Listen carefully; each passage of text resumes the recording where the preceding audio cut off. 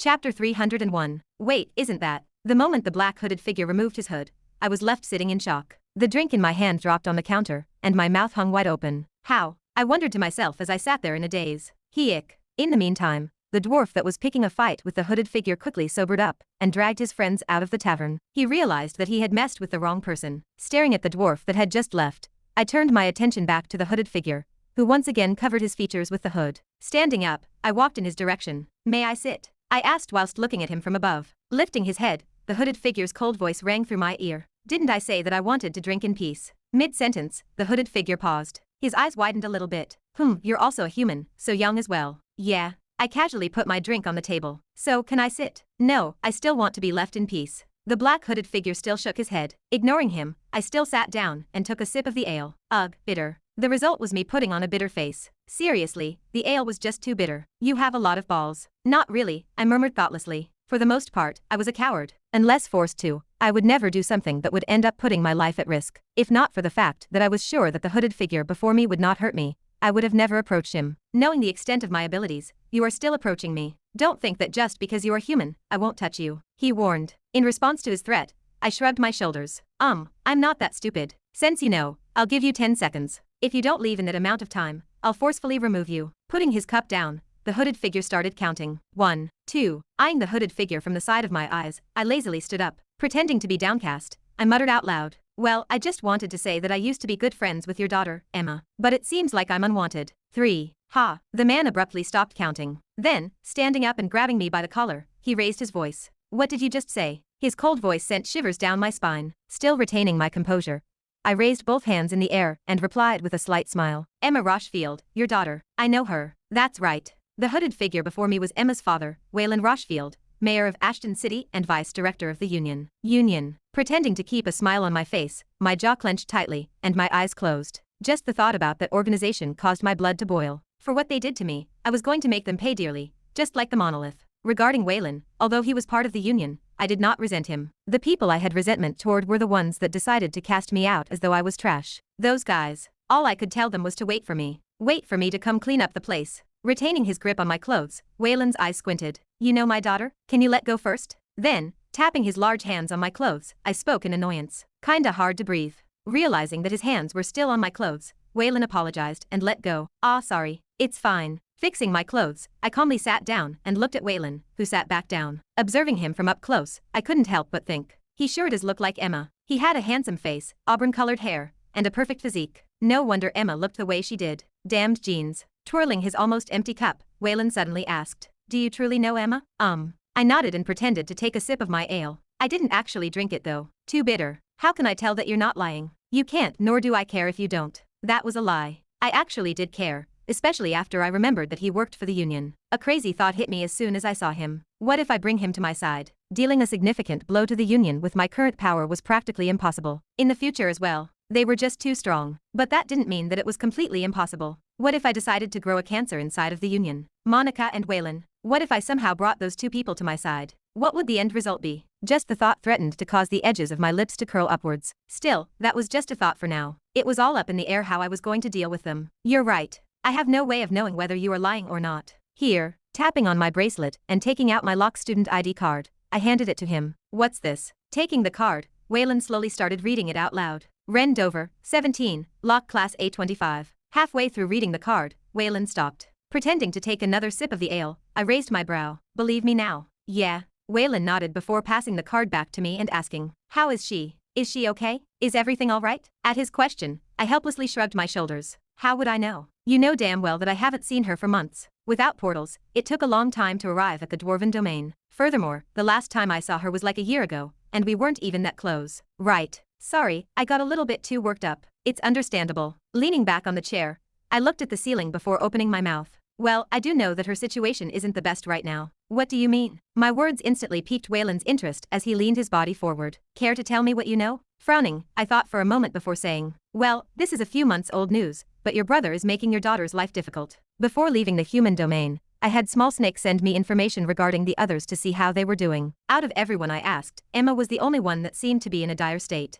Her uncle seemed to have started making a move. This was much faster than anticipated, and even worse, it seemed like he was working with the Parkers. My brother? Waylan tilted his head. Yeah. Sighing, I explained. He's been trying his best to get Emma out of the lock, and has also frozen all of her cards. So she basically has nothing. That bastard. Smack. Waylan suddenly stood up and smacked his hand on the table. His enraged roar shook the whole tavern, and not long after, the table in front of me broke apart. All eyes in the tavern were drawn toward us. It seemed like Waylan was too caught up in his rage to realize this as he followed up. How dare he? A threatening aura slowly started exuding from his body. Standing up from my seat, I quickly tried to calm him down. Calm down. Hear me out before you do something stupid. Unfortunately, I was but an ant in his eyes. Waving his hand, he pushed me a couple of meters back. How can I remain calm in this situation? No, I need to tell the others that I need to go. Oi, at least listen to me before you go. What is it? Waylan asked as he turned around to face my direction. Just have a seat, and let me finish talking. Shaking my head, I tossed a couple of coins to the clerk and sat on a new seat.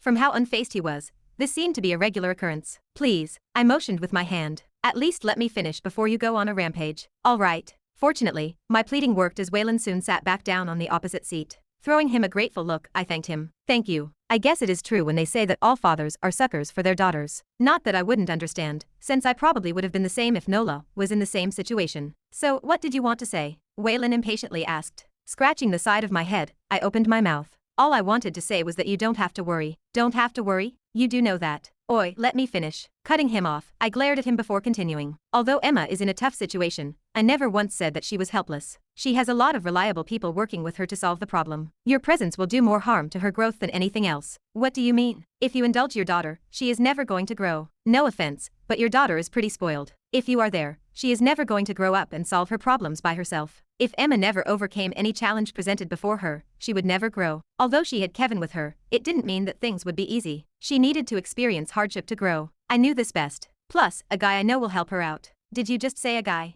Waylan's eyes turned into two small slits. A wisp of his pressure radiated from his body. He is a friend. I replied whilst looking away. Tell me more. Did I just accidentally sell Kevin out? I was putting in a good word for him in my defense. Haha, well, Hume, it is getting hot in here. No, I know what you are trying to do. You are trying to switch the conversation. Who is the guy? He is my best friend. When I was trying my best to dodge the conversation, Waylan suddenly grinned. I am joking. I do not mind as long as he truly is reliable, as you say. Sighing in relief, I seriously said. He is reliable. That I am sure of. All right, I will trust your words for now. Smiling, I cursed inside my mind. Trust my ass. It would take him months to get back in the human domain, and even then, there was a high chance that he would be in big trouble since he most likely had some critical work to do here. He had no choice but to trust my words. Now that I have answered all of your questions, propping my elbows on the table and interlocking my hands, I rested my chin on them. It is my turn to ask questions. Waylan leaned back and took a sip of his new drink. Right, it is only right that I answer some of your questions. Without wasting any time, I went straight to the point and pointed to a table not far from us, where the dwarf from before sat. What is going on here? I heard the word demons being mentioned by that dwarf from before. Seeing how you are here, it seems like something is going on. Ha, you are sharp, Waylan said as he put the cup down. At the moment, I, along with a few others, have been sent to the dwarven domain to carry out some diplomatic talks with the dwarfs regarding artifact trading. Shrugging his shoulders, Waylan wryly smiled. Unfortunately, we arrived at the wrong time. Wrong time. My brows knit. Taking a sip of the ale, Waylan raised his cup and said, and that is because right now, the dwarves are at war with the demons. War? My eyes shot wide open. Then, I leaned forward with both hands on the table and urgently asked, are you telling me that the dwarves are at war with the demons right now? Indeed. In fact, it is still in the early stages. Glancing toward his left and right, he whispered. Furthermore, to establish a good diplomatic connection with them, we have no choice but to stay behind and help them. You are most likely going to be dragged into the war as well. Shit. Leaning back on my seat and massaging my forehead, I felt a massive headache coming. If what Waylan said was right, then I really might get dragged into the war. Not because I wanted to, but because by the time I left, I would end up facing thousands of demons at the same time. Talk about bad timing. Raising my head, I suddenly recalled a small part of the conversation. Wait, did you just say we? What do you mean by we? Nonchalantly taking a sip of his ale, an amused smile appeared on Waylan's face. Right, you mentioned you were from the lock, right? That is right. Placing the drink down and wiping the foam that was on his mouth, Waylan opened his mouth and said, isn't that great? Your headmaster is also here. Chapter 302. The headmaster. My eyes shot wide open. The SS-ranked hero headmaster, who never once showed up during my stay at the lock. Waylan almost spat out his drink. Giving me an odd look, he wryly smiled. Odd way to put it, but correct. My God. Leaning back on my seat, my brows furrowed tightly. Although I knew that Waylan and the headmaster were on a mission together, I didn't actually know that they were in the Dwarven domain. This was because Kevin back in my novel only went to the Dwarven domain after the conference that took place a couple of years from now. That was also the first time the two properly showed up in the story. Tap, tap, tapping on the table, I fell into thought. Who would have thought that he was here? The headmaster's presence makes things complicated. Although he wasn't there during the tournament, most likely he was aware of me. After all, there was no way Donna wouldn't have told him about me. Furthermore, as the headmaster, he was probably made aware of each death that occurred during that day. Explaining to him how I was still alive was going to be really troublesome. Ugh, how troublesome indeed. Do you have any other questions for me? Waylan downed the whole drink and smacked the cup on the table. He then proceeded to wipe the foam that lingered on his lips. Lifting my head, I nodded. Yes, one more. Go on, but make it quick, I'm supposed to leave soon. Waylan replied as he checked his watch. Leaning forward, I asked, have you perhaps heard of anyone called Malville Ironhawk before? Sir Malville? An odd look flashed across Waylan's face. Is there something wrong? From the look on Waylan's face, it seemed as though he knew him. With a complicated look, Waylan scratched the back of his head. No, not really, it's just that he is, how should I say it? Stroking his chin, Waylan tried to find the right words to say. Let us just say that he is a very hard man to please. I figured. Leaning back on my seat, I let out a sigh. Malville was one of the few people that could handle Oakleum properly. He was a legendary craftsman. Without a doubt, his standards for materials were high. And not just that, he was probably also very selective of his clients. In no way would he craft artifacts for whoever asked. But I still had to try. Even if he might reject me, I want to know. I wanted to get stronger faster. Surrounded by so many enemies, I had no choice but to get stronger. It was a must. At my response, a small smile appeared on Waylan's face. If you insist. Twirling his now empty cup, Waylan thought for a moment. Usually he is working at the 4th level, but you can find him on the 1st level from time to time. In fact, he is probably at his shop right now. Where exactly is that? Can you tell me the location? Sure, but I'll warn you beforehand. Don't expect him to make an artifact for you. No matter how rich you are, he won't do it unless he feels like it. Understandable. Like I've said before, if he just crafted for anyone, he'd have a line that would stretch all the way to the human domain. Pay close attention. Tapping on his watch, a holographic map soon appeared before us. To my surprise, it was a map of the whole 1st level. Waylan then pointed towards a certain area on the map. The shop is right here. If you follow this path over here, you should be able to get there in about 10 minutes. I see. My brows furrowed slightly. The map was a bit of a mess since it wasn't an official map, but it got to the point. I now knew where to go. I have to go now. Putting his hood back on, Waylan suddenly stood up. Before he left, he tossed me a dark-colored metal plate. Before I go, take this as well. What's this? Catching it, I curiously asked. Pointing at the plate in my hand, Waylan explained. It's an identification badge. In case you want to meet me, you can just show them to the guards and they'll let you pass. Staring at the green plate in my hand, I gratefully looked at Waylan. I see, thank you. This might come in handy. No problem. Flashing a grin behind the hood, Waylan gave a slight nod. Have to go now. Thank you again for telling me about Emma. No problem. Recalling something, Waylan's footsteps suddenly halted. Turning around, he spoke. Oh right, if we meet up again, tell me more about that guy you mentioned before. Very curious about him. Sweat instantly dripped down my forehead. Sure. Good, good. Satisfied, Waylan turned around and left the tavern. Gazing at his back from where I was sitting, I closed my eyes and wished Kevin the best of luck. Looks like he really couldn't get out of this one. Every day at this hour, Emma and Kevin would train at the public training ground inside of the Leviathan building. Not only was it bigger than their own personal training grounds, but it was also great for training with companions. Training with his swords in the middle of the training grounds, Kevin suddenly sneezed. Achoo, Kevin. Emma dropped her short swords and worriedly looked at him, holding onto his nose and raising his hand to gesture to her that he was fine. Kevin wryly smiled. Nothing, I just suddenly felt a chill run down through my spine. Got a cold? Don't think so. Excluding the fact that colds didn't exist anymore, Kevin had been feeling good these days. His strength was progressing at an alarming rate. He had just broken to C rank not too long ago. He was healthier than ever. It's probably just my imagination, he muttered to himself before once again raising his sword. Slashing down, a beautiful yet deadly arc drew in the air. I'm feeling great, probably just my imagination. That's great. Emma sighed in relief before suddenly her face turned serious. By the way, Kevin, did you finally make up your mind? But at that moment, Kevin's focus completely scattered, and he turned to face Emma. Regarding what you told me not too long ago. All that. Lowering his sword, Kevin's face distorted. Clenching tightly onto his sword, he softly muttered. I have decided to go through with the offer. A pity. A look of disappointment flashed in Emma's eyes. Well, it's not like I can stop you since I also think that this decision isn't a bad one. I know, but... Kevin's fists clenched tightly. From Ren's death to Emma's problems, Kevin realized that he was still too weak. If only he had been more powerful, or had someone backing him up, none of the problems would have ever occurred. Never again did he want to feel so helpless. Lifting his head and raising his sword, Kevin once again slashed down. Joining the Union is the fastest way to make up for my shortcomings. With the city built directly inside of a mountain range, the only indication I got that it was nighttime was the slight chill that traveled in the air. Even then, it quickly disappeared as the thermal system built underground turned on, warming up my shoes and the air around me. This should be the place, right? Lifting my head, I stopped in front of a fairly large shop. Compared to the other shops that I saw, this shop was the shabbiest looking one. Yet, despite it being the shabbiest looking one, it somehow felt like the most premium one. It was hard to describe. Was it perhaps its atmosphere? Or just my imagination? I wasn't sure, but I was just about to find out. The golden hammer, a shabby-looking insignia hung outside of the shop. Turning around and finally taking notice of my surroundings, to my surprise, I barely found anyone frequenting the place. It was as though everyone was avoiding the shop like the plague. Clang, clang, clang. The rhythmical, steady sound of metal being pounded was the only thing that indicated to me that I was in the right place. Taking a step forward, I knocked on the door. Knock, knock. Hello, is anybody here? No response. Knock. I once again knocked. This time, I raised my voice a little bit more, just to make sure that they heard me. Hello, is there anyone in the shop? Clang, clang.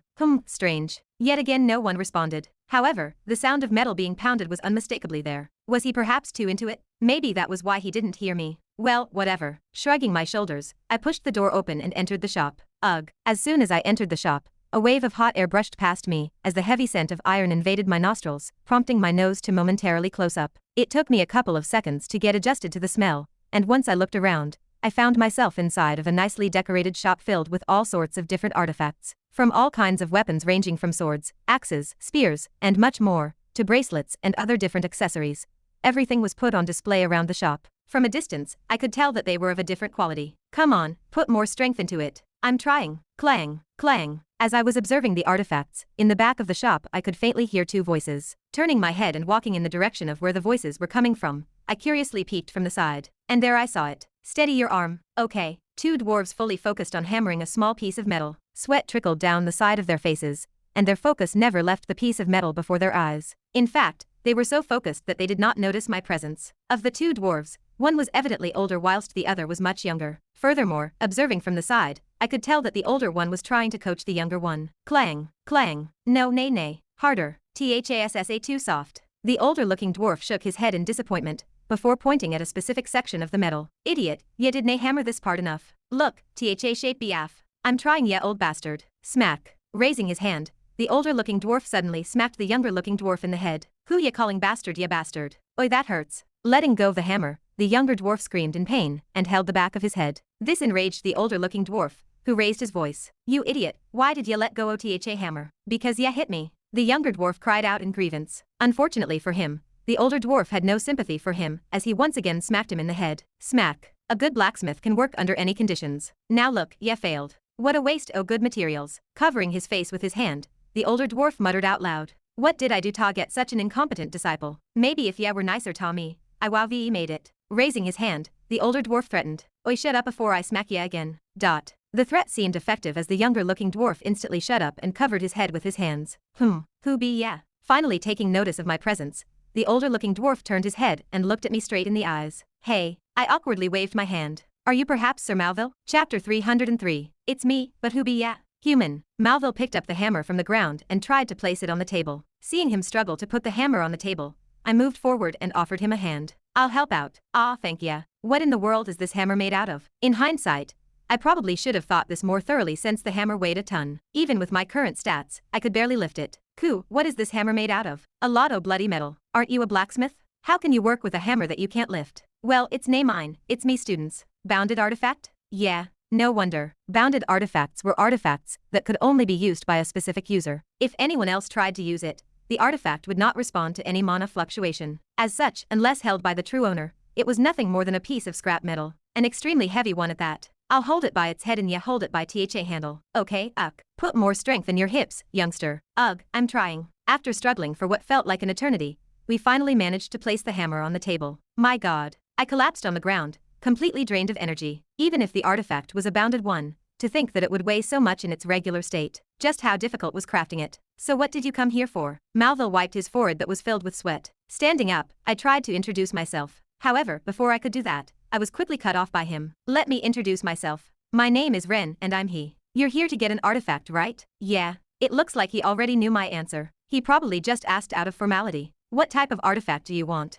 A sword. As I asked, my heart rate sped up a little. Most likely, I was going to get rejected. But I at least wanted to know the requirements for getting accepted. Malville pointed towards the front of the shop and said, "We have plenty in our shop, you can check them." I already have. And I'm here to have a sword crafted rather than buying one. Crafted? Yes. An odd look flashed Malville's eyes. Patting the hammer on the table, he sat down on a wooden chair and rested his elbow on the table. "All right, show me your move. If you can intrigue me, I may be interested in forging ya a sword." That's it. Just show him a move, and if he was impressed, he would craft it. Didn't that sound a little bit too easy? At my expression, Malville spat. "What do ya mean THASSA it? Boy, let me tell ya this. I've seen all kinds o' swordsmanships. If what ye show me be nae something worth me time, I will simply nae make ya a sword." That makes more sense. For someone to be hailed as one of the greatest blacksmiths of the world, they had to at least have this much pride. KO. Talk. Tapping on the table to get my attention, Malville warned. "Boy, remember, just because ya helped me, dinna assume that it will affect me judgment. I'm very strict when judging. Never thought you would. Glad ya know." Taking out a random sword from my dimensional space, I rested it by the side of my waist. Typically I would never walk with a sword in my waist as it hinders my movements when walking. I only took it out whenever I was about to fight, or was in a dangerous environment. Once I was set, lifting my head slightly, I asked, "Just show you a regular move? Doesn't really matter. Preferably, a regular move. Big moves can damage THA place. Whatever damage ya cause, it's on ya." Sure. Glancing at the room and realizing that it was filled with precious materials and artifacts, I decided to hold back on the major moves. Though I wasn't sure about what he wanted exactly, I was still planning on going all out. Taking a deep breath, I placed my hand on the sheath of the sword and calmed my mind. Closing my eyes, I placed my thumb right beneath the guard of the sword. "Ya ready?" "I am," I replied. Slowly extending my right foot back, I awaited Malville's go-ahead. The wait didn't last long, as not even a couple of seconds after I spoke, Malville gave me the go-ahead. "All right, show me what ya can do." Click. The moment I got the okay from Malville, almost out of instinct, my thumb pushed forward, and a silver streak of light shot out. What followed the silver streak was a subtle clicking sound. In a split second, I had sheathed and unsheathed my sword at incredible speeds. Once I performed one movement, turning my head, I looked at Malville, who wordlessly stared at me with his arms crossed. "How was it?" I asked, genuinely curious and nervous about his evaluation. I had put everything in that one strike. I felt incredibly good about that one strike. Was what I did good enough to meet his standards? I wanted to know. The silence lasted for a brief couple more seconds before Malville opened his mouth. His voice, sounding extremely disappointed. "That's it. Ha. Ha." His words made me lose composure slightly as my heart sank. The unamused and almost borderline bored expression on his face was what did it for me. It was making me doubt myself. Was it really that bad? Was my swordsmanship that boring and uninteresting? Quickly recovering my composure, I looked back at Malville and asked, "What do you mean that's it?" What I meant was that truly THA bestia were capable o? Yes. Although I didn't use any of my main movements, it would have made no difference to someone like Malville. The fundamentals were there. I see. Standing up, Malville let out a sigh before going back to the entrance of the shop. I followed from behind. "Excuse me. What? So, did I fail? You dinna think?" A trace of disappointment flashed across my eyes. Although I never had too much hope from the beginning, getting told outright that I didn't make the cut still disappointed me. "Can you at least tell me why?" I put my katana back and leaned on the counter of the shop where Malville stood opposite. What was the problem with my swordsmanship? Though disappointed, I wasn't disheartened. I faced many failures in my life. One single failure or rejection wasn't going to make me lose myself. Rather, it was best for me to understand why I had failed so that I could work on it. Just because he rejected me now didn't mean he was going to reject me again in the future. I knew that I just had to prove my worth. No knowledge from the novel could help me with this regard. Slightly glancing at me from the side, Malville picked up an artifact and cleaned it. Before long, letting out a sigh, he opened his mouth. "I'll do this because ye be young. Please." I smiled happily. Rolling his eyes, Malville went straight to the point. "Simply put, your swordsmanship be a mess." "A mess? Ye probably only have just learned how to wield a sword nae too long ago, right?" Putting the artifact down, Malville picked another one, and repeated the same process as before. As he cleaned, he eyed me from the side of his eye. "Is me analysis wrong?" "No, you're correct." I bitterly shook my head. As expected of one of the best blacksmiths in the world, with just one glance, he was able to tell that I had only touched a sword for just around 2 years. "You nae bad for someone who just touched a sword for that little bit o' time. I can tell from your rank that you're talented,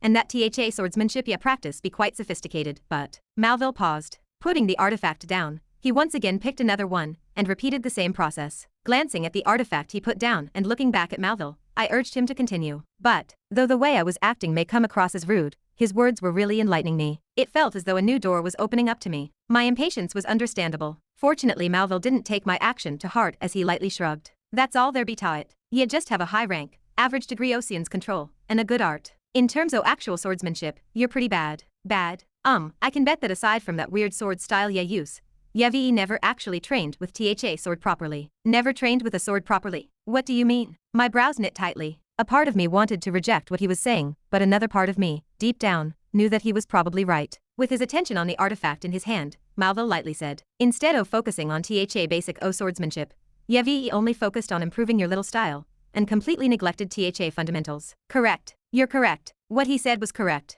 I've only truly trained the Keiki style, never actually trained in the basics of swordsmanship. Malvo shook his head in disappointment at my confirmation. That's wrong. Tossing the artifact back down, Malvo picked a new one. Although, I can also see that Yevi put a lot of effort in mastering Cian control, but THASSA nay enough. Yebi simply wasting your talent. Closing my eyes, I didn't say anything and just processed what Malville was trying to say. My mind was a bit of a mess right now, but what Malville said was nothing but the truth. I had only been focused on improving the Keiki style, and my wind Cian control, that I completely neglected to train the basics. Putting another artifact down, Malville leaned on the counter. When someone asks me to craft them an artifact, I always tell them THA same thing. Unless you show me something that can truly inspire me to work, I will never craft an artifact for them. I understand. Opening my eyes, I took my elbows off the counter, giving a light glance at the artifacts present in the room, and noticing their astronomical prices attached to them, I quickly gave up on buying them. Lowering my head, I thanked Malville for his advice. Thank you for your advice. I will come back once I'm ready. Well, you better be quick. I'm getting on with me age soon. Dinna make me wait too long. Sir, WHII.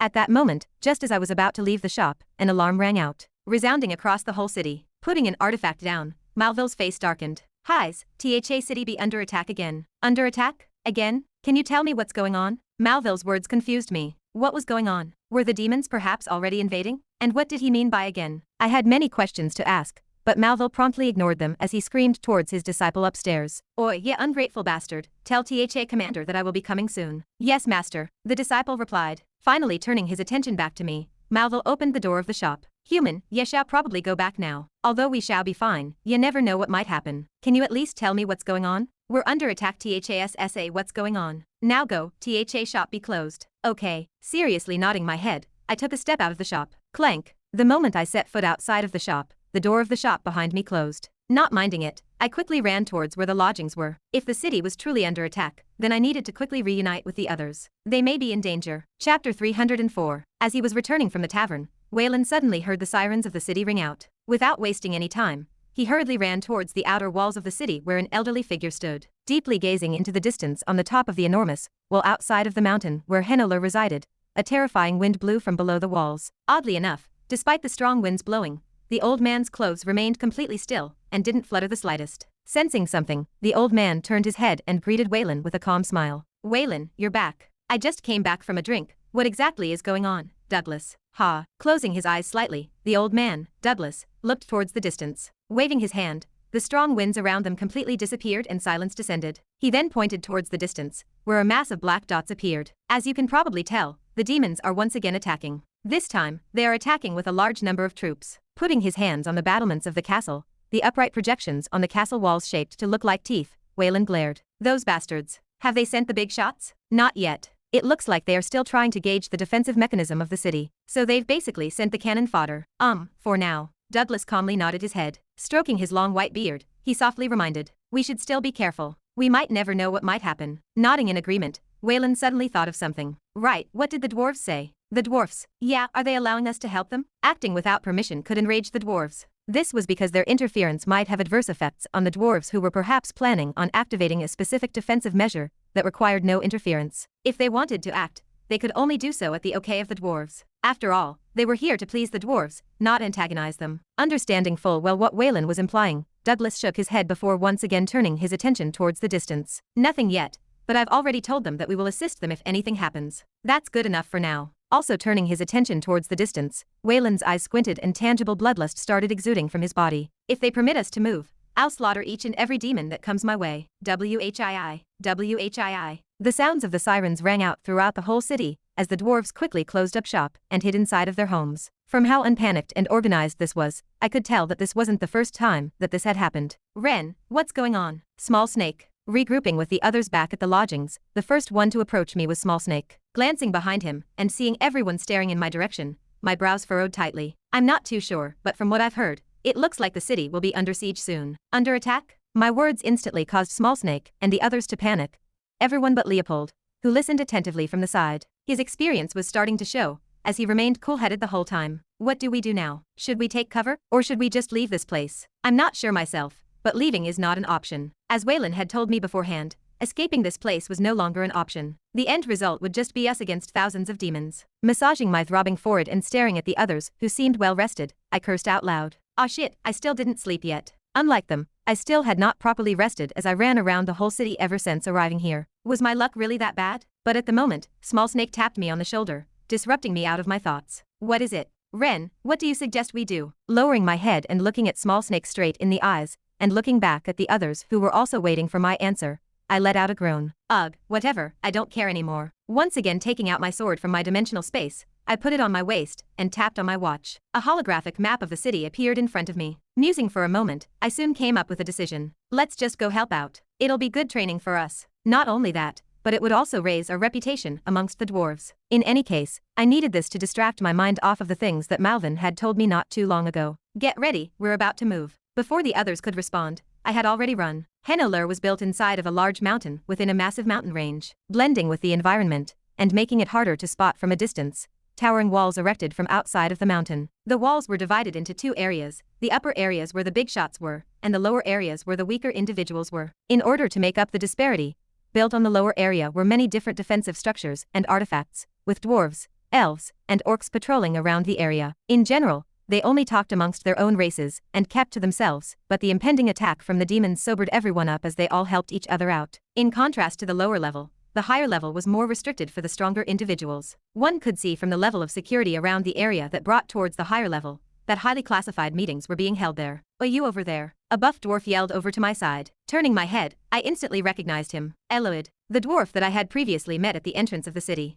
Without greeting me nor waiting for me to reply, Eloid shouted onto a small device in his hands. "Orumdos, I've got some people here who be right for the job. Quickly come to pick them up." Quit shouting, yeah fucker, I'll be there in a minute. Because Eloid didn't bother lowering the volume of the device, I could pretty much hear whatever they were saying. "The fuck did ye say, Tommy? Pa, what be ye gonna do?" Before long, the man called Orumdos arrived. Glaring at Eloid, he raised his middle finger and flipped him off. Then, turning his attention towards me and the others, he began to size us up. Nay bad. This will do for now." Nudging me to follow him with his two fingers, I, along with the others, followed Orumdos towards the northern gate. Walking along, he gave me and the others a brief overview of the wall's defensive structure. The walls had 4 gates, which were named after the cardinal points northern, southern, eastern, and western. The northern gate, the gate that I was currently at, directly faced an expansive forest, and was on the opposite side of where the main demon force was. As such, it was supposedly the easiest side to defend. Orumdos, the dwarf that was guiding me and the others, was the one that oversaw the operations on the northern side. On the other hand, the other 2 sides, the eastern and western gates, directly faced the other mountain ranges. On normal occasions, those sides would have been the easiest to defend against. However, it had to be noted that demons could fly. Because of this, the geographical advantage was almost negligent. Lastly, there was the southern gate, and that was where most of the demons were coming from. In short, that place was a living hell for whoever was there. It was also the place where most big shots resided. "What do ya guys specialize in?" Orumdos suddenly asked. Turning around, I briefly gave him a rundown of our capabilities. "I'm a swordsman, he's a tanker, she's a beast tamer, he's good at commanding. And these 2 can help with a utility such as scouting and paperwork." At my mentioning of Small Snake's and Ryan's capabilities, Orumdos instantly became disinterested. From the looks of it, he didn't believe that the 2 of them could match the dwarven analytical abilities. To that, I could only shake my head. He was soon going to see just what those 2 were capable of. Noted, I was hoping for a long-range damage dealer, but your composition be still good for when those bastards come near. Maybe I should get one. Did ye say something? No, just thinking to myself. Orumdos's previous words made me realize that I needed to get a long-range damage dealer in my group. This was a serious flaw that I had not taken into account before. "That reminds me, what be your ranks?" Orumdos asked thoughtlessly, to which I swiftly responded without hiding anything. "I'm C rank, and the others are D-, or D rank, with those 2 at around G rank." Aside from Ryan and Small Snake, pretty much everyone was now D rank and above. Sort of shocking given that not too long ago, everyone was barely at the entry level of E rank. "You guys be pretty strong for your age, I'll give ya that." Orumdos pointed towards an area in the distance. "You guys see the area over there, right where the tower be? Go there, and one of the people should make arrangements for you." I looked towards the area he was pointing at. The tower he was pointing at was one of many that were along the walls, and had windows and doors that individuals could use to either snipe or jump down from above to directly fight the enemies. It wasn't a terrible spot to snipe, but it was a pretty obvious place, giving away the location of the sniper quite easily. Fortunately, we didn't have one with us, and so we soon arrived below the tower where we quickly informed another dwarf about Ormdiz's words. Glancing at Small Snake and Ryan with a disinterested look, the dwarf casually said, I see, let the 2 utility users come with me and you guys can go to the middle level of the building. Got it. Turning my attention towards Small Snake and Ryan, I patted them on the shoulder and softly whispered, Small Snake, Ryan, they're looking down on you. I want you to let them know their place. To look down on the 2 geniuses that I had chosen, like hell I would let them. Got it. Yes. Solemnly nodding their heads, they both soon followed the dwarf towards the uppermost floor of the tower. From how serious their faces were, it seemed like they were fired up. I grinned at that. You guys follow me up. Nudging Ava, Hein, and Leopold with my head, we soon walked towards the middle level where a large group of different races stood. The group comprised dwarves, elves, and orcs. Humans. A tall male elf lazily eyed us. A trace of disdain flashed in his eyes before he spoke in a commanding tone. Tell us your abilities and rank. My brows knit. Ren Dover, rank C, swordsman. Ava Leafs, rank D, beast tamer. What are humans doing here? An orc at the back suddenly raised his voice, cutting me off. His tone sounded quite displeased. We have no use for you weaklings over here. Go tell the dwarves that we can handle this side ourselves. You'll be a hindrance. No can do. Ignoring the orc, I sat down on the ground. Leopold followed my example, and also sat next to me. Out of all the people in my group, he was the only one that never appeared nervous in any situation. I guess this was due to all the experience he had. Eyeing Ava and Hein, who were still standing, I patted the ground next to me. What are you guys doing? Sit down as well. Yes, okay. Did you just ignore me? My behavior obviously did not sit well with the orc, who stood up from his spot and glared in my direction. Glancing at him from the side, a trace of disdain flashed across my eyes. Having been to Imra, a place filled with bloodthirsty orcs that fought with their lives on the line every day, the orc before me was a joke in my eyes. I couldn't even be bothered to argue with him, let alone the elf that was too full of himself. He was most likely some low-level warrior that put on airs for those he deemed weak. Aside from the 2 of them, there were more elves and orcs. However, they merely gave us a glance before going back to their own thing. It seemed as though their pride did not allow them to associate with us, a bunch of humans. Human, are you deaf? Did you not hear what I said? The orc slowly approached me as a strong aura exuded from his body. Ignoring him and taking out binoculars from my dimensional space, I tapped on my bracelet. A potion soon appeared in my hand. Gulp. Downing the potion, I glanced towards the others and muttered, Get ready, the bugs are coming. Chapter 305. The sun started to set, and darkness slowly enveloped the land. A cold breeze brushed through the forest. The paper-like sound of the leaves fluttering sounded across the area. The scene was rather tranquil, but everyone standing on top of the northern tower knew that this was the calm before the storm. Rustle. Soon, the silence was broken by the rustling sounds of the vegetation in the distance. Stationed at the middle levels of the tower, I gazed into the distance. There were many black creatures in the distant forest, approaching our direction. Some were flying, whilst others weren't. The atmosphere was heavy, and everyone on the middle level of the tower started to take out their weapons as they quickly got back to their post, readying themselves for the upcoming battle. It is time we also get ready. With the aid of my sword, I slowly stood up. Facing Ava, Leopold, and Hein, I looked back towards the forest before muttering, This is going to be a long battle. You 2 follow me and dinna touch anything. Following the dwarf from before deep into the tower, Ryan and Small Snake soon found themselves inside of what seemed to be the control room of the tower. The layout of the place was quite simplistic, as the room was about the size of a normal living room. Around 10 dwarves or so hurriedly paced around the room, looking through different holographic images depicting different angles of the tower where the demons could be seen. In the middle of the room was a large map filled with numerous dots, presumably depicting the demons that were approaching. Their number was quite large enough to make Small Snake gasp in shock. On the other hand, staring at the room starstruck, Ryan couldn't help but let out an exclamation of surprise. Wow! Running towards the map in the room, Ryan waved his hand over the map. His small hand passed through the holographic image. This looks so cool. How does it work? Ryan, calm down. Small Snake hurriedly went to stop him. However, their disturbance did not go unnoticed as an older-looking dwarf pointed in their direction and shouted, Oi, who let the 2 of them in? And what be a child doing here? It is me, the dwarf that led Ryan and Small Snake, and raised his hand. Sir Bumus, I did this under the orders of Sir Ormduz. Ormduz? Tisk. The older-looking dwarf, Bumus, clicked his tongue. What be that guy thinking? Has he lost his mind? He said to let them help out with the miscellaneous stuff. Their combat power be fairly low, and they may end up being more useful than you can imagine. Bumus rolled his eyes. Although he was the person in charge of the logistics in the northern tower, at the end of the day, Ormduz was the one in charge of the whole northern area. He had to follow his orders. All right, I will do it. Thank you, sir. The dwarf gratefully looked at Bumus. Although Bumus was ill-tempered, he was not someone who would refuse a helping hand. Furthermore, he really needed someone to help him out. Though he wasn't really sure about the ability of the 2 humans before him, the tasks he was about to give them weren't too hard. You 2 follow me. Following Bumus, Small Snake and Ryan stopped in front of a large wooden desk. Atop the wooden desk was a similar map to that in the middle of the room. The only difference was that it was much smaller. I won't give you guys a hard task, you see over here. Bumus pointed at the map. More specifically, the red dots around the map. This device overbe a simplified version of the map in the middle of the room, and it gives us an overall outlook of the battlefield. Tapping on a specific area of the map, a small square appeared on the map displaying the current situation of the area. Wow! This startled both Ryan and Small Snake, who looked at it with amazement. Staring at the two, Bamus's voice filled with pride. Your task be simple. What you guys need to do be report to me every couple of minutes how many demons be approaching from the different sides of the tower. You guys can do that, right? Tilting his head, Small Snake asked. We can, but why can't the device count it? Since their devices showed the dots on the screen, couldn't they have a system that directly counted them? Fully expecting the answer, Bamus answered. The main device can, but we do this just in case the artifacts miscalculate some of the data. After all, some of the demons could be using some special techniques that avoid the detection of the device. Sometimes, a discerning eye be better than a machine. So that is why. Ryan turned his attention back towards the maps. He then tilted his head and mumbled something to himself. Crossing his arms, Bamus stroked his beard before turning around. Good. Then I will leave you two. 134 left, 56 right, and 329 from the front. However, before Bamus could leave, Ryan spoke up, his eyes darting all over the map. Ha, ha. Bamus, who was just about to leave, almost tripped over. Turning around, he glared. What are you talking about? Are you joking around? Innocently looking at Bamus, Ryan pointed at the map. You wanted to know how many demons are coming. Those are the numbers. Ryan suddenly stopped. Blinking a couple of times, he corrected himself. Oh wait, it is not 132 left, still 56 on the right, and 324 from the front. That is wrong, Ryan. Ha! Small Snake interjected from the side, startling Ryan. Leaning forward, Small Snake tapped on the tower. Soon an image of the place appeared, and Small Snake explained. Ryan, you forgot to count the ones that have infiltrated. There is about 22 missing from your count. Lightly smacking Ryan in the head, Small Snake's head shook in disappointment. This is what happens when you are trying to show off. Sorry. Holding on to the back of his head, Ryan dejectedly lowered his head. Staring at the duo from behind,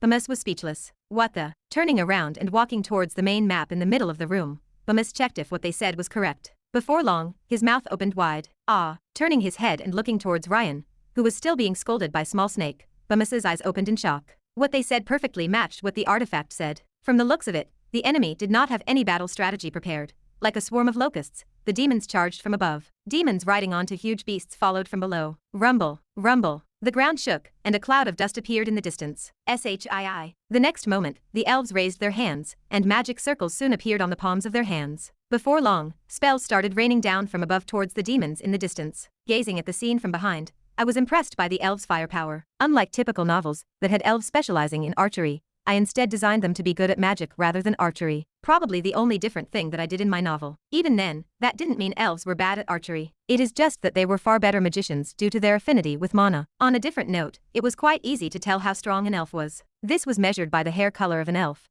with green hair signifying lower affinity with mana, and silver, which was the hair color that royalty had, signifying the highest amount of affinity with mana. Whyam. Suddenly, a tremendous spell appeared in the sky. Lingering in the air for a couple of seconds, it soon fell towards the demons in the distance like a meteor. Boom. The ground shook, and hundreds of demons died instantly. Turning my head towards the elf responsible for the attack, I found out that it belonged to the elf that had greeted me before. His hair was a color mix between gold and green. Damn. Even though green-haired elves had a low affinity with mana, that didn't mean that they were weak. The low affinity was only with respect to other elves. Compared to us humans, they were still a notch above. Shio, Shio, Shio. On a different note, the elves weren't the only long-distance damage dealers, as the dwarves shot the demons from above with an object that resembled a gun. Although the things they were holding did somewhat resemble guns, they operated differently, as they shot projectiles made out of mana. They were devastating, as each shot equaled the life of a demon. Turning my attention away from the elf and the dwarves, and gazing below the tower, I found that despite the strong spells and attacks from the dwarves and elves,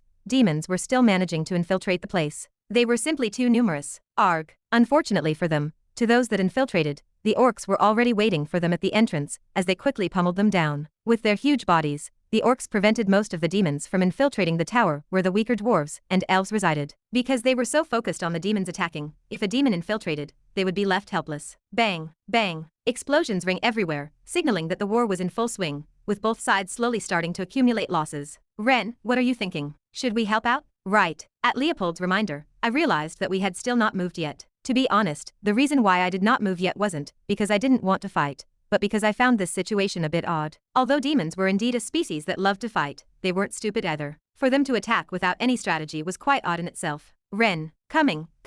Well, whatever, the dwarves were probably aware of this already. My job right now was to get rid of as many demons as possible. I will leave the thinking to the dwarves for now. Step aside. Walking down towards the lower level, the demons continued to flood in from all areas of the castle. Their incredible numbers made it hard for the orcs below to fully stop them. Before long, 3 demons managed to pass through the first line of defense and started rampaging through the inner sides of the castle where the elves and dwarves were left helpless. Raising one of his sharp claws, one of the demons approached a dwarf near me and screamed, "Die, you vermin." He-ick. Shut up. Click. However, before the demons could do any significant damage, a subtle clicking sound rang out, and the head of the demon rolled on the ground. Apathetically glancing at the dead demon beneath my feet, and ignoring the stares coming from the dwarf that I had just saved, I calmly walked towards where the orcs were. Stop. Just as I was about to pass through the orc defensive line, the orc that screamed at me before stopped me. He had evidently not seen me stop the demons that had infiltrated the place. "What are you doing, human?" he asked. A strong scent of blood exuded from his body. "I am helping out," I coldly replied. Putting his hand on my shoulder, the orc pushed me back. "Get back, human, you will only be a hindrance." "Wait, what are you?" "Hyuk."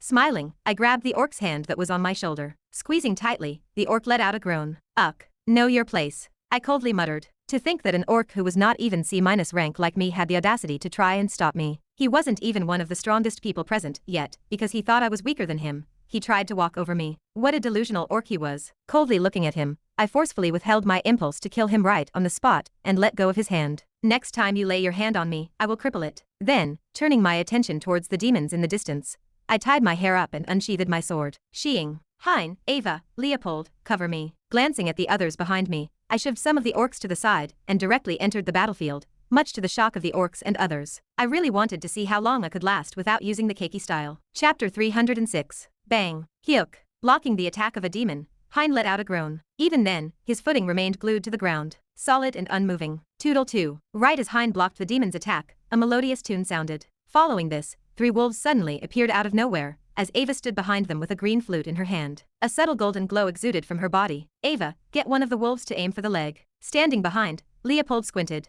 "Get your other 2 wolves to attack the other legs and arm. Then, you don't have to worry about finding the core." To kill a demon, they needed to destroy their core, and finding the core was the challenging part of killing a demon. However, this only applied to titled demons. Untitled demons were not powerful enough to develop a core, and therefore, they would die by simple decapitation of the head. Sheeing. Ku. On the other hand, standing next to Leopold, I slashed towards every demon that came my way. Usually, I would have gotten rid of every demon in my vicinity with just a simple movement of my sword. Unfortunately, I could no longer do that. At least for now. When I left Malvin's workshop and heard his words, I realized just how flawed my swordsmanship was. Simply put, I could no longer act as I did before. I needed to change, and what better opportunity than right now? This being the first wave, and the wave filled with the weakest demons, I had to make good use of this opportunity to get as much practice as possible. Spurt. Slashing forward, my blade sliced through the body of a weaker ranked demon, cutting him into 2 equal pieces. Yeek. Black blood spilled all over my clothes and face. Clenching tightly onto the grip of my sword,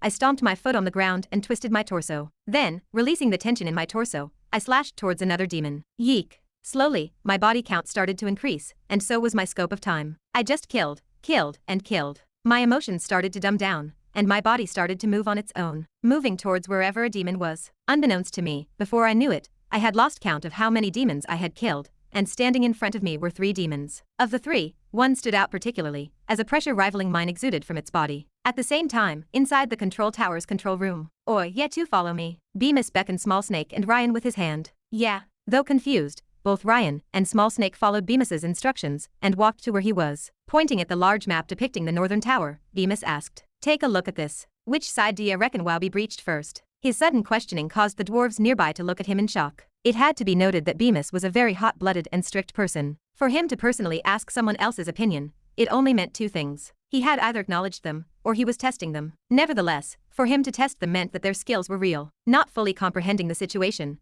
Small Snake pointed towards himself and Ryan. "You're asking us? Who else?" Bemis crossed his arms and rolled his eyes. Pointing at the map, he asked again. "Answer my question. Which side do you think will be breached first and needs the most support?" Frowning, Small Snake looked at the large map before him. Next to him, Ryan also looked at the map. Touching the hologram to see the different camera angles, Ryan tugged Small Snake's pants and pointed towards a certain area. "Small Snake, look."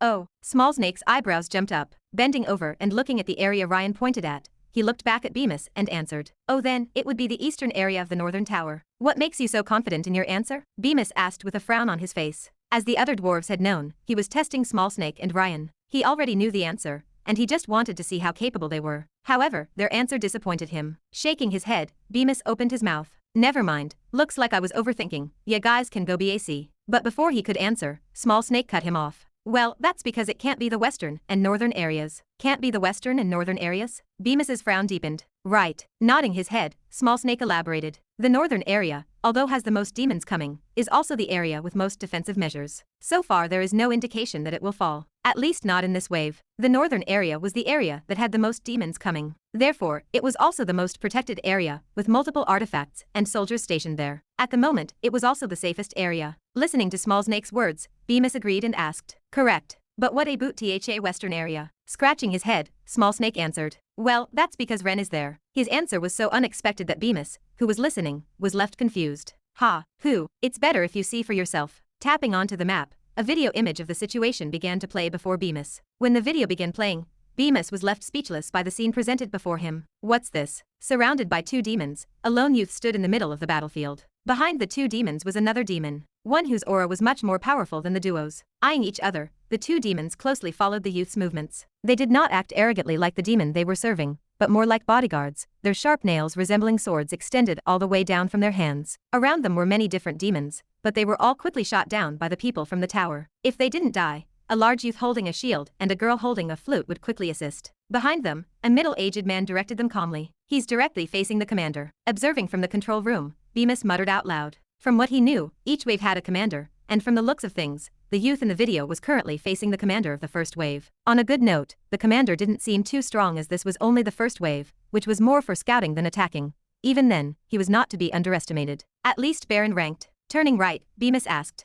is this the reason you are so confident the eastern area will not be alright? Correct, if it's him, then there should be no problems. Small Snake crossed his arms and stared at the video. Ryan, who was next to him, also did not show any signs of worry, as they both knew full well Ren's capabilities. This was especially so after having been with him for over 4 months, during their journey to the city. He was strong. Oh, they're starting. Ryan's high-pitched voice sounded, and as soon as his words faded, Ren began to move. Stomping his foot on the ground, creating a crater on the basis, his body shot forward with his blade stabbing towards the nearest demon. Attacking so suddenly and unexpectedly, the demon could not react in time. Ren's sword immediately stabbed towards the demon's head, causing black blood to fall on the ground. Following this, Ren pulled out his sword and slashed vertically, decapitating the demon. Everything happened so fast that, apart from the leading demon behind, the other demon could not react. Still, that didn't mean that the other demon stood still. At that moment, the other demon finally reached Ren, slashing with its large nails. A whistle arose, and the air split apart. Ren coldly glanced at the incoming attack. Then, glancing at the stronger demon to see if he was going to move, he took a step back and narrowly dodged the attack. Whining. He then stepped and stabbed forward towards the demon's head. Unfortunately for Ren, the demon reacted extremely quickly.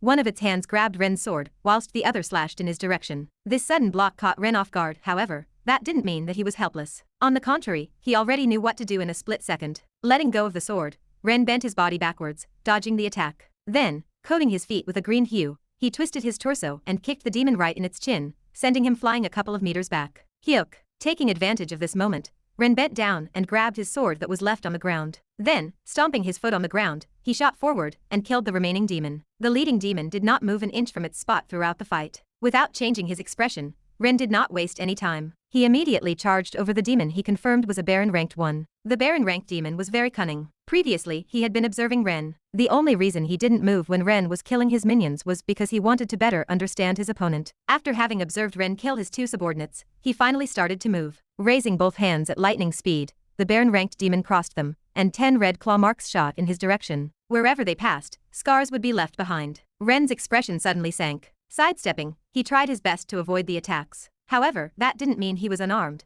as a large gash appeared by the side of his chest.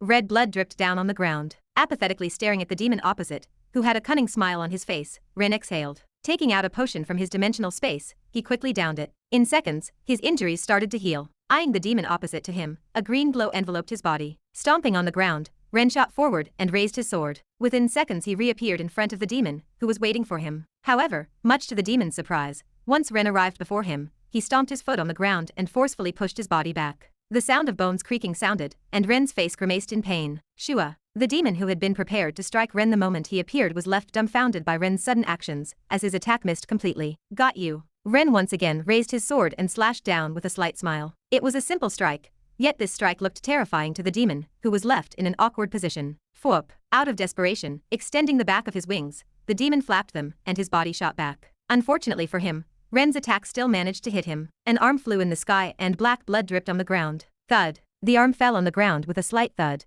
not so far from where Ren was. Heoic. Silence descended around the area where Ren was. Following this, an enraged scream sounded from above as the Baron-ranked demon pointed at Ren. Kill him. His bloodshot eyes glared at him, and tangible bloodlust started exuding from his body. Instantly, the demons within the vicinity all turned their attention towards Ren. We were talking about over 30 demons or so, all of them looking at Ren with bloodthirsty eyes. Within a second of the Baron-ranked demon's words, all the demons lunged in Ren's direction. To those watching from the tower and in the control room, it looked like a slaughter was about to happen. However, unbeknownst to them, Ren's face remained calm. In the face of the incoming demons, his face remained cold and unmoving. Then, something that would leave them at a complete loss for words suddenly happened. With his eyes locked on the Baron-ranked demon, Ren's pupils slowly turned gray, and the battlefield froze. All the demons that were lunging towards his direction stopped, seemingly as though they were frozen in time. His ashen gray eyes made all the demons present want to kneel and worship him. Move. His cold voice rang out, traveling through the ears of each demon present, sending shivers down their spines. Almost out of pure instinct, all the demons stepped to the side, creating a small path leading to the Baron-ranked demon. Unsheathing his sword from the scabbard, Ren did not even bother looking at the demons beside him and calmly walked towards the demon in the distance, who had trouble taking his eyes away from him. Step, step, step. Each step he took resonated with the wildly beating hearts of the demons present. Hyuk. Gazing at Ren, who was slowly moving in its direction, the Baron-ranked demon took a step back. Even though it was not completely helpless like the other demons, who could barely move, nevertheless, the demon was injured and its state of mind was weak. The effects of the one had crept through its weakened mind, resulting in the momentary loss of the demon's will to fight. Soon Ren stopped in front of the demon. Raising his sword, he muttered, "This is enough for today." Shua. Ren slashed, and a head flew off. Spurt. Following this, Ren dug his hand into the demon's body, and removed a black core from the demon's body. Just like that, the first wave ended. Chapter 307. See, what did I tell you? With him there, the western side is safe. A slight smile appeared on Small Snake's lips as he looked at Bemis beside him. Secretly he was sighing in relief. Although everything went as he had expected, there were some close calls. Ren's way of fighting was a lot more different than he had seen before, but still he had won, and that was all that really mattered. The only one that wasn't happy with the situation was Ryan, who sulkily said, "My calculations were wrong. Ren took much longer than usual." "You thought so too." Ryan's words caught Small Snake's attention, who lowered his head and patted him on the head. "I'm glad I'm not the only one who thought so." Now used to Small Snake patting him on the head, Ryan didn't react, and continued to sulk. "My calculations were off by 5 minutes. 5 minutes? Yes. Placing his hand on his chin, Small Snake mused for a couple of seconds. Then, turning his attention towards the video depicting Ren's fight, he nodded in agreement. "Looks like you're right. Ren could have ended this 5 minutes faster than expected." "Did something happen to Ren?" "Not sure." Small Snake's brows knit. However, he eventually shrugged his shoulders. "If you really want to know, we can ask him later. Maybe he was trying to save Mana? I'm not really sure." Although he had no idea why Ren chose to take his time in eliminating the demons, Small Snake wasn't really worried. Having known Ren for over a year now, he knew that he wasn't someone reckless. If he did something, there was a logical reason behind it. Patting Ryan on the shoulder, he reminded, "We should probably go to sleep soon. Another attack might happen at any time, so we should be ready for that." "Okay." Though disappointed, Ryan obeyed Small Snake's words. On the other hand, standing not far away from the duo, "Calculations wrong? 5 minutes off. Just what in the world are they talking about?" Bemis wondered as he speechlessly looked at the duo discussing amongst themselves. Although he had heard what they said, he couldn't comprehend what they were saying. Were they saying that the human that defeated the Baron-ranked demon did not go all out? That came to him as a shock since his performance was still deeply imprinted in his mind. "Sir Bemis."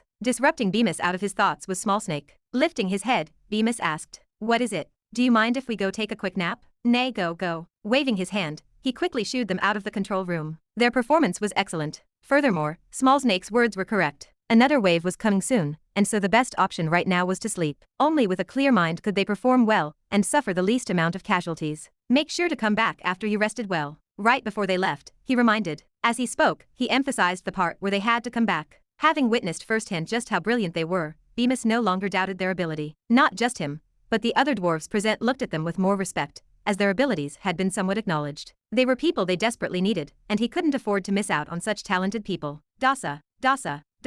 A curtain of rain enveloped the northern tower, limiting everyone's field of vision. The sound of the pouring rain filled everyone's ears, and the black blood belonging to the corpses of the demons on the battlefield began to seep deep into the soil. Crack! A bolt of lightning suddenly tore the sky apart, illuminating the surroundings for a split second. Standing below the rain, watching it fall on my face, I closed my eyes. The droplets of rain trickled by the side of my face. Opening my eyes and looking at the sky above, my brows knit. It had to rain just as the battle ended. What better timing? By now, all of the demons had been killed or had fled, and what was left behind was only a trail of corpses. The death of the Baron-ranked demon marked the end of the first wave, and if I had to evaluate my fight with the Baron-ranked demon with one word, it would be mediocre. Not only was I injured, but I had also used quite a bit of mana using the one. Had I used the Keiki style, I could have ended this uninjured, and with a lot more mana. This just went to show how reliant on the Keiki style I was. Still, I had won, and that was all that really mattered. Although I had cheated by the end and mainly relied on my opponent's recklessness, it still counted as my win. But this wasn't what I was looking for. I was looking to improve my skills, not kill my opponent.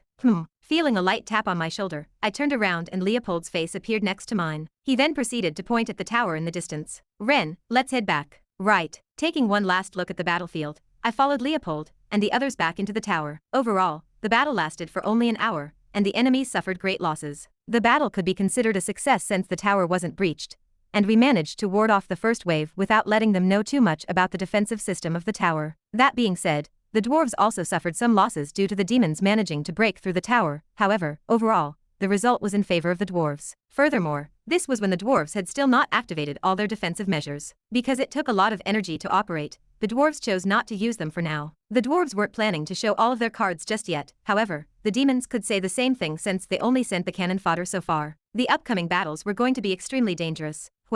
Yawning, I reminded myself to get some sleep. With the threat of the second wave coming, I had to be in optimal condition for my next fight. Ava, how many did you kill? I've got 8. What about you, Leopold? Me? 8. 8. That's the same as Ava. No shit, who do you think was commanding you guys? Her kills are my kills. What? Not fair. Overhearing the others' conversation, I shook my head. I had long lost count of the number of demons that I had killed in the last battle, but it would be around 15 to 20 if I had to make a rough estimate. Needless to say, this was to be expected since I was a rank higher than them. The moment I stepped back into the tower, I felt multiple eyes directed towards me. They belonged to those that had witnessed my fight below. What is it? Halting my steps, I found the same orc from before blocking my path. His fierce eyes looked down on me from above. Lifting my head and staring back into those eyes, my mouth opened. Are you picking a fight with me? Did he perhaps get offended for what I did before? If so, I was prepared to let him know his place again. No, I can't fight. However, I quickly halted those thoughts. The lingering bloodlust was still affecting my mind, and if I fought now, I might lose myself. The consequences of such actions would be highly detrimental to me and the others. I was prepared to use monarch indifferences at any time. Now, get out.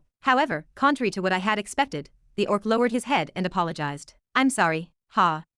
What? My composure took a hit as my speech stuttered for a second. What are you talking about? It was completely different from what I had expected the situation to turn out. Misunderstanding my words, the orc knelt on one knee and raised his voice. I'm sorry for what I did to you before. I didn't know you were that strong. What are you doing? Get up. Unable to take the orc's antics, I grabbed his arms and pulled him up. I was seriously taken aback by the situation. And if that wasn't all, the elf from before also came up to me. Human, you're not half bad. Though his words weren't as direct as the orc's, the intent was clear. He had acknowledged me, the disdain in his eyes completely disappearing. Their reaction slightly changed my perception of the individuals present in the room. From what I could see, they didn't act the way they did to me before because I was human, but more because they thought that I was weak. They respected the strong and disdained the weak. If only humanity was like this. There was a reason why the other races were stronger than humanity. Now that I, along with the others, have shown a glimpse of what we could do, we had earned the respect of the people present in the room. Of course, not everyone was convinced, but for now, this was good progress. In the future, if we continued to perform as we did today,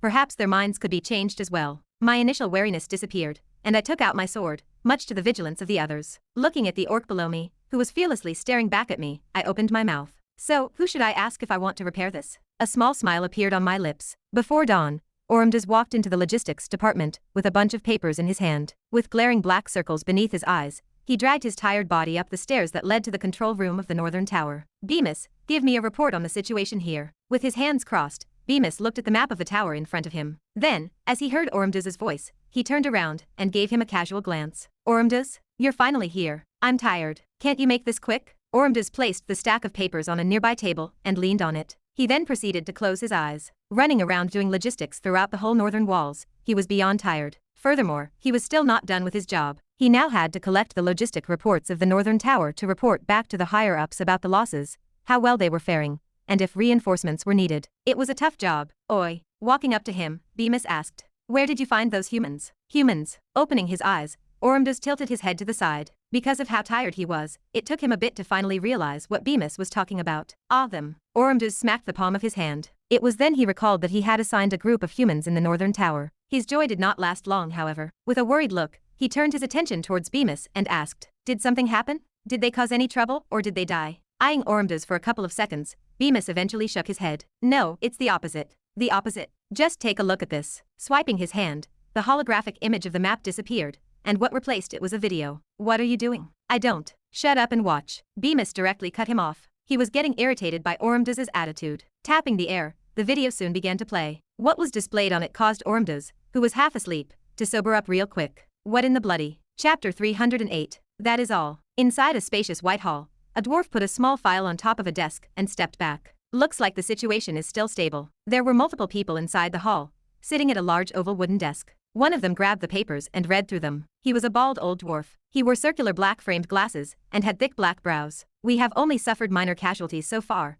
and THA City hasn't been breached. At least for now," someone else added. With long hair cascading down his back and pointy ears, the man was an elf. His hair was primarily of golden color. However, if one looked closely, they would notice a few silver strands in his hair. A regal aura exuded from his body. Opening his mouth, his melodious voice rang throughout the whole room. "Although the situation looks stable for now, we never know what might happen in the future. It is best if we don't get overconfident with the result of the first wave." "I agree with Nasir." A deep and powerful voice sounded, and the table slightly shook. The voice belonged to an orc whose physique was at least double that of any of the individuals present inside the hall. His terrifying eyes could make any regular person faint in fear. "We should not be arrogant with our results." Putting the papers down, the bald dwarf from before opened his mouth. "Nasir, although I understand what you're trying to say, dinna be so pessimistic. We still haven't activated THA City's main defensive system yet." A proud smirk appeared on the dwarf's lips as soon as he mentioned the city's defensive system. And rightfully so. Everyone in the room knew just how powerful the dwarves' defensive system was. That was because the dwarves never shied away from showing it off to the others. Although they didn't know the full extent of its capabilities, from what they saw,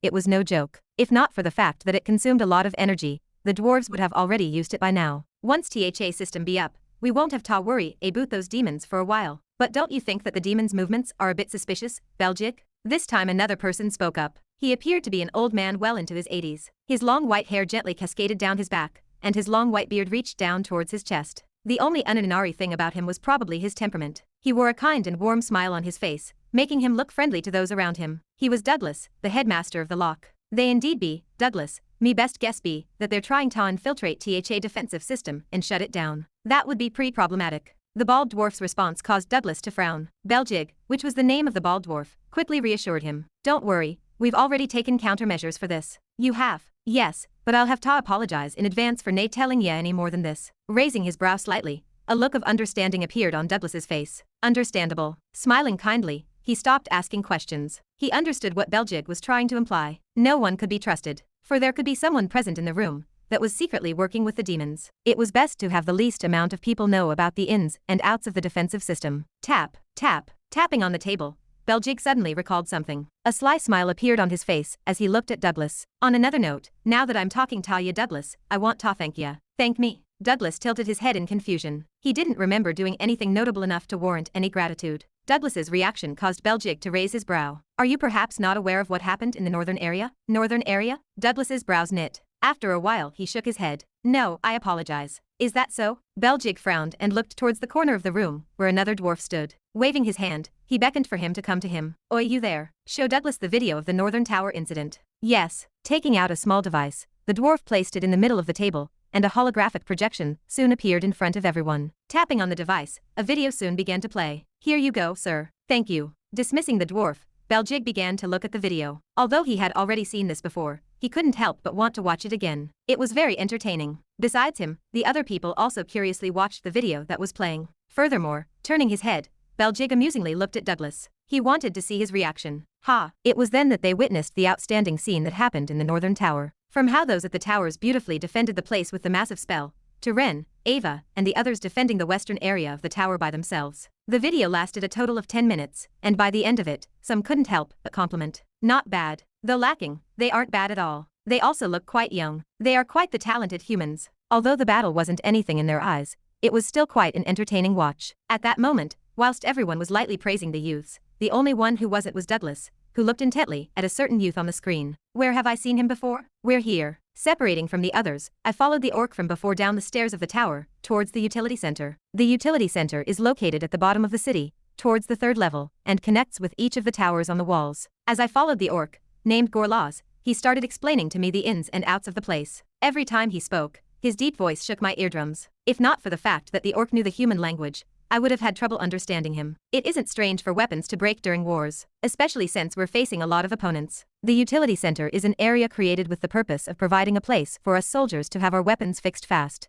The only trouble was the slight nasal sounds that came from his nose whenever he took a breath. The more demons killed, the more achievement points awarded. Achievement points are used to reward those that contributed a lot during the war. Also a great way to motivate soldiers. Catching up to him, I asked, "How do I check my achievement points?" Gorlaz halted his steps. Then, looking at me, he asked, "You want to check your achievement points?" "Yeah." I nodded. If it was like he said, I should have some points. No. Though I didn't know the exact number of demons I had killed, I definitely should have killed enough to get a decent number of points. "Follow me." Hurrying my steps, I followed Gorlaz from behind. Because he was at least twice my size, each step he took was about 2 or 3 of mine, making it hard for me to keep up. But this was nothing to me. Before long, we soon stopped in front of a large board. From where I was, I could see a long list of names displayed on it. However, because a large crowd formed around the board, it was hard to see the full names of the people as they obstructed my view. Step aside and let other people see. If not for Gorlaz paving a path for me with his big body, I would have had a difficult time checking the leaderboard. Soon the board appeared in my vision, and I was able to catch a glimpse of it. The list over here ranks individuals by achievement points. It goes from 1 to 1000. Putting his large hand on my shoulder,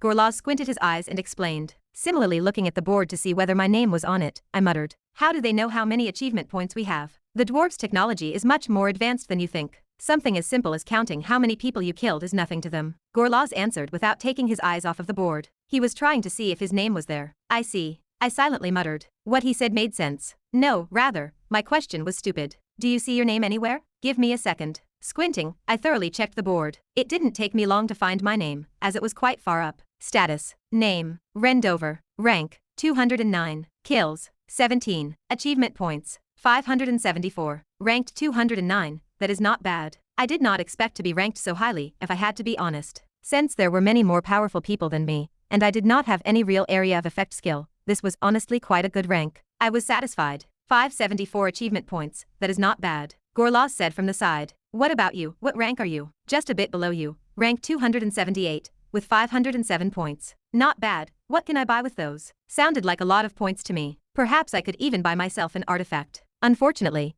Gorlaz was quick to pour cold water on me. Not much as of yet, since the cost of repairing a regular sword is just as much. It is still a good amount of achievement points for the first wave. That's so. I inwardly clicked my tongue. The fact that the number of achievement points I had was only good enough to repair my sword was a bit disheartening, but on a good note, I could still use money to repair my sword. Since I had a few to spare, might as well use those and save the points for later. Having both spotted our names, Gorlaz turned around and once again beckoned me to follow him. "Follow me, I will bring you to a blacksmith." "Thanks." Cracka, cracka, bolts of lightning continued to tear the sky apart. Blocking the sunlight, a dark gray cloud hung in the sky. Rain began pouring down like torrents, limiting the vision of everyone present. Cracka, another lightning sounded. Standing on top of the northern tower was a petite girl. The girl was Ava. Pressing both of her hands by the side of the wall, she silently gazed at the massive veil of rain, lost in her own thoughts. This continued for a couple of more minutes before she sat down on the ground and took out a small pale green flute. The flute of Artemis. At first, she was skeptical about its abilities. What Ren had said was just too good to be true. But now that she had it, she realized that what Ren had said was true. This was a true game changer for her. As of right now, she could only control 3 animals with the flute, that was excluding her 2 other pets. Furthermore, according to Ren, in the future, once she got the flute repaired, she would be able to tame more. For that, she couldn't wait. "I've changed, haven't I?" A wry smile appeared on Ava's lips. If it was half a year ago, Ava would never have had such thoughts. Thoughts about wanting to become stronger. The only reason she used to train hard was because she didn't want to let her parents and family down. Although they never looked down on her, Ava never felt comfortable at home. How could she? Everyone was so successful, yet she wasn't. It made her feel insecure and almost felt suffocating. Although she did enroll at the lock, she knew that she couldn't make it far with her monster tamer profession. That was just how she saw it not too long ago. It was this insecurity of hers that led to her shy character. However, that was the past. Standing up, a faint smile appeared on Ava's lips. It's fun. The prospect of getting stronger was fun. The prospect of going out from the human domain was fun. The prospect of feeling free was fun. Everything felt new to her, and she couldn't help but look into the future with excitement. Just how much stronger could she become? WHII. WHII. Suddenly, disrupting Ava out of her thoughts, the sirens began to sound. Following this, someone shouted, Everyone get ready, the second wave is coming. Gazing into the distance, Ava's hair blew away, as a terrifying pressure bore down on everyone that was present on the tower. Without a doubt, this wave was going to be much harder than that previous one. Even then, she was not scared. Chapter 309. Clang. Following Gorlorts, soon the sound of metal being pounded sounded. The air became hotter, and the pungent smell lingering in the atmosphere became even more pervasive. My face twisted slightly as a result. That is clang. The heavy sound of the metal being pounded became louder as we neared the location. As a result, I had a hard time understanding what Gorlorts was trying to say. What did you say? I raised my voice. What I am trying to, clang. Once again, his voice was drowned out by the sound of metal being pounded. Finally, fed up, Gorlorts grabbed my shoulder and pointed towards the distance where an enormous building stood. Is that the place? I slowly mouthed the words, to which he nodded his head. Raising my hand and giving him an okay sign, I saluted Gorlorts and separated from him. The only reason why he was accompanying me was because he wanted to apologize for his earlier actions. He did not actually need his weapon repaired, so once he brought me to the location, we separated. Arriving before the large building, I put my hand on the handle of the glass door and pushed it open. Clank. Entering the building, the heat intensified, and droplets of sweat started to fall from the side of my face. The interior of the building followed a minimalistic style. There were no signs of any other decorations besides a reception and a couple of sofas. Behind the reception was a young dwarven girl who greeted me with a smile. Welcome, what would you, it is you human. Just as she was about to greet me, she was cut off by another dwarf. Instantly her eyes opened wide, and she bowed her head. Sir Malville? Malville? Hearing a familiar voice, I turned my head and spotted Malville, the blacksmith I had met before. Wiping his forehead with a white towel, he dropped it by the reception counter and asked, "What be ye doing here?" Tapping on my bracelet, I flashed my worn-down sword, trying to get this fixed. To be honest, the sword was not very good, and the only reason I was using that was because I did not know that we were about to face a war. I would have bought a new one if I had known. Taking the sword, Malville scowled as he examined it. Slashing it around, the scowl on his face grew. Turning his head, he asked, "You want to get this trash fixed?" Yes. Though true, his words were a bit harsh. It is pretty heavily damaged. Fought quite a bit. Killed 17 demons, and a baron ranked one with it. This was only natural. Clang. Clang. Tossing the sword to the side as though it was garbage, Malville's face became serious. Turning to face me, he suddenly asked, "Do you really want to improve your swordsmanship?" Seeing how serious he was, my back straightened. Yes. No ounce of hesitation was in my voice when I answered. What kind of question was that? Of course, I wanted to. Recalling what I had been through for the past few months, my mind became even firmer. Never again did I want to feel so helpless. Malville and I locked eyes for the next couple of seconds before he sighed and turned around. All right, wait for me here.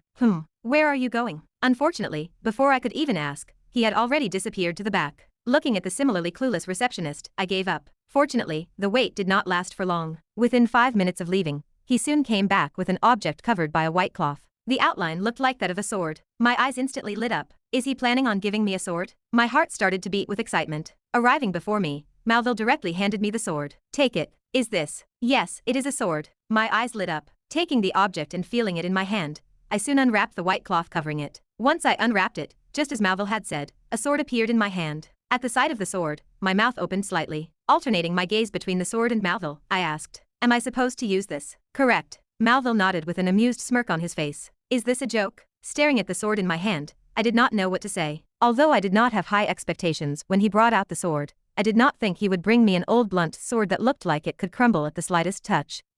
Taking a deep breath, I calmed myself down. There had to be a good reason for this. May I ask why you gave me the sword? With his arms crossed, Malville bluntly replied, I asked you if you wanted to improve your swordsmanship, is that correct? Yes. That was exactly what I asked for. How was this crappy sword going to help? If you want to get stronger, THA sword BTHA answer. Pointing at the sword, Malville explained. By using this sword, you will learn how to properly control your power. From how broken your previous sword was, I can tell that you're nay efficiently using it. A good swordsman treats their sword as though it be their treasure. Picking up my old worn-out sword, he placed it on the table and pointed towards the right side of it, where a large crack appeared. Just look at this. This was most likely a result of ye parrying incorrectly. Ye should have cushioned a bit of THA damage by either moving THA sword back, or redirecting THA attack, and this. Listening to Malville's words attentively, unbeknownst to me, my head subconsciously nodded every time he spoke. Every word he said, though harsh, was correct. What shocked me the most was that he was able to point out the flaws with my sword style just by looking at the sword. Before long, I came to a sudden understanding. I understand. Tracing my finger on the sword he had given me, I realized what his intention was when he gave it to me. Less wasted movements and more efficient ones, as well as more efficient parries. As long as I did those, my sword should never break. Once I achieved that, it meant that I had mastered the basics. Thank you. Thanking Malville, I reached to grab my old sword. However, before I could do that, I was stopped by Malville, who grabbed my wrist. What are you doing? Ah, I tilted my head. Slapping my hand, Malvo coldly said, put that down. What? What? Pointing at the blunt sword in my hand, he said. You are only allowed to use that sword. Nothing else. But what if it breaks due to my mistake? Since this was the first time I was trying this method, I would be in trouble if the sword broke, even more so if many demons surrounded me. Unfortunately for me, Malvo did not seem to care, as he indifferently replied, tough luck, I will see you again once I die of old age. Silence. Once again, I was left speechless. Was he really trying to send me on the battlefield with just one sword? Seriously? Taking my sword, Malvo put it in his dimensional space. The best way to fight be to fight wi out reassurance. If you do it that way, you'll be forced to improve since your life be on THA line. Ugh, alright, fine. Eventually, I gave up and agreed. What he was doing was for my benefit. If what he said really worked, then I might as well just follow it. Thank you for today, Before I could finish speaking, Malvo once again cut me off. Wait, what be ya doing? I am leaving. I gave Malvo an odd look. What else would I be doing? Since I had already gotten the sword, it was now time for me to leave. Raising his hand, Malvo opened his palm and pinched his fingers. That would be 80 achievements points for the sword, please. At that moment, for a moment, just a moment, I envisioned a future where Malvo didn't exist. WHII. Perhaps because the world's plot armor protected Malvo, the sirens started to ring at the exact moment I envisioned a world without him. Unaware of what I was thinking, Malvo's face darkened. Putting both of his hands on my back, he pushed me out of the building. Go, pay me back once you come back from this fight. Before he could push me out of the building, I screamed. Wait, I need something else. What is it? He shouted in annoyance. Not minding his attitude, I asked. Can you perhaps give me Dasa?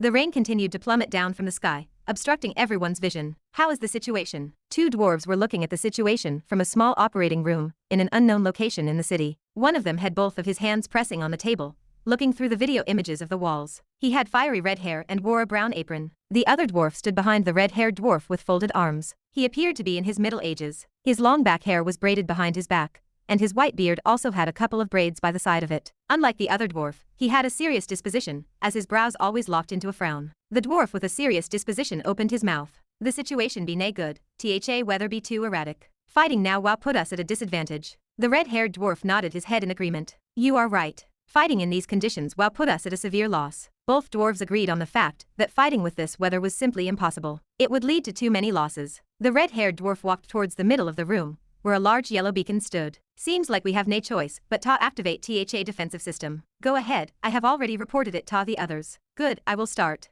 Ding. Pressing his hand on the beacon, a defiant yellow hue discharged from the beacon. A glaring red, 100%, appeared in the middle of the beacon, and a homing sound soon sounded. Before long, a bright yellow light shot towards the sky from the beacon. Rushing towards the northern tower, Orumduz, the dwarf responsible for the northern tower, shouted loudly towards his communication device. What? You're planning on activating THA defensive system this early into THA war? Suddenly a bright light shot towards the sky. Once the light reached a certain point, each of the towers on the walls shook, and multiple yellow lights soon shot out as well, converging with the light coming from the beacon, forming a bright yellow ball in the middle of the sky. Once the lights converged, a thin transparent yellow film started extending from the yellow ball, enveloping the entire mountain. Shit. Lowering the hand that held the communication device, Ordimus cursed. Looks like they activated the defensive system. Running up the stair of the tower and arriving at the top of the walls, I gazed towards the distance, through the gap of the battlements. Though the heavy rain was obstructing most of my vision, it did not cover the yellow film that was slowly enveloping the mountain. Ren, you are finally here. A familiar voice sounded from behind me. Leopold, you rested enough? Yeah. Leaning on the gap in between the battlements, Leopold's hair slowly started to get wet from the rain. Looks like we are going to be fighting again, he tiredly muttered. Similarly leaning on the gap of the battlement, I wordlessly stared at the barrier that was enveloping the mountain. Tell me about it. Perhaps only 8 hours passed since the last fight. I didn't count, but it was not too long. Most people were tired, and the terrible weather was not helping. Neither of us spoke for the next couple of minutes. That was until I recalled something. Before I forget, take this. Tapping on my bracelet, I handed Leopold an object. At the moment it was covered with the cloth that Malvo used to cover the sword. This was a little something I bought back at the utility center. Thought that it would be a perfect fit for Leopold. Tilting his head, Leopold asked, what is this? Have a look. Nudging my head, I mysteriously smiled. Okay. Taking the object, Leopold slowly removed the cloth, revealing a slick black artifact that resembled a one-handed shotgun. Leopold's eyes opened widely. Free. He then proceeded to whistle as a small smile appeared on his face. Caressing the artifact, he could not help but compliment it. Hot damn, this is beautiful. Lowering my hand and staring at the artifact in his hand, a smile crept on my face. I knew you would like it. Chapter 310. I thought that it might come in handy to you. After having witnessed the prowess of the dwarves with their gun-like artifacts, I thought that it would have been a perfect fit for Leopold, who usually always helped out from the back. This way, he wouldn't need to join the fights when commanding the others directly. Aiming the gun around, Leopold asked, "What are the requirements for using this little thing?" "Just inject some mana, and it'll work. It's a D-ranked artifact." The artifact was something that only dwarves could create and essentially worked as a gun. Upon injecting mana into the device, the artifact would activate, releasing the bullets that were loaded inside. Well, that's how it should work. Never used it, so I didn't know. Take good care of it. It cost me quite a lot. Aiming the gun towards the distance, Leopold put his finger on the trigger. Sounds easy enough. Well, I still think you need time to get used to it. Just like any weapon, it needed time to be mastered. Although Leopold was already good with the sword, at the end of the day, his talent did not lay in swordsmanship, but in commanding. Plus, just because he was now using a gun, it didn't mean that he couldn't use a sword. He could very well use it during short-range fights, and then replace it when he's helping out from the back. After all, the gun would be more useful when he's commanding a lot of people at once. Looking through the status of the gun, Leopold suddenly asked, "How's the recoil on this thing? How about you try?" I also was curious about this. Raising his brow and looking around, Leopold picked his ear to ensure he didn't hear wrongly. "Try here. I don't think anyone would mind being honest. Just shoot the air." We were in the open, and most likely, the sound that would come out from shooting the weapon would get drowned out by the sound of the rain. Furthermore, I don't think the dwarves would mind this. Guess you're right. Leopold was a simple person. At my words, he stopped thinking too much, and put a bullet inside of the gun-like artifact. Chi-chuck. Loading the artifact, Leopold aimed towards the distance with one hand. His semi-long hair was already wet from the rain. Closing one of his eyes and aiming towards the barrier in the distance, he softly muttered, "I'm going." Looking at him and taken aback by the fact that he was only using one hand, I blurted out, "Wait, why are you using only one hand?" "Just cause." As soon as his words faded, a gentle hue shrouded his hand, directly entering the artifact. Click. Leopold then pressed on the trigger. Boom. Accompanied by a thunderous sound, a blue ball of energy shot out from the gun, directly aiming for the barrier in the distance. Traveling at incredible speeds, the blue energy traveled through the air, splitting the rain apart. Before long, it appeared right before the barrier. However, right as the energy was about to hit the barrier, something miraculous happened. The blue ball stopped mid-air before suddenly disappearing out of thin air. On the other hand, while the energy ball shot out from the gun, Leopold, the one responsible for the shot, was sent a couple of steps back. As he was pushed back, he let out a groan. Once he managed to rebalance himself, staring at the gun in his hand, he couldn't help but curse out loud. "Bloody hell." Massaging his right wrist, the one that held onto the artifact, he softly muttered, "The recoil on this thing. Maybe you held it wrong? Perhaps we can go ask the dwarves for things that can be added to reduce the recoil?" Although I wasn't an expert with guns, I do think that the way that Leopold held onto the gun was wrong. Right as he took a shot, his hand flung all the way up in the air, and he was pushed away quite far. Maybe try using both hands next time, and keep your feet planted on the ground. From the looks of it, he still needed a lot of practice before using the gun properly. If every time he shot this happened, there was no use in him keeping the artifact. Still massaging his wrist, Leopold nodded his head in agreement. "You're right, I need to practice more." Turning my head and glancing at the barrier that had now enveloped the whole mountain, I muttered, "Since the dwarves are planning on using the barrier, you've got some time to practice." Depending on how long the dwarves were planning on keeping the barrier, I estimated that we had at least a day to ourselves. Right until the weather cleared up. If I'm not wrong, the dwarves have chosen to erect the barrier because of the weather. So we've got till it stops raining to get prepared. Thought so too. Tossing a small box in Leopold's direction, I reminded, "If you're planning on practicing, please don't carelessly treat the bullets as though they are as easy to get as water. They are actually quite expensive. So expensive that if converted into U, it would total around 500,000 U per bullet." Sounded expensive, but there was a reason for this. According to Malville, the cores gained from beasts and monsters could be turned into powder, which would in turn function as gunpowder. In fact, demon cores could also do this. The reason why I had quite a lot of bullets on me was because I traded them for the core of the Baron-ranked demon that I killed. At first, I thought of giving it to Angelica, but at the mere mention of it, she threw me a disgusted look. Fair enough, though, after all, even I wouldn't be very excited at the prospect of eating another human. On another note, the bullets could only be created by the dwarves as humans were incapable of creating them. At least not yet. This was also why humans didn't have guns as of yet. Humans could at most create bows or other relatively simpler weapons. Things such as guns didn't only require a skilled blacksmith, but also advanced engineering skills that understood the core underlying principles of mana, which humanity severely lacked. This was understandable though. After all, humanity had only been exposed to mana for less than a century. Patting Leopold on the shoulder, I spoke. "Take good care." Cutting me off, an electric current suddenly ran through my body and head. My knees buckled and I almost tripped on the ground. Fortunately, Leopold, who was next to me, caught me by the arm. "Wow, Ren, you okay?" he worriedly asked. Unfortunately for him, I couldn't respond. "Ugh, Ren."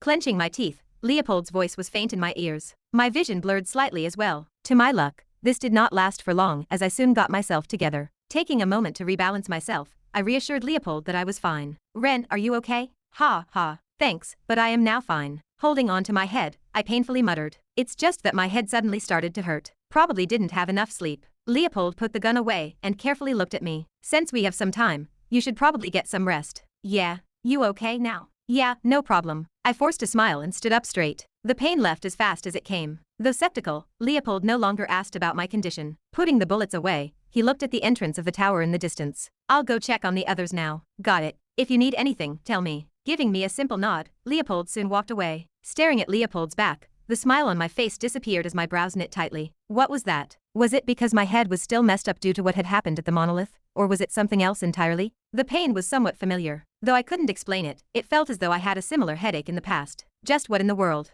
The more I thought about it, the deeper my frown grew. Was there something wrong with me? Or was this really something due to my tiredness? For now, I wasn't sure, but I sure hoped that it was the latter, and that this was just a one-off occasion. Boom. It was then that an explosion suddenly sounded. Following this, the whole city shook. Turning my head and staring in the direction of where the sound originated from, I saw a faint ripple appear on the enormous barrier enveloping the entire mountain. Spreading throughout the whole barrier, miniature waves appeared on the barrier before disappearing not long after. It appeared to me that the barrier had absorbed the attack from before. Gazing in the direction of where the ripple centered, my brows furrowed tightly. They've started the siege. Lock, Leviathan building. Key click. Ha. Entering his apartment, Kevin let out an exhausted sigh. He had trouble walking at the moment, and if not for the fact that he had consumed a potion, he wouldn't have made it back to his dorm room. She could have gone easier on me, Kevin muttered underneath his breath as he entered the bathroom. Donna's training as the years progressed did not become easier, but became even more arduous than before. Ugh, it stinks. Taking off his clothes, Kevin's face grimaced slightly. He was currently wearing his training clothes. As such, having sweated the whole day, they stunk. Shush. Taking a step into the shower and turning on the shower valve, water soon started dropping towards his body. Taking the shampoo resting on the right side of the shower room, Kevin began to wash his hair. As he was showering, he couldn't help but think about what had happened to him in the past year. It's been over a year since Ren's death, and a lot has changed. He was now almost a third year, and during the past 2 years, he did nothing but train. Originally, he was supposed to go to an exchange during the second year, but it was cancelled because of the lock incident. As such, he was stuck at the lock. It was probably for the best, though. He could feel himself improving every day with Donna overseeing his training. On another note, Jin had now also joined the training sessions, and both of them had been growing at astonishing speeds. But still not enough. Kevin was not satisfied. Tightening his grip on the shuriad, Kevin bit his lips. A certain memory flashed, and his face darkened considerably. How's your friend doing? Aaron muttered in a mocking tone not too long ago, during the second year Inter Academy exchange. As expected, he was the one responsible for killing Ren. His mocking words still resonated across Kevin's ears to this day. Bang. Punching the side of the wall, the sound of Kevin's teeth grinding up together was drowned out by the sound of the water hitting the bottom of the shower. Tick, tick, tick. I will definitely. Kevin swore to himself as he clenched his fists tightly. Chick. Hugh. Calming down and turning off the shower valve, Kevin exited the shower and dried his hair with a towel. Taking another towel and tying it around his waist, droplets of water trickled down his chiseled body. Walking out of the bathroom, Kevin ruffled his hair and threw the towel on top of a chair. Wham, it is already quite late. Yawning, Kevin checked the time. 10:30 p.m. Entering his bedroom, Kevin changed into more comfortable clothes and decided to go to sleep. However, just as he was about to go to bed, he noticed something strange. Turning his head, Kevin tilted his head in confusion. Before long, his eyes became sharp, and he cautiously looked towards his surroundings. After making sure that no one was present, he turned his attention back towards his bed, where a red book he had never seen before rested. What is? Chapter 311. A book he had never seen before lay on his bed. Who put this here? Kevin muttered out loud as he turned his head around, and once again scanned the whole room, from top to bottom. Did anybody come here without my permission? He wondered to himself. Even though he had never seen the book before, the more he stared at it, the more entranced with it he became. It was as though the book was begging for him to pick it up. This made Kevin more and more apprehensive about the book. There was something wrong with it. Yet, he took a step forward, towards the book. Gulp. Stopping right at the edge of his bed, he swallowed a mouthful of saliva. Bah, dumb, bah, dumb. Bah, dumb. Unbeknownst to him, his heart started to beat faster. It wasn't out of fear nor nervousness, but something different, something he couldn't explain. Hugh. Taking a deep breath, Kevin reached out for the book. Even though his mind was telling him not to touch the book, his body moved on its own, refusing to listen to him. It was as though someone was controlling his body. His finger soon touched the book, and it was at the exact moment that a static current ran down his body. Urgh. Pain. An almost unbearable pain coursed through his brain, threatening to tear it apart. Huey. Thud. Falling face first onto the ground, Kevin directly passed out. The pain was too much for him to handle. Next to him, the now open red book mysteriously glowed. As though a breeze of air had entered the room, the pages soon started to flip by themselves. Only darkness enveloped Kevin's thoughts and mind for an unknown period of time. He couldn't hear, see, or feel anything. Like when he was traveling through a portal, his mind drifted through an endless void. Kevin. A faint voice reached Kevin's ears. It was a familiar voice, one that he had heard not too long ago. Kevin. The voice once again called out for his name. This time the voice was a lot clearer. Kevin's mind slowly cleared up, and he opened his eyes. As soon as he opened his eyes, he saw a devastatingly beautiful girl looking at him at nose length. With a small pout, she muttered, "Geez, class is about to start. Just for how long are you planning on sleeping for, Emma?" Kevin blinked a couple of times. Raising his head, he glanced around. Then, much to his surprise, he found himself inside of the classroom. He couldn't quite remember what happened before that. Strange, he muttered as he looked around the classroom. What's strange? Emma tilted her head. Her short auburn hair gently fell on her shoulder. Kevin pointed at the classroom. Did we have this many people in our class before? What are you on about? Emma's brows furrowed. She then put her hand on his forehead. You're acting strange, Kevin. Are you sure you're okay?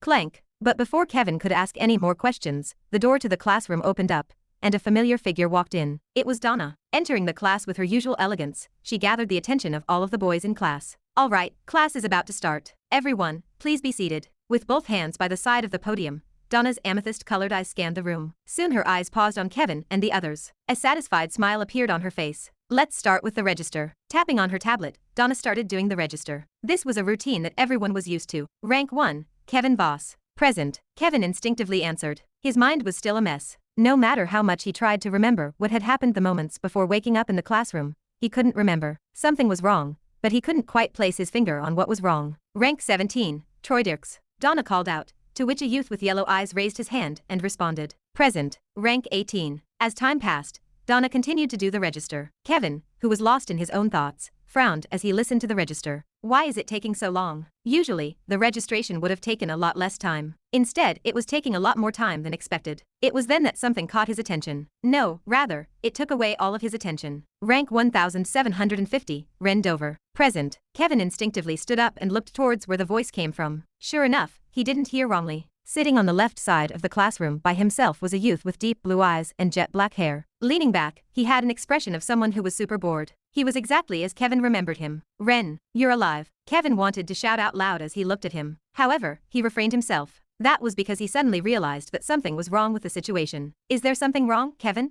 Donna asked by the podium as her brow raised. Staring back at Donna and realizing that everyone in the classroom was looking at him, including Ren, Kevin seriously shook his head before pointing at Emma beside him. No, it's nothing. Emma poked me by the side. Coo. Ha. Kevin's answer caused Emma to be flustered. Her face became red, and she menacingly glared at Kevin. You.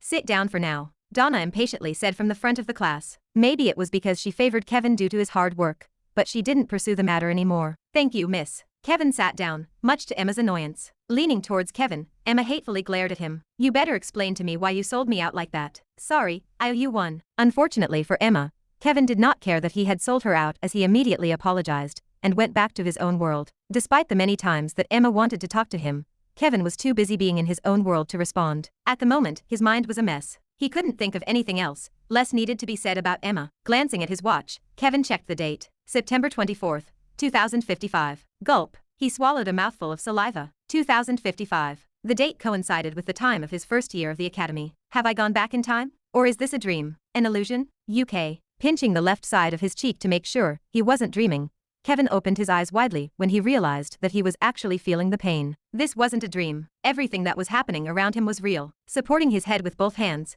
Kevin's mind blanked. He didn't know what was going on. Just what in the world is happening, and why am I here? A flood of questions rammed through his mind as he tried his best to remember what happened before arriving here. But, regardless of how much he tried, his mind remained blank. Kevin. Startling him out of his thoughts was Emma's annoyed voice. Throwing him an annoyed look, Emma packed up her things before standing up and sulkily leaving the classroom. I was planning on asking you whether you wanted to follow me back to the dorm, but it looks like you're not in the right mind today. Before Kevin could reply, she had already left. Glancing around, Kevin realized that most of the class had already left as well. Before he knew it, the class had already ended. I should also get going. Standing up, Kevin packed up his stuff and exited the classroom. Once he exited the building, the all too familiar academy campus was what met his sight. Everywhere he looked, everything felt the same as back in the real world. The same clean air, the same smell nature-like coming from the vegetation, and the same noisy students who hung out after class. Nothing was out of place. Kevin absent-mindedly walked around the academy campus for the next hour or so. Throughout the walk, his mind tried to come up with as many reasons as possible as to why he had gone back in time,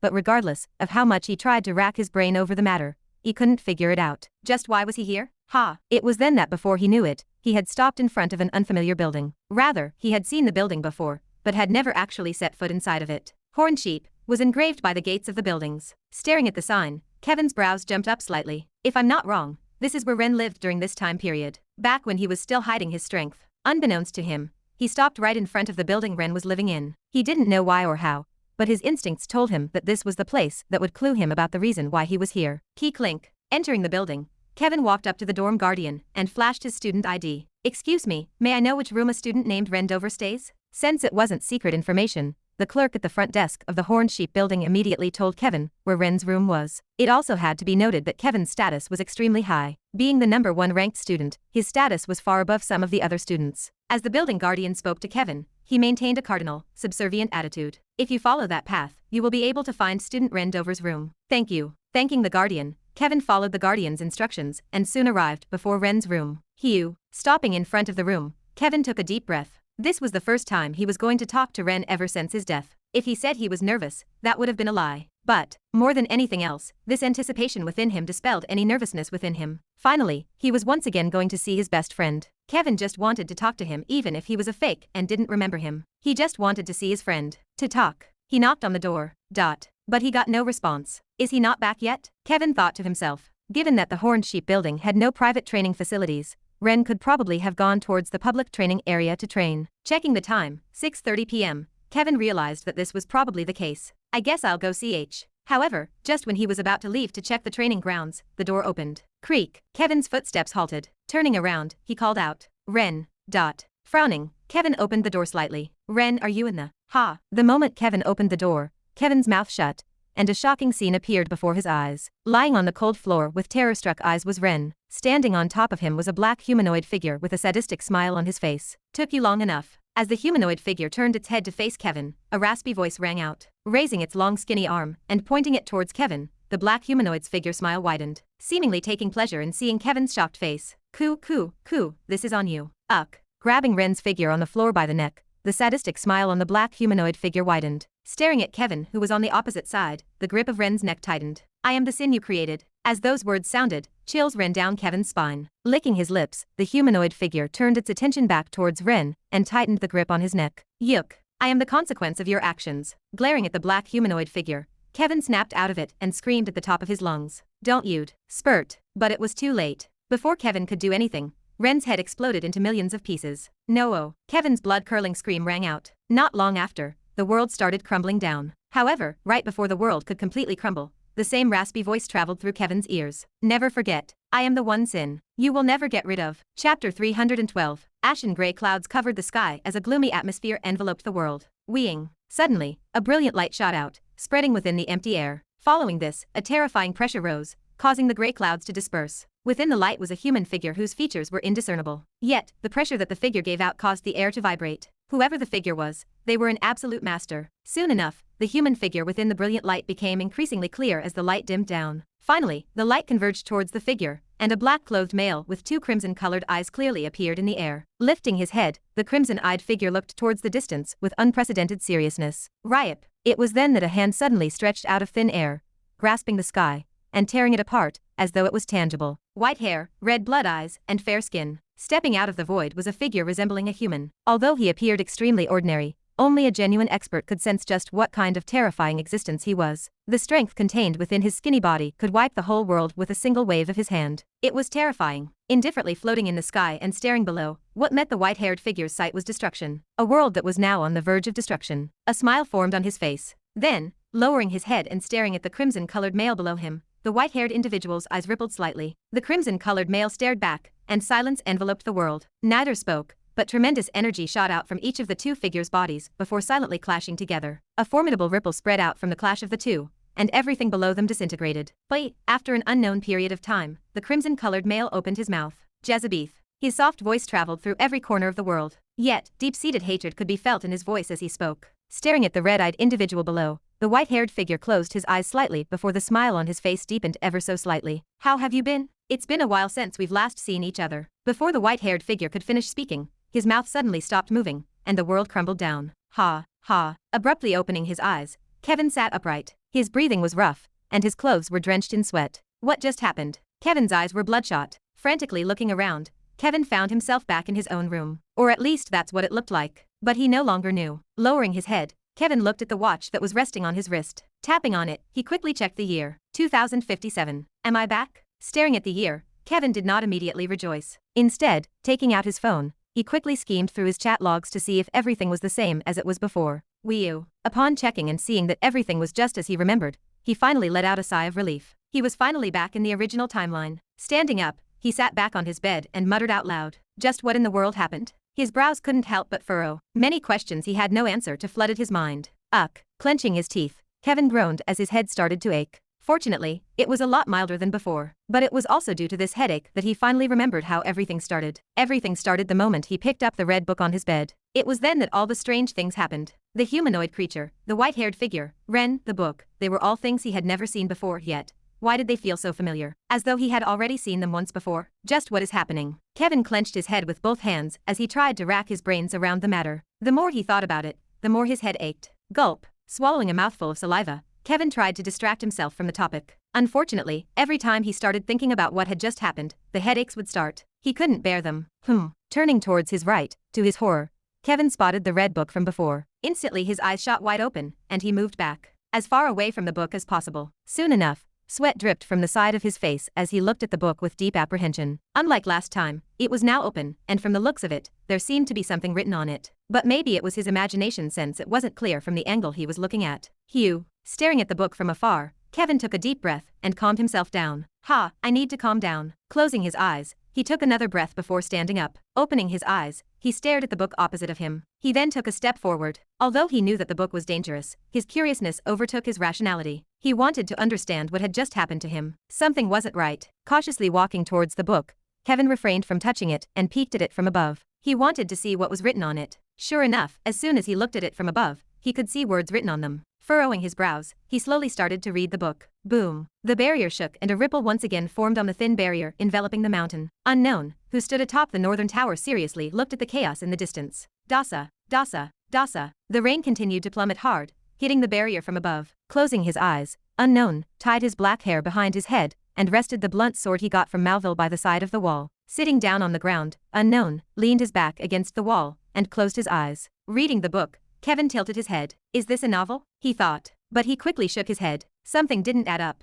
Why was the name of the person in the book blacked out? Lowering his body, Kevin tried to get a better look at the book. However, regardless of how much he tried to read the name, Kevin could not see who the story was about. It was as though a veil was preventing from seeing it. Ding. It was then that he suddenly heard a chime ring inside of his head, and a small screen appeared before him. Lifting his head and staring at the screen, Kevin's pupils dilated. Synchronization, 22%. Demon King Ascension, 10 years, 287 days, 8 hours, 45 seconds, 8 years, 287 days, 8 hours, 45 seconds. What the? After an unknown period of time had passed, a familiar voice reached my ears. They're removing the barrier in 10. I opened my eyes and found Hein and the others standing opposite of me. Stretching my arms, I asked, has the rain stopped? No, not yet, but it's better than before, Ava replied as she looked into the distance. Lifting my head and staring at Ava, I noticed that her hair was a lot shorter than before, about shoulder length. When did you cut your hair? Oh, this. Ava touched her hair and casually replied. I realized in our last fight that long hair hinders my eyesight, so I decided to cut it. Fair enough. Ava's words reminded me of my long hair. Though they didn't really hinder me during fights, maybe it was about time to have them cut as well. Or maybe not, who knows. On another note, staring at Ava opposite me, it only dawned on me now that I was talking to her just how much she changed over the last few months. She talked a lot more confidently than before, and what was more impressive were her eyes. They sparkled with a never-seen-before light. Oh well, you do whatever is best for you. Raising my hand and gripping onto something, I supported my body up. Turning around and gazing into the distance, I could see that the weather had cleared up a bit. Although it was raining, it was a lot milder than before. I could now at least see what was happening in the distance. Resting his shield by the side of the wall, Hein suddenly asked, are we going to do the same thing as last time? Like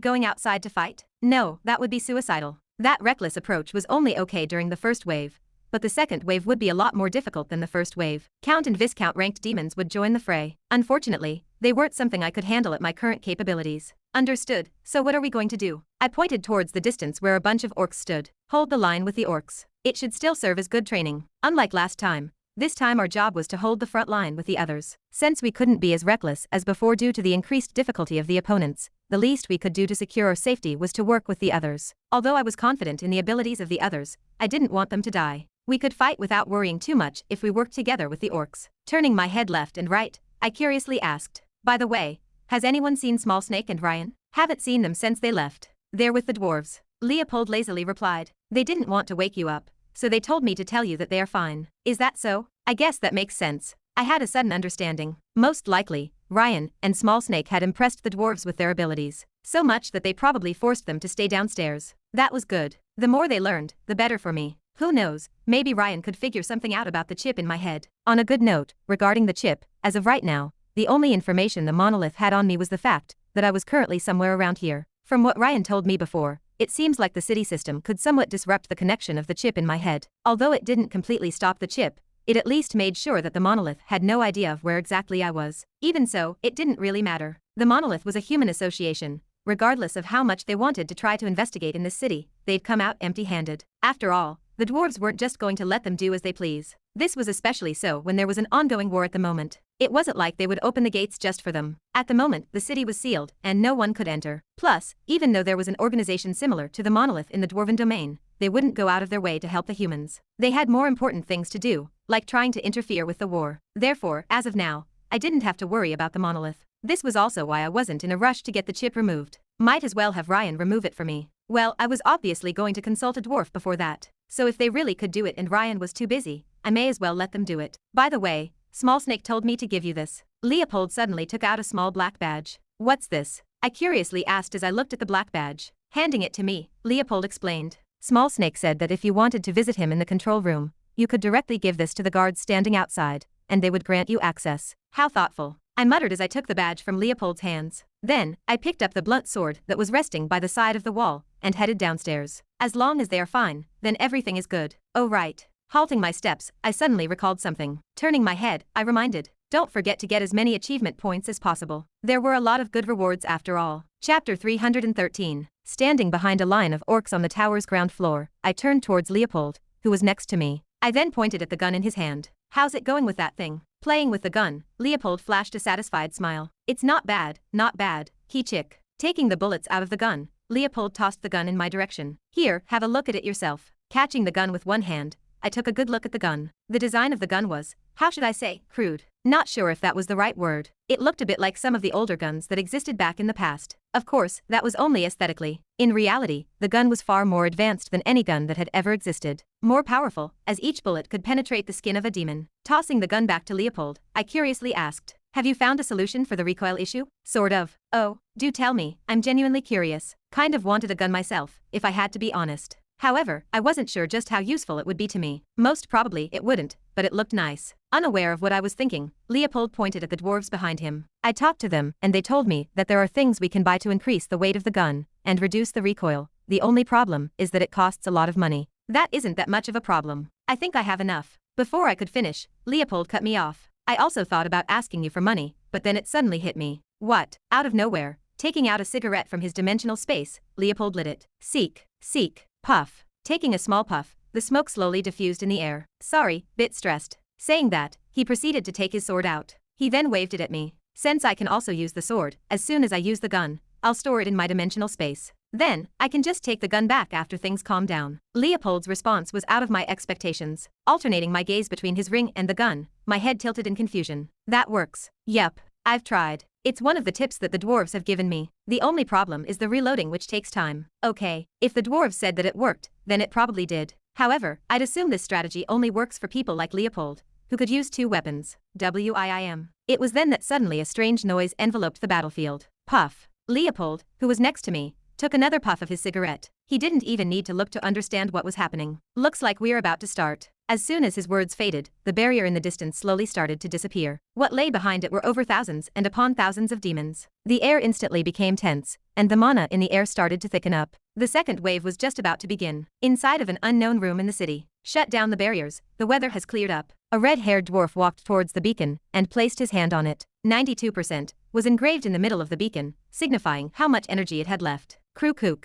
Soon enough, the moment the red-haired dwarf's hand touched the beacon, the beacon let out a strange noise, and the light that shot upwards slowly started to dim down. Gazing up towards the hole where the beam shot out, the red-haired dwarf muttered, "We've already lost 8% of the energy this early into the war. It should still be fine for now. What's really important is that we withstand the second wave," replied another dwarf with black braided hair. "You think so?" "Yeah." According to him, as long as they did not suffer substantial losses in the second wave, and they didn't activate the barrier once again, they'd have a good shot at the war. Crossing his arms and sitting on a stool, the red-haired dwarf tiredly asked, "How many more waves do you think there's gonna be?" Tap, tap, tap, tapping on the table. The braided-haired dwarf thought for a moment before answering truthfully, "I'm not sure, but I do believe that the war will continue for at least a year." It wasn't just them that were at war, but the orcs and elves too. Each side had sent some people to help out, but from the looks of it, things wouldn't clear up for at least a while. For a war of this magnitude, it would take at least a year to see which side would have the upper hand. Till then, we should do our best not to use the barrier. The less they used the barrier, the more impact it would have during the climax of the war. If they used up all the energy now,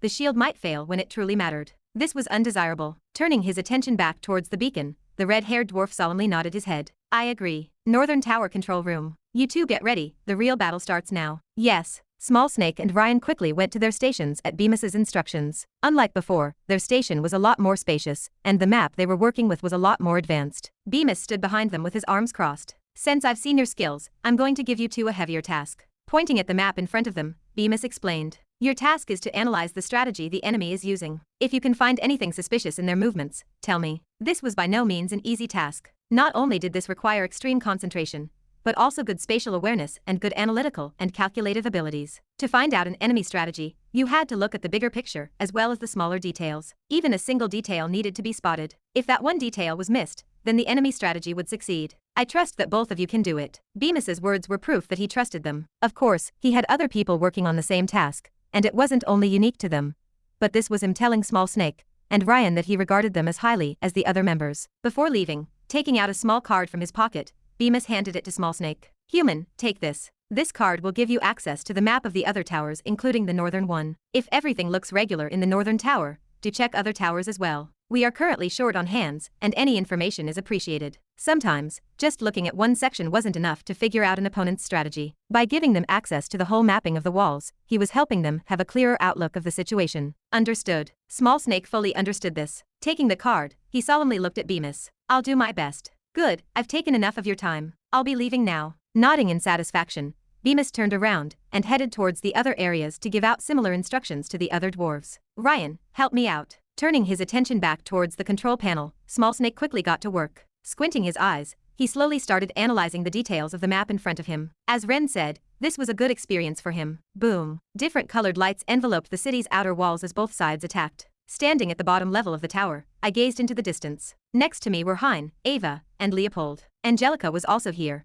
but she was in her ring form, and she couldn't quite show herself just yet. Furthermore, even if she did show herself, she'd be pretty useless since it took a lot of time for her to regain her abilities. The downside of her ability was that in order to make herself appear as an ordinary ring, she had to get rid of most of her demonic energy. In short, she'd be returning to her usual form with practically zero demonic energy in her. Not exactly that, but close to it. In a situation such as this, that was practically suicide. On a good note, the others seemed to be less nervous about the upcoming fight than before. Perhaps fighting in the first wave was a good decision since it gave them more confidence. Glancing at my sword, my brows furrowed. What should I do with this? I was now fighting without any sword art, and an almost broken sword. If I had to be honest, I wasn't very confident about the upcoming fight. Not only were my opponents stronger than before, but my handicap grew even larger. Even then, I wasn't scared. If this was what it took to become stronger, so be it. WAAM. At that moment, a sea of demons fastly approached the tower. Then, like a flock of birds, they mercilessly sped towards where we were. Weeing. At the top of the tower, all sorts of spells and forms of energy beams shot towards the approaching mass of demons. The land trembled.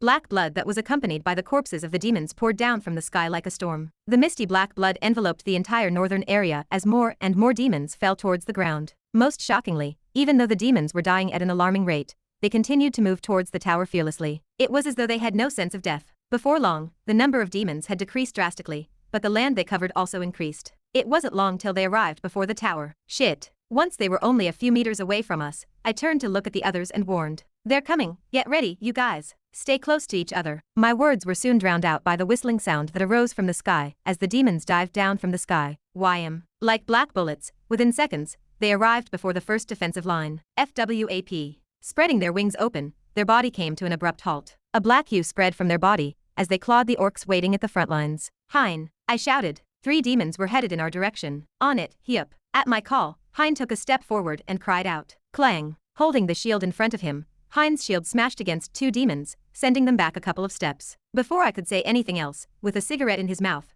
Leopold held the gun with one hand and pressed the trigger. Why eyes? An energy beam shot out, piercing the demon right in the heart and killing it immediately. Just like Leopold had said before, the moment he shot the gun, he directly placed it in his dimensional space and took out his sword, cutting down the other demon that was attacking Hein. On the other hand, Ava took out her flute and summoned her beasts. Toodle-too. At her melodious tune, 3 wolves and a bird appeared in front of her. As soon as they were summoned, they attacked the other demon. Staring at them from behind, I shrugged my shoulders. Looks like they don't really need my help. I was originally planning on helping them out a bit, but it looks like I was overthinking. Sheeing. There were a total of 3 demons that had attacked us. 2 of them were blocked by Hein, with one dying by Leopold's hand, and the second one fighting for its life against the 3 of them. The third demon had obviously seen what had happened to his 2 comrades and chose to aim for my life directly, seemingly thinking that I was going to be an easier target. Haik. Raising its hand, the demon cried out and slashed in my direction. Instantly, 3 tangible energies shot towards me. Guess it's my turn. Staring at the incoming demon, raising the blunt sword in my hand, I slashed down. Chapter 314. Weeing. Staring at the incoming attack, I slashed down. However, the moment I slashed down, I came to a sudden realization and forcefully stopped myself mid-swing. UK. This was probably not a good idea, as a groan soon escaped from my mouth,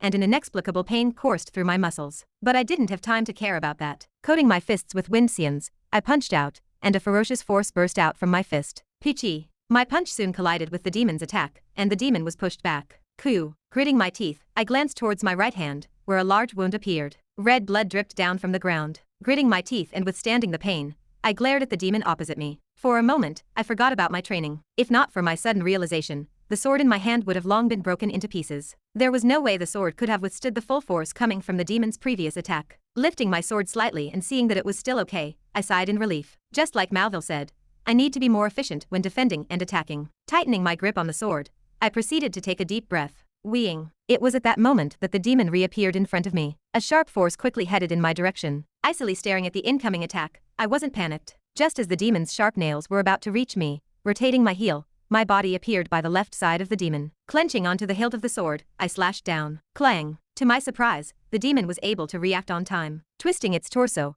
the demon blocked my attack with its sharp and sturdy nails. Once the sword came into contact with the nails, a few sparks flew. However, rather than trying to attack again, I increased the strength of my attack. Sure enough, the difference in our strength was too big. Before the demon could realize what had happened, its body directly smashed towards the ground. Bang. Raising my leg, I mercilessly kicked the demon in the face. Yeek. As soon as my foot landed on the demon's face, the demon let out a strange noise as its body flew backward. Taking advantage of the opportunity, stomping my foot on the ground and borrowing the momentum from the impact, I shot towards the demon at incredible speed. Spurt. This time, there were no mistakes, as my sword cleanly cut the demon's body in half. Ha ha. Without wasting any time, taking out a potion from my dimensional space, I quickly downed it. Soon enough, the wounds on my body started to heal at an alarming rate. Bang. Just as I finished the potion, 5 more demons broke through the first line of defense. They all soon turned their attention towards me. Fuck. Dropping the potion on the ground, I brushed some of the loose hair away from my face and silently muttered, if this continues, I might die at this rate. At the same time, utility center. Clang. Clang. Sparks flew, and a large hammer fell on the red piece of metal sitting on a large anvil. Holding on to the hammer, a relatively younger dwarf pounded the metal harder. Behind him, with his arms crossed, was Malville, who strictly shouted, put more power into it.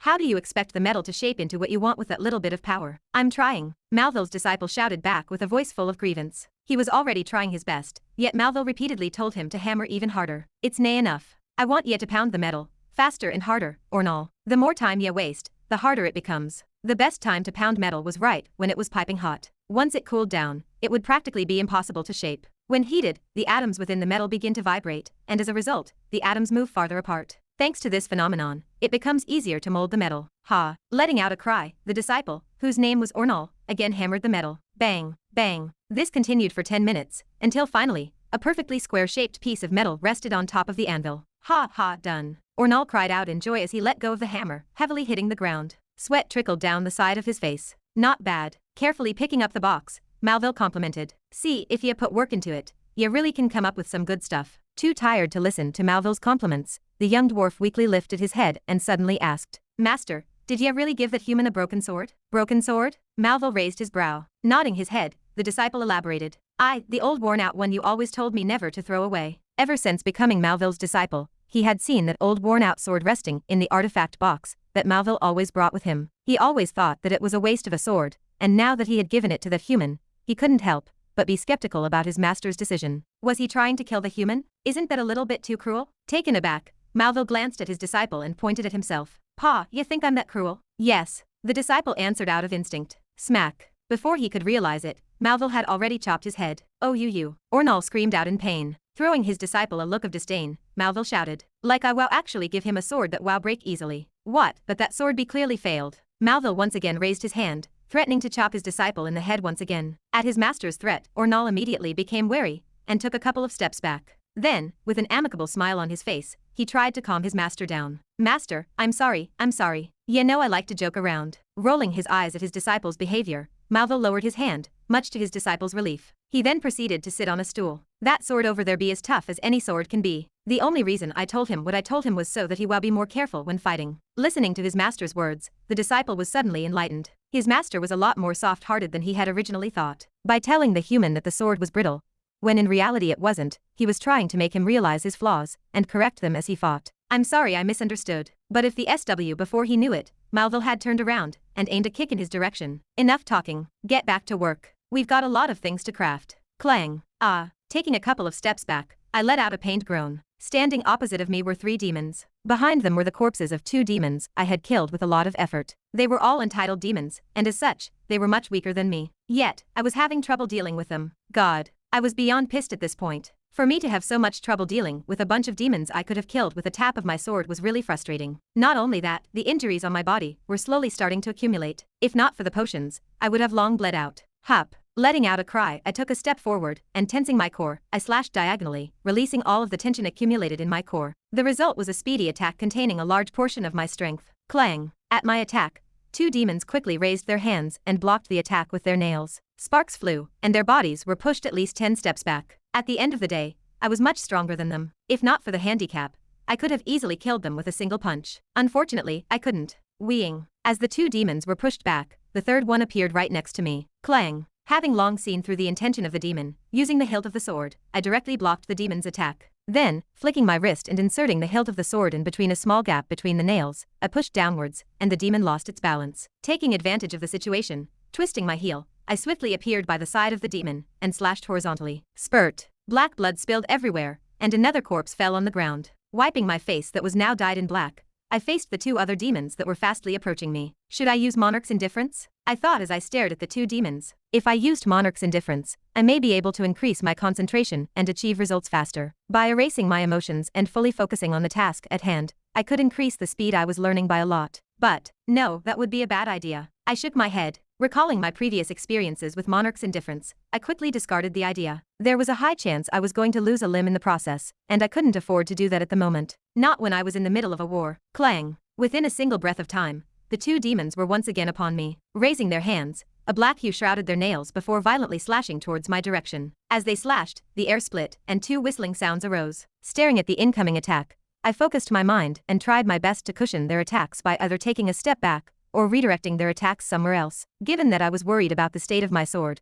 this was the only option available to reduce the force that the sword faced. CLI clank. Unfortunately, I was still not used to this. The large force contained from the combined attack of the 2 demons forced me to take a single step back. Even while stepping back, much to my surprise, the demons had already stabilized themselves and were once again at my throat. This isn't going to work. Distancing myself from the demons, my frown deepened. The way I was fighting was too inefficient. I was currently being too defensive. This wasn't going to work. Let's try this. Exhaling, I concentrated my mind and slowly started channeling Winxians in my sword. Within seconds, a green layer covered the sword, as it rhythmically pulsated like a heart. Weeing. Right as I fully coated the sword, the demons reappeared in front of me. Lifting my head up, with unprecedented seriousness on my face, I raised my sword and met their attacks. It was then that a shocking scene happened. Right as the nail of one of the demons was about to touch my sword, the Winxians coating my sword redirected the attack away from the sword. The scene was similar to a tornado, where the nails circled around the sword before being redirected away from the sword. An opening soon appeared, and my eyes instantly lit up.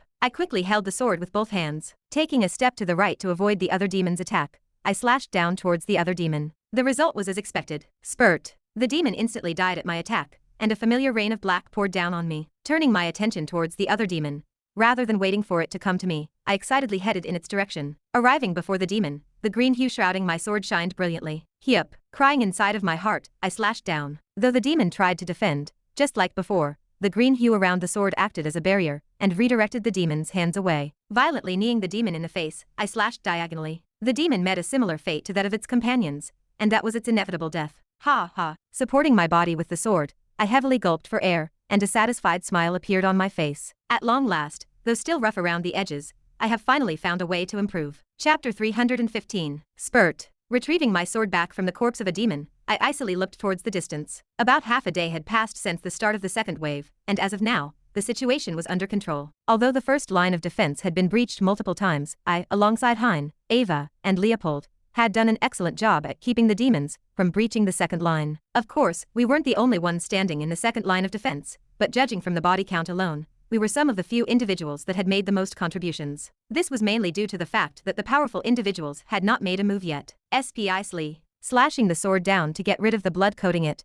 I turned to face the others. You guys doing all right? Clang. Blocking an incoming attack, Hein let out a muffled groan before finally stabilizing his footing. Turning his head, he forced a smile. Cool. Yeah, though I'm a bit tired. Raising my hand, I pointed towards my wrist, or more specifically, towards my bracelet. Drink a potion then. It'll help out. Right, I almost forgot about that. You what? His answer made me shake my head. Perhaps it was because he was too excited, but it seemed as though Hein completely forgot about the fact that potions existed. Tell the others to cover for you while you drink a potion. Oka. Hook. But just before Hein could take out a potion, a demon shot explosively towards him, and a whistling sound arose. Soon, the demon violently clashed against Hein's shield. Bang. Fortunately, Hein was quick to react. Even though he had been distracted the moment the demon attacked, angling his shield right in front of his shoulder, he nudged it slightly and cushioned the attack of the demon. Sparks flew, and Hein proudly remained standing on the same spot as before, unmoving. Silently staring at Hein from behind, I was impressed by his performance. Not only him, but Ava and Leopold's performances deeply impressed me. In fact, they were doing so well that altogether, they had accumulated quite a substantial amount of kills. Quite a few more than me, who was a whole rank higher than them. Well, this was to be expected. After all, I wasn't fighting at my fullest abilities.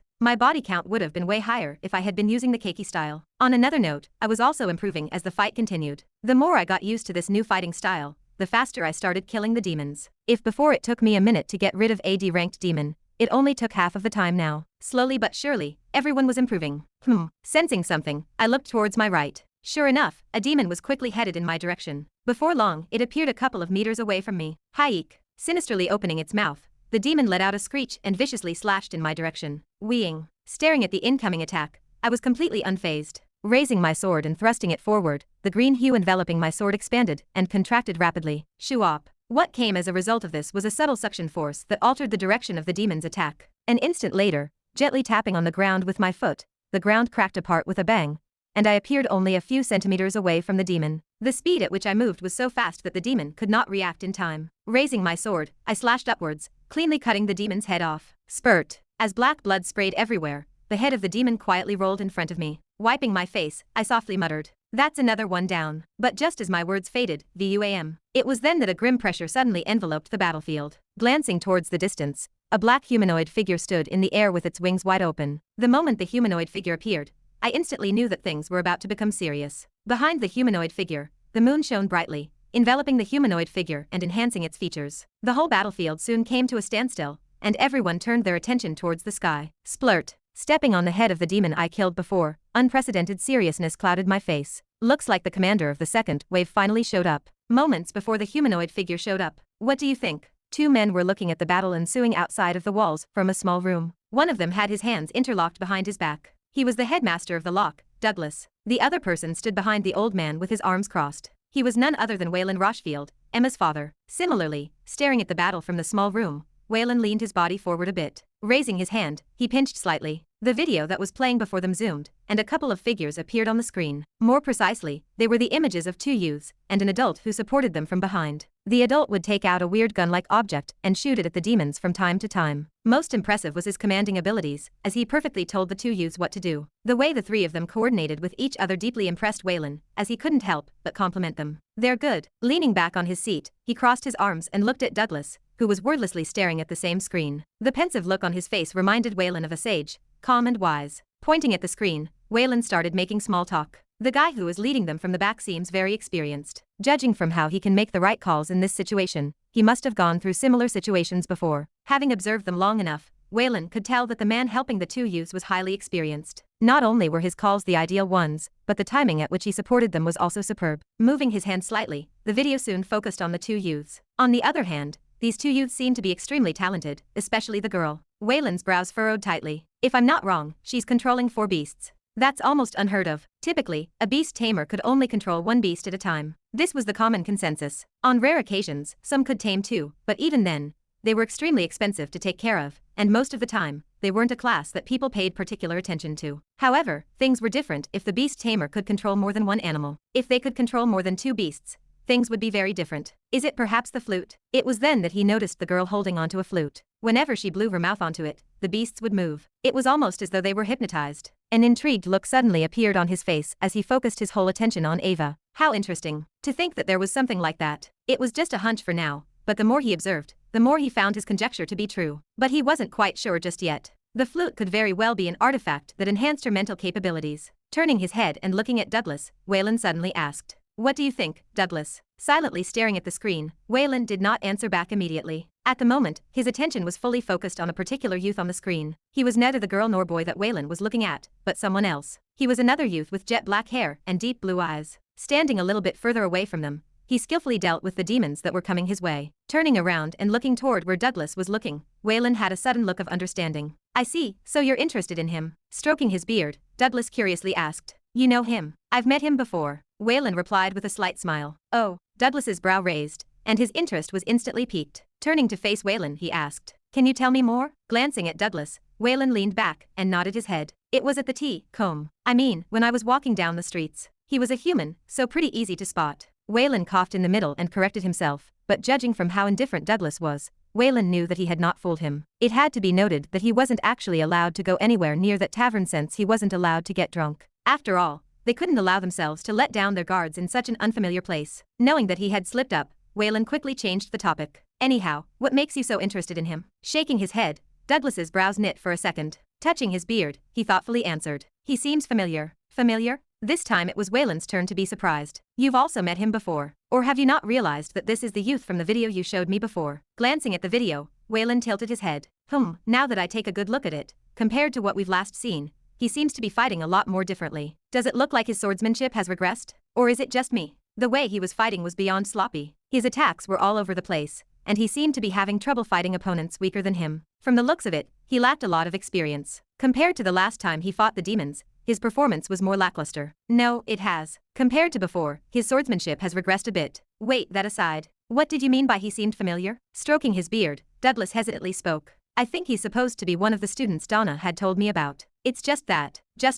He's supposed to have died." As soon as Douglas's words faded, silence enveloped the room. Then, not long after, Waylan's face turned strange. "What? Did I hear wrongly? Dead? He's standing right there. How can he be dead?" Shaking his head, Douglas kept looking at the youth on the screen. "Remember the incident back at the lock? When the monolith attacked?" "Yes, I remember very clearly." A bitter smile appeared on Waylan's face. How could he not remember? Douglas overexerted himself by using the special skill that allowed him to create a clone of himself during that day. He was bedridden for a month because of the incident. During those days, he had to go to replace him and go to boring meetings every day. Those days were a nightmare to him. Squinting his eyes, Douglas pointed at the youth. "That day, that student should have died." At Douglas's revelation, Waylan's face became serious. "How certain are you?" "At first, I was quite certain, but..." Intently staring at how the youth was fighting, Douglas started having doubts. "I've not seen him use his main sword style yet." "What do you treeing?" Cutting Waylan off was a sudden message that appeared on the screen. Before long, a red message covered half of the screen. "Marquee ranked demon spotted in the northern area. Please provide assistance." Talk about bad timing. Waylan sighed before standing up. Though he seemed lighthearted at the moment, his current disposition was nothing but serious as a powerful pressure started exuding from his body. Taking off his coat and putting on 2 black gloves, he looked at Douglas. "I'll be going now. Tell me later if you find anything more about that kid." Glancing at Waylan by the side of his eyes, Douglas gave him a simple nod. "Be careful." "I will." Right as he spoke those words, Waylan exited the room. Once he left, silence once again enveloped the room. Bringing his hands together, Douglas's eyes never left the youth on the screen. He continued to stare at the youth for a while before muttering, "Are you really the inheritor of the Keiki style?" Chapter 316, Leviathan Building, Private Training Ground, Lock. Clang, clang. A sword and 2 daggers interlocked together, and sparks flew in the air. Shortly after, 2 figures appeared a couple of meters away from each other. Their breathing was even, indicating that their exchange was only a light one. They were Kevin and Jin. Staring at the daggers in his hands, Jin frowned. Pointing his dagger at Kevin, he darkly said, "What are you doing?" His tone carried hints of anger. "What do you mean?" Kevin absent-mindedly lowered his sword. Glaring at Kevin, Jin put his daggers away. "If you're not interested in sparring with me properly, then don't call me again. Don't waste my time like this." Just before Kevin could reply, Jin turned around and left the training grounds. Staring at Jin's back, Kevin let out a sigh.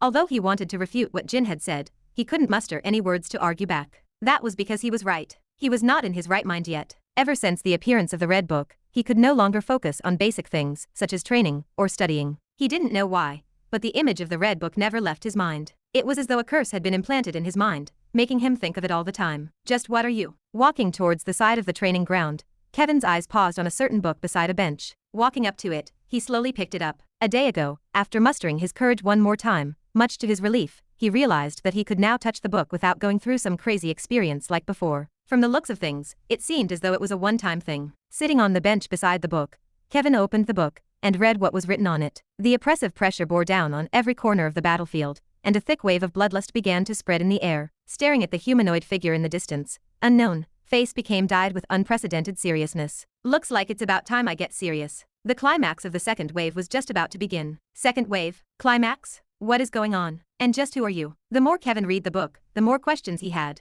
The book was a complete mystery to him. The more he had it with him, the bigger the mystery became. For example, who was the figure depicted in the book? Kevin did try to look back at previous pages to see if he could read anything, but they were locked. Regardless of how much Kevin tried to read the previous pages, the pages wouldn't budge. Because of his apprehension about the book, Kevin did not experiment much with it. But from what he found out in the last day or so of having it was only visible to him. No one else could see it, further adding to the book's mystery. Tracing his finger on the words written on the book, his finger paused on the blurred-out name on the page. Many times he tried to figure out who the person was, but in the end, he couldn't. The only thing he knew about the person was that he was a male, and was currently participating in a war. Turning the page of the book, Kevin was met with a blank page. Tightening the grip of the book, he silently cursed. Damn it, if only I could read back. As long as he could read back on the book, he'd be able to figure out the identity of the mysterious figure being depicted in the book. Unfortunately, he couldn't. As though fate itself was laughing at him, the only thing he could see at the moment was what was happening to the person on the other side of the book. This is annoying.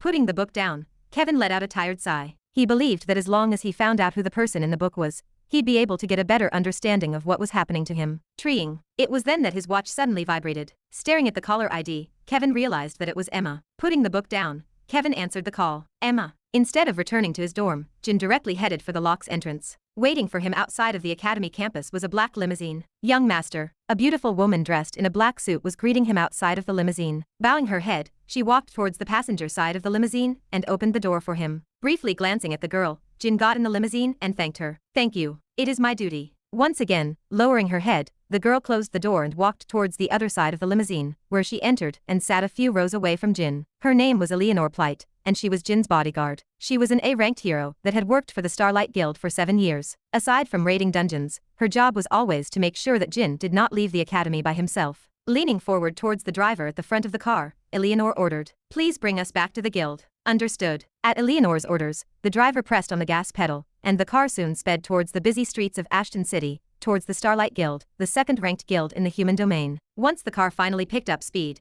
Eleanor leaned back on her seat and looked at Jin, who was casually staring at the scenery outside the window. "Young master, I'm sorry for abruptly calling you like this, but this was at the request of your grandfather." Giving Eleanor a sideway look, Jin turned his attention to the scenery outside the window and softly responded, "I understand." Unbothered by Jin's distant attitude, Eleanor continued, "Young master, I would like to remind you that today's meeting is a secret, and that you must not tell anyone else about what is going to happen." Closing his eyes, Jin silently nodded. "I understand." From the very moment his grandfather had called him, Jin knew that whatever was going to happen in the meeting, it would be imperative. After all, his grandfather rarely showed himself nowadays. He would only show himself when there was an important announcement that would decide the family's fate, or when it was his birthday. Taking a glass of champagne beside him, Jin twirled the cup before taking a drink. He had a feeling that today's meeting would change his fate completely. Move back for now. The moment the demon appeared in the air, I knew that the situation was about to take a drastic turn. The balance that we have kept ever since the beginning of the second wave was soon going to be broken. For now, the best option would be to retreat further back. Guys, move back to the third line of defense.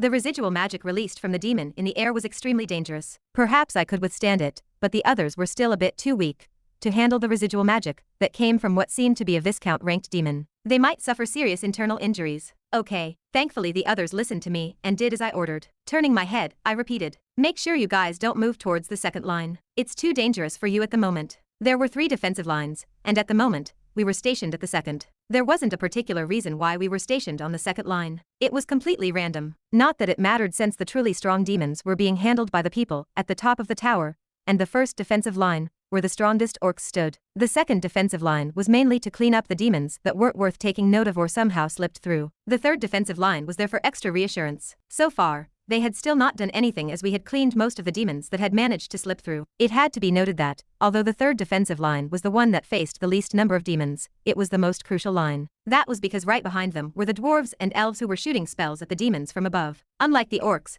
they were powerless in close range. Boom. Just as I expected, when I told the others to retreat, a terrifying shockwave swept the whole battlefield. The ground trembled, and a strong gale of wind swept past everyone. Some of the weaker individuals were directly sent flying. Bang, bang. What followed after was another wave of demons crashing towards the first line of defense. This time they were a lot bolder and bloodthirsty than before. Before long, more and more demons broke through the first line of defense and quickly headed for our direction. There were even a couple of titled demons among the demons that had managed to break through. The situation was dire, and I knew that I could no longer hold my strength back. Without hesitation, I drew 4 rings in the air and redirected them towards the others, aiding them in their retreat. Vroom, vroom. Hurry up to the third line. I shouted at them. Unlike them, I chose to remain in the second line of defense. As I drew more circles in the air, the mana inside my body started to deplete rapidly. Fortunately, I had enough mana recovery potions with me. I didn't use Ring of Vindication before to focus on my swordsmanship wholeheartedly. But that was before, now was different. Putting the blunt sword into my dimensional space,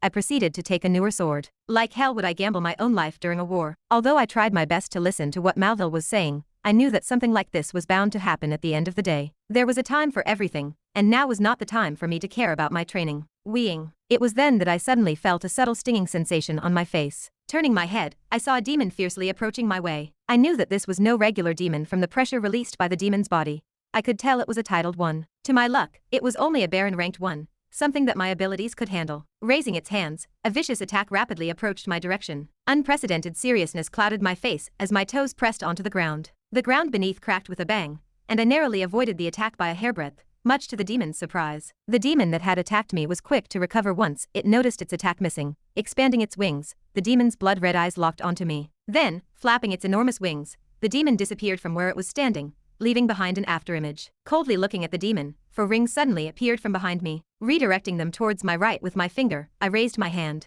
Freeze. The moment the demon reappeared in front of me, clenching my fists, a sudden gravitational pull discharged from the rings. The demon froze in mid-air. Without wasting any time, I placed my hand on the sword's sheath. The second movement of the keiki style, horizon-splitting slash. Click. In a flash, a head soon rolled on the ground. Staring at the head, I knew that it was not over. Spurt. Looking at the body of the demon in front of me, my hand pierced through its chest. Once my hand reached deep enough, feeling something, I retrieved my hand back, and a black orb soon appeared in my hand. It was a demon core. Putting it in my dimensional space, the demon's body slowly started to crumble right before my eyes. I missed this feeling. Chapter 317. Click. The usual clicking sound rang out, and 3 heads rolled on the ground. Of the 3 demons I had just killed, none were titled demons, and as such, they died by a simple tap of my sword. Rumble. It was then that the ground suddenly shook. Turning my head and staring towards the distance, where the sound came from, I soon spotted 2 figures standing in the sky face to face with each other. One figure resembled a human, while the other was the same demon from before. The marquee ranked 1. Is that Waylan? Upon closer look, I realized that the human figure was none other than Wayland Rochefield, Emma's father. So they've decided to send him out? From what I've heard, each side of the city had multiple S-ranked individuals assigned. Being on the safer side, the northern area had fewer assigned S ranks, and from the looks of it, Wayland was part of the group in charge of keeping the northern area safe. There were definitely more waiting on standby, but it seems like they've thought that Wayland was enough. Boom. A strong gale suddenly brushed past me. This came as a result of Wayland and the demon releasing their aura in the sky. Leaning forward slightly and covering my face with my arm, I tried my best to remain balanced. My clothes fluttered wildly, and a paper-like sound echoed next to my ears. The already oppressive air became even more oppressive, and the colors black and gold suddenly enveloped the sky. Soon, the 2 majestic auras clashed together. Ashton City, Starlight Guild. Clank. This way, young master. The limousine soon stopped in front of an enormous modern building. The building had a streamlined design with glass coating the outer surface of the building. The minimalistic and simplistic design of the building was indeed a sight to those that saw it from below. In fact, it was so well designed that it had become a tourist attraction to those that came from outside of Ashton City. Casually glancing at the building, Jin followed Eleanor inside. Standing at the building entrance were a lot of people that ranged from heroes, mercenaries, agents, and tourists. All were eagerly trying their best to enter the place. Jin didn't have much trouble entering the building, as Eleanor's aura made those that obstructed their path move away in fear. The interior of the building was finely decorated with neat and simplistic furniture that perfectly complemented the calm ambience of the place. Having been in this place ever since young, Jin casually glanced at his surroundings before heading deeper into the building. As he walked, all of the staff bowed their heads in reverence. Had it been the old Jin, he would have savored the looks coming from the staff, but now he was different. He no longer cared for such looks. Ding. Stopping in front of the elevator, the door soon opened, and Eleanor stopped to the side to let Jin in. Young master, please. Lowering his head in acknowledgement, Jin entered the elevator. Eleanor followed after and pressed on the button that led to the highest floor. As soon as she pressed on the button, the elevator reached the top floor within a couple of seconds. It was so fast that by the time the doors closed, they immediately opened after. Ding. Exiting the elevator and casually looking around the top floor, Jin turned right and walked towards a certain office. In front of the office was a small reception where a male receptionist greeted him with a smile. Young master, the master is waiting for you. I understand. Walking past the receptionist, Jin stopped in front of a large wooden door. Starlight Guild, Senior Guildmaster, Evangelion Horton. Come in. As if they were able to sense Jin's presence, a cold and aged voice rang out from the other side of the door. Creak. Blinking slowly, Jin opened the door and entered the office. As he entered, he made sure to shut the door behind him. Jin. The moment Jin entered the room, the same aged voice from before reached his ears. With his hands behind his back and gazing outside of the window of the office, Jin saw his grandfather. Despite his age, he looked to be in his 50s. He had a sturdy back, with wide shoulders and blonde hair. Though his hair did have some white hair mixed into them, he did not look over 50. But Jin was not fooled by his appearance. He knew very well how old this man was. 105 years old. Grandfather. Greeting him, Jin sat on the sofa opposite the main desk. With his back still facing Jin, Evangelion asked, "Do you know why I called you here?" "I do not." Jin shook his head. His grandfather was always someone that did things on a whim, so he had no idea about his purpose in asking him here. "Is that so?" Turning around, Evangelion looked at Jin. With a small smile, he walked towards his desk and sat down. Leaning back on his oversized leather chair, Evangelion took a good look at Jin. The more he looked, the greater the satisfaction in his face grew. Almost C rank at the age of 18, very impressive. You're even more talented than your father back when he was your age. Jin's rate of progression was outstanding. Although Jin had a lot of resources poured into him, that didn't mean that he would be guaranteed success immediately. His current achievements were a testament to his hard work. His current achievements were fundamentally all due to his own efforts. Crossing his arms, Evangelion went straight to the point. Since you've come of age and you've shown me your immense talent, I've decided that it is finally time for me to hand over to you the family 5-star martial manual. Cry of the Fallen was the name of the 5-star martial manual, and it was a dagger art that was solely handed down to the Horton first-in-line inheritors. Although it is a tough technique to learn, once you learn it, nothing will stop you from reaching the top and carrying the Starlight Guild to greater heights. Listening to his grandfather, Jin's face remained stoic, as though the 5-star manual was nothing in his eyes. This obviously did not go unnoticed by Evangelion, who curiously asked, "What's wrong? You don't like my arrangements?" "I'm satisfied," Jin replied. Although he didn't show it outwardly, he was actually quite satisfied with the arrangement. But that was it. Satisfied. He knew just how much effort was required to make the manual into something truly formidable. It would take hours upon hours of blood, sweat, and tears before he could finally utilize the manual properly. Only upon finally reaching that point would he truly be happy. "Since you're satisfied, I will give you the art now." Evangelion was a man who did not like to waste time. Listening to what Jin said, he decided to quickly give him the sword art. Motioning Jin to come closer to him, Evangelion pressed his index finger on his forehead. Instantly, a white hue enveloped Jin's body completely. Following this, floods of the information entered his mind. For the next couple of minutes, Jin stood still like a statue with his eyes closed tightly. After a while, opening his eyes, the aura around Jin changed. If before it was cold and carried hints of arrogance, it was now calm. His usual cold demeanor melted slightly, and what replaced it was a calm one that seemed as though it would remain calm despite being in the direst of situations. Lowering his head, Jin softly muttered, Status. Name, Jin Horton. Rank, C. Strength, C. Agility, B. Stamina, C. Intelligence, C. Mana capacity, C. Luck, D. Charm, B. Profession, Assassin level 5. Martial manual, Shadow Harvester, Essence realm of mastery. Dagger art primarily focused on lightning-fast attacks that slice through the air at astonishing speeds. The greater the mastery, the faster each swing becomes, making each attack harder to defend against. Martial manual, Void link, Greater realm of mastery. Movement art that enables user to momentarily move between shadows. The greater the mastery, the longer the user can travel between shadows. Speed of user inside of shadow is tripled, and when exiting the shadow, user speed will be considerably boosted for a couple of seconds. Martial Manual. Cry of the Fallen. An 18-stroke dagger art that becomes progressively faster and stronger with each strike. Upon completion of the 18th stroke, the attack magnifies by a factor of 18. Skill. Mana Conglomeration. Rank E. A skill that enables user to gather all of their mana into a singular point and letting it explode in one swift attack that multiplies the attack power by a factor of 10. Skill. Light Eye. Rank F. A skill that stimulates the neurons located in the eyes,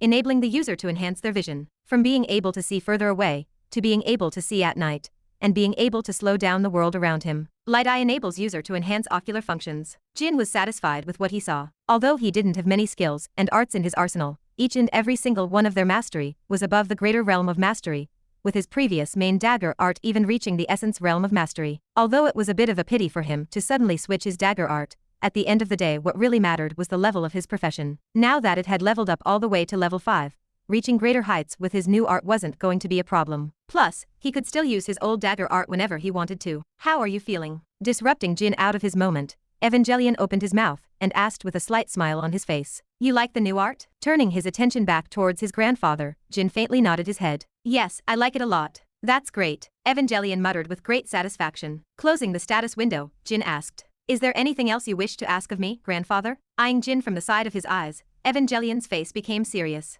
Looks like you've realized that this wasn't the only reason I called you here. So for now, sit. Evangelion pointed at the seat behind Jin. Doing as his grandfather instructed, Jin sat down. Propping his elbows on his desk, Evangelion interlocked his hands together. The 3rd and 4th rank guilds have recently contacted me with an offer. His words instantly caused Jin, who was seated down, to frown. What is the offer? They want to create an alliance with us to take down the Demon Hunter Guild. The Demon Hunter Guild? Jin tilted his head to the side. Even if we combine forces, we won't be able to take them down. Evangelion shook his head. You might not know this, but reports have said that the guild master of the Demon Hunter Guild has gone missing. Missing? The frown on Jin's face deepened. It was then that a sudden look of understanding appeared on his face, as he leaned backward. Is this why Amanda left the academy? If so, this made a lot of sense. Based on what he knew about her, she was the type of person that would shoulder all responsibilities by herself. Her choice of leaving the lock did not make sense to Jin before, but now he finally understood why she did what she did. Jin asked, lifting his head and looking at his grandfather straight in the eyes. Why have you told me this? Evangelion pushed a stack of papers to the side of the desk. I wanted to know your opinion. Should I accept the offer or not? No, Jin responded without a hint of hesitation. His quick response was unexpected as Evangelion quickly became curious. Elaborate. Tell me why we shouldn't take the offer. Standing up, Jin's calm face slowly turned into one of disgust. Since when have we the Horton family ever allied ourselves with others to gang up on someone? If we want to get rid of the Demon Hunter Guild, then we do it ourselves, not with the combined powers of the others. Not only would that make us look weak to the others, but it would also destroy the reputation that we've built. Pausing, Jin carefully looked towards the window that overlooked the city from above. On another note, if we help them, all we'd be doing is putting a target on ourselves. Once the Demon Hunter Guild was gone, Starlight Guild would become the next first-ranked guild, and from there the cycle would repeat. Even if they came up with a deal, at the end of the day, there were no allies in front of Profit. Before they could realize what had happened, they'd suddenly find a knife stabbed in their back. And it was because of these factors that he believed refusing the offer would be the most ideal option. If they really want to take down the Demon Hunter Guild, let them. We can just stand by the side and reap the profits after. Though I doubt they would really do that. Looking back at his grandfather, Jin seriously said, if you really want to surpass the Demon Hunter Guild, do it through our own merits rather than by stealing them. Wordlessly staring at his grandson from behind his desk, a large smile soon appeared on Evangelion's face. Looks like we're on the same page. Chapter 318. Boom. Ferocious shockwaves appeared in the sky. The residual mana that spread from the shockwaves enveloped the entire battlefield. Bang. This exchange had been going on for about a day now, and it had started to become progressively stronger. Both sides were still not going all out as they were gauging each other and buying time for those fighting below. Whenever the situation shifted for one side, the other would quickly interfere to return the balance. Why don't you guys open up the barrier? The situation looks tough for you guys. The Marquis-ranked demon pointed at the battle that was ensuing below as he coldly laughed. Will you guys be able to last without it? You're really full of nonsense. Waylan glared at the Marquis-ranked demon. His hand that held onto the large broadsword swung downward. The large broadsword whirled around, releasing waves of pressuring wind sounds. Weeing. Seeing Wayland's swift and ferocious attack, the Marquis-ranked demon's face grew darker. Finally, he let out a cold laugh, and a ferocious aura suddenly sprang out from its body. You're truly one annoying human. At the same time, Ku, taking a couple of steps back, a light groan escaped from my mouth. Standing opposite of me was a demon. Similar to the other demons that I had killed before, it was Baron ranked 1. However, this time, the situation was different. Ha! Click! Crying inside of my heart, I tapped on the sheath of my sword. Just like usual, a subtle clicking sound rang out. Clang! However, unlike my previous fights, the demon did not cower at my attack as it met it head-on. The demon appeared to specialize in speed, therefore it left me with little to no time to attack. The moment I was about to attack, the demon was already upon me, preventing me from releasing the full might of my attack. Taking a step forward, the demon's sharp claws carried a powerful force as they violently met my sword mid-swing. Clang! A clear sound of metal on metal came rippling out from the midpoint where my sword and the claw met. Then, following the circular sound waves that came as a result of the collision between my sword and the demon's claws, a powerful force soon began to spread out, blowing everything that was near away. The ground beneath me and the demon also began to crack, forming small crevices that expanded for a couple of meters. Coo! At this fierce exchange, I came out at a disadvantage as I took a couple of steps back in contrast to the demon, who was merely pushed one step back. Kikik, very good human. I didn't expect to meet a human this strong at your age. A disdained laugh escaped from the demon. It appeared that the demon was feeling confident about its chances against me. Or perhaps it was just trying to provoke me. Bang! Ignoring the demon's blatant provocation, I stomped my foot on the ground, and my body explosively shot towards the demon, like a sharp arrow. However, the demon seemed to have expected my attack, as it did not do any of those useless dodging actions. Instead, its sharp and sturdy nails swiftly danced around as none of my attacks were able to penetrate past them. Every time my attacks would meet the demon's claws, they would be violently repelled back, creating an opportunity for the demon, which it rightfully didn't miss. Clang! Clang! The clear sound of metal being exchanged sounded throughout the battlefield, as the ringing metallic sound lingered in the air for a while after each exchange. Bang! Set flying backward, I crashed against the side of the tower. Fine miniature crevices began to spread around the area I crashed as I spat saliva from my mouth. Ka! Wiping the side of my lips, I looked down and found blood lingering by the thumb area of my hand. Standing up, my eyes locked onto the demon opposite to me. Although the demon was also sent back during our previous exchange, for anyone that witnessed our exchange, they would have been able to tell that the demon held the upper hand. Removing the hairband on my hair and letting my hair loose, I started to circulate the mana inside of my body fully. Enough playing. Once again, wiping the side of my mouth, a subtle green glow enveloped the bottom of my shoes. Right after, my vision blurred, and I reappeared a couple of meters away from the demon, much to its surprise. The previous exchanges were merely me trying to figure out the demon's attack pattern and what worked against it. Although I did suffer quite a bit during our previous exchanges, I now understood how it fought. As I reappeared in front of the demon,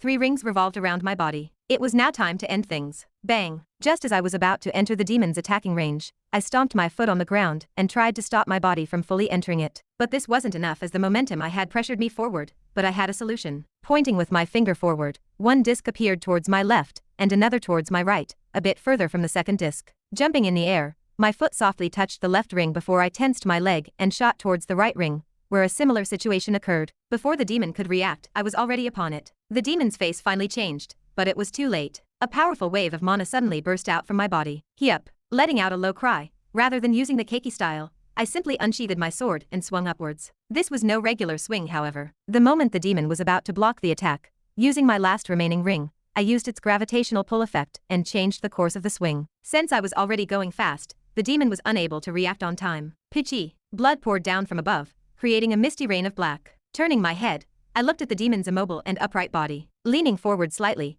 the demon's body fell heavily towards the ground with a small thud. Thud! Staring at the demon's lifeless body on the ground, I was not fooled. Since the core was not destroyed, the demon was still alive. As the demon helplessly stared at the nearing ground, sheathing back my sword in my scabbard, I walked up to its body, and once again pierced my arm through its body, and removed the demon core before putting it inside of my dimensional space. Finally, the demon's body turned into soft powder before it was blown away by the winds that arose due to nearby conflicts. Gently rubbing my chest, which had somewhat swollen, I let out a soft cough. Cough, I can't fight anymore. Turning my head, much to my relief, I found that the fight in the distance was slowly showing signs of calming down. It looked as though the second wave was coming to an end. Wiping the right side of my mouth, I decided to move upstairs to the tower. I was no longer in the condition to fight, and needed to go back upstairs to recuperate. Distancing its body from Waylan, who stood opposite, disappointment flashed the marquee-ranked demon as it looked below. Looks like this attack is also a bust. Extending its hand, black threads of mana started to swirl around the demon's hands. Following this, a ferocious black ball levitated on top of its palm. The energy contained within the ball caused Waylan, who was standing opposite, to become wary. Cracka, cracka, black bolts of lightning crackled around the energy ball as circular waves of pressurized wind began to spread out throughout the surroundings, creating strong winds. Within seconds, the ball, which had become the size of a car, slowly started to compress together before turning the size of a football. Since we're losing, I might as well even the playing field once more. Weeing. But just as the demon was about to attack below, Waylan suddenly appeared before it. He had not been staying still when the demon was accumulating its energy. It wasn't like he was just going to let the demon do as it pleased. Tightly holding on to the broadsword, the golden glow around it brightened considerably. Right after, the sword lengthened drastically. Yuik. Screaming at the top of his lungs, Waylan cut diagonally, from the bottom right towards the top left. You annoying fucker. The marquee-ranked demon was obviously not happy with this new development as it glared at Waylan. Then, extending its enormous wings, a small shadow cast below. Fwhoop. Flapping the wings once, within an instant, the demon appeared 100 meters away from Waylan, outside of the striking zone of the broadsword. But it was then that something shocking happened. Seeing that his attack was about to miss, steam slowly expanded out of Waylan's body. The veins on his face became more prominent, and his muscles expanded. A bright light shot out from his body, before it directly converged with the broadsword in his hand. The broadsword once again lengthened, this time, a lot more than before. The weight of the sword also increased drastically, and the velocity of the swing followed suit. This time the demon was unable to react in time. Staring at the incoming attack, the demon had no choice but to discard its previous plans and slap the palm that contained the ball of energy towards the incoming attack. Soon, the two forces met head-on. A powerful blast of energy shrouded the sky. An instant later, it brewed into a terrifying force that caused both the demon's and Waylan's expression to change drastically as they both hastily distanced themselves away from each other. Bang! Soon, the energy blast expanded before reaching the battlefield below. Instantly, many of those fighting below turned into ash and a thunderous noise reverberated through the whole battlefield, drowning out every other sound. As this was a bit further away from the tower, it didn't affect those that were protecting it. But it did affect those that chose to leave the defensive line to fight the demons. Dust and debris flew everywhere, enveloping the whole battlefield, and preventing anyone from seeing the conditions of the battlefield. Standing opposite to each other were the demon and Waylan. Before long, the dust cleared out, and the aftermath of their collision became clear to see for the two of them. Lowering its head and staring at the damage below, the demon's face darkened. Opening its mouth, the demon's raspy and cruel voice rang through the ears of each demon present. Retreat.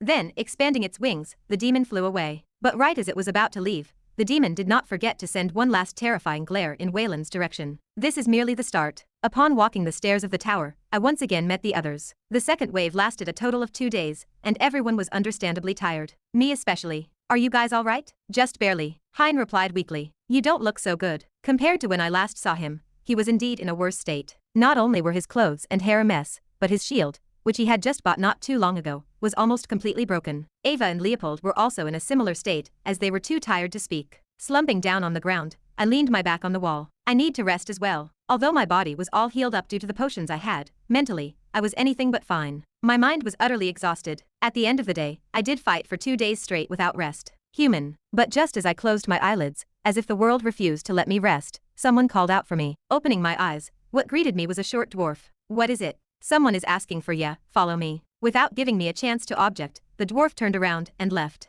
Hey, wait. Groaning to myself, I propped my body up and caught up with the dwarf. Given our size difference, catching up to him posed no problem for me. I still complained though. At least wait for me, damn it. I just came back from a fierce fight. Once I reached the dwarf, I stopped complaining and just silently followed him from behind. Knowing that the dwarf wouldn't answer any of my questions, I didn't bother asking them. Not that it mattered since I already had an idea of what was happening. Looking back at the northern tower, I wondered. He should have already figured things out, no. Chapter 319. Following the dwarf, we soon got out of the northern tower and directly entered the city of Henoler. Upon entering the city, I noticed that compared to before, it was a lot quieter. The liveliness that shrouded the city when I had first arrived was no longer there, and what replaced it was a solemn atmosphere. We're almost there. Walking through the city's empty streets, before long, we arrived in front of a mansion. With metal fences surrounding the place, what I could see from the gap of the fences was a lush green garden filled with all sorts of plants and trees. Stopping beside the gate, the dwarf that led me here pressed onto the bell of the mansion. Then, as if expecting the dwarf's appearance,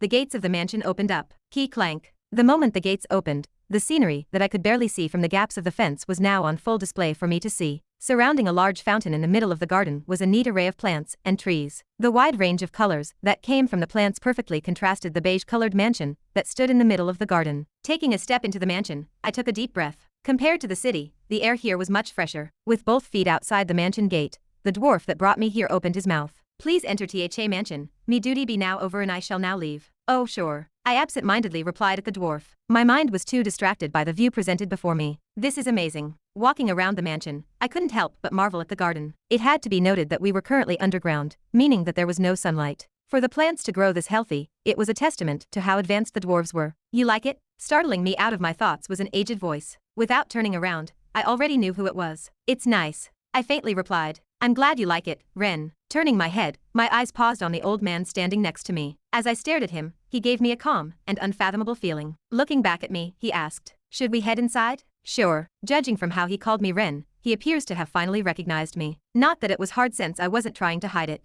From how I didn't hide my face, to how I straight up used my real name in the achievement points section. The goal in doing so was to gain his attention. Even if I was acquainted with Waylan, that didn't mean he could allow me to meet Douglas. The purpose of exposing myself was to gain Douglas's attention. Over here. Upon entering the mansion, Douglas brought me inside of an enormous living room where we sat down. Right as we sat down, Douglas offered me some tea. "Would you like some tea?" "Sure. Green or black?" "Let's go with black." In contrast to green tea, black tea was much better for relaxing. Now that I had just come out from a long battle, all I wanted to do was relax. "Good choice." With a pleased smile, Douglas waved his hand. Soon, a teapot filled with water materialized in front of us. Then, with a simple touch, the water in the pot began to boil. While he was preparing the tea, he started making small talk with me. "How did you find your stay in Henneler? It's a pretty nice place." "Is that so? Anything you didn't like?" "The war." Once the water began to boil, the headmaster threw in black tea leaves before closing the pot. Turning his attention back to me, an amicable smile appeared on his face. "As we wait for the tea to be ready, how about you tell me about your circumstances?" Leaning back on the chair behind me, I crossed my legs. "You want to know why I'm still alive?" Without answering, Douglas continued to smile kindly. "I'll take that as a yes." My previous relaxed attitude disappeared, and what replaced it was a serious one, but I couldn't help it. I was about to take a huge gamble, one that could decide my future. With Douglas not being a part of the Union, and being one of the only selfless humans in the novel I wrote, I felt that he could be trusted. He had a deep sense of responsibility, especially to those that were part of the Lock. The fact that he was Donna's and Monica's master was a testament to his righteous behavior. He was the one that engraved onto them their current upright and selfless personalities. If there was anyone that could be trusted, it would be him. Now that I thought about it, the changes that had been happening due to what I did shouldn't have affected him since he wasn't within the scope of my changes. But I could never say for sure. After all, I was no god. I didn't know everything. Perhaps the changes that I brought, though unlikely, have changed Douglas into someone different. Still, I knew that I had to take this gamble. How should I begin? It all started when, and so I started to tell Douglas about my experiences. From how I teleported to the monolith, to how I escaped and saved the people from the Union, to only be stabbed in the back by them. Of course, I did omit some important information, but I did say most of the important stuff. As I recounted the story, I tried my best to suppress my uneven heartbeat. Throughout the whole conversation, the smile on the headmaster's face slowly started to fade as his brows knit tightly. The Union joined hands with the monolith and put a bounty on me. Because of the bounty, I was forced to leave the human domain. It is also the reason why I'm here. Leaning forward, the headmaster's eyes rippled slightly. For a while, he didn't say anything. It wasn't long before he finally opened his mouth. "Do you know why the Union decided to agree to your bounty?" "I do," I replied. At first, I wasn't too sure, but after coming to Henneler, I understood why the Union decided to agree to the monolith's terms. It's because of the war that is currently happening. With the demons not wanting to suffer any major setbacks, they most likely ordered the monolith to cease all forms of conflicts with the Union. I thoughtfully said before leaning back on my chair. Propping my hand on the armrest, and resting my cheek on my hand, I continued. Considering the Union's situation, they chose the most pragmatic solution, which was to accept their offer and sell me out. At the end of the day,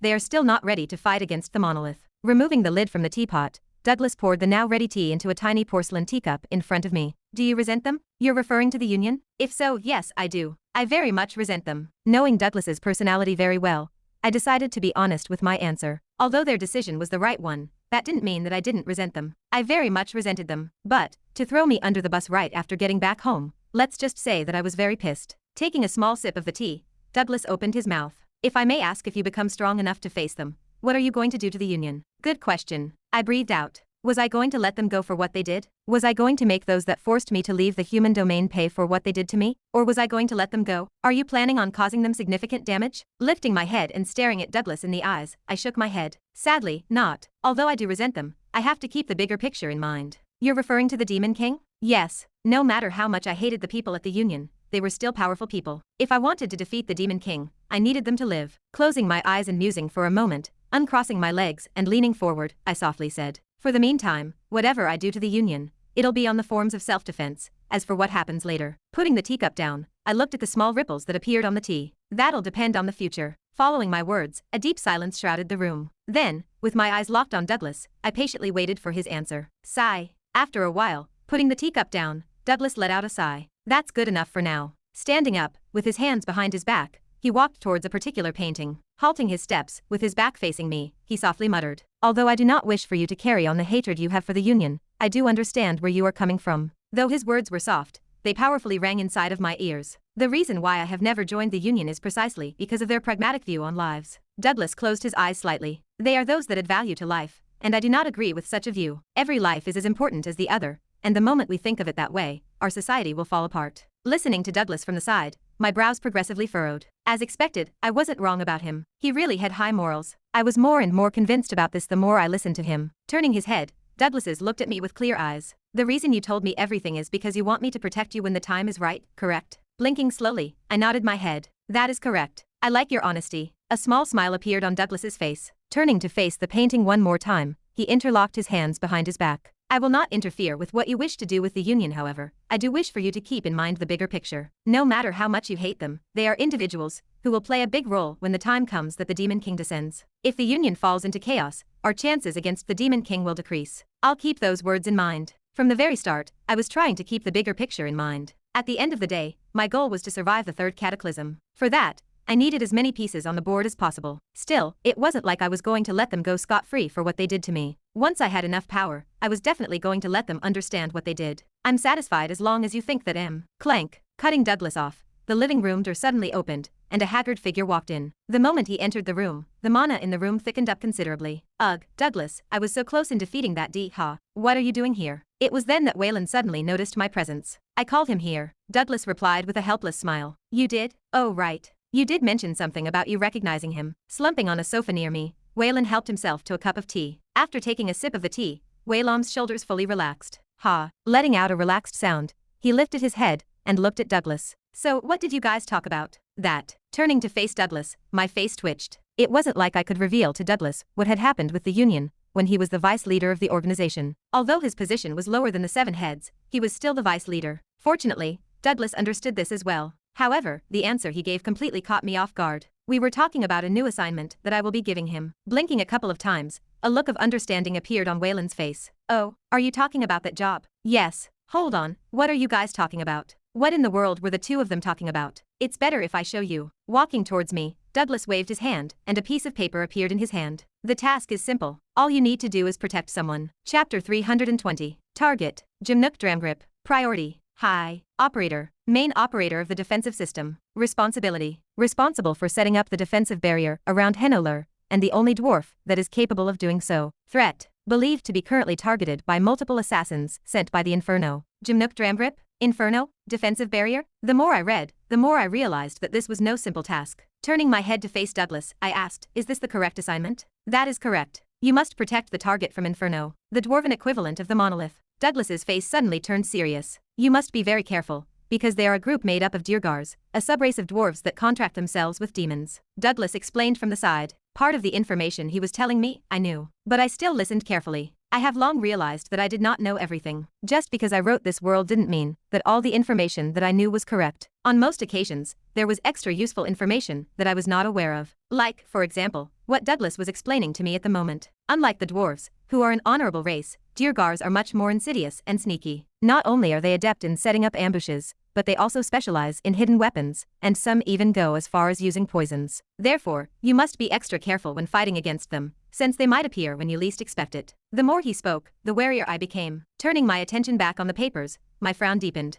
If I may ask, why me? If what he said and what was written were real, then that would mean I would have to safeguard an extremely important person from an organization equivalent to the monolith. I was in no way qualified to handle this sort of high-profile mission. Putting the papers down, I looked up. If I have to be frank, I don't think I'll be able to do much with my strength. I would be more of a burden than actually help. Don't worry about that. Douglas walked back to his seat with a calm smile, and looked at Waylan. You will not be the only one that will be going.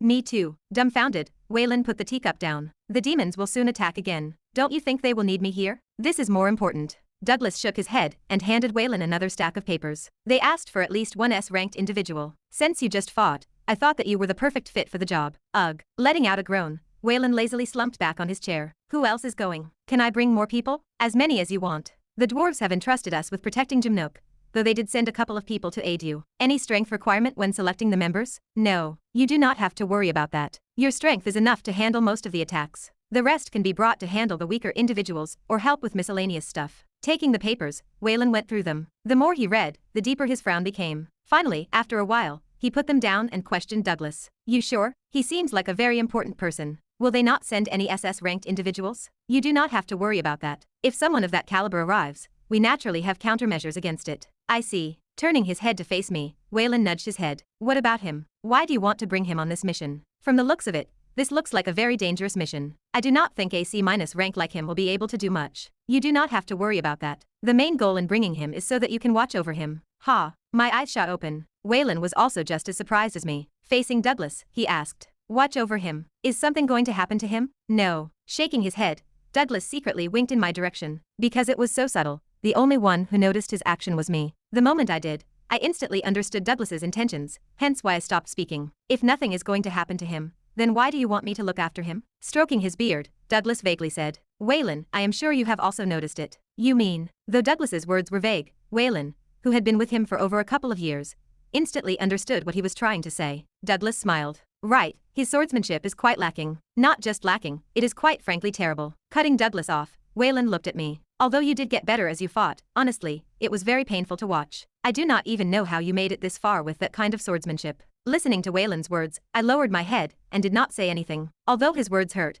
every one of his words was correct. There was nothing for me to refute. My swordsmanship was indeed lacking. I could only calmly take the criticism at the moment. Now, Waylan, since you are also a swordsman, I thought that it would be a good idea for you to teach him something. Did you not say that you were getting bored? I did say that. Scratching his head, Waylan turned to face me. Scanning me from top to bottom, he looked back at Douglas. There is a bit of a problem though. Extending his hand toward the right, a broadsword appeared in his hands. I use the broadsword while he uses a sword, so what I can teach him will only be limited to the basics. That is more than enough. I finally spoke up. There was no way I would miss the chance that Douglas had provided me. Staring at the broadsword in his hand, I lifted my head and looked at Waylan straight in the eyes. I do not need to learn any fancy techniques or stuff like that. All I want is to improve the basics. Malville said that the problem that I faced lay within my fundamentals, not in my techniques. I already had the keiki style, and that was enough. I did not need to learn anything else. I do not have a problem with that, but a sly smile suddenly appeared on Waylan's lips. Looking at Waylan from an angle, the sly smile on his face reminded me of Emma. My face cringed a little at the sight. Douglas, if I do not recall wrongly, did you not say that you were also quite bored? If I am teaching him something, why do you not teach him something as well? Douglas smiled at Waylan. His face remained completely unfazed. He took a small sip of the hot tea and put the teacup down. You do not have to worry about that. I was planning on doing that from the very beginning. Ha! Waylan looked at Douglas in surprise. Alternating his head between me and Douglas, Waylan dumbfoundedly asked. You are actually going to teach him? I will be polishing his scene control. Turning to face me, Douglas suddenly asked. Ren, was Donna the one who taught you how to control scenes? Yes, for about half a year. No wonder your scene control is much more refined than your swordsmanship. Stroking his long beard, Douglas smiled in satisfaction. However, my next words caused his hand that was stroking his beard to freeze. Actually, although for a shorter period of time, Monica also taught me swordsmanship. Lowering his hand, Douglas asked with an alarmed voice. Did you just say Monica? Douglas's reaction confused me. Ever since meeting him, not once did I see him ever get flustered. Yet, at the mention of Monica's name, his usual calm facade broke instantly. I did. Ha. Sighing, Waylan massaged his forehead. This makes a lot more sense now. What does? Waylan asked from the side with an amused smile. Judging from how his lips were trembling, this was also the first time he had ever seen Douglas this flustered. Ignoring Waylan, Douglas let out a helpless sigh. That child, although talented, is the worst person to ask for mentorship. She is the type of person that thinks differently from others, and so whatever she teaches is based on her experiences, which most of the time is useless on others. The more Douglas talked, the worse the smile on his face became. He then turned to face me. She is someone that has little to no patience. You probably experienced this, right? That. Recalling the bitter experiences that I went through when Monica was teaching me, I nodded my head. Douglas was right. Monica had zero patience. Whenever I got something wrong, she would throw a fit and beat me black and blue. You are right. My friend and I did go through quite a rough beating because of her. Friend? There was someone else too, Douglas alarmingly asked, obviously taken aback by the fact that Monica not only taught me, but someone else. Taking a sip of the tea, I nodded my head. Yes, you probably know him. His name is Kevin. Kevin Voss. At the mention of Kevin's name, Douglas's brows furrowed. Kevin Voss? I think I have heard that name before. I am sure you have. Kevin was the first-year super rookie that scored some of the highest scores recorded in the history of the lock. There was no way Donna did not talk about him. Is that so? Interesting. So you are saying that Monica trained both you and him? Correct. We were beaten by her a lot, but he deserved it. Me, not so much. Deserve it? Why? Just cause. For someone to have a system yet still be unable to follow instructions, he deserves to get whatever beatdown Monica gave him. Alright, enough about Kevin and Monica. Standing up, Douglas looked at Waylan. Are you okay with the arrangements, Waylan? Putting his broadsword away, Waylan also stood up. Yeah, I have no problem with the arrangement. That is good. Similarly standing up, I asked, what should I do now? For now, go back and rest. You just came back from a long fight. You are in no state to fight. You are right. I was indeed quite tired from the fight. Nodding my head, I decided to bid farewell to Douglas and Waylan. However, right before leaving, I turned around and asked, by the way, you previously said that we could bring as many people as we wanted in the operation. Does that mean I can bring my group members? If possible, I wanted to bring them with me. This might serve as a good experience for them. Looking at each other, both Waylan and Douglas smiled. The first to open his mouth was Douglas, who said, yes, you can. We also have an interest in them. That is good. A part of me was relieved by the fact that they also caught the attention of Waylan and Douglas. With their coaching, they might improve a lot more. All right, I will be taking my leave now. Hold on a second. Just as I was about to leave, Douglas called out for me. Tilting my head, I asked, yes? Douglas pointed at the ring on my hand. That concealment is quite strong. If not for the fact that I was closely examining you, I would not have noticed it. Douglas's words instantly caused my body to freeze. Tell me, Ren, what is a demon doing on your hand? Ding. Signaling the end of the lecture was the loud chime that rang throughout the academy halls. What are you going to do now, Kevin? I am leaving. Packing up his stuff, Kevin dashed out of the classroom, much to Emma's shock. Wait, what? But before she could complain, Kevin had already left. Ignoring Emma, moving out of the classroom, Kevin decided to head back for his dorm. He had something to do. These couple of days, he had trouble sleeping, and this was all due to the mysterious red book that appeared out of nowhere in his room. Ever since the last experience, a lot of questions flooded his mind. But no matter how much he thought about it, he could not quite figure out what was going on. To make matters worse, every time he fell asleep, he would re-envision the visions that he had upon touching the book. Kevin felt that he was going crazy. Just what was going on? He knew that the answer lay in the book, but for the past few days, he had not touched it. There was a simple reason for this. The more he read it, the more his confusion grew. As such, he just decided to wait for a couple of days before deciding to read it. It was sort of like when stacking chapters for his favorite ongoing novel. Clank. Entering his room, Kevin quickly headed for his bedroom. The red book was sitting on top of his shelf above his work desk. Kevin sat down on his desk chair and took the red book out without hesitation.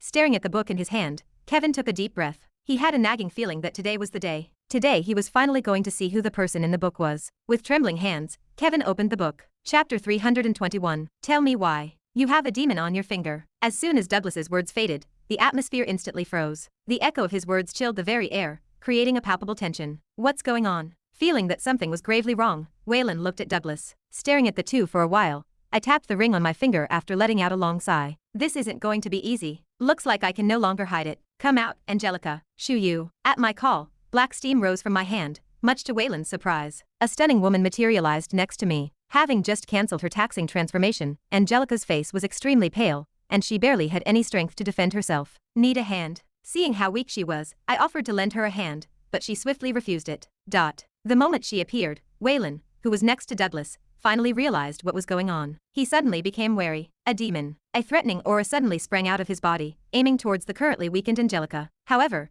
just as the pressure was about to crash against Angelica, Douglas waved his hand. The pressure instantly disappeared. Stop, Douglas. Waylan cried out in surprise, evidently confused by Douglas's actions. Raising his hand, Douglas calmly looked at Waylan. Wait. Turning his head, Douglas scanned Angelica up and down. A frown emerged on his usually calm face. Opening his mouth, he asked, have the demons advanced so much that their stealth abilities have become nigh undetectable? It's her skill, I replied in Angelica's stead. She has a special skill that allows her to turn into any object she wants. The downside, as you can see, is her current, weakened state, where for a while she has no demonic energy in her body. However, because of this skill, it becomes extremely easy for her to infiltrate most areas. Oh, humming in thought, Douglas took a step forward, walking towards Angelica, who fearlessly stared at him from where she stood. She seemed unafraid and proud while she matched eyes with a seemingly overwhelming opponent. She looked dauntless. Halting a few meters away from Angelica, Douglas continued to stare at her. She coldly looked back at him, not letting her gaze falter for a moment.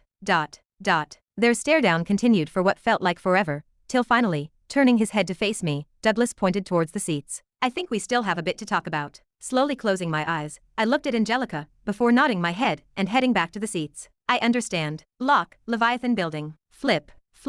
The sound of pages being flipped echoed inside of a room. Sitting behind a large wooden desk, dimly lit by a small lamp, Kevin's eyes darted between each page of the novel. He carefully read each line twice to make sure he didn't miss a single detail. Before long, his finger paused in front of a certain page. Leaning forward to make sure his eyes weren't deceiving him, Kevin's face changed from one filled with seriousness to one filled with absolute shock. No way. The hand holding onto the page of the book trembled as Kevin had trouble keeping himself calm. Reappearing in front of the demon, 3 translucent yellow rings appeared, revolving around his body. Bang! Just as Unknown was about to enter the demon's attack range, he stomped his foot on the ground and tried to force his body to a halt. However, it wasn't enough. His momentum was still too strong. However, he had expected that. Pointing his finger forward, a disc appeared towards his left. What followed the first disc was a second that stopped a bit further on the right. Jumping in the air, Unknown softly landed on the left ring before he propelled himself towards the right one, where he repeated his actions. Before the demon could react, Unknown was already upon it. The demon's face finally changed,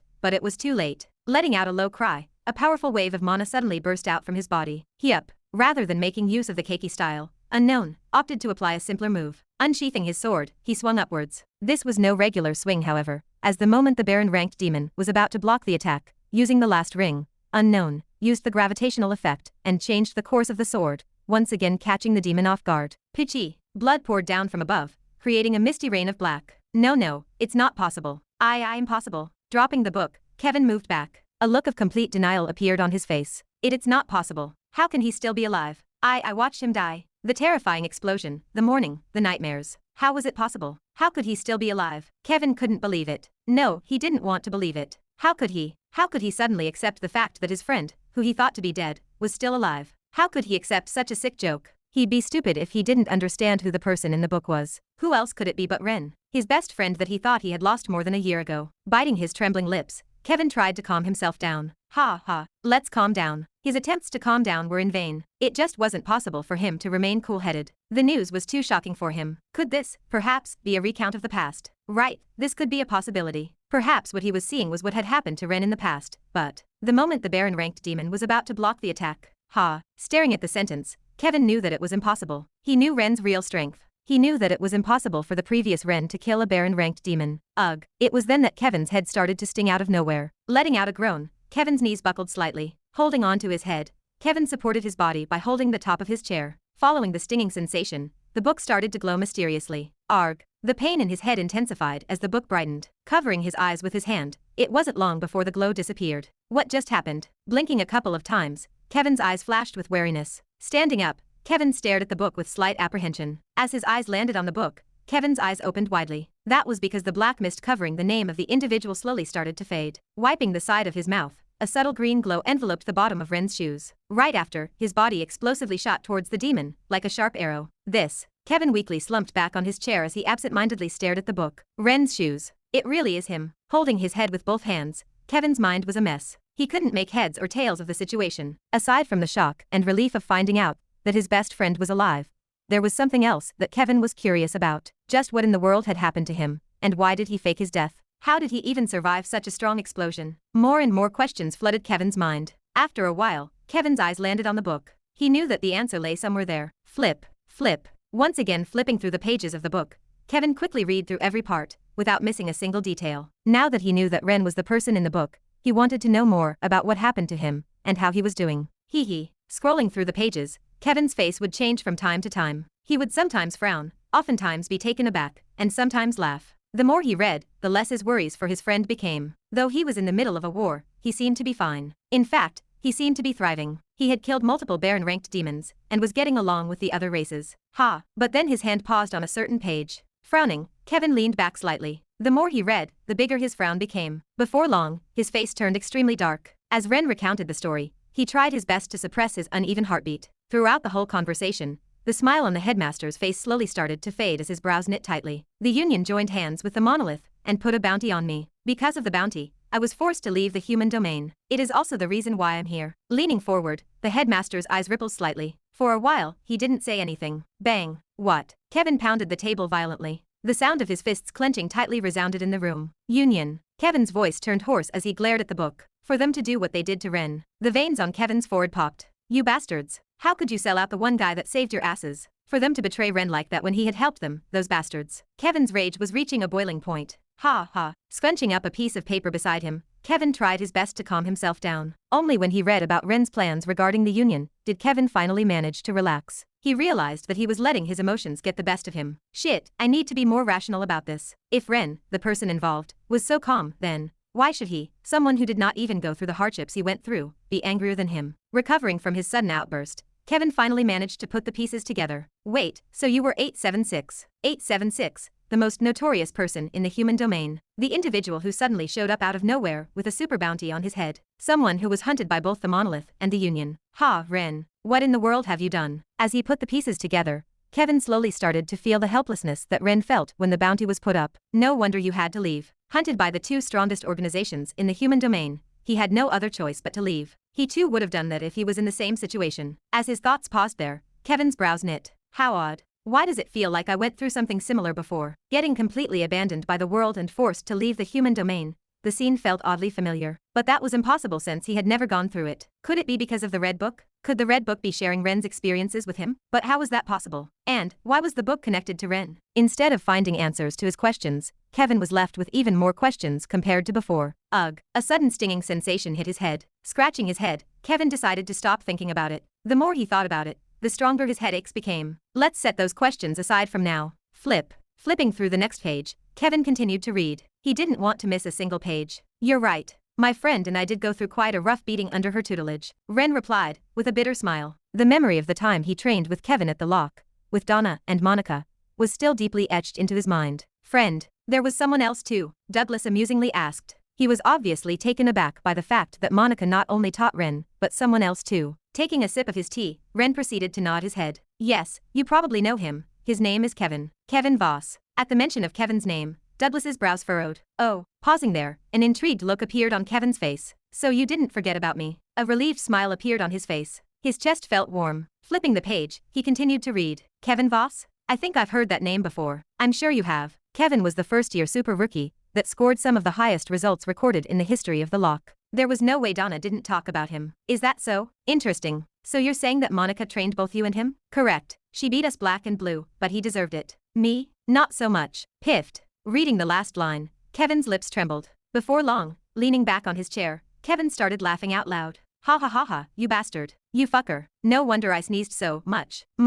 As he laughed, unbeknownst to him, a small tear dropped by the side of his cheek. This isn't my imagination, right, Ren? Covering his face with his arms, it finally dawned on him. Ren was alive. Chapter 322. So you are saying that you defeated her, and in doing so convinced her to sign a mana contract with you? Douglas's clear voice echoed throughout the room. That's correct. I replied with a nod. Since the cat was out of the bag, I came clean about Angelica. I told Douglas and Waylan everything that had happened between Angelica and me, from how I defeated her to how I made her sign a mana contract with me, and how we came to the current working relationship. I, of course, altered a few of the details about the story. After all, I couldn't just tell him that I defeated her through the use of the Red Book. All I told him was that Angelica was heavily injured before fighting me, and that was how I was able to defeat her. I see. Stroking his beard, Douglas looked at Waylan, who looked back at him. Do you have a copy of the mana contract with you? Waylan asked from the side. I do. Can you let us see it? Turning to face Angelica, and seeing her nod her head, I nodded back. No problem. Tapping on my bracelet, an old-looking scroll materialized in my hand.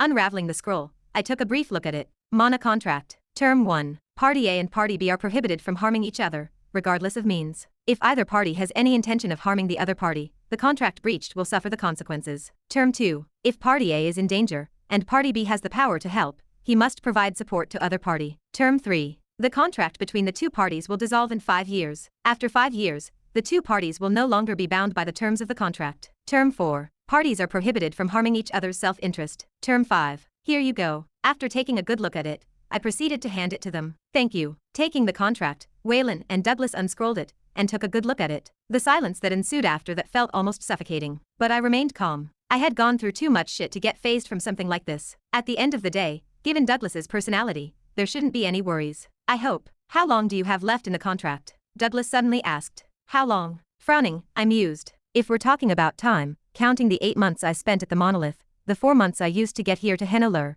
and the additional 4 months that I spent with her before the Monolith incident, it should be about. Lifting my head, I confidently replied. 3 years. I still have a little over 3 years of contract with her. Turning their heads to face each other, Douglas stroked his beard and once again looked through the contract. Here, you can take this back. Scrolling the scroll, he proceeded to hand me back the contract back. Thank you. Taking the contract from Douglas's hands, I put it away. What followed after was a subtle uncomfortable silence that was soon broken by Douglas, whose face returned to its usual calm. Having taken a good look at the contract, I can tell that what you were saying was the truth. Turning his head, Douglas looked at Angelica with interest. To think that you managed to get a count-ranked demon to ally with you. I was lucky. In reality, Angelica was not even a Baron-ranked demon when she tried to fight Kevin and me. Because of the injuries she sustained from Elijah's death, her rank was downgraded to that of an untitled demon, and that was how Kevin and I were able to beat her. If Douglas and Waylan found out that Angelica had gone from Baron to Count in a mere 2 years, they'd start to grow suspicious. Alright, it seems like we've taken enough of your time. You can go rest now. Glancing at Angelica, Douglas asked, can she still turn back into a ring? I nodded my head. She should still be able to. I see. Taking the teacup, the tepid tea reheated instantly at Douglas's touch. Steam slowly diffused in the air. Then you should do so for now. Her concealment is excellent. However, it's not perfect. Waving his hand, the demonic energy that leaked out of Angelica's body suddenly stopped, and a small transparent film enveloped her. Douglas took a small sip of the tea. Although subtle, she does leak demonic energy from time to time. It was because of these subtle traces that I realized that she was a demon. This little protection I added should be able to hide her presence even better. Don't worry too much though. Only SS-ranked individuals can see through this level of disguise. Pausing, Douglas frowned. No wait, elves can probably also see. The only reason you hadn't been caught till now was probably because they were too focused on the enemies rather than you. He then put the teacup down and mused. Now that I think about it, cases in which demons have worked with other races aren't all too rare. If you had explained it to the dwarves before coming here, she probably would have been able to roam around freely. You have a point. Waylan spoke up from the side. Leaning back on his chair he said, I've already seen a couple of demons working together with the dwarves, so it's not that strange. What's strange however, is, turning to face me, Waylan pointed at my hand. Trying to hide a demon in your finger. That's very suspicious. Right. Now that I thought about it, what Waylan was saying was right. I shouldn't have hidden the fact that I had Angelica with me. Everything would have been resolved if I had just shown them the contract. This was a factor that I failed to take into account. Crossing his legs, Waylan once again spoke up. Now that the cat is out of the bag, are you planning on telling the others about Angelica's presence? Lifting my head and staring in his direction, I shook my head. No, I would like it if her presence still remains a secret. Oh, why is that? Douglas curiously asked. Tap, tap, tap. Leaning back on my chair, I tapped on the wooden armrest. Why? Briefly glancing at Angelica from the corner of my eyes, I calmly opened my mouth. Because we can use her presence to our advantage. Separating from Waylan and Douglas, I made my way towards the utility center. I needed to sell the demon cores that I had harvested during my fight. On my way there, much to my surprise, I was met with looks of approval. Be it dwarves, elves, or even orcs, whenever I went, they would nod their heads in my direction before going on about their business. It was a bit surprising, but now that I thought about it, dwarven technology was quite advanced. It wouldn't be hard for the others to see clips of how I fought. Even then, I was quite pleased with the sight. After all, their looks were a sign of acknowledgement. It meant that my efforts paid off. Following the same road as before, I walked towards the utility center's main building. Key clank. As soon as I entered the building, I instantly spotted Malville. He was currently leaning by the side of the reception, wiping his sweaty forehead with the large apron in his body. Upon seeing me, he greeted me with a somewhat cold voice. You're here, human. How was your fight? Not bad. Taking a glimpse at Malville, the first thing I noticed was the unpleased look on his face. He probably saw it, didn't he? Inwardly sighing, I decided to come clean. Alright, fine. I didn't fight the whole time with the sword you gave me. Tisk. The sound of Malville's tongue clicking sounded. Turning around with his hands behind his back, he silently walked back to his workshop. There goes my chance at getting a sword forged from him. I helplessly muttered to myself as I stared at Malville's disappearing back. The moment I took out my sword, I sort of expected this outcome. I did, after all, refuse to listen to Malville's instructions. If I were in his shoes, I, too, wouldn't want to make a sword for someone that refused to listen to his instruction, but at the end of the day, I did not regret what I did. What was the point in having a sword if I wasn't alive to hold it? Of course, that didn't mean I was sad about this development, but it's not like I could force him to make a sword for me, right? I guess I'll just have to find another BL. What be ya doing? Follow me. Ha. But just as I was about to leave, Malville's voice rang out from afar. Lifting my head, I saw him standing not too far from where I was with an annoyed look on his face. Why be ya still standing there like an idiot? Hurry up. I dinna have much time. Ah yeah, sure. Staring at Malville in the distance, a smile appeared on my lips. It was a smile mixed with relief and joy. I guess things aren't as bad as I thought they'd be. Hurry up. Coming. Following Malville deep into the building, we soon stopped in front of a large room, where an enormous furnace rested. Pang, pang. The sound of metal being pounded sounded, and a heavy scent of iron invaded my nostrils. Standing behind the furnace was Malville's disciple, the one I met back at his shop on the first level. Sitting down on a wooden stool, Malville extended his hand in my direction. Give me the sword. Okay. Tapping on my bracelet, the dull sword that Malville gave me appeared in my hand. Here, let me see. Snatching the sword from my hand, Malville put it on the table and analyzed it. Then, flipping the sword on the table, Malville opened his mouth and asked, Do you know why I give ye a sword? To help me train? Wasn't this what he said before? That the purpose of the sword was to help me train. Tisk, yes. But that's only a part of it. A part of it? The more Malville spoke, the greater my confusion became. But before I could voice out my concerns, Malville started speaking. To a blacksmith, a simple sword can tell me a story. Looking closely at the sword, Malville traced his finger across the scars that appeared on the sword. From THA scratches on THA body, THA sword THA cracks and THA nicks on THA sword. We can tell how a swordsman fought, and how they fight, but that be granted that they be alive. Putting the sword down, Malville looked at me. Had ye nay switched THA sword and continued to fight using it, ye would have died on THA battlefield, and what blacksmiths hate THA most be their swords going to waste like that. THA reason why I'm nay angry at your decision, be because ye proved to me, that ye value your life, and ye be nay stupid enough to know when to train and when not to. Is that so? I was worried for nothing. From the looks of it, Malville had never expected me to use the sword the whole time. The only reason he said what he said was probably to test me. Stroking a certain scratch on the sword, Malville suddenly asked, "Why did you want to get your sword made by me?" "Because I've heard that you were one of the greatest blacksmiths alive," I replied without hesitation. "Is that the only reason?" Malville asked, turning his attention away from the sword. What other reason other than that did he want? Musing for a moment, I tapped on my bracelet and took out the piece of oaklium that I had on me. Handing it to Malville, I added, "Also, because you're one of the only people that can handle this metal." What the? Something unexpected happened. The moment I took out the rock from my dimensional space, Malville's jaw dropped and he became flustered. Why you? Where did you get that?" Chapter 323. Piffed. Walking out of the utility center, I let out a chuckle. Remembering what had happened in there, I shook my head. Who would have thought that he would go that crazy over an ore? The moment I took the oaklium out, Malville went into a crazy fit and started shouting everywhere. For a moment I was worried that he would directly steal the ore in my hand. Fortunately, that did not happen. Well, given my height advantage, I managed to stop him from stealing it by just raising my hand. But it was his over-the-top behavior that made me realize just how precious the ore in my hand was. Had it not been for his behavior, I would have never been able to tell. The scene of Malville jumping up in the air trying to grab the ore was quite comical. In fact, it was so funny that even now, I was still laughing. Hee hee. At least, I have come closer to my dream of forging my ideal sword. Yes. After calming down, Malville finally agreed to make a sword for me. Well, sort of. He didn't explicitly say that he would craft the sword for me, but he did say that he was now more willing to do it as long as I managed to improve my swordsmanship to the point where he would have no qualms giving it to me. I, of course, agreed to his terms. Should have probably showed this before.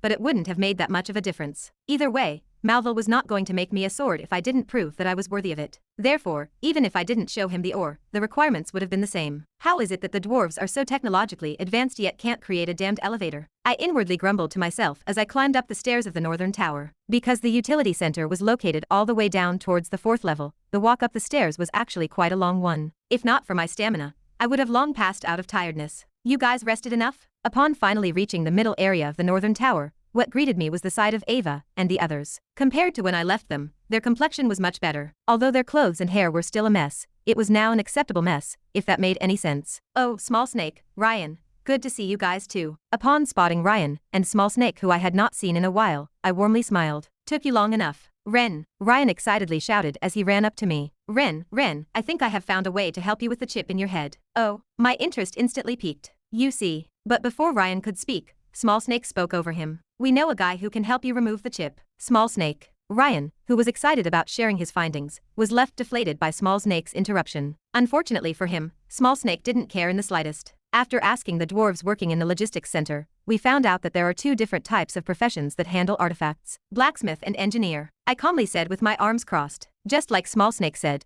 there were 2 professions that handled artifacts: blacksmith and engineers. The blacksmiths were responsible for creating the artifacts, whilst the engineers were in charge of developing the blueprint and designs of the artifact. Anyhow, since we figured that Ryan wouldn't have enough time to help you with the chip, due to how swamped we are at the moment, we decided to ask our supervisor, Bemis, for information. As he was talking, Small Snake patted Ryan's shoulder. Somehow, it looked like he took pleasure in teasing Ryan. It could have just been me though. According to him, these kinds of problems usually lie in the engineering sector, and according to him, a guy called Draingrip can help with regards to the chip inside of your head. Blinking a couple of times, my eyes snapped open. Wait, what did you say his name was? That name sounded extremely familiar. Draingrip? Ha, my brow raised all the way up. Unaware of what I was thinking, Small Snake nodded his head. According to Bemis, our supervisor, he's the best dwarf engineer. The world is truly small. It was then that it finally hit me. To think that the person that I was supposed to protect turned out to be the person that could help me solve the chip problem. Talk about coincidences. Tell me more. Sure. And so Small Snake started to tell me everything he knew regarding Jimnook. As he spoke, I made sure to not miss a single detail. The more I knew about him, the better. Over the next 2 hours, I listened to Small Snake recount to me all the information he knew about Jimnook. As he spoke, I took careful note of everything he said. After that, I offered him and the others to join me, but I was promptly rejected by everyone who wanted to remain on the front line. The reasoning behind this was because they felt like they could improve the most there. Although I tried to convince them to follow me, I decided to leave them be after pondering for a bit. In fact, this may have been for the best. Since I was pressed for time, I just bid them a short goodbye before leaving. Is this the place? Following the map that Douglas had given me beforehand, I stopped in front of a large metallic door that was deeply attached to the hard bedrock. By now, I had long forgotten where I was as I had been going through a maze of tunnels. This was to be expected though, since the location had to be hidden. Furthermore, from what Waylan told me, the map I was given would only work for a day before it would no longer work. Apparently, the tunnels rearranged themselves every day, and so a new map needed to be made each day. Should be the place. Lowering my head, I double-checked with the map displayed on my watch. The cursor is saying that I am in the right place, so I guess I'm not wrong. Moving forward, I raised my hand and knocked on the metal door. Dong, who be it? Upon knocking on the door, a cold voice rang out from the other side.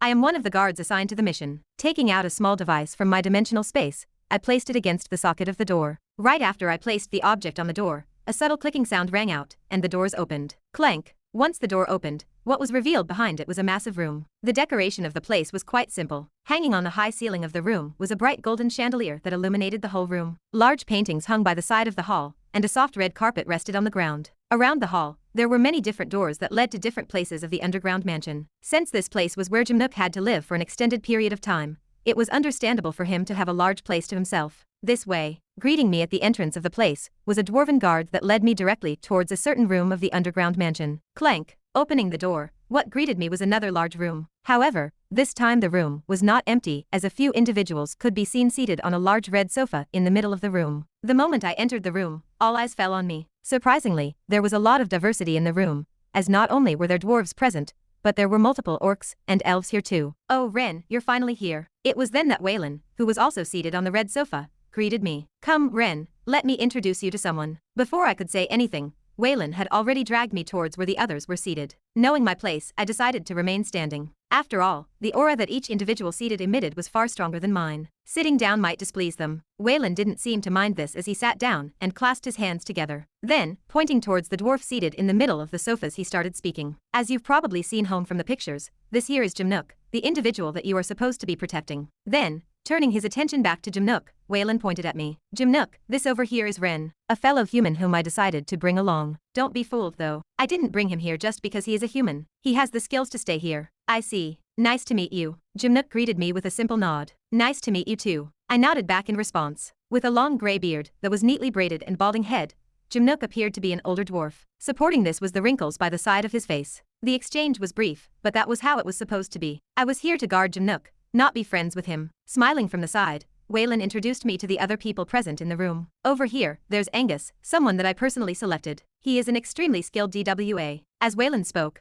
my mind wandered elsewhere. More specifically, I was thinking back at what Small Snake said regarding Jimnook. According to him, Jimnook was a highly skilled engineer. He was extremely important, because he was the only individual who knew how to access the database of the barrier around the city. He was the only one that could destroy the system, as he was its creator. And it was precisely because of this that he was currently being targeted by the duergars, also known as the Underdwarves. If they managed to kidnap him and force him to tell them how to shut down the system, they could practically end the war in one go. And lastly there is Komaluk. He's a highly skilled orc warrior, who will also be responsible for protecting Jimnook. Distracting me out of my thoughts was Waylan's voice, as he pointed at a large orc that was standing not so far from Jimnook. Before I knew it, Waylan had already introduced everyone in the room. Nodding my head, I greeted Komaluk. I see, nice to meet you. Unfortunately, the orc didn't seem to reciprocate my feeling as he promptly ignored me. But I think this mostly had to do with his culture. Once Waylan finished talking, Jimnook finally opened his mouth. Is everyone here? Yes, everyone is here, Waylan replied. Good. Ye guys must have had a lot o' trouble coming here to protect me, Jimnook said.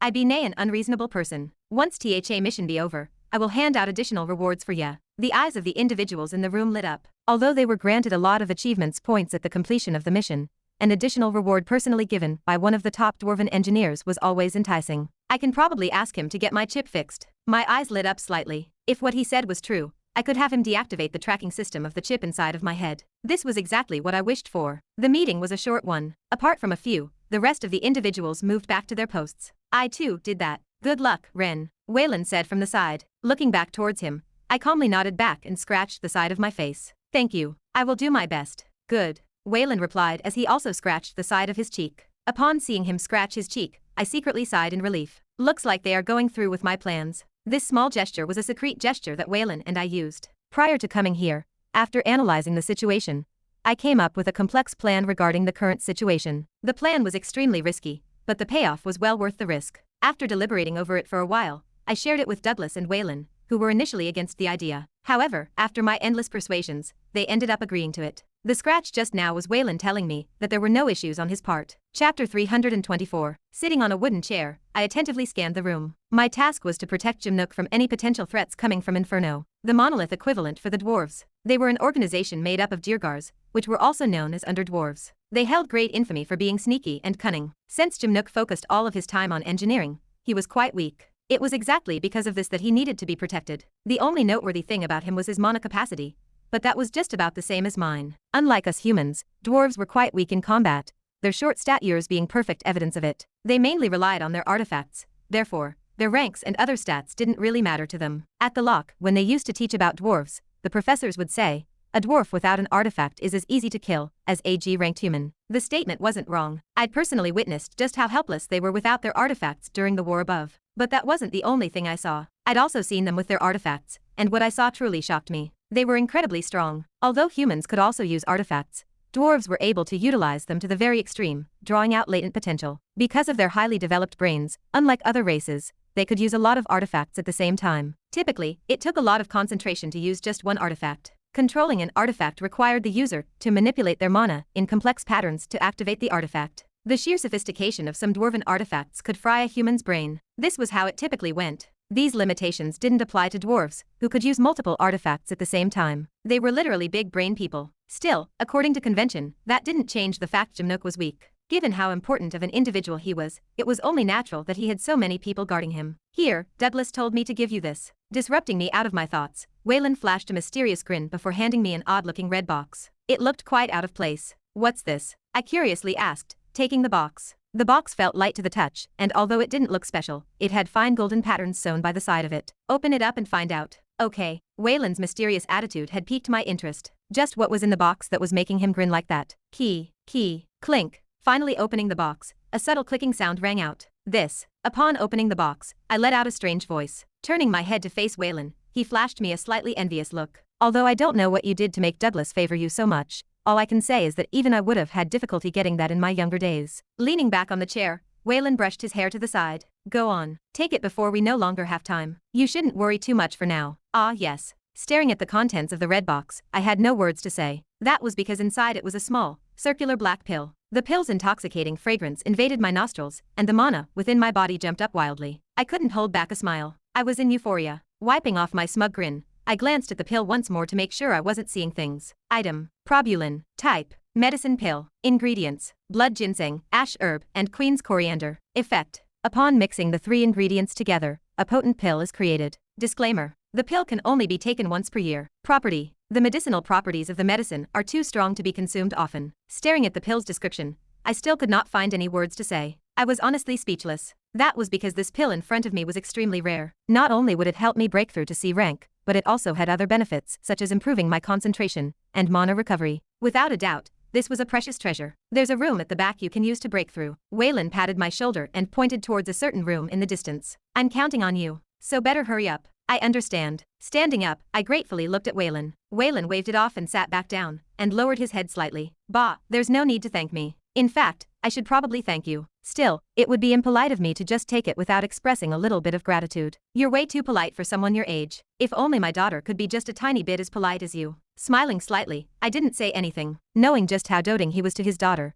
Any comment that wasn't going to praise her was probably just going to annoy him. As such, I decided to not waste any more time, and bid Wayland goodbye. I'll go take the pill now. Ah, sure. Holding on to the box as though it was my most prized treasure, I followed Wayland's instructions and walked towards the back of the room. You need something? Blocking me from entering the room was one of the guards designated for the mission. He was an orc, and his large stature made him look extremely intimidating. Standing in front of him, I could vividly feel the difference in our size. Moreover, from the pressure that he was emitting, he was at least a rank above me. Yes, I need to use the room. I calmly replied with a nod. Although he looked extremely intimidating, for some reason, I wasn't scared. Well, if I had to be honest, ever since a while ago, I realized that my emotions had numbed down quite a lot. It took a lot to make me lose composure. Hell, even an SS rank didn't faze me. So what could AB rank orc do? Squinting his large eyes, the orc's deep voice resounded. For what purpose? To break through. Break through. Yes. I opened the box in my hand, revealing the pill that was in it. Instantly, a nice aroma shrouded the area we were in, but I didn't care. Since orcs couldn't use mana,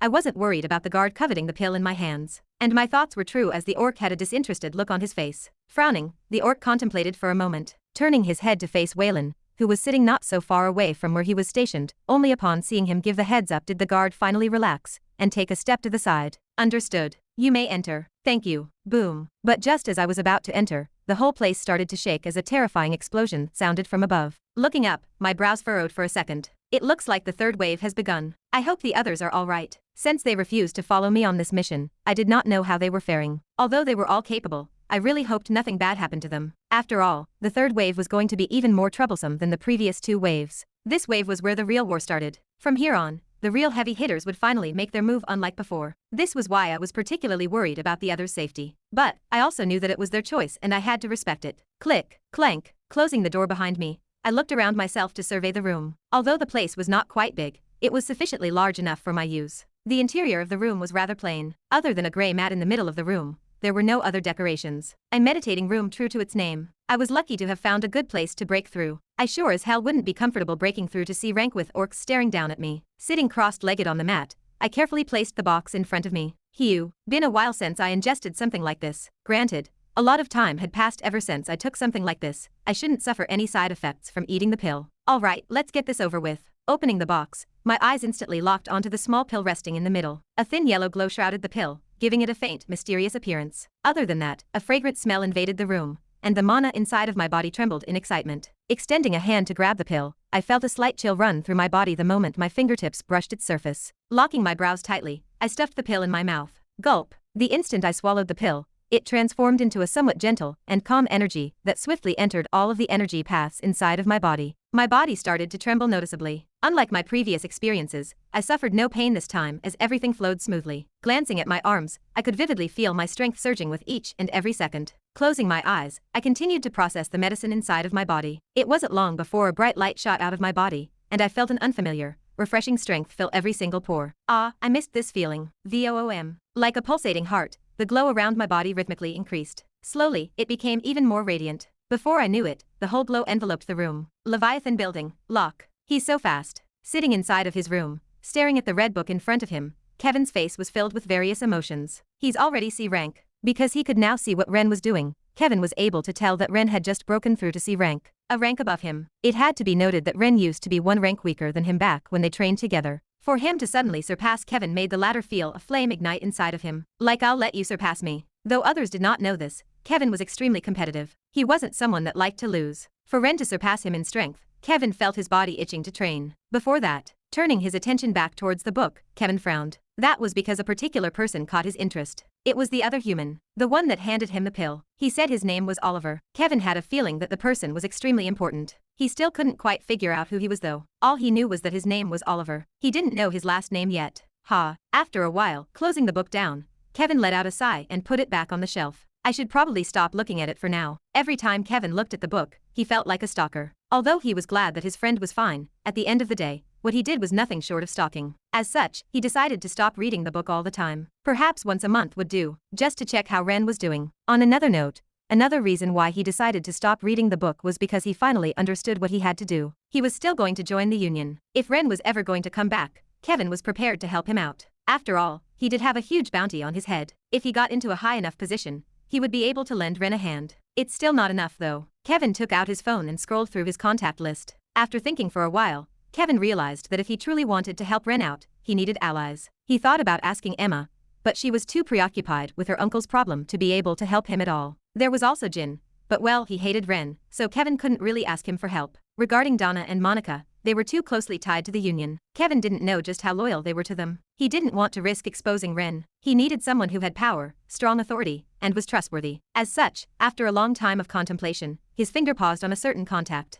His brows knit in thought. Beep, beep. Pressing onto the contact, the phone soon started to ring. Kevin? Before long, a cold and crisp voice entered Kevin's ears. Scratching the side of his head, Kevin opened his mouth. Hey, Amanda. Do you have time? No, Oliver is not a mistake. Chapter 325. Standing up, I looked at my arms. Compared to before, they were a little bit thicker. Clenching them into fists, I could see the veins on my arm pop out slightly. Lifting my shirt up, I could also see that my abs were a lot firmer than before. If I compared my current body to the body I used to have when I just arrived in this world, the difference was huge. My hard work paid off. Tying my hair with a black hairband, I calmly walked towards the door of the room. Placing my hand on the knob, I opened the door and stepped out. Click, clank. How was it? Greeting me at the entrance of the room was Waylan. Scanning my body from top to bottom, a pleased look appeared on his face. Not bad, not bad. Congrats on reaching C rank. Thank you. Lowering my head slightly, I thanked Waylan. Without him, I would have never been able to break through to C rank. Placing his hand on his chin, he muttered, I have to say, your talent is as good as my daughter's. Emma. Yeah,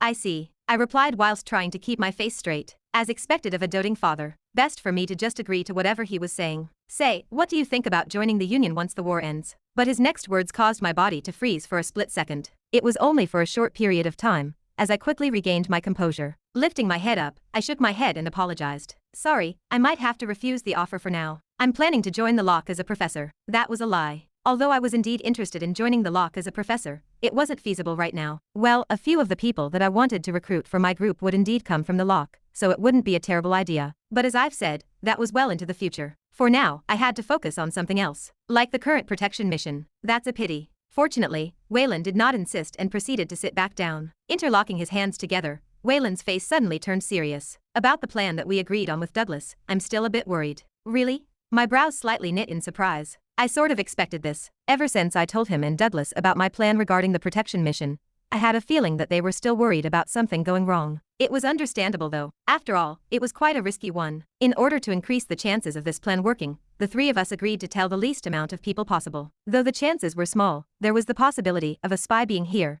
and because the details of the plan couldn't be leaked lest it backfires, I opted to tell Waylan, whom I trusted and believed could give me input on the idea. After all, I was not perfect. There could be holes in my plan. Plus, just because the chip in my head was helping me didn't mean that I was now a genius. I could only think faster, not think better. I've talked to Douglas about it, and although he seemed a little bit concerned at first, we came to the conclusion that if this plan works, we're going to massively increase our chances in the war. That's great, I replied while also taking a seat. Crossing my legs, I asked, what about Chinook? Did you tell him about the plan yet? We have. He's on board. Waylan nodded. Okay. Propping my elbow on the armrest of the chair, I supported my chin and let out a long sigh. Can't believe I'm going to do something like this. Even though I was the one that proposed the plan, I couldn't believe just how crazy it was. Not only would it be more dangerous than the war going on outside, but there was a very real chance of me dying. But, if I could pull it off, then not only would I be able to give the dwarves a massive advantage in the war, I would also get the dwarves on my side. This was fundamental in granting me immunity against the Union. Although the risks of this mission were huge, so was the payout.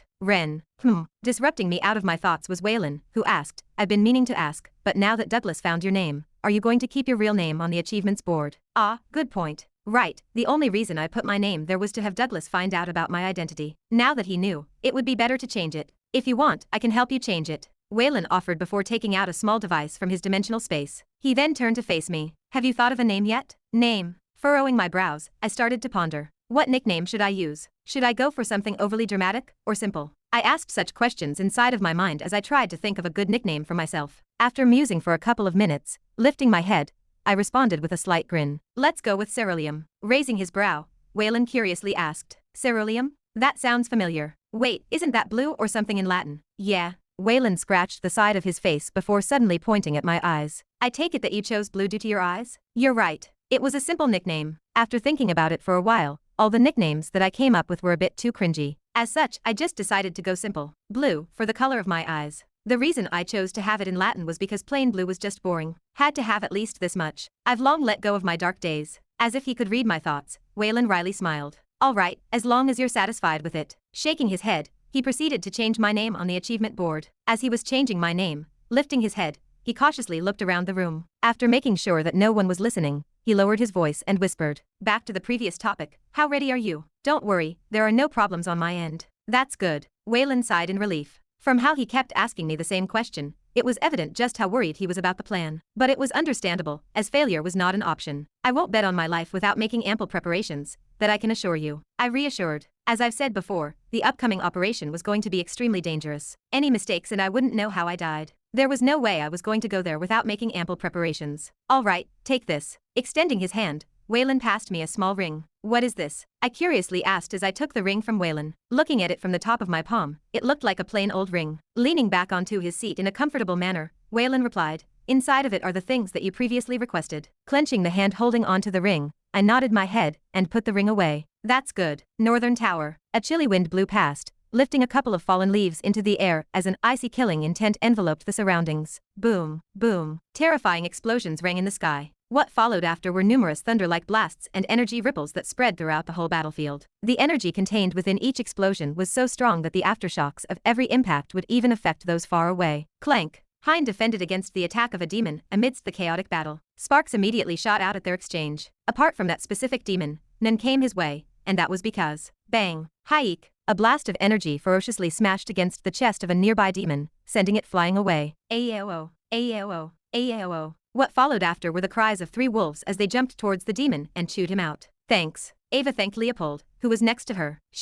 Unsheathing his sword, Leopold cut down. Black blood spilled from above. Turning his head, he replied, save the thanks for later, focus on helping Hein out. You're a team, remember that. Yes, Toodle too. Blowing onto the flute, Ava redirected the wolves towards the demon attacking Hein. Flying around her was Newton, her other pet. Compared to the wolves that were all each around E rank, Newton was a little bit weaker, but that was fine to Ava since its task was to watch out for any ambushes and warn her about strong opponents. Once it spotted someone strong nearing her direction, it would quickly warn her, when in turn Ava would report to Leopold. On a different note, Ava's abilities could only allow her to control 5 pets at the moment. She was currently missing 1, but given that it took a lot of mana to keep the flute active, she decided against getting 1 more. Clang, clang. The wolves fiercely jumped the demon, biting onto the lower leg of the demon. Black blood seeped down from their mouths. Letting out a shriek, the demon tried to move back, but before it could do that, another wolf quickly bit down on its other leg, preventing it from moving. Haik. Helpless, the demon clawed down towards the nearest wolf, but right as the claw was about to hit the wolf, it quickly let go and jumped back. Grr. Glaring at the demon, black blood seeped from the gaps of the wolf's teeth. Toodle too. Blowing onto her flute, Ava, who was watching by the sidelines, quickly ordered the wolf to once again attack. Rough. Once the flute sounded, the wolf's eyes shone slightly as it barked out loud. Tensing its legs, it once again shot towards the demon. Ugh. But right after sending that command, Ava suddenly felt her body grow weak. Holding on to her head, Ava stumbled slightly. Her complexion had paled considerably, and her vision was slowly starting to get blurry. She was showing signs of mana fatigue. I need to get this fixed. Ava clenched the hand holding onto the flute. Had the flute not been broken, the mana expenditure would have been far less than what she was spending at the moment. Unfortunately, because it was broken, she could only tame 3 beasts. To make matters worse, controlling each beast took a considerable amount of mana. If not for that, she would have been able to fight for longer. However, that same flute was what changed her destiny. Ava, are you okay? Feeling a light tap on her shoulder, Ava turned her head. Hein. Though her head was dizzy, she was instantly able to recognize Hein's face. Looks like he managed to defeat the demon. A relieved look appeared on her face. Oi, are you okay?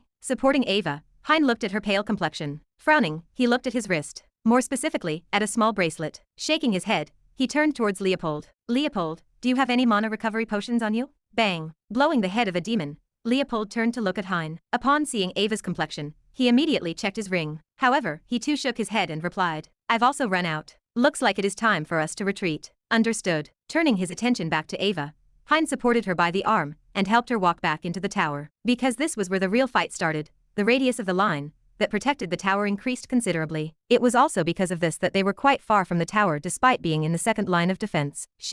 You guys keep going, I'll cover you. Cutting another demon, Leopold paved the way for Ava and Hein back to the tower. Thank you. They turned back, heading towards the tower again. Chapter 326. Clang. Inside an enormous room, the sound of metal clashing against metal resounded across the empty space as a dull slim sword intersected a sharp, large broadsword. Upon clashing, a circular wave of wind pressure shot out from the intersecting point of the clash. Coo. Letting out a groan, I stumbled back and stabbed my sword towards the ground to keep my body steady. Long live magical swords that could pierce the earth as if it were butter, they never get nicked from such weak stabs. That was what I was supposed to say, but staring at the sword in my hand, I let out a depressed sigh. Here goes another sword. Once I managed to steady my body, I realized that my breathing was incredibly heavy. You've improved considerably. A leisurely voice reached my ears. Lifting my head up, I looked at Waylan, who was standing opposite of me, with his broadsword hanging by the side of his shoulders. Damn you for lifting that like it weighs nothing. I cursed internally but kept a smile on my face. Wearing a thin smile on his face, he complimented me, saying, compared to a month ago, your swordsmanship truly improved quite a bit. Ugh, I'm still far from it. Slumping down on the ground, I let go of the sword and tried to catch my breath. It's been about 3 weeks since joining the protection mission, and so far, everything had been calm. But of course, this was merely the calm before the storm. I knew that soon enough the duergars would attack. This was why I chose to spend most of my time training with Waylan. Every little bit of strength was instrumental for me. My life also kind of depended on it. Well, you've shown significant improvements over the last couple of weeks. Be glad that we had this much time to train. Yeah, I guess. Inferno was known to be an extremely sly and cunning organization. This meant that, unless they made enough preparations, they wouldn't attack. This was probably the only reason why they had still not made a move yet. On another note, our current location was quite well hidden, so it would take a lot of time and resources to find this place. Well, maybe before. Things are a bit different now. Sitting on the ground next to me, Waylan asked, "How are the preparations on your side?" "I'm ready. All that really matters is whether Jimnook is ready or not. He played a critical role in my plans. If he suddenly changed his mind last minute, everything would be ruined." Patting me on the shoulder, Waylan tried to reassure me. "Don't worry about him. We've already talked it through with him. As soon as we hear something about the enemies, we'll immediately go ahead with the plans." "All right, that's all I need to hear." Propping my body up with the aid of the sword, I slowly stood up. Removing the sword from the ground, I turned to look at Waylan once more. "As long as Jimnook follows through with the arrangements, I will take care of the rest. You can count on me for that." "Well, I sure hope you do." Similarly standing up, Waylan pointed his broadsword in my direction with a challenging look on his face. "As we wait for those bastards to make a move, how about we continue our little spar? Every little bit of strength you gain will be of extra help for when you're going to clear the me." Chewing. Cutting Waylan off was a small ringing sound. "Give me a sec." Rummaging through his pockets, Waylan took out a small phone-like device and answered. "Hello?" Because Waylan didn't put the phone on speaker,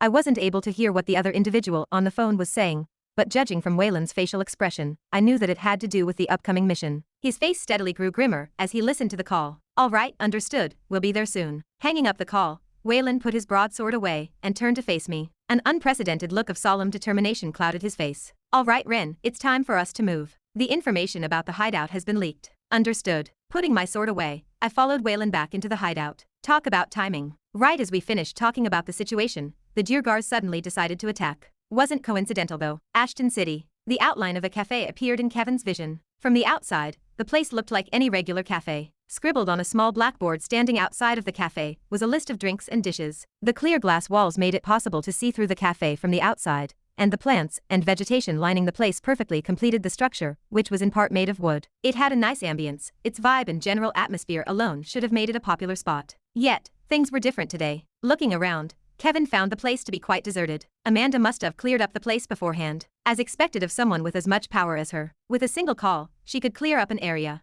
Ding, ding. A small chime rang as soon as Kevin opened the door of the place. It was rather pleasant to hear. The moment he stepped foot inside of the cafe, a heavy scent of coffee invaded his nostrils.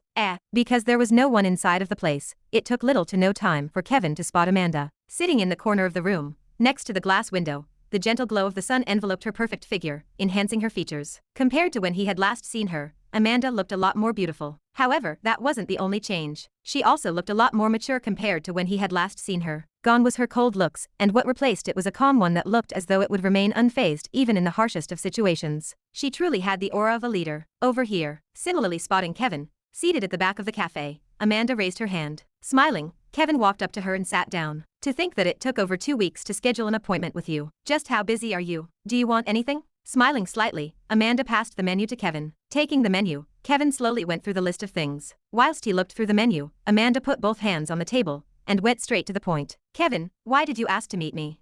Lifting his head up and remembering the reason he was here, Kevin's brows knit in worry. Glancing around to make sure that no one was present, he lowered his head and whispered, "Actually, there is something really important I want to discuss with you." "You don't need to whisper. This whole place is owned by me. Apart from me and you, no one can hear what you're saying," Amanda calmly said, much to Kevin's surprise. "Must be nice to be rich," Kevin muttered in a low voice as he landed back. Then, putting the menu down, he relaxed a little. Staring at Kevin opposite of her, Amanda once again asked, "So, what did you want to talk about?" "Right." Lifting his head and staring at Amanda straight in the eyes, Kevin softly said, "You may not believe me, but Ren is alive." His heart skipped a beat. He didn't know how she would react. He didn't even know if he should tell her, but he had to. He had to do something to help his friend.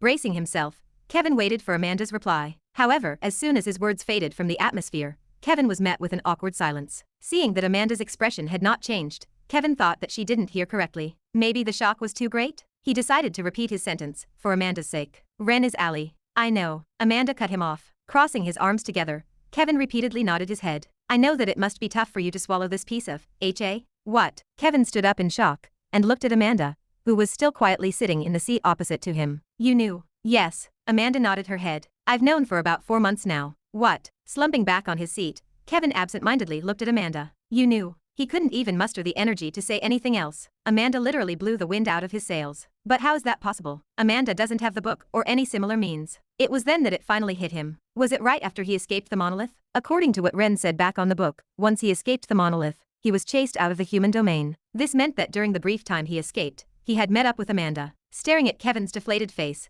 Amanda shook her head. No, it's not what you think. What do you mean? Kevin frowned. Taking a sip of her coffee, she replied. He did not meet up with me. I found out by myself. You found out yourself? Correct. Scratching the side of his head, Kevin tilted his head in confusion. How did you find out? Secret. Amanda shook her head with a small smile on her face. She couldn't quite say that she found out after stalking the guy that was taking care of Nola. Come on. Obviously, Kevin was surprised by the answer as he leaned back in disappointment. This is too much to process. Shouldn't this have been the other way? Putting her black purse on the table, Amanda checked her watch. Is that all you wanted to tell me? No. Lifting his head, Kevin shook his head before letting out a long sigh. Although he was surprised by the fact that Amanda knew, Kevin quickly moved on. This at least saved him the trouble of explaining how he knew. Fiddling with the menu in his hand, Kevin spoke up. Since you know Ren is alive, you also probably know that he is 876. Plap. This time it was Amanda's turn to be surprised as she dropped the cup in her hand. Fortunately for her, the cup was empty and nothing spilled. Still, with wide open eyes, Amanda asked, Are you referring to that 876? That 876? Yeah, Kevin replied as he massaged his forehead. I thought she knew that. As expected of Ren, he just had to leave a massive mess. From her reaction, he understood that she had still not figured that part out. He was just as shocked as she was when he found out that Ren was 876. Basically this is what happened. And so Kevin started recounting Ren's story to Amanda. At least the information he knew. The more he talked, the colder Amanda's face became. But that didn't last for long as it disappeared just as fast. For a short second, Kevin thought that he was hallucinating. And that's it. Once Kevin finished recounting what he knew about Ren, Amanda frowned. Musing to herself, she bit on the edge of her sweater. After a while she said, So, in short, the reason you contacted me was because you wanted to help in the future once Ren would try to come back to the human domain? That's correct, Kevin replied with a surprised expression. He didn't even ask anything, and she had already figured out his intentions. As expected of Amanda, she truly was the daughter of the clan leader of the first-ranked guild. Picking up the cup that she had previously dropped, Amanda gently put it on the table. Putting her bag on her shoulder, she checked the time. 4:34 p.m. It was almost time to pick up Nola. Staring at Amanda in confusion, Kevin asked, Are you in or not? Standing up, Amanda nodded her head. I'll help the best way I can. I see, I'm glad. A look of relief appeared on Kevin's face as he leaned back on the chair. With your aid, we might be able to help him out once he gets back. Unfortunately for Kevin, as he said that, he wasn't able to notice the complicated look on Amanda's face. Chapter 327. Click, clank. Upon entering the hideout, I was immediately greeted by a solemn atmosphere. Waylan, you're finally here. Once Waylan entered, Jimnook, sitting with his arms crossed in the middle of the living room, sighed in relief. Sitting down on the seat opposite to Jimnook, Waylan inquired, his tone serious. An unprecedented feeling of grim concern clouded his face. What's the situation here? According to reports from the spies, the enemies are preparing to attack by tonight. Answering Waylan, in Jimnook's stead, was a dwarf. He had thick eyebrows and long, flowing black hair. Most striking were his thick arms that looked to be the size of a small football. It gave off the impression of breaking rocks by merely flexing them. Fitting, for a race of miners. Tonight, Wayland's brows furrowed in thought. Subtly turning his head to face me, I faintly nodded back. Upon seeing me nod, Wayland's tense shoulders relaxed a little. Because everyone was currently focused on the situation, our little exchange went unnoticed. To think they've already found this hideout in a month's time. As expected, there must be a spy hiding amongst the upper echelon. We have a traitor in our midst. It was normal for both sides to have spies planted. Unlike the Union and the Monolith, where the power balance leaned more on the Monolith's side, the difference in strength between the dwarves and the duergars was just about the same. This meant that both sides had to resort to more discreet means to weaken the other. For example, planting agents in the upper echelon of each organization. A classic tactic in warfare, there was never a conflict where spies or intelligence-gathering divisions were not put to use. Methods of subterfuge often laid waste to enemy armies. As it is often said, know thy enemy, and thou shalt win 100 battles. However, the nature of conflict here brought about a certain issue. In order to be a spy for the other organization, one must show that they have mana tainted with demonic energy. Unlike the Union that could not replicate this, the dwarves were capable of doing it. That just proved how advanced the dwarven species was. Alright, although I didn't expect them to find this place so early, now that the situation has escalated to that point, we must get ready. Standing up, Waylan looked at the others and started to issue orders. Everyone, do as trained. Guard each perimeter of the place, and make sure to check all the ventilations and food for any poison or gas. We all know just how sneaky those bastards can be. Understood. Everyone nodded their head in agreement. Since Waylan was the strongest by a large margin, no one had any qualms with his arrangements. Not even Jimnook, who instead seemed rather pleased with the new directives. Whilst everyone was busy organizing themselves, walking up to Jimnook, I tapped him on the shoulder. Sir Jimnook,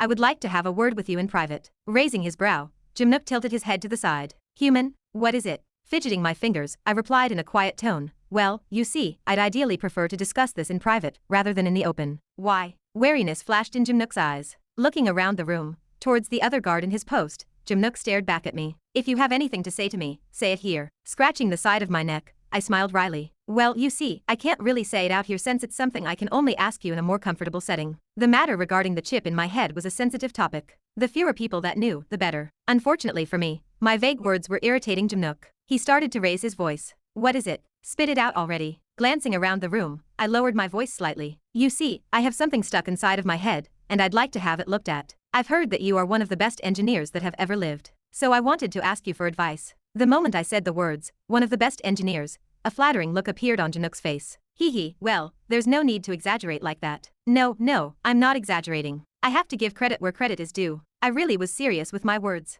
As Ryan said, Jimnook was indeed one of the top dwarven engineers available. My words weren't empty acts of sycophancy. You have something in your head? Jimnook asked, his tone sounding a lot more comfortable than before, evidently pleased by my words. Correct. That was why I wanted to ask you for advice. Might as well. Standing up, Jimnook glanced at the other guards present in the room, and shooed them away. As you've heard, I need to help him with something. If possible, I'd like for you lots to clear the room. That's not possible. The dwarf standing guard immediately refused. Oh, why is that? Jimnook's face sank. Unfazed, the dwarf replied with a straight face. I'm sorry, sir, but since your life could be in danger, we can't allow you to be left alone. In simpler words, they weren't willing to trust me. Bah, what is there to worry about? Since you guys are waiting outside, there is no worry about anyone coming in to kidnap me. But, before the dwarf could argue, Jimnook cut him off and pointed in my direction. If you're talking about him being a threat, scratch that thought. I've got enough artifacts on me to protect myself from a mere C rank. Mere C rank. The human over here is also with Waylan, so questioning him is the same as questioning Waylan. Understood. Unable to refute any longer, the dwarf eventually nodded in defeat. Turning his head to face me, the dwarf said, I'll give you guys 10 minutes. That'll be enough, thank you. I replied back. Jimnook nodded in satisfaction before sitting back down on his seat. I'll also be leaving then. Waylan, who was watching the whole thing from the sidelines, also stood up and followed the others out. He then put his hand on my shoulder. Be quick, we don't know when those duergars will make a move. It's best if you end the conversation early. I got it. All right then. Satisfied, Waylan left with the others. Click, clank. Soon, the door closed and the room was enveloped with silence. The first to speak up was Jimnook. So, with his arms crossed, and a smug look on his face, he asked, how was my acting? Turning my head, the edges of my lips pulled upwards. Oscar-worthy. How much time has passed? The dwarf from before muttered in annoyance as he looked back at the room where Ren and Jimnook were discussing. Don't worry, nothing will happen with me here, Waylan said with a slight smile. Unfortunately for him, his words did not ease the dwarf's worries. Frustratingly looking at Waylan, the dwarf said, Human, I don't doubt your abilities, but you just don't know how vile those malevolent cretins are. You're right, I've not faced many of them yet, but that doesn't mean I don't know what you're talking about. Upon getting this mission assigned, Waylan spent a lot of time researching the duergars, from how they fought to what types of strategies they used. He wasn't just going to blindly protect Jimnook without knowing at least this much. I've done my research and I can guarantee you that as of right now, no one will be able to enter the room. Raising his hand, a thin glow enveloped it. Staring at the dwarf, Waylan flashed a slight, fox-like smile. That's because I've already sealed the whole room with my mana. Unless someone kills me, no one will be able to do anything. I see. Having seen this much, the dwarf couldn't say anything else. Even he had to admit that it was pretty safe. Click, clank, and right on cue, the door opened. Coming out from it were Ren and Jimnook. With his arms behind his back, and a pleased smile on his face, Jimnook looked around. Seeing the tense faces of everyone present, Jimnook chuckled. As you can see, I'm totally fine. The human did nothing to me. Please wait, sir. Blocking Jimnook's path was the same dwarf as before. The moment the dwarf blocked Jimnook's path, his face scrunched up. Angus, what are you doing? I apologize for my rudeness in advance. Before Jimnook could say anything, the dwarf named Angus took a small black object out of nowhere. Pressing onto it, red lights shot out from the box, completely enveloping Jimnook, whose face looked extremely pissed. Beep beep. It wasn't long before the X-rays disappeared and the box rang. Lowering his head and checking onto the black box, Angus finally relaxed. Everything is all right. The check came out clean. Of course, it came out clean. Jimnook angrily spat. What do you think could have happened with you guys guarding outside? Putting the device away, Angus stood up straight and replied, Sir, I'm just doing my job. What Angus just did was check whether Jimnook was truly fine via a scanning device. The device that he used was capable of detecting poisons that may have entered Jimnook's system unknowingly. Not only that, it had many other interesting functions, such as measuring the skeletal structure of the target as well as diseases and other stuff. This guy is pretty thorough. Seems like he even came prepared for all eventualities. Ren mused from the side. After all, one didn't have to be strong to poison someone. Sir, my priority is your safety. You can punish me if you want. Staring at Angus from the side, Jimnook's frown receded.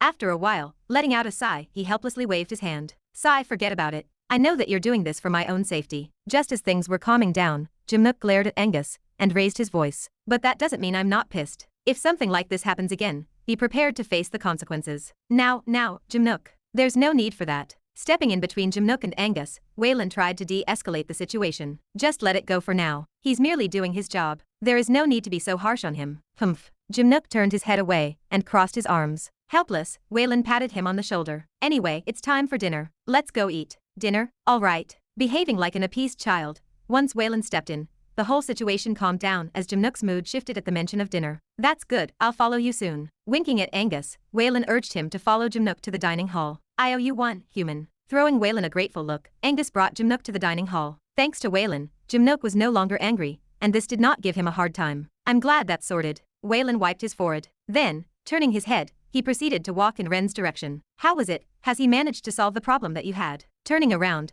Ren proudly smiled and started endlessly praising Jimnook. But of course, as expected of the best dwarf engineer, I never once doubted his abilities. As soon as I showed him the problem, he was quickly able to tell me where the source lay. He even guaranteed that it can be fixed in a little less than a week. Truly marvelous. That fast. Waylan sounded quite surprised. What else do you expect from the best dwarven engineer? Something as little as my problem is nothing in his eyes. Is that so? Wryly smiling, Waylan looked towards the other guards standing in the room. Then, turning his attention back to Ren, he beckoned him to follow along. As long as you're happy. Let's go, it's time to eat. Food. Great. I'm starving. Rubbing his stomach, under the guards' watchful gazes, Ren followed Waylan into the dining hall. Truly marvelous, hee. Chapter 328. Northern Tower. How long do you think they will keep the barrier this time? Leopold asked Ava, standing next to her. He glanced at her for a moment, wondering what was going through her mind. I do not know, she replied in a soft tone, her eyes transfixed, gazing into the distance. She seemed preoccupied, an endless stream of thoughts rushing in her head. From time to time, ripples would appear on the barrier. Whenever that happened,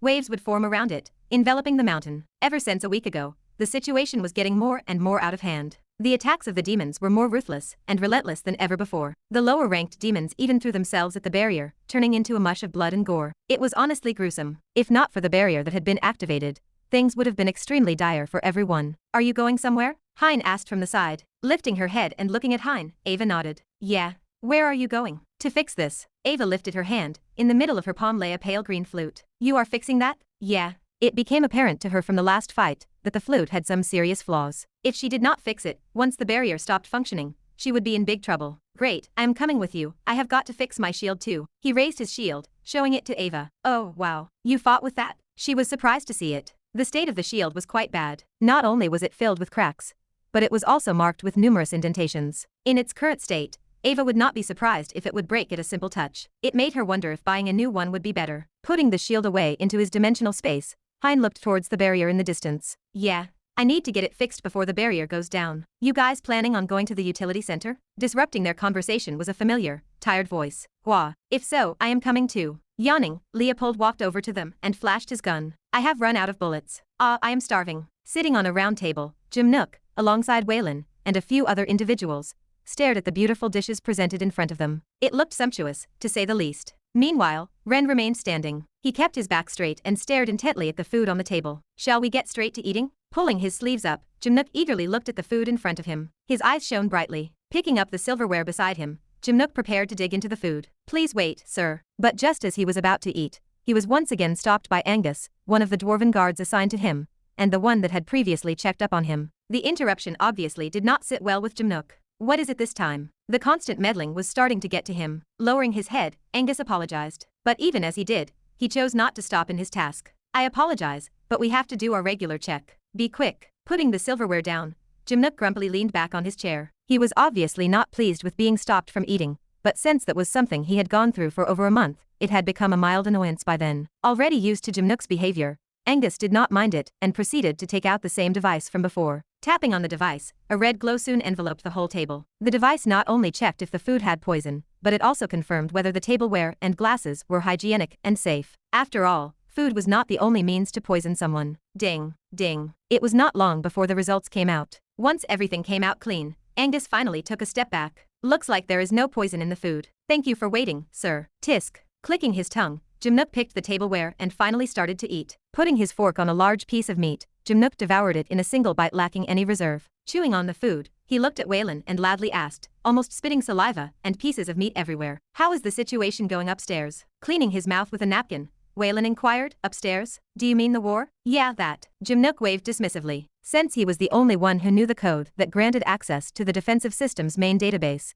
Jimnook held some curiosity for the situation above. Putting the napkin on top of his things, Waylan replied leisurely, from what I have heard, the situation upstairs is under control as of right now. The dwarves have currently set up the barrier and so, for the moment, things are quite calm. I see. Taking another bite of the meat, Jimnook nodded in understanding. So, you are saying that, for now, things are still under control, right? Correct. But, based on reports, the barrier is slowly running out of energy. How long will it last? Any idea? From what Douglas said, about 6 to 8 more months. Jimnook grumbled, frowning deeply while chewing on the meat. That is a lot less time than I expected. From my initial calculations, it should have been far longer than that. It is probably because the forces sent there are a lot stronger than we initially anticipated, Waylan replied. According to original estimates, the troops sent by the demons should have been a tad bit weaker. Unfortunately, that turned out to be wrong. The demons had sent a tougher task force than expected. They were not pulling any punches. There is also the problem with the weather. Because of it, the barrier has been set up prematurely, and an extra bit of energy was used during that time. The demons were not dumb. Once the barrier was set up,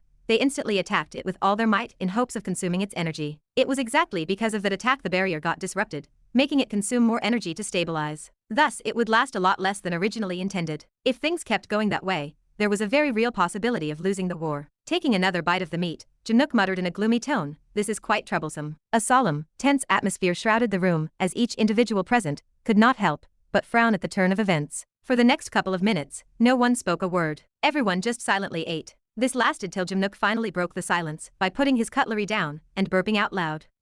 I am full. Ren, who was not far from Jimnook, showed a displeased expression at the burp. He was not the only one, as every person in the room was a little grossed out. Ignoring the look given by everyone, taking a toothpick, Jimnook asked the rest, now that I think about it, you guys also seem to be hungry. Pointing at the food on the table, Jimnook flashed a grin. Since I have eaten my fill, and there is still enough food, why don't you guys have some? No sir, we cannot. Angus tried to refuse, but he was promptly cut off by Jimnook. The latter glared at him, seemingly done with his guard's antics. Enough. His rough voice echoed throughout the whole room. Ever since a while ago you have been constantly annoying me. Is that your new job? You already checked the food, huh? Yes, Angus replied quietly. He lowered his head, not wanting to offend Jimnook. Then what is the fucking problem? Since you have checked it, and it is going to waste, let the others eat it. Pointing towards the empty seats at the table, Jimnook looked at everyone in the room. Go, eat. There is plenty for all of you. Do not mind me. The first one to move was Ren, who sat down on a seat close to Waylan. Taking a fork, he leaned forward and stabbed it towards one of the dishes, much to the surprise of the others. Putting the fork in his mouth, Ren smiled in satisfaction. Not bad. Ha ha ha. Good, good, I like your guts, human. Laughing boisterously, Jimnook looked towards the others and pointed at Ren in a provoking manner. It seems like this human over here is the only one that has balls. Do not mind me. Finally, the others could no longer stand it and similarly sat down, much to Angus's dismay. Taking a small bite of the food, Waylan looked towards Angus and helplessly shrugged his shoulder. Just let it go, Angus. Why don't you have something to eat as well? Eating won't hurt them much. I am here, nothing will happen. Let loose a little. Staring at everyone eating joyfully at the dinner table, Angus eventually gave up and sat down, joining them. I guess you are right. Taking a fork, he started to dig in the food. Hee, good, good. I am glad everyone is enjoying the food. Sitting on his seat and looking at everyone eating merrily, Jimnook laughed in satisfaction and slapped the table. This is the atmosphere that I wanted, not the gloomy and unbearable one that we have had over the past month. Stabbing his fork at one of the dishes on the table, Jimnook took a bite of the food and spoke. You know what, watching everyone eat has made me hungry again. And so, for the next hour, a peaceful atmosphere shrouded the dinner table. Unfortunately, it did not last for long. One of the guards suddenly stopped eating. He frowned, staring at his plate. He was the same orc that had stopped Ren from entering the meditation room not too long ago. Something is not right, he muttered. Leaning his hand on the table, the orc's complexion paled suddenly. Something was gravely wrong. Hey, are you okay? Coming to his aid was another guard who tapped him on the shoulder. What happened? Is it the food? Holding onto his neck, the orc desperately tried to speak. He had trouble mustering any strength. He weakly slumped on the chair. He was just barely hanging in there. Jimnook, who was watching by the side, did not sit still. He immediately stood up and ordered the rest. Someone quickly call the medic. The situation is serious for. He could not finish his words. Joining the orc, Jimnook's complexion paled out of nowhere. At a speed much faster than before, he suddenly lost strength and stumbled. Holding on to his head, he looked around in confusion. Jimnook's vision turned blurry, but he tried to hold on. In a raspy tone almost completely devoid of life, he uttered, "What is going on? I cannot circulate the mana inside me." It was then that he finally noticed it. Everyone by the table was in a similar state. Ugh. In pain, Jimnook looked towards Waylan. "Waylan, I think we have been poisoned." "Yes, it seems like it." With complete calm, Waylan stood up and scanned the room. Unlike the others, his complexion was much better, but that was only on the outside. What kind of poison did they use? Though slower than the others, he too was also losing his ability to use mana. He had to find the culprit quickly. "Jimnook, stick close to me." "Yes." Nodding his head, Jimnook tried to remain close to Waylan. "Ren, are you okay? Quickly go to the other room to hide." Moving towards Ren, Waylan tried to get him to safety. However, once he arrived before Ren, he found him passed out on the ground. Shit. Picking him up, Waylan put him on a nearby sofa and tried to wake him up. But, regardless of how much he tried, Ren would not wake up. Damn it. Ren. In the middle of his attempts, a voice suddenly rang out not so far from where he was. "It is no use. He will not wake up." Who? Turning around, Waylan soon spotted the individual. And, once he saw him, a shocked expression appeared on his face. "Angus," he cried out in unison with Jimnook. Chapter 329. Angus. Jimnook and Waylan cried out in shock, flabbergasted at the scene presented before them. Their disbelieving looks gave out the betrayal they felt. The shock was too great.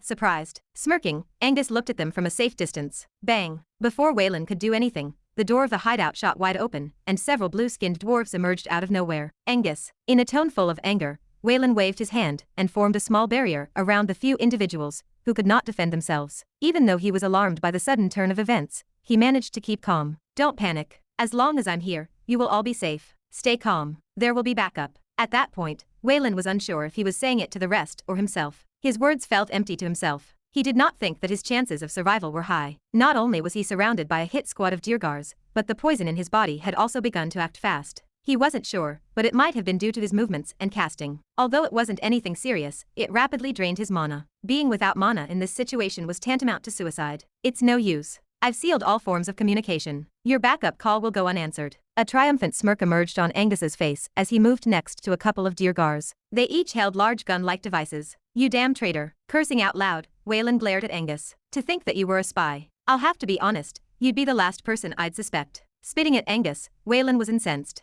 From how uptight and trustworthy he seemed, people wouldn't consider Angus a suspect at first. His cover was both simple and effective. As much as Waylan hated to admit it, Angus's acts as the mother of the group had slightly affected even him. He'd let his guard down. Lifting his head, Waylan muttered dejectedly, "I see. So the reason why we weren't able to detect the poison in the food was because you had purposely rigged the device." "That's correct." Angus looked towards the few duergars that had shown up. Each and every single one of them was extremely powerful, almost rivaling Waylan in terms of strength when put together. "We've spent a ton of resources trying to infiltrate this place. Who would have expected that just when we thought that it wasn't possible for us, you would select our group for being a part of the protection mission? You wouldn't understand my happiness even if you tried." "Ah, how happy I was." "Shut up." Gritting his teeth, Waylan decided to shut Angus's mouth permanently. Since he knew that he was pressed for time, Waylan decided to go all out from the get-go. Although he had wasted a little bit of time listening to Angus talk, Waylan had managed to grasp the situation and form a plan of action. Small-time crooks love to monologue. Turning around while looking at the others, Waylan clenched his hand, and a small barrier enveloped each of the individuals present behind him. Ren and Jimnook also had a small barrier enveloping their body. "Don't get out of the barrier. It's the safest place you can possibly be at the moment," he reminded. Then, turning his attention towards the squad of duergars, Waylan punched out. Vroom. Instantly, a whistling sound arose. Like a thunderclap, Waylan's fist explosively shot forward, forming a pressurized ball of wind that shot towards the duergar's direction. Staring at the incoming attack, Angus remained calm. With his hand behind his back, he looked towards the duergars next to him and ordered in a serious tone, "Activate the artifact." The duergars each simultaneously tapped on their right chest. The moment their hands touched it, a small light shot out, converging in front of them. In an instant, a thin, translucent, black barrier formed in front of them. Bang! Right as the barrier formed, Waylan's attack connected, and a thunderous sound resounded across the room. A ferocious wind gale spread out from the point of contact, destroying all of the furniture around the room, as dust and debris flew everywhere. "Damn it!" A helpless voice rang out before the dust settled. Waylan's fear came true. The barrier stood strong, albeit a little bit faint now. Yet, that wasn't much. He didn't have enough time to deal meaningful damage. "It's no use, Waylan. I've come prepared." Turning towards one of the duergars on his right, Angus pointed towards Jimnook, who was currently being protected by a thin barrier. Go, get him. We'll take care of the others. On whose watch? Wayland's voice reverberated across the whole room as he took out his broadsword. A terrifying glow enveloped the blade as the mana in the air converged towards it. Staring at Wayland opposite, Angus pointed at Jimnook. Capture him. Don't you dare. Wayland raised his broadsword. But just as he was about to slash down, he stopped. What are you doing, Wayland? Attack that traitorous wretch. Jimnook shouted from behind Wayland. But it was this voice that reminded Wayland about where he was. He was currently inside of a mansion built underneath the mountain. Fuck. Wayland swore out loud. If he went all out, then he would put everyone at risk, as the whole place could crumble down. Staring at Wayland in the distance, Angus's lips twisted upward. Focus on Jimnook, ignore the others. Pulling a small black box out of thin air, Angus threw it next to him. Then, after waving his hand, the box lit up and the mana in the air started to twirl towards it. Before long, a black portal started to form. Sheeing. The moment Wayland saw the box, he knew just what Angus was planning on doing. As such, he instantly cut down. Understanding the predicament he was in, he decided to cut down on his power to 40%. The moment he attacked,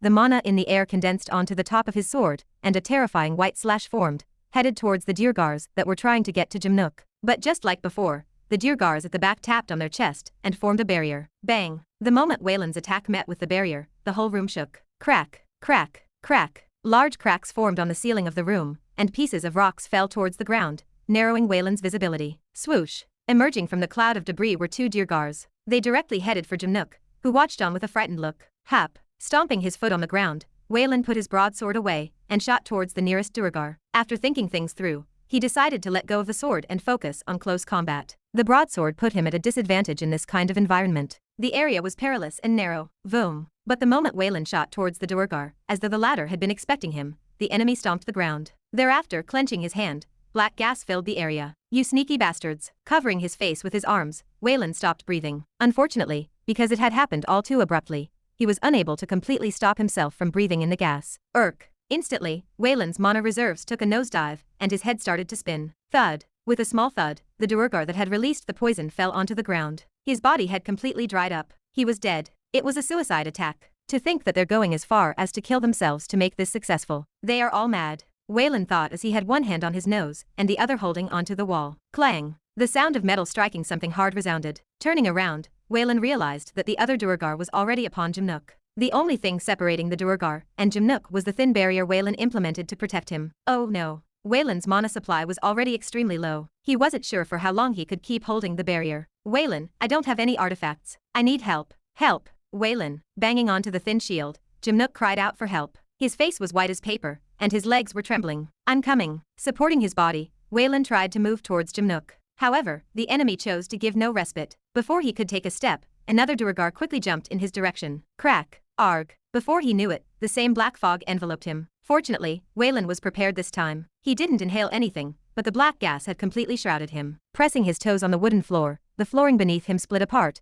and his body shot towards the duergar trying to attack Jimnook. Bang! Bang! But just as he moved, two more duergars appeared before him and tried to stop him. Ha! They tried to repeat the same thing as before, but Wayland was prepared to stop it this time. Waving his hand, he pushed them back with a blast of mana, and continued to run towards Jimnook. But he was too late. No! Crack! Crash! By the time he had come close, the barrier broke apart, and the duergar threw something in Jimnook's direction. Within seconds, a transparent net enveloped Jimnook and completely captured him. Sheeing. It was do or die. No longer caring about the environment, Wayland once again took out his broadsword and prepared to slash down. But, before he could do that, the duergar held a small dagger by Jimnook's neck. The blue glow of the net highlighted the duergar's features, making him look sinister. Stop or he dies. Fuck. Wayland cursed out loud. He hated this. He was so close. His grip on the broadsword tightened considerably. Seeing that his threat had worked, the duergar spoke more confidently. Take one more step and he dies. Angus looked on from afar. A victorious grin was plastered on his face. You bastards. Gritting his teeth, Wayland glared at Angus, who chuckled at his misery. Hee, as expected of a dumb human. You were too easy to manipulate. As Angus spoke, the duergar holding Jimnook hostage slowly walked in his direction. Jimnook had long passed out. As he moved, the duergar continued to hold the dagger on Jimnook's neck, his eyes never leaving Wayland, who was standing still, staring at him from afar. Clench! The sound of Wayland's fists clenching tightly was heard clearly in the quiet room. He could do nothing at the moment. With Jimnook's life in their hands, Wayland could do nothing but just watch them take him away. A truly helpless expression appeared on his face. Damn it all. Before long, the duergar finally reached Angus. He passed Jimnook over to him. Good work. Taking Jimnook's body, Angus didn't waste any time, and simply waved his hand towards Wayland. Well then, we'll be taking our leave. Goodbye, Waylan. Giving a final victorious look, Angus stepped towards the portal. While walking towards the portal, a thought entered Angus's mind. He suddenly halted his steps. The sudden stop seemed hesitant, but he still turned to look at Waylan for a moment. Taking out a small device, he threw it in the middle of the room. Just gotta make sure you don't try anything silly. No hard feelings here. VOOM. Right after he threw the item, Angus threw Jimnook's body into the portal. Ding. Ding. Shortly after, the item that was thrown on the floor started to beep. It was then that it finally dawned on Waylan's face. The device was an explosive. You. Cursing out loud, Waylan turned around and moved towards Ren and the others. Staring at Waylan's desperate figure from where he was, Angus waved goodbye and entered the portal. Hee, I'll see you later, in hell. Ignoring Angus, using his last bit of mana, Waylan created a massive shield and enveloped everyone that was present in the room. You crazy bastard. Mark my words, Angus. Glaring at the portal in the distance, Waylan's bloodthirsty scream resounded across the whole room. I will kill you. Boom. What followed after was a terrifying explosion. Chapter 330. Inside of a dark room, a loud slap echoed. Smack. Oi, wake up. With a bald head, a white beard that was so long it felt like it hadn't been cut in months, and bluish-purple skin, a creature resembling a dwarf spoke in a hoarse tone. If you don't wake up within a minute's time, I'll make you feel something worse than the previous smack. A vicious aura revolved around the blue-colored dwarf as he looked in front of him. A frail old dwarf sat there, bald head, braided hair, and wrinkling face. The dwarf was none other than Jimnook, the only dwarf that knew the access code of the security system. At the moment, he had both eyes closed shut, and his hands were strapped on top of a large metallic chair. He wore a one-piece gray clothing and all of his beard hair was unbraided. Since artifacts were hard to identify, they decided to strip Jimnook of everything. Although his mana was sealed because of the poison, it was still best to remove all of the items that he was wearing. Smack. The blue dwarf once again smacked Jimnook in the head. You're finally coming to your senses? This time, the blue dwarf finally managed to get a reaction. Jimnook's eyes twitched slightly. It wasn't long before he finally opened his eyes. Upon opening his eyes and staring at the blue dwarf in front of him, a frightened and bewildered look appeared on Jimnook's face. Ha, where am I? What is going on? Moving his body, Jimnook found that he was bound to the chair where he was seated. What the? Haha, you finally came to your senses. Taking pleasure in Jimnook's struggle, the blue dwarf flashed a sadistic smile. Hearing the blue dwarf's words, Jimnook finally came to his senses. He looked at the duergar and asked in a worried tone, Who are you? Hee, let me introduce myself. Plaque.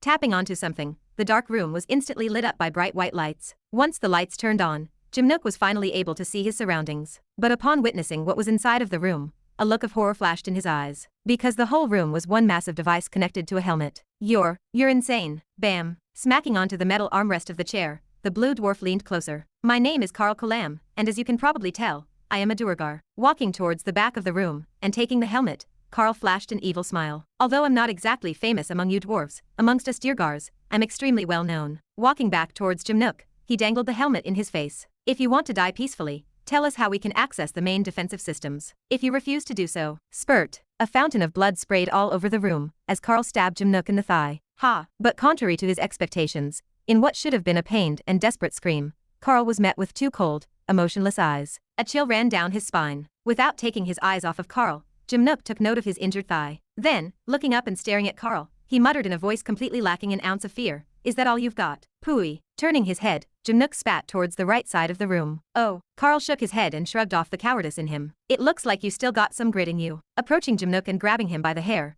Carl lifted his head up and stared at him in the eyes. On his right hand was the helmet-like device. I want you to say that again while looking at your face. Where are your tough words from before? Lost all confidence already? Coldly looking at Carl, Jimnook did not answer. Smirking, Carl turned his attention towards the helmet-like device in his hand. Raising his hand and shoving the device on top of Jimnook's face, Carl spoke up. You see, the device on your head is my own creation, and what it does is something simple. Clank. Carl locked the helmet on Jimnook's head. The helmet will help me extract the memories in your head. Although it is still in the development stages, I should be able to extract some information regarding the defensive barrier from you. As he spoke, Carl couldn't contain his excitement. The device was one of his latest inventions, and had the ability to extract the memories of the subject put under it. Ever since he heard that Jimnook had been successfully kidnapped, he couldn't hold his excitement. That was because he knew that they would task him with the job of extracting his memories. The prospect of looking through the memories of one of the greatest dwarven engineers ever excited Carl to no end. He didn't actually care about the war nor for the information to disable the defensive system. All he cared about was Jimnook's knowledge. Clasping his hands together, Carl could no longer contain his excitement, and pressed on the top button of the helmet. Ding. The moment he pressed onto the top button, the helmet lit up. I can't wait to extract all of those juicy memories. She should just about be done by now. Ha. Lowering his head, to Carl's shock and horror, a thin white hue enveloped Jimnook's body. What? Impossible. Your mana was supposed to be sealed. Pointing his hand toward Jimnook's direction, Carl took a step back. Fear and disbelief dyed his face. That was because Jimnook, the dwarf that they were supposed to have captured, started emitting mana from his body. The poison was supposed to last at least a couple of days. Something was terribly wrong. But before Carl could figure anything out, Jimnook broke free from his restraints and took off the helmet from his head. Then, without wasting any time, he explosively shot towards Carl's direction. His speed was unbefitting that of a dwarf as he reappeared right in front of Carl. His speed was so fast that Carl had no time to react before Jimnook reached out his hand and grabbed him by the throat. Coo! He then lifted Carl in the air. No matter how much he struggled, Jimnook's grip was far too strong. It wasn't long before Carl's already blue face turned a deeper shade. Many times Carl struggled to retaliate, to beg, but Jimnook's grip was far too strong. He couldn't speak at all. Before long, his eyes turned white and he passed out. Turning his attention away from Carl, Jimnook clicked his tongue. Tisk, I've got to make this quick. Putting his hand on his face, Jimnook grabbed at it and pulled forcefully. In a fluid motion, Jimnook's face ripped apart. Underneath was a youth with black hair and blue eyes. The figure was none other than Ren, who was considerably shorter than his real self. In order to disguise himself as Jimnook, he took a potion that decreased his height. Breathing out loud, Ren didn't waste time. Taking out his clothes, he quickly replaced them with Carl's. After that, he put the mask on Carl's face. What followed after was a subtle blue glow that enveloped the room. Done. After a while, Ren retracted his hand from Carl's face. Putting the mask on his face, Ren did not channel his mana quite yet. He was currently low on mana. He needed to conserve some of it. Clank. Locking Carl into the chair, Ren put the helmet on his face and turned to face the right side of the room. There, standing not so far from Ren, was Angelica. Though her complexion was pale, she stood in the corner of the room with her finger pressed on a small device that stood at the top left corner of the room. You done? Yes. Angelica coldly replied back as she took her finger away from the small device in the corner of the room. Tisk tisk tisk. Being so cold all the time, who knows if that's the secret to your skin? Getting a little warmer might not hurt, you know. I know I annoyed you, but still. Ren cursed internally. Still, he had to give credit where it is due. Good, he smiled. If someone paid close attention, the moment Ren smiled, one could see a missing tooth. If not for the fact that Ren had been slapped in the face, one might think that Carl was the one responsible for the missing tooth. But, in fact, the one responsible for it was Ren himself. Since he knew that the duergars would strip him of everything he had, he knew that he couldn't have Angelica turn into a ring. As such, after pondering over the issue for a while, he came up with a brilliant idea. Have Angelica use her skill to turn into a tooth. The moment he proposed the idea, Angelica almost blew him all the way to the other side of the room. If not for Douglas and Wayland's intervention, he wouldn't know how he would have died. In the end, it took a lot of convincing and bribing to finally make Angelica turn into a tooth. That aside, the reason why Angelica had appeared in the corner of the room was because Ren needed her to disable the surveillance system. Once Ren woke up and spotted it, he immediately spat her in that direction. By disabling the system, Ren was able to switch places with Carl without alarming the others. But, of course, the fact that the surveillance system had been disabled definitely did not go unnoticed. But with the aid of the Mask of Dolos, he should have no problems passing off as Carl. Angelica, I need you to turn back into a tooth. Closing her eyes, a look of disgust appeared on Angelica's face. Eventually, she nodded and walked in his direction. Thanks. Ren thanked Angelica as he fixed his clothes. Without needing to look at Angelica, he knew that she was currently displeased. But he was helpless. They both knew that the breakdown of the surveillance system had alarmed someone. Soon, someone would come in to check up on him. Knowing that he couldn't just have Angelica stand still in that form, bear with it for just a little bit longer, Ren muttered as he fixed the helmet on Carl's face. This looks good enough, Ren thought as he looked at Carl, seated opposite him. At the moment, Ren was wearing Carl's clothes, and his head was covered with the helmet. If someone came in, only if they paid close attention would they notice that something was wrong. But it's not like Ren would let them. His plan was simple. Unlike last time where he had to escape back at the monolith, Ren's goal this time was the opposite. Instead of escaping, he planned on infiltrating. For that, he had made many preparations, and he wasn't going to let something like this ruin all of his plans. What are you doing? Startling Ren, who was fixing himself, a slender hand suddenly grabbed his jaw. Opening his mouth, Angelica replied with a deadpan face, I'm doing as you asked. Wait. Pushing Angelica back, Ren facepalmed. Although I told you to turn back into a tooth, that doesn't mean you have to go back in my mouth. He then pointed towards the corner of the room. You know that you could have just turned yourself there, and no one would have said anything. At Ren's words, Angelica's usually cold facade crumbled. Her cheeks turned slightly red. This obviously did not go unnoticed by Ren. He smirked. Oh my, are you blushing from embarrassment? Shut up unless you want to die. Angelica threatened, sparks of demonic energy going off around her. Glaring at Ren, she walked towards the corner of the room and prepared to transform. Clank. But right as she was about to, the door of the room swung open and a duergar rushed in. Carl, everything okay? Chapter 331. Ugh. Slumping down on a large sofa, Wayland let out a pained groan. That actually hurt. Don't be so overly dramatic. Douglas replied with a slight smile, sitting on the seat opposite to him. If you act like that, no one will believe you. You think? And here I thought I was convincing enough. Gotta say acting is quite hard.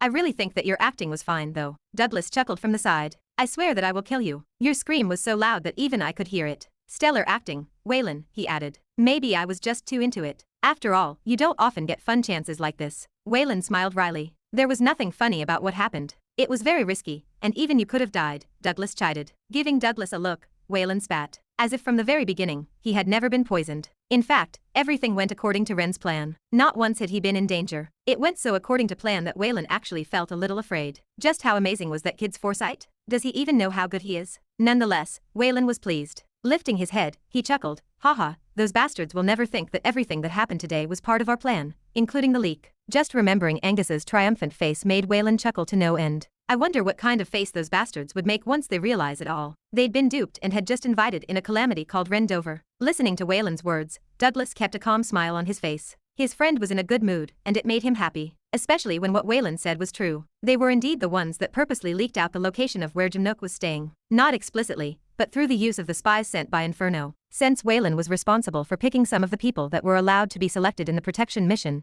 he purposely chose 2 spies from Inferno. One of them was Angus. The reason they were able to select Angus was because they weren't working alone. After sharing their plan with Jimnook, he readily agreed and helped them get in contact with one of the top dwarven executives. As he was quite high up, he was able to tell them the right candidate to choose from. Much to Waylan and Douglas's surprise, the selection was quite large. There were a lot of spies they could have chosen from. Although the dwarves could not find every single spy that was in their midst, for those that had been found out, they wouldn't immediately arrest them, but use them to their advantage, such as in situations like this. That aside, in total, only around 5 people knew about what was happening. Since there were spies everywhere, the fewer people that knew, the better. With a worried frown, Waylan looked towards Douglas and asked, "Hey, you think he's going to be all right?" "I have no idea." Douglas shook his head. "We will know soon enough. If that child succeeds, then we will have an upper hand against the demons that are attacking." Finally, an upper hand in the war, Waylan muttered. Putting his arms around the couch, Waylan stared at the ceiling of the room. "I sure hope you're right. If Ren truly succeeded in the operation, then they truly would be able to land a massive blow to Inferno,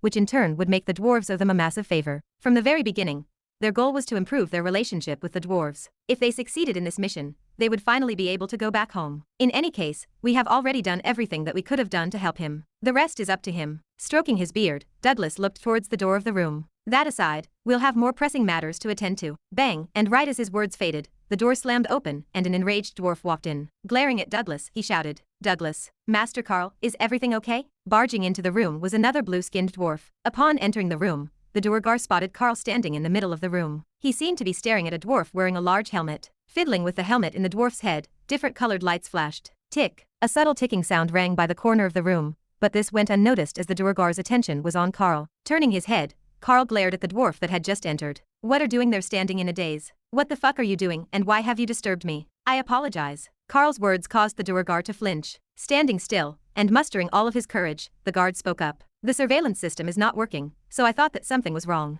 "The surveillance system is not working." Raising his brow, Carl looked towards a certain spot of the room where a surveillance device was installed. Touching his brow, he muttered, "Strange." Seeing Carl calm down, the duergar also managed to relax a little. "That's right. The reason why I decided to intrude was to make sure that you were safe, and that nothing had happened." Pinching his brows, Carl's eyes soon lit up. "I think I know what the problem is." With his back still facing the duergar that came in, Carl patted the helmet on Jimnook's head and asked, "Let me ask you a question. Did the device stop working once I activated the helmet?" Frowning, the duergar swiped left and looked back at the video footage. After a while, his eyes lit up in surprise. "Yes, you're correct." Smiling, Carl patted the helmet. "Then it's probably because of this. The device requires a lot of energy, so it short-circuited the system. Don't worry about it. With you guarding me outside, there should be no problems." "I understand, sir." Sighing in relief, the duergar bowed and put the device away. "I apologize for disturbing you and wish you the best with your task." Click, clank. After that, he turned around and left the room. Once the duergar guard left the room, Ren, who was disguised as Carl, touched his face. "Seems like the coast is clear for now." His plan had worked. He had managed to successfully infiltrate Inferno. There's still stuff to do. Infiltrating the place was only step 1 of the plan. It was also the easiest step. What he was about to do next was definitely going to be much harder than what he had done before. Turning his attention back to Angelica in the corner of the room, Ren called out, "Angelica, it's time." At his call, Angelica instantly reappeared before him. At the moment, her complexion was quite pale, and in order to remain standing, she had to lean on the wall. It became apparent to Ren that transforming twice took quite a toll on her. Walking up to her, Ren extended his hand in her direction. I'm sorry, Angelica, but we don't have much time. Do you have it ready? Yes, I do. Lifting her head, Angelica nodded her head. Then, waving her hand, a thin scroll appeared in her hand. Check it. Tell me if there's anything you're unsatisfied with. Taking the scroll floating mid-air, I carefully checked its contents. Looks good.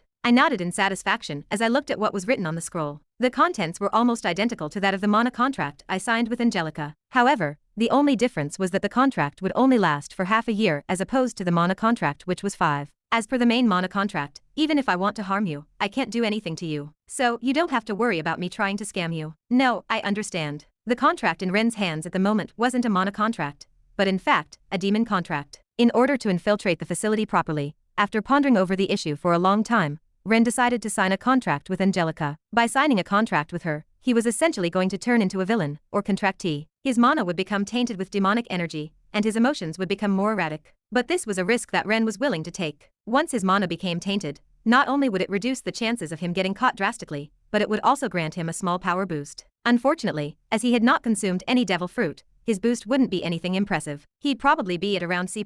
Alright, let's sign it. Biting his thumb till he bled, Ren placed his thumb on the contract. Shia. The moment his thumb pressed onto the contract showed a dark hue and slowly levitated upwards. Then, small threads of demonic energy encircled the contract in a circular and random manner. With each passing second, the threads of demonic energy in the air increased, and before long, the whole contract was enveloped by a black ball of demonic energy. Ren, who was standing below, watched this scene in amazement. So, that's how my words and ideas manifested. This is how a demon contract takes place. Before he could finish staring at the scene, the black ball expanded, only stopping until it reached the size of a basketball. Similarly, staring at the contract in the air, Angelica eventually snapped out of it and said, "Get ready, Ren." "I'm ready." Looking at Angelica, Ren slowly closed his eyes. Right as he was about to close his eyes, from the gap in between his eyelids, the last thing he saw was Angelica raising her hand and placing it on his head. The moment her hand touched his head, his eyes turned white and he passed out. Fortunately, Angelica was there for him. She swiftly supported his body. Plop. On another note, the moment he passed out, the mask on his face fell off. Fortunately, for a little bit, the coast was still clear. Dragging Ren's unconscious body to the side, Angelica leaned him on the side of the wall. Tisk,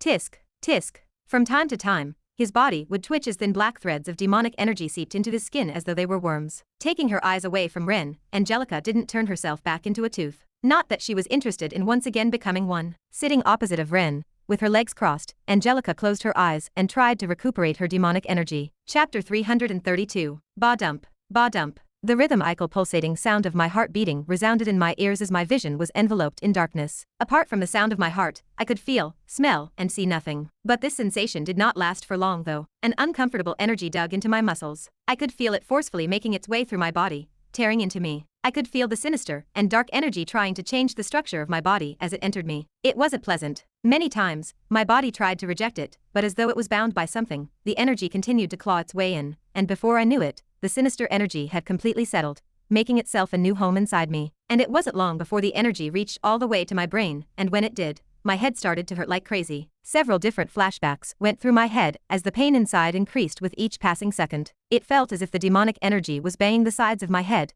trying to break through the skull to make its way outside. It was excruciating. Ha. Before I knew it, my eyes shot wide open and I stood up. Ha. Ha. You're awake? Breathing heavily, it was only upon hearing Angelica's voice that I remembered what had happened. Shit. Leaning back and sitting down on the ground, I tried to catch my breath. Lifting my head up, I looked at Angelica and mustered the strength to ask a question. How long was I out for? Half an hour. Standing up, Angelica softly replied. Only? It honestly felt like a whole day passed. Do you feel any different? A little bit. Clenching my fists, I realized that something was indeed a bit different. I was a lot stronger than before. I've broken through to C+ rank. It was then that it finally dawned on me. I had broken through to the next level. Propping my body up with the aid of the table next to me, I raised my hand and channeled some Winxians. Shuyu. The moment I channeled the Winxians, a green hue enveloped my hand. However, contrary to the usual pale green color that would arise whenever I channeled my mana, black threads of demonic energy circled the chartreuse-like hue. Staring at the black threads of demonic energy, my eyebrows furrowed. It worked. I was now officially a contracted individual. Angelica, who was watching by the side,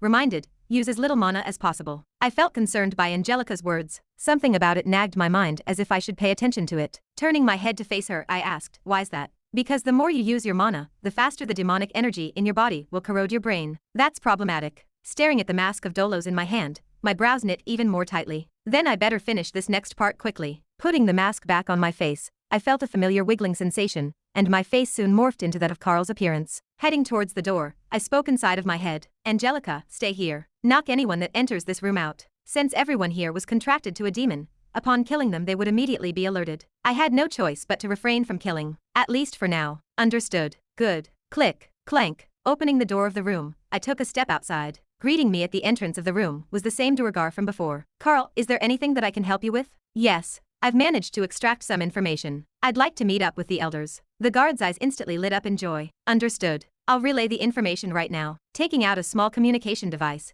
the guard communicated with someone else. Before long, putting the device away, the guard turned towards me and gestured me to follow along. But just before leaving, I opened my mouth to speak. Tell the guards that will patrol this area to never enter the room. Ha, let me repeat, if anyone tries to enter that room, I will kill them. I do not want anyone touching my equipment. If something goes wrong, who will take responsibility for calming down the elder's wrath? Listening to my words, a frightened look appeared on the guard's face as he repeatedly nodded his head. Yes, understood. Key, clank. Walking towards the door, the guard pressed his hand by its side. Moments after, a clicking sound rang. Turning his head to face me, he said, I've locked the door. Unless I'm present, no one should be able to break into the room. Good. I nodded my head with a satisfied look. All right, let's get moving then. Interlocking my hands behind my back, I urged the guard to move. The location wasn't too far. I was led inside of a large hall within a matter of minutes. Right as we arrived at the hall, the guard stopped at the entrance and didn't dare walk in. His status was too low to enter the hall. Walking inside and standing in the middle of the large hall, I stood face to face with some of the higher-ranking members of Inferno. Judging from how they were all already present, it seemed as though they had been expecting me. The pressure oozing out of their body was terrifying, but I kept my cool. So you found a way to disable the defensive system? Staring back at them, I nodded and replied in an unconcerned tone. That is correct. I've managed to extract the memories of that bastard, and so I know exactly how to disable their defensive system. If you grant me access to the system, I will be able to disable the defenses from right here. Oh, my words instantly caught the interest of the people present. In particular, the interest of an old Durgan lady with thin white hair seemed piqued. She gave a sinister smile and mumbled quietly, but I was able to hear her words. How interesting. With her eyes fixed on me, the same lady asked, how long do you need to disable those bastards' defensive system? 2 days per beacon. I replied without the slightest hint of hesitation. There were a total of 15 beacons installed around the walls, each beacon connected with each other to create the massive barrier that protected the whole shield. If nothing goes wrong, perhaps maybe even 1 day. 2 days, and if nothing goes wrong, 1 day? The answer did not seem to please the lady. Her face scrunched up in annoyance. She spoke in a demanding tone. That's quite a long time, don't you think? It is not. I calmly shook my head. If we take into consideration the fact that all the information I have regarding the disablement of the beacons has come from a bunch of fragmented memories, the half-a-day estimate can only be considered fast. That makes sense. An older duergar muttered from the side. He, like Carl, had no hair on his head. His beard, which was gray-colored, extended all the way down to his chest, and he had 2 blood-red eyes that exuded a terrifying bloodlust. He didn't seem like someone I could take lightly. Turning to face the old lady, the old duergar spoke. We should already be satisfied with this development. Who cares if it takes half a day or more? At the end of the day, what matters is the destruction of those bastards. Clenching his fists tightly, he continued, his face full of anger, his expression hateful. We've waited for this moment for years. We're so close to our goal. We mustn't mess it up. What is this little bit of extra time to us? You're right, I was being hasty. The sight of the end clouded my judgment. The old lady replied with a sentimental look, recomposing herself right after. Turning her attention back to me, she ordered, I, Durara Lochlome, the 3rd Elder of Inferno, hereby grant authority to Carl Kalam equivalent to that of a senior advisor. You may be granted access to as many resources as possible. Pausing, the old lady, Durara, glared in my direction and slowly opened her mouth. You understand what I just did, right? I do. I replied back. Of course, I knew what just happened. I didn't infiltrate the place here without making any preparations. Whilst waiting for them to make a move, I spent the month training with Waylan, as well as absorbing everything that was available regarding Inferno. I knew who the people in front of me were, the way they behaved, their hierarchical system, and a little bit more. It would have been stupid of me to come here without knowing at least this much. I had to prepare myself thoroughly. A covert operation had 1,000 different ways to go wrong, and I couldn't afford a single one of them. This was also why I knew what kind of authority I was just granted. If you understand, I'd like for you to get to work. Pausing, Durara looked towards the other duergars seated in the hall. I believe that no one has problems with my arrangements. She was met with silence. Believing it to be an act of silent affirmation, she scanned the room once with a sharp gaze. Durara turned her attention back to me. I'll take that as a yeah. Wait. But before she could finish her words, someone interrupted her. What is it? This obviously annoyed her. She glared towards the one who interfered. Soon, her eyes paused on another duergar seated in the hall. He had short white hair and a long braided beard. A terrifying and chilly aura spread out from his body. Petrud. Do you have a problem with what I said? Durara spoke with an annoyed tone. Raising his hand to gesture her to calm down, Hutrud replied, don't get me wrong. I have no problem with your arrangements. Then, why did you interrupt me? Durara raised her voice. Even as another elder, she wasn't willing to tolerate an act like that. Turning his attention towards me, Hutrud pointed at me. I have no problem with your arrangements, but the rate at which you're going about implementing them, now that's another story. To put it bluntly, I think you're being too hasty. Too hasty? Durara raised her brow. What do you mean? Seeing that he had managed to get the attention of Durara and everyone present, Hutrud continued. What I'm trying to say is that we still don't know whether what he said is true or not. What if the dwarves purposely altered Jimnook's memories to throw us off? Even something similar is a threat to us right now. Hutrud looked into the eyes of everyone present. Then, pointing at me, he stated, before granting him such high authority, we should verify whether or not he is actually capable of removing the defensive system. Tap, tap, tap, tapping on the table, Hutrud squinted for a second. He looked in my direction, asking me, you're okay with such arrangements? No. Yes, no problem. I replied back without a hint of nervousness. My response seemed to have pleased Hutrud,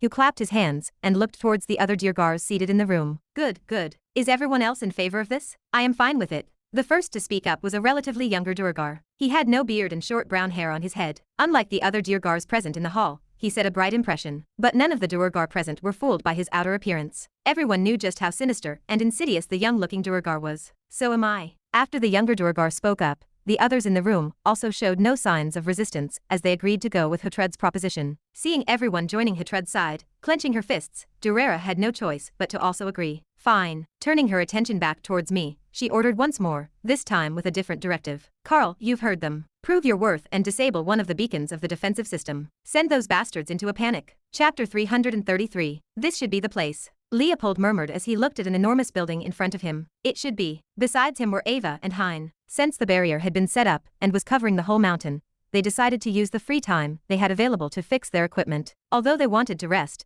they acknowledged the fact that before they could do that, they had to have all of their equipment ready. After all, no one knew what could happen in the future. The barrier could be turned off at any moment, and they knew that if that happened, they'd be the first to die. This was something they had learned during their journey to Henlauer. Key clank. Entering the building, a wave of hot air brushed against the skin of everyone present. It was already hot outside, but the moment they entered the building, it felt as though they were inside of a steaming hot sauna. Breathing started to become more challenging, and sweat started forming on the side of their faces. Wiping the sweat away from his face, Hein tiredly muttered, "It's way too hot here. I'm going to die." "I feel you," Leopold lazily muttered. The heat was causing his body to feel extremely lethargic. "How may I help you?" Respectfully greeting them at the lobby was a dwarven girl. With a smile on her face, she kindly looked at Leopold and the others who had just arrived. Unlike them, she was not sweating. From the looks of it, she was used to this type of heat. "Hey." Leaning against the counter, Leopold breathed out in exhaustion. Plaque. Taking out his gun, he placed it on the counter and lethargically asked, "Where can I get ammunition for this? I'm kind of running low." "Ha, it's too hot." This. Lowering her head,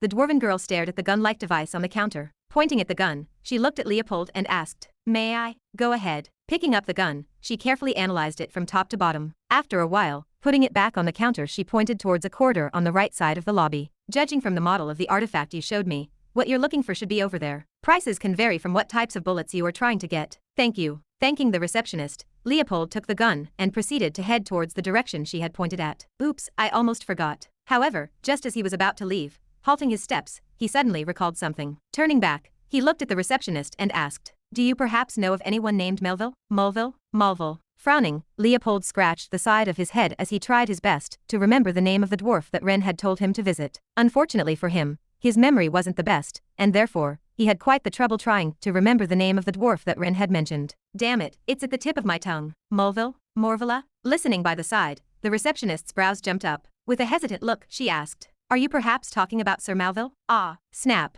Snapping his fingers, Leopold pointed his finger at the receptionist and excitedly nodded his head. "Mulville. Yes, that's the name. It's Malville. Yes, that's exactly what I said." The receptionist's face froze for a second. Leopold's behavior had left her speechless. However, she was quick to recover. She had seen all types of individuals. Compared to them, Leopold was a lot milder. With a perfect business-like smile, she asked, "You wish to meet Sir Malville?" "Correct." Leopold then pointed towards Ava, who was silently standing behind him. "You see, my companion over here needs to have her artifact fixed. From what we've heard, this Melon is very skilled and can help her fix her artifact." "I see." By now she had already understood what type of character he was and completely ignored the fact that Leopold had once again mistaken the name. Touching her hair, she made a difficult face. "Let me see what I can do." Taking out a communication device, the receptionist tried to get in contact with Malville. While she was waiting for him to pick up, turning her attention back to Leopold, she reminded. Don't get your hopes up. Malville is incredibly busy, so I can't say if he will meet you or not. Don't get too disappointed if he rejects you. That's fine. Oh, before I forget. Leaning by the counter, Leopold whispered. If possible, tell him that we were referred by a guy called Ren. Ren. Yes. Okay. Though confused, the receptionist kept that in mind. Hello? Sir Malville. Yes. It wasn't long before Malville picked up. Once he did, the receptionist unconsciously straightened her back and started to relay everything that Leopold had told her. Yes, they are human. They said that they were referred by a human named Ren. Yes, okay, I got it. The call went on for a couple of minutes before finally, after speaking to Malville for a short period of time, and turning off the communication device, the receptionist fixed her clothes and smiled towards Leopold and the others. Please follow me. Malville is willing to speak to you. Inferno headquarters, unknown location. At the Elder's orders, I was asked to prove my capabilities. I didn't mind this as it perfectly coincided with my plans. This is the equipment that you can use in order to do your task. Arriving inside of a large room, the first thing I saw was an enormous levitating panel. Displayed on the panel were all sorts of different pieces of information and commands. To be honest, I could barely understand anything that was displayed on it, but even then, calmly walking towards it, I pretended to look at it with disinterest. Stroking my beard, I muttered. I see. Is there anything that you are unsatisfied with? The guard that brought me here asked. Lightly glancing in his direction, I shook my head. No, everything is fine. Here are the items that you have requested. Extending his hand, the guard handed me a small pouch. Upon seeing the pouch, my lips twisted upwards. Good. Snatching the pouch from the guard's hands, I opened it and looked through its contents. After a while, nodding my head, I gestured for the guard to leave. Good, everything is here. You may now leave. Understood, I will be waiting outside. If anything happens, do not hesitate to call for me.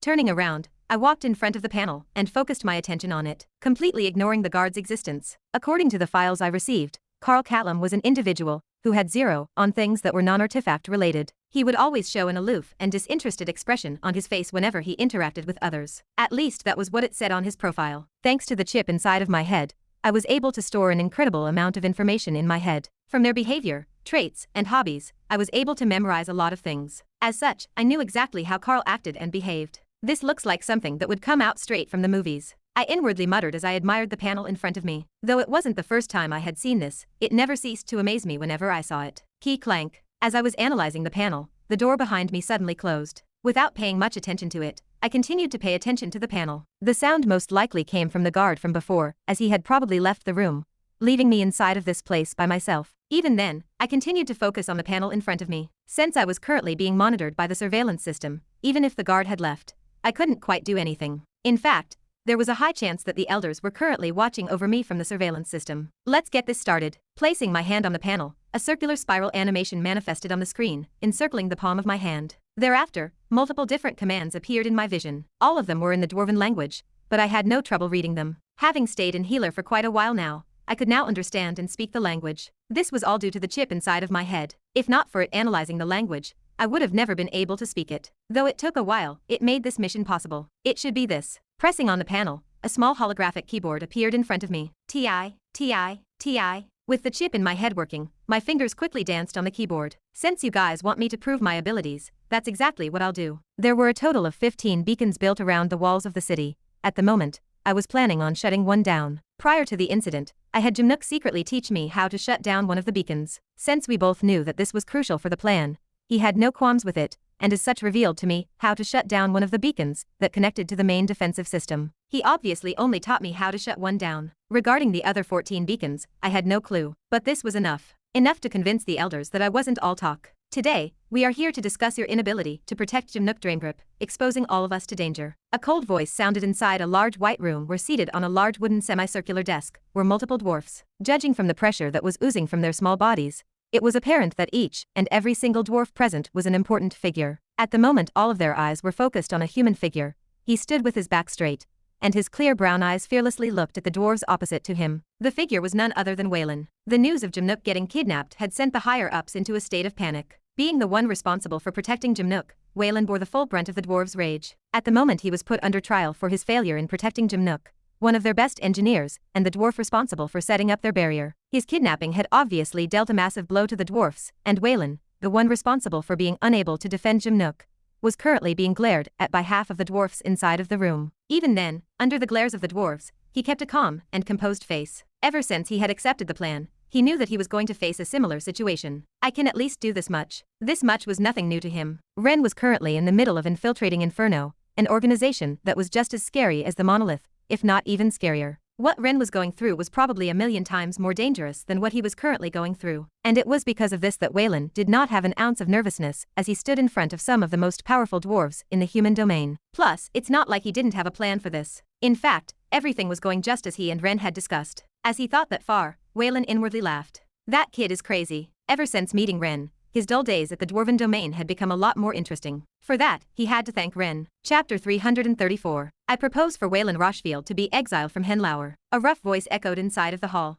The owner of the voice was a dwarf who sat on the right side of the semicircular table. He had light gray hair, a long beard, and his face was filled with wrinkles. His bushy thick brows were currently locked into a tight frown as he glared at Waylan, who was standing in the middle of the hall. The more he looked at Waylan, the darker his face became. Raising his hand, he pointed at him and looked towards the other dwarfs sitting on the table. Because of his incompetence, we now have a huge liability on our back. In fact, we may very well have lost the war. Spit flew from the dwarf's mouth as he spoke. Everyone in the hall could feel the anger in the dwarf's voice as he spoke. Leaning back, he threw a disdainful look towards Waylan. I'm already being generous enough by nay proposing his execution. After he finished speaking, the hall was enveloped in a brief moment of silence. However, the silence did not last for long, as it was soon broken by another dwarf. I concur with Giver. The dwarf was a female, and she too sat on the right side of the table, a couple of seats away from the dwarf that had just spoken, Giver. Nodding towards Giver, she continued. I believe that exiling him would be the best decision. I disagree. Before she could even formulate her sentence, she was promptly cut by someone. With bushy fiery red eyebrows,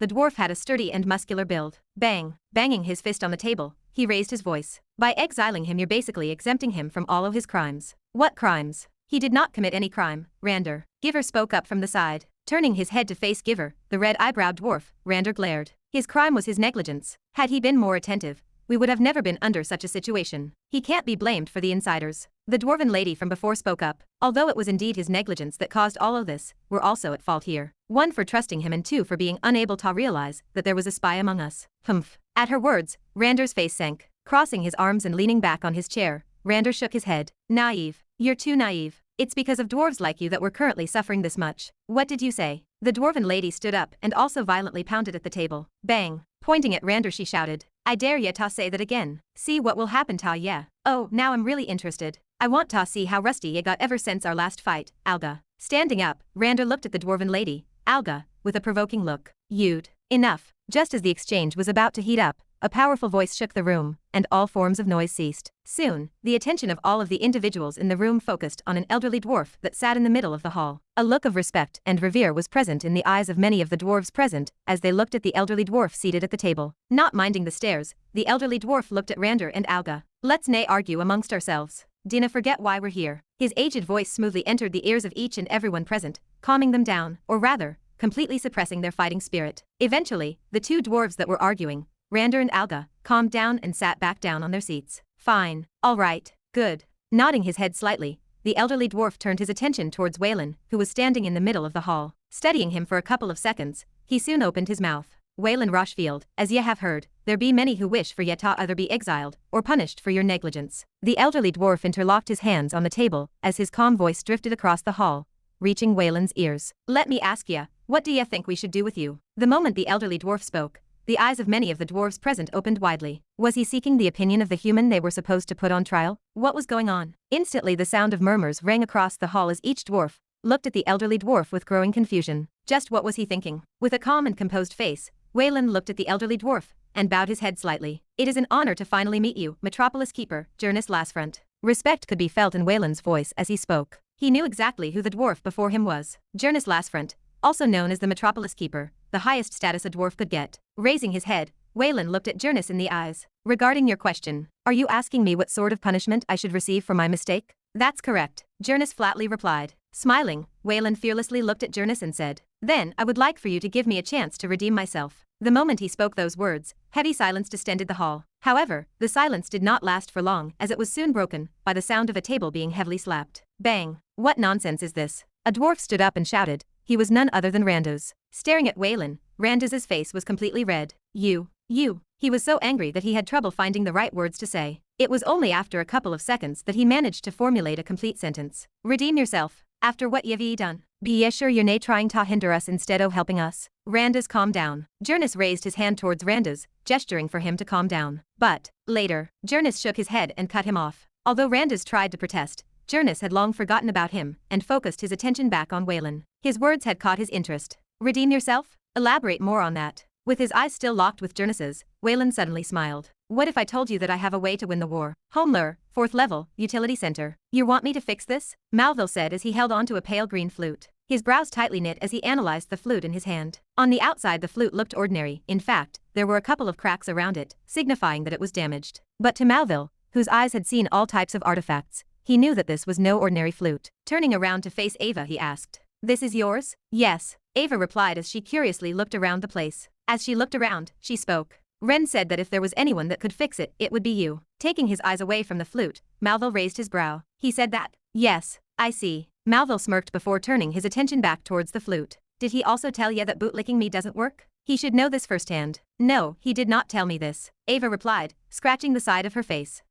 How peculiar." The more he stared at the flute, the more fascinated he became with it. It had to be noted that it took a lot to impress someone like him, one of the world's most skilled blacksmiths. The fact that the flute was enticing him so much was a testament to just how unique of an artifact it was. Tracing his finger across a large crack at the bottom of the flute, Malville muttered, "The damage seems to be pretty extensive." As he analyzed the flute, Malville's brows progressively knit. That was because the flute seemed to be a lot more damaged than he had originally expected. In fact, because of the damage, the artifact seemed to have regressed in grade by quite a lot. Interesting. But the more challenging it looked, the more Malville wanted to fix it. Not many knew this about him, but Malville was a fanatic of artifacts, especially when it came to fixing complex artifacts like this. By trying to fix it, he was going to see what sort of technique the crafter used to make it, and perhaps even learn a thing or two from it. After all, for someone to make a flute like this, they had to at least have a similar skill level to that of Malville. Just the thought of it excited him. Turning his head to face Ava, Malville put the flute on a nearby table. "I won't promise anything, but I'll take a look at THA flute. Whether I will be able to fix THA flute or nay will be a discussion for later." Although he was busy with the war and all,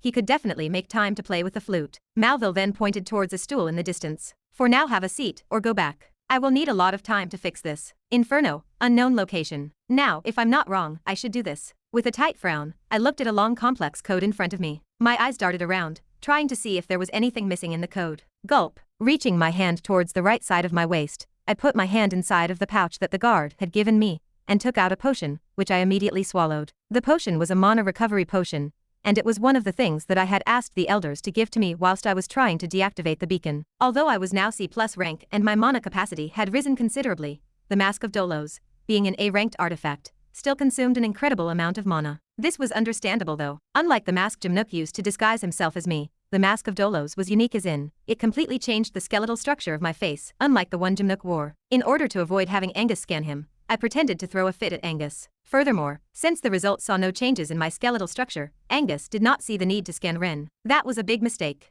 That aside, the mana consumption of the mask was still too great for me. I could now sustain it for at least half a day, but compared to the 2-day time limit that I had said I could deactivate the beacon, it was not enough time. Hence why I asked them to bring me mana recovery potions. Still, I'm not sure if this is a good idea. Frowning, I put the empty potion to the side. Closing my eyes, I felt the mana inside of my body, and shook my head slightly. The rate at which my mana was consuming was a lot faster than the mana that I was recovering due to the potion. As such, after deliberating over the matter for a bit, I decided to speed things up and get it done within a day. In reality, I could have done this in just a matter of minutes, but I was trying to buy time for Waylan to get his stuff sorted. After all, he was probably going through a rough time.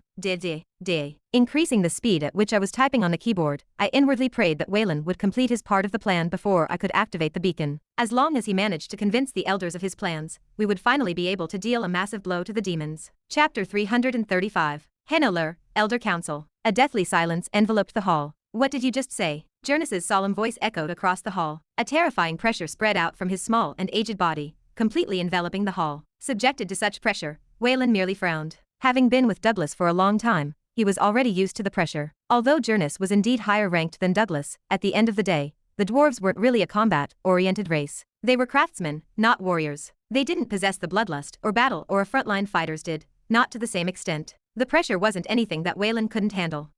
Closing his eyes and breathing out, Waylan opened his eyes and stared directly at Jernus. "I'll say it again. Give me a chance, and I will help you end this war." Piffed. Once Waylan's words faded, the dwarf with red eyebrows, Rander, burst out laughing. "Ha ha ha, I can't believe this. What kind of nonsense is this?" Slapping the table, Rander continued to laugh for a solid minute. It was only when he realized that everyone's attention was on him that he finally stopped laughing. Looking around, he asked with a deadpan look, "What? Dinna ye guys also find his delusions funny? This be nae laughing matter, Rander." Jonas spoke gravely, the look on his face severe. "Don't tell me you actually believe his words?" Rander asked with an incredulous look. To him, it was clear to see that Waylan was merely spouting nonsense to save himself. Leaning his body forward, he looked towards the other dwarves present before pointing at Waylan. "Stop tha war? Bah, if he could have done it, he would have done it before. Why now? He's clearly just trying to save his ass. I'm sure you're all smart enough to understand this, right?" Unexpectedly, Rander was met with silence. No one spoke up. The silence further enraged him. He glared at everyone present. Have we fallen for you guys to not realize this, eh? In reality, everybody shared the same thoughts as Rander. However, unlike Rander, they didn't speak up because of Jonas. The solemnity clouding his face prevented them from speaking up. He had a grim aura surrounding him, one that seemed to suffocate the air itself. No one was as fearless as Rander in that situation. Fortunately for Rander, Jonas didn't seem to mind his words. The latter seemed too preoccupied with Wayland's actions. All of his attention seemed focused on the human before him. Staring at him for quite a while, he asked, "How confident are you in your words?" "Very," Wayland flatly replied. Looking at the other dwarves present, he straightened his back. "If you give me a chance, I'll do what I said I will do." Staring at Wayland's confident expression, Jonas's brows knit in thought. Although what Wayland said sounded absurd, his fearless expression planted a seed of doubt inside of the old dwarf's mind. What if he could actually do it? Or could he? Was he really just saying this to save his own ass? After thinking things through, Jonas doubted it. Although Wayland was going to be punished for his failure, it wasn't going to be something extreme like an execution. After all, although he was one of the main people responsible for the failure, they too were at fault for being negligent. But that was before. Things were different now. Wayland escalated the situation with his words. By saying something like he could stop the war, he had aggravated the situation. If before he couldn't have been executed for a failure not entirely on him, he would be guaranteed death for failing in his mission. After making such a grand claim, Wayland was betting on his life. The sheer gravity of Wayland's words and determination made Jonas think that he wasn't bluffing. No one would be stupid enough to worsen their crimes. Squinting, Jonas decided to see where this bet would take the future of the war. "Yevi got me interest. Tell me what your plan be." "I apologize." But contrary to what Jonas expected, lowering his head, Wayland apologized. Seeing this, Jonas's face sank. "Are you playing with me?" Looking up, Wayland shook his head and glanced at all of the individuals seated in the hall. "No, don't get me wrong. It's not that I don't want to tell you, but I just don't really think that it's appropriate." "Why is that?" Lifting his head, Wayland shrugged his shoulders and looked at the other dwarven elders present. Raising his brow, he indifferently answered, "Isn't it already obvious why?" It was then that it finally dawned on Jonas. The reason why Wayland was not saying anything was because he was afraid that a spy hid amongst one of the dwarves present. Jonas wasn't the only one who understood his words, as all of those present in the room showed a displeased expression. One dwarf, in particular, wasn't happy with his words as he raised his voice. "What nonsense is this? You first say you can stop the war, and then you insinuate that there might be a spy amongst us? Are you purposely trying to create a rift among the council?" The dwarf was none other than Rander. His face was twisted with rage. Ever since the trial started, he seemed to have this sort of vendetta against Wayland. In fact, he wasn't the only one that thought in such a way, but unlike the rest, Rander was a lot more vocal at expressing his displeasure. Plus, the ones who kept quiet didn't want to annoy Jonas, someone whom they highly respected. "I canna believe ye guys be even listening to him. Ye are a bunch of cowards. I understand how ye feel, Rander, but what if his words be right? What if he truly knows a way to stop tha war?" One of the dwarves seated finally spoke up and addressed Rander. Snapping his head in the dwarf's direction, Rander spat. "Bah, how can he know when even we don't know? And why only now? Something ain't addin' up. I dinna and winna trust that human." "You make a valuable point, Rander." Jonas chimed in, much to Rander's joy. Then, however, his next words caused Rander's face to sink completely. "But, I'll still give him a chance to prove himself to us. Since Jimnook has been kidnapped, we have nothing to lose. It's nae like we're going to let him do this unsupervised." Jonas turned his attention back towards Wayland. "Under tha witness o everyone present, I grant ye tha power to carry on with tha plans ye have. If ye manage to successfully do as Yevi said, nay only will we clear ye o your failure, but will also award ye with honor." His words were like a thunderclap to some of the elders present, especially Rander, who blankly sat there with his mouth hung open. But, before anyone could even protest, Jonas raised his hand to stop them. "I've already made up my mind. This shall be the final decision. You can't change my mind." Since he was the most powerful and respected person, the other dwarves present could do nothing but remain seated in quiet. Displeasure could be seen on their faces. Once the others calmed down, turning his attention back to Wayland, Jonas continued, "Wayland, tha only reason why I'm giving ye this chance be because o Douglas. Me faith be nae with ye, but with Douglas. If ye try anything funny, ye will nae be tha only one that will suffer tha consequences." Closing his eyes, Wayland nodded his head slightly. "I understand. I will do my best to keep my word. That's all we wish for." Turning his head left and right, Jonas stood up. That is all for now. If Waylan needs something, try your best to help him. Understood. Similarly standing up, though displeased, the other dwarves acquiesced. While they were leaving, what the others did not know was that once the decision had been made, both Rander, the dwarf that seemed to have a vendetta against Waylan, and Waylan, smiled, in a way similar, but all too different. Everything was going as planned. Gulp. Chugging another potion, my eyes remained transfixed on the panel in front of me. At this point, my eyes were bloodshot, and my mana was all the way down to 10% of full capacity. Still, I had managed to last for another 8 hours. I've long since managed to infiltrate the system. Anytime I wanted, I could deactivate the beacon. It was only a matter of when. CLI clank. Suddenly, the door behind me opened up. The guard that brought me here came in. I'm here to relay a message. On with it. I replied with a disinterested look as my fingers continued to press on the keys of the keyboard. This was merely an act though. The elders want to know how much longer will you take to deactivate the beacon. Turning my attention towards the right side where the surveillance system was, I opened my mouth and said in an unbothered tone, in about a minute. Since the elders were watching, there was no need for me to directly tell the guard. I could just address them from there. In a minute? The guard behind me cried out in surprise.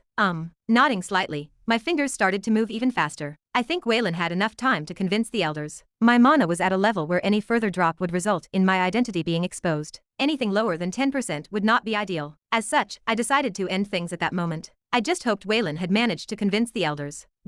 Hugh. Taking a deep breath and staring at the panel in front of me, my fingers paused. This is it. I thought as I was one key away from deactivating the first beacon. The moment I pressed the key in front of me, chaos would ensue in Henneler. The barrier would weaken considerably. Furthermore, the time that it could remain standing would shorten greatly. It would bring about a massive change to the war, for better or worse. Perhaps, some might even die because of what I was about to do. Even then, I knew that it was a necessary step I needed to take in order to win the war. Lives will be lost, but it is necessary. Innocents might die, but there is no choice. I already had a lot of blood on my hands. Extending my hand, I finally pressed on the final key. Done. A second after, pressing onto the last key, a satisfied smile appeared on my face. Rumble. It was then that everything started to shake, almost as though I was at the center of a massive earthquake. Since I was already prepared for this, I was able to keep my footing. What the? Unfortunately, the same thing couldn't be said for the guard behind me. He fell face first on the ground. Ignoring him, placing my hand on the right side of the panel, I opened up the camera view and looked at what was happening outside. The moment I checked the panel, I witnessed one of the lights connected to the barrier slowly disappear. Once it happened, the color of the barrier became fainter, and the ripples forming on its surface increased in wavelength. I could vividly see the panic spread among all the dwarves below. They were unable to make sense of what was happening. On the other hand, the demons started to attack with even more vigor. In a complete frenzy, they were trying their best to deplete the energy of the barrier. My God, you actually did it. Before I knew it, the guard was standing next to me, similarly looking at the panel that was displaying the happenings outside. Turning my head slightly, I replied, "Of course I did it. Who do you think I am?" Chapter 336. Utility Center, 4th level. This is a lot more complicated than I first thought. Malville muttered under his breath as he studied the pale green flute in front of him. After completing his work for the day, he had spent most of his free time analyzing the flute. It was then that he realized that the flute was even more sophisticated than his original estimates. Just how did they manage to make the mana flow this way? Touching the shaft of the flute, a white hue emanated from his finger, entering the object. The moment mana circulated in the flute, it lit up, and Malville was able to see thin vein lines inside. His eyes locked intensely on it, his gaze enraptured. I see. So, in order to create an oscillating sound, the mana is stored and released in short bursts that causes the frame of the flute to burst. Taking out a piece of paper, Malville started to sketch an image of the flute. Although there was technology that could perfectly capture an image of the flute, Malville was the type of dwarf who preferred to use a regular pen and paper. Sitting by the side, Ava curiously looked at Malville. He seemed to have completely forgotten her presence. The dwarf was utterly fascinated by the flute in front of him. Having stayed in the workshop for almost a day, she was understandably tired. More so than Malville, even. Hein and Leopold were still in the facility, but they were currently looking through the other sections, having a merry time. It was currently just her and Malville in the room. Excuse me. Malville turned, looking at Ava curiously. You're still here? A hint of surprise in his voice. Yes. You should probably go back. It will still take me a while before starting to fix this thing. That was a half-truth. Although it would indeed take him a while to fix the flute, in reality, Malville wanted to spend more time analyzing it. Therefore, he was planning on slowing down the rate at which he was going to fix the flute. It was selfish, but there was nothing in the world that could stop a dwarf from his craft. Consider this as a small payment for fixing the flute. Malville mused as he put more mana into the flute. Typically, he would have never done this kind of job, but the situation at hand was an exception. The flute was just that intriguing. I can already tell you now, I won't be able to fully fix this thing immediately. Is that so? Ava dejectedly lowered her head. Her small frame looked pitiful at that moment. There was so much depending on the flute. Without it, her power would drop considerably. With the current ongoing war, Ava couldn't wait long for the flute to be fixed. She simply didn't have that much time. Staring at Malville, she asked quietly, "How long do you think it will take?" Stroking his beard, Malville put the flute down and pondered more to himself than Ava. Given that I still don't quite fully know the structure of the flute, and the fact that I'm quite busy with other repairs, I would estimate that it would take me at least a year to fix this. A year? Ava's eyes widened in shock, her jaw nearly dropping to the ground. Malville's reply was beyond her wildest imaginations. A year was far too long. She could have understood if it was just 1 week or a month, but 1 year was far too much for her. If she left the flute here to get fixed, then she wouldn't be able to participate in the war. It would be extremely detrimental, both to Ava and her team. Noticing the look of dejection on Ava's face, Malville instantly understood her worries and reassured, "Don't worry. Although it will take me over a year to fix the flute, that doesn't mean you can't use it whilst I'm fixing it." Lifting her head up in surprise, Ava hurriedly asked, "Really? I can use the flute even when you're still repairing it?" "Yeah." Malville nodded. A slight smile played on his lips. "Whenever you need the flute, you can just come and take it. It's not like the flute will stop working once I'm fixing it, haha." Malville's words brought some much-needed relief to Ava. She put her hand on her chest and sighed in relief. "Okay, if it's like that then there is no problem." Rumble. Before she could finish her words, the whole structure started to shake violently. "What is going on?" Both Malville and Ava panicked. Holding on to the side of the table, the two of them tried to remain standing. "Just what in the..." With difficulty, while maintaining an uneasy footing, Malville took out a small device from his dimensional space and switched it on. Soon, a holographic image appeared before him, depicting the situation outside. Oh God Almighty. The moment Malville witnessed what was happening outside, his jaw dropped in shock. The color of his face paled slightly. His behavior did not go unnoticed by Ava, who was standing next to him. "What is going on?" Leaning her body slightly, Ava took a peek at the holographic image. But at that very moment, when her eyes fell upon the image, Ava wished she had been in the dark. That was because the barrier protecting the city from the outside slowly became fainter. Outside the borders of the barriers were a wave of black demons that stretched all the way till they couldn't see. The scene looked horrifying. "So what you're saying is, you want us to help you infiltrate Henneler?" A raspy voice sounded inside of a dark hall. "That is correct." A cold and emotionless tone rang back. "What are you trying to achieve by infiltrating Henneler?" An aged female voice sounded. It belonged to none other than Durara, one of the elders of Inferno. At the moment, all of the elders were present, and their gazes remained transfixed at the hologram before them. Displayed on the hologram was an old man with dull gray eyes. He was a human. "You do realize that we're currently in the middle of a war? We, by ourselves, face great difficulty infiltrating the place. What makes you think that we can help you enter? In fact, why do you think we would even consider helping you?" Durara spat. Her voice was filled with annoyance due to the unreasonable demand. Unfazed by Durara's words, the old man in the hologram spoke up. "I'm trying to look for a human. He's someone that the monolith is paying special attention to." "Oh, and why should we care?" Another duergar spoke up. Wearing a monocle, the duergar had thin white hair on top of his balding head. His name was Orion, and he was one of the elders of Inferno. "Why should we care about helping you look for a human? You're not planning on asking us to do this for free, right?" Orion's words were met with nods of approval from some of the other elders. It would take a lot of resources, including but not limited to the time and logistical constraints Inferno currently faced, to get someone to infiltrate Henneler. Moreover, they had nothing to gain from this. Unless there was a reward, the elders of Inferno did not see the need to approve of the request. Staring at the duergars present in the hall from the holographic projection, the human, Mo Jinhao, squinted his eyes and spoke in a cold, dead tone devoid of the slightest trace of emotion. "We can compromise then. Help us capture the human. In exchange, we will owe you one." "Owe us one?" "Yes." "What does this human look like?" Orion inquired, his interest in the human piqued. To be owed a favor by such a large organization, the leader's interest was piqued. "We're uncertain as of right now, but we have a tracking system on him. With it, you should be able to locate him." "I see." Propping both elbows on the table, Orion interlocked his hands together. Taking a look at the other duergars present in the hall, confirming their expressions, Orion spoke up, his voice and words on behalf of the council. "All right, we'll give it a thought. We'll contact you later to let you know of our decision." "I understand," Mo Jinhao replied with an indifferent tone. Moments after, his projection disappeared from the hall. Silence fell in the hall moments after. "What do you think? Should we accept the offer?" Orion asked. "I don't really care, but..." Durara was the first to speak up as she expressed her opinion. "If they really can locate that person with a tracker, then things would be a lot easier for us. For them to owe us a favor in exchange for something like that doesn't look like a bad deal at all." "I concur." Another duergar spoke up. "If it takes little to no effort, then I don't see why we shouldn't take the deal. Those humans have their uses."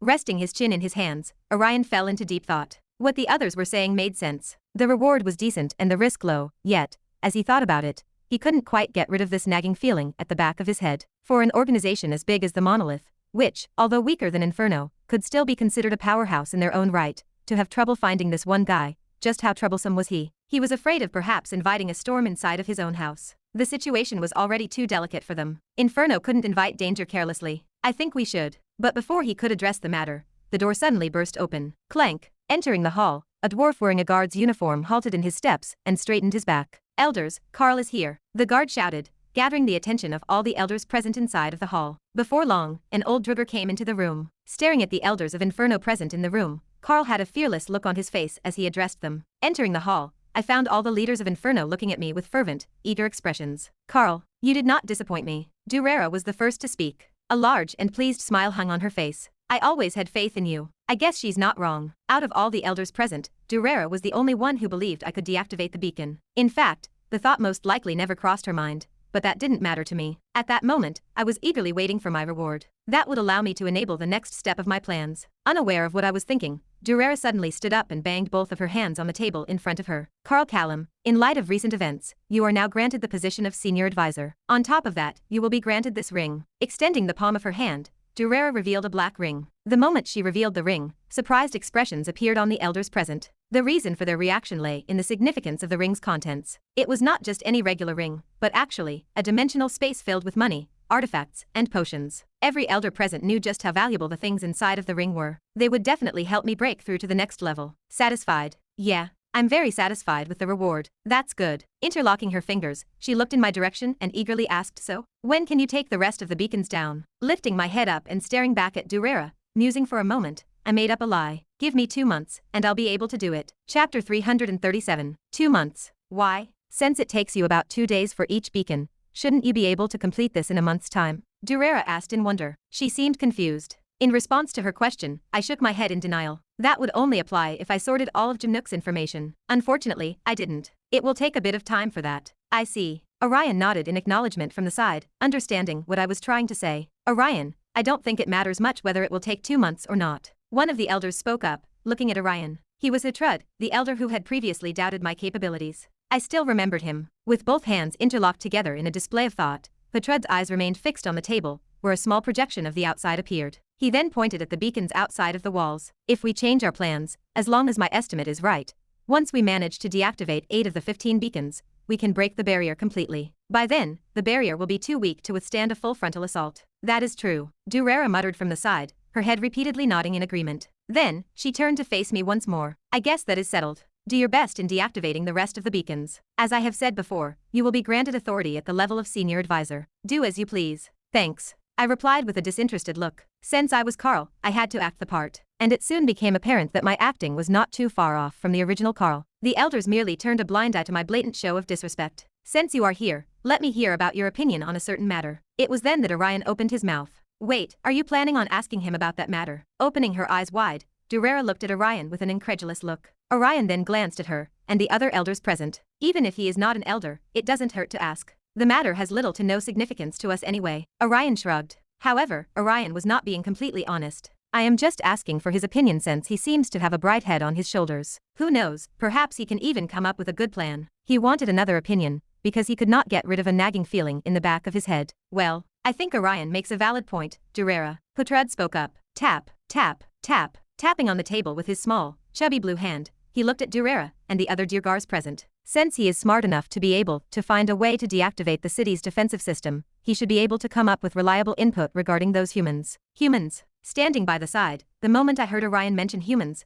my brows knit in consternation. Albeit, for but a single moment. Something is off. He has just been promoted to senior advisor, so I guess it is fine to tell him. Durara eventually relented and turned to glance at Orion, who looked straight at me. The moment our eyes met, a cold chill ran down my spine, but I kept my cool. Opening his mouth, Orion started to speak. All right, if anyone is against the decision of asking Carl for his opinion, please let me know. Once his words faded, a deathly silence permeated the hall. Though I was not sure what was happening, I listened attentively to what they were trying to say. From the looks of it, they want to ask me about my opinion on something that was somehow related to humans. As such, I just patiently waited for them to speak. Perhaps this was going to be important information. Fortunately, the wait did not last for long as no one spoke up. Nodding his head slightly, Orion glanced at me from the side. Since the others have agreed, I will now be asking you about a certain matter. Since about a month to 2 months ago, a human organization. It was then that Orion slowly started recounting to me what had happened moments prior to me entering. From how the monolith was trying to contact them in order to get their help in infiltrating Henneler to how they were apparently searching for someone,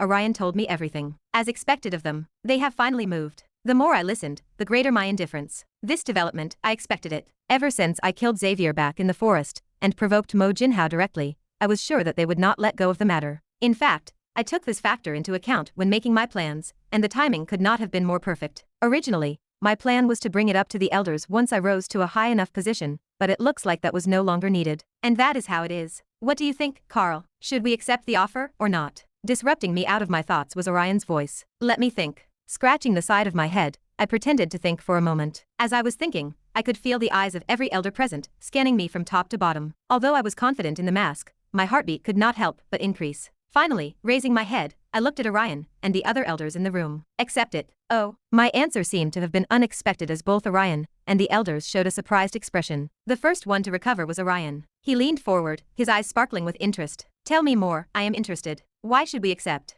Okay. Under everyone's expectant gazes, I started to speak. The reason why I believe that accepting the offer is ideal is because, aside from the favor that you receive from them, we can also use their presence to our advantage. Are you referring to the other humans? Putrud finally spoke up. Compared to the last meeting, he had spoken considerably less. That is correct. Either way, nodding my head, I continued. As you probably know, there are a couple of powerful humans working together with the dwarves. What if we use the chance to create internal conflicts amongst them? Although there are not many humans present, we could take advantage of the situation and create a scenario in which we frame the humans and pit them against the dwarves. Just like the dwarves could replicate demonic energy with the aid of an artifact, so could the duergars accomplish the opposite. If they helped the monolith members infiltrate the city and have them disguise themselves as non-contracted humans, the duergars could have them go around killing random soldiers here and there. Of course, every time that would happen, they would need to do it in a way so that the others would realize humans were responsible for it. Slowly, as that continued, the duergars could have the dwarf race and other races turn on the humans. Given Wayland's failure at saving Jimnook, this time, he might face severe repercussions even if he was innocent. At that point, Wayland and Douglas would have no choice but to fight back, resulting in the dwarves suffering damage internally. On a long-term perspective, they would also lose all possibility of allying with the humans. Aside from that, doing this would, without a doubt, further damage the dwarves' morale. From the barrier slowly breaking down and everyone turning their backs on the humans, the morale of the dwarf race as a whole would decrease rapidly. They would be surrounded on all fronts. It would be a despairing situation. Pausing and glancing at everyone to make sure that they were following along what I was saying, I continued. Although it is hard and a lot of sacrifices will be made, if we manage to succeed in this operation, we might be able to completely destroy the dwarves before we can even remove the barrier. Moments after I finished speaking, the hall was once again enveloped in silence. Glancing towards each other, the elders showed pensive looks. Standing in the middle of the hall, I kept a straight face. I have already said what I needed to say. Now all I have to do is wait for their answer. Although it looked like I was purposely screwing Wayland and the others, this was only on the surface. If there was one thing the elders did not know, it was that I was the individual the Monolith was looking for. All those words I just said were just me trying to convince Inferno to let Monolith in. My real goal was to lure them to me. The location of Inferno was unknown, and despite all of the dwarves' efforts in trying to find it, they could not. But what if Wayland and Douglas knew about the arrival of the Monolith members and quietly followed them from a distance? Since the tracker led to me, and I was in Inferno, their location would soon be exposed, and that was when the true fun would begin. Normally this would not have been possible since the building was encircled by a tracking dampening system. However, things were different now. I now had a higher authority, and with the excuse of it interfering with my beacon deactivation, I could have a small area around me where the dampening system would not work, meaning that the chip inside of my head would indeed work even in this highly secured place. Just thinking along those lines threatened to cause the edges of my lips to curl upwards. Slowly the pieces were falling together, setting up the perfect board. Fortunately, I was able to keep a steady face throughout the whole time the elders were discussing. At this point, they no longer cared about my input, but even then, each second they discussed felt agonizing. Their decision was going to dictate the future of my plans. And although I did have a backup plan, ideally, I wanted the first one to work. Fortunately, I did not have to wait for long. Sitting back on their seats, the elders nodded to each other, signaling that they had come up with a decision. With both hands on the table, Orion spoke up. It looks like we all agree about our next course of action. Lowering his head and staring at me, Orion's eyes squinted slightly. Since we have got nothing to lose with this plan, we have all agreed on executing it. Click, clank, closing the door behind me, I walked towards the center of the room where Jimnook was strapped to a seat. Squinting, I glanced around, trying to make sure that the surveillance system was still down. Looks like they heeded my words. Prior to leaving, I had told the guard to not enter the place or I would kill them. Looks like my threat worked as nothing seemed to have been touched. Even the surveillance system. Ha. Plop. Slumping down on a chair, the mask came off my face and I finally relaxed a little. It was then that a voice rang from behind me. How was it? All right. Without even looking, I knew who the voice belonged to. Rummaging through my pockets, I threw a small ring in Angelica's direction. Here. What is it? Catching the ring, Angelica narrowed her eyes. As she looked at the ring, she quickly realized that it was a dimensional storage. Upon realizing this, she unceremoniously checked the contents of the ring. Ah! Her eyes shot wide open. Turning my head and seeing Angelica's shocked expression, I smiled. Those things are pretty useless to me, but I figured you might like them. Since we were in an organization controlled by those that signed contracts with demons, the rewards I received were things I could use, like the devil fruit. But just because I could use it did not mean that Angelica couldn't. The things stored inside of the ring should definitely boost her strength, and given her current reaction, it seemed like I was not wrong. Knock, knock. But just as Angelica was looking through the contents of the ring in shock and elation, someone suddenly knocked on the door of the room. Chapter 338. Knock. The moment the door knocked, my head snapped in its direction. Staring at Angelica, who was also staring at the door, I put my finger on my mouth and urged her to hide. Knock. The door knocked once more. Taking the mask and putting it on, I hoarsely said, "Coming." Gulp. I quickly chugged a potion. Slowly, the mana inside of my body started recovering. Glancing around the room to make sure that Angelica was not within sight, I extended my hand towards the right side of the wall. Clank. Upon touching the wall, the side of the wall lit up slightly, and the door unlocked with a click. Who is it? Showing an annoyed look, I opened the door and looked at the one responsible for disturbing me. This time, I was not acting. I truly was annoyed. Hello. Standing opposite to me was a duergar, wearing a typical guard uniform, one that most guards wore, although they were a little bit too big for him. Is he a new guard? I wondered to myself. Glancing left and right, I noticed that he was someone I had never seen before. My brows instantly knit. Who are you? Are you my newly assigned guard? No, sir. The duergar replied, shaking his head. Then what is it? I am here to drop something off. He briefly replied in a low tone. My eyes squinted at his words. Drop something? Something by D.W. At the mention of D.W., my eyes opened up slightly. Taking a step to the side, I gestured for the guard to come in. Get in. Do not disturb me while I am working. Okay. The guard nodded his head and entered the room. Once the guard stepped into the room, subtly glancing towards my left and right, I closed the door. Clank. Upon closing the door, I turned to face the guard that had just arrived. Extending my hand, I asked, "Do you have it?" Yes. Taking something out from his dimensional space, the guard handed me a familiar black bracelet. The moment my eyes landed on the black bracelet, they instantly lit up. Thank you very much. Snatching the bracelet away from the guard, I quickly looked through its contents. Looks like everything is here. Making sure that nothing was missing, the smile on my face grew. That is right. The bracelet in my hand was in fact my bracelet. Because I knew that the duergars would strip me of everything, and I was not too keen on ingesting the bracelet again, I asked Waylan and Douglas if there was a way to have the bracelet delivered to me. Fortunately, it seemed to be possible. Although the location of Inferno was hidden, they still had portals. With the aid of one of the upper echelons of the dwarves, we managed to contact one of the spies put in Inferno and had him deliver the bracelet to me. The D.W. stood for Douglas and Waylan. It was a small keyword to indicate to me that they were the ones who sent the duergar. If not for that, I would have been extremely wary, and perhaps have even resorted to extreme methods. That aside, this saved me a lot of trouble since I had carefully prepared a lot of things beforehand. Now that I had the bracelet with me, things would start progressing much more smoothly. In fact, I also had a few new things that I was sure the duergars would absolutely love. Whilst I was looking through the bracelet, looking back towards the door, the guard spoke up. I have delivered the package. I should be leaving now. If I stay any longer, our roles will be compromised. His tone sounded a bit worried. Yeah. Because I was too engrossed in checking my bracelet, I completely forgot about the guard's existence. He has got a point. Given Carl's character, for him to be talking to a guard for so long would make no sense. Since this whole place was under strict surveillance, everyone that came into contact with me would be put under heavy scrutiny. Especially since I was a very important person right now. This was why I quickly dismissed him. You can go. If you find anything strange, do report it to me. Yes. After my words, turning around, the guard headed for the door. But just as the guard was about to leave, recalling something, I spoke up. Wait a second. Yes. Halting his steps, the guard tilted his head in confusion. Give me a second. I proceeded to take out multiple pieces of paper and a pen from my dimensional space. Then, holding on to the pen with my right hand, moving on to a desk, I quickly wrote something on each paper. Since I could not get in contact with anyone outside of Inferno, the only way I could communicate to the outside would be through the guard over here. Aside from warning Waylan and Douglas about the situation, I also wanted to give Small Snake and the others a heads up. Things were going to be a bit hectic soon, and they too will have a small role to play soon. Done. It did not take long for me to write the message. Aside from a few words about how much I missed them, and how my life without them was devastating, I wrote a few things regarding the plan. Putting the pen down, I smiled in satisfaction. Folding each paper neatly, I handed them to the guard. Here, take this. When you have time, deliver these to the same people that gave you the bracelet. You do not have to worry about finding them.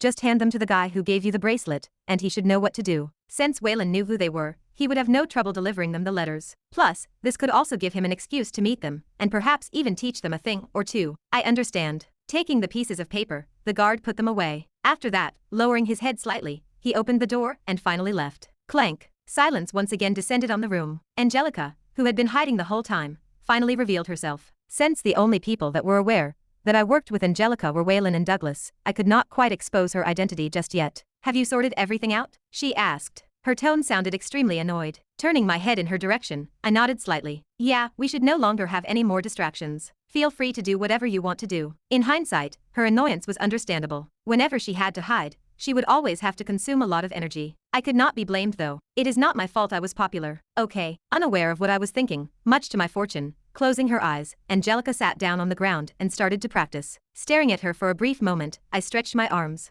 Gotta get to work as well. Time waited for no one, and each second I lazed around, the greater the danger the city would be in. As such, after a while, turning around, I sighed and walked back towards the panel. Let us see if Janook kept his word. Tapping on my bracelet, I took out a small squared metallic box. At the side of the box was a small hole that was about the size of a finger. Without hesitation, I put my finger on the hole. Shua. Right as my finger entered the hole, the box lit up, and a holographic projection soon appeared next to me. Squinting, I looked at the projection next to me. Moving my hand across the projection, my brows furrowed tightly. This is a lot more complicated than I thought, but at least he kept his word. Projected in front of me were the instructions on how to disable the second beacon. However, much to my surprise, the instructions were completely different from the first beacon. In fact, they were not similar in the slightest. I get that you did this to make it harder for the duergars to compromise the defensive system, but why am I the one that needs to do all the work? I grumbled to myself. Although I was grumbling, my eyes never stopped studying the projections in front of me. In order to buy me more time and prove my worth, I needed to deactivate a couple more beacons. My goal was simple. Just when things looked to be on the duergar side,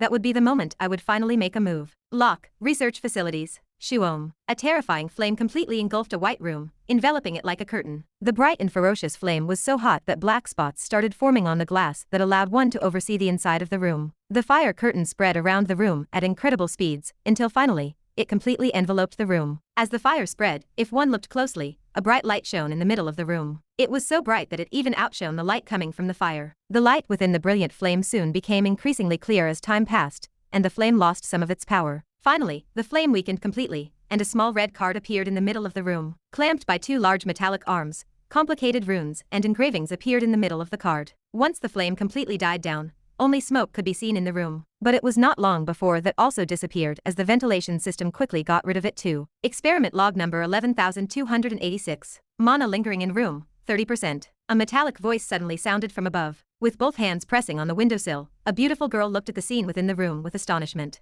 30%? I did it, didn't I? An incredulous and almost relieved look appeared on Melissa's face as she stared at the card in the middle of the room. She could not believe it. After working on the project for over a year now, she had finally managed to get some results. She had finally managed to reduce the efficiency loss to 30%. Although it sounded like a lot, she went from 49% around a year ago all the way to 30% in just a year. That was a massive improvement on a system that she had to develop all by herself. Furthermore, the value was not just any value. The value signified that she could now commercialize the product. Soon, money would start endlessly coming into her pockets. Kakik. Just the thought made her chuckle like a deranged person. Standing next to Melissa, with both hands on her mouth, her assistant muttered, "Melissa, we did it, didn't we?" "Who is we?" Melissa sharply said, no longer laughing. Pointing at herself, she corrected Rosie. "It is me who did it. There is no we." I didn't mean it that way." Rosie quickly apologized. It was true. Melissa was the one that did all the work. All she did was watch from the side and help her clean up the room. Stroking her small, delicate chin,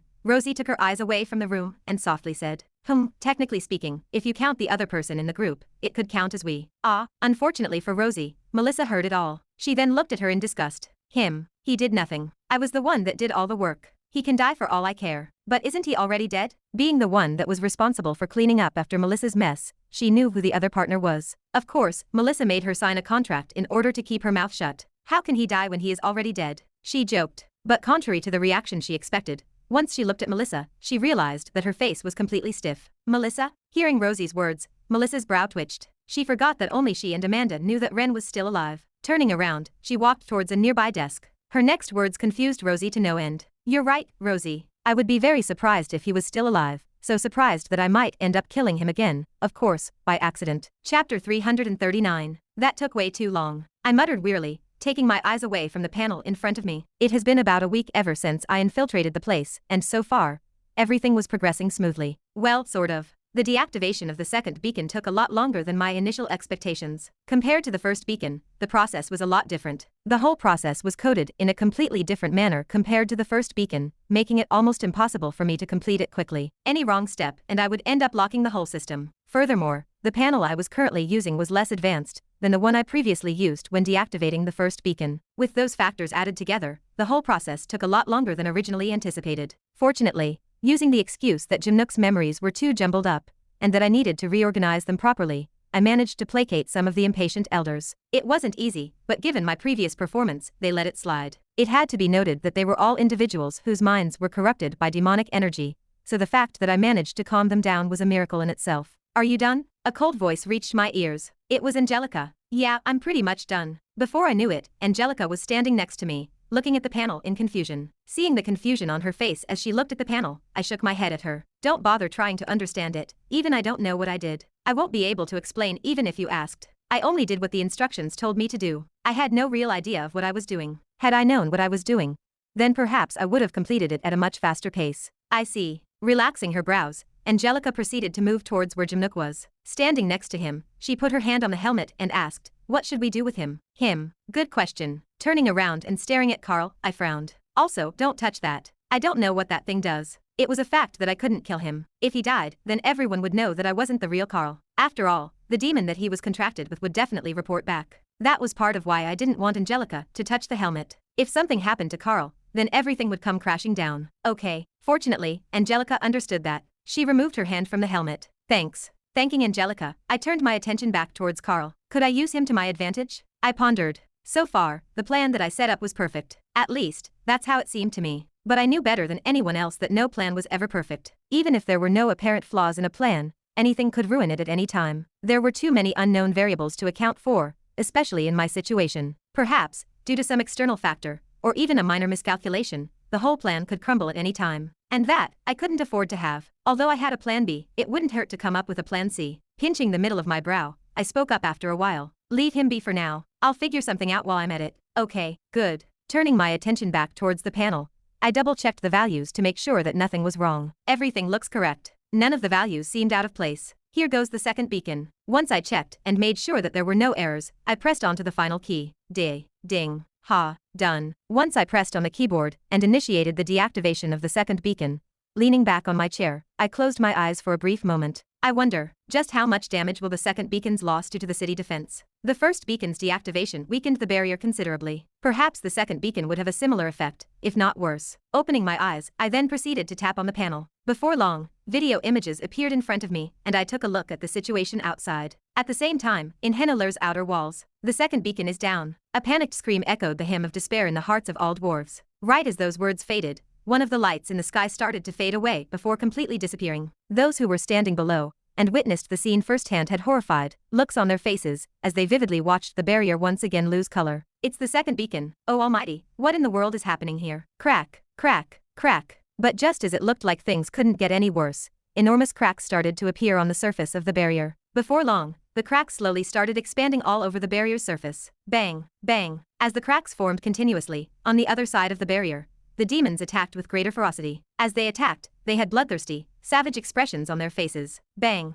To those standing behind the barrier, it looked as though the attacks were working, as the earth shook and the blasts were no longer getting dispersed like they used to before. Even the barrier seemed to shake in the face of such an onslaught. Over here, standing at the very bottom, right at the edge of the barrier, Hein glanced behind him and pointed towards a small crack forming on the surface. There's a crack forming over here. Quickly report this to Small Snake. Got it, Ava solemnly replied, and took out a communication device from her dimensional space. With Small Snake and Ryan taking care of the logistics, they had asked her and the others to report to them whenever they saw a crack form on the barrier. As she was taking out her communication device, turning her head right towards Newton, she ordered, "Newton, go check if there are any more small cracks forming." Treat. Twirling, Newton flapped its wings and flew in the air. In a couple of seconds, it was already high up in the air, searching for any possible cracks on the shield. Good boy. Once Newton flew off her shoulder, Ava quickly sent a message to Small Snake and told him of her findings. There is a crack in the location that I'm currently in. So far, the crack looks small, but it appears as though it is increasing in size, although very slowly. I've sent you the coordinates already. Check it out when you have time. Click. Once she reported everything, turning off the communication device, Ava looked at Hein. We're done with this site. Let's go look for more cracks. Okay. Nodding, Hein left the area with Ava. This much damage with just the second beacon? For the barrier to weaken that much, just from 2 of its beacons not working, it seemed like my previous thoughts were correct. My plan had to be altered. Originally, I had expected this type of weakening from the 4th beacon's deactivation, not the 2nd. But for it to be damaged this much by just losing 2 beacons, something had gone terribly wrong with my plans, and they needed to be changed. Not by much, but I now needed to operate at a faster pace. This is fucking annoying. I was of course annoyed by the development. I couldn't help but curse out loud. What happened? Angelica asked from the side. Turning to glance at her, I scratched the back of my head and sighed. Angelica, it looks like we have less time than I had expected. What do you mean by that? She asked, narrowing her eyes. Massaging my forehead, I replied in an exasperated tone. I mean that we are going to start moving either today or tomorrow. What? But, didn't you say that you needed a month? You're right, but things have changed. Just like Angelica said, the plan was originally going to span a month's period, just the right time to set everything up, but it looked like I was too naive. Taking out a small communication device, I sat back on my chair and texted Waylan and the others. With the dampener removed, I could now freely text whomever I wanted. I could also share my location with the others. In reality, I didn't really need the guys from the monolith to lure the others in here, but that wasn't my only goal. My goal in having the monolith lure the others here was simple. I wanted to make it seem as though they were the ones responsible for the whole mess. By doing so, I was trying to instigate conflict between Inferno and Monolith. Having 2 of the main demon-contracted organizations fight against each other, how sweet was that? Just thinking about it made me excited. Ren. Disrupting me out of my thoughts was Waylan's voice. Without even realizing it, Waylan had called me. I know. He sounded a little absent-minded. Most likely, he realized that our calculations were a little off. But he wasn't a veteran for nothing. In a matter of seconds, he recomposed himself and asked, "What do you suggest we do?" "I think we have no choice but to speed things up." "I see." A brief pause ensued. Looking at the panel displaying the situation outside, I asked, "How are things on your end?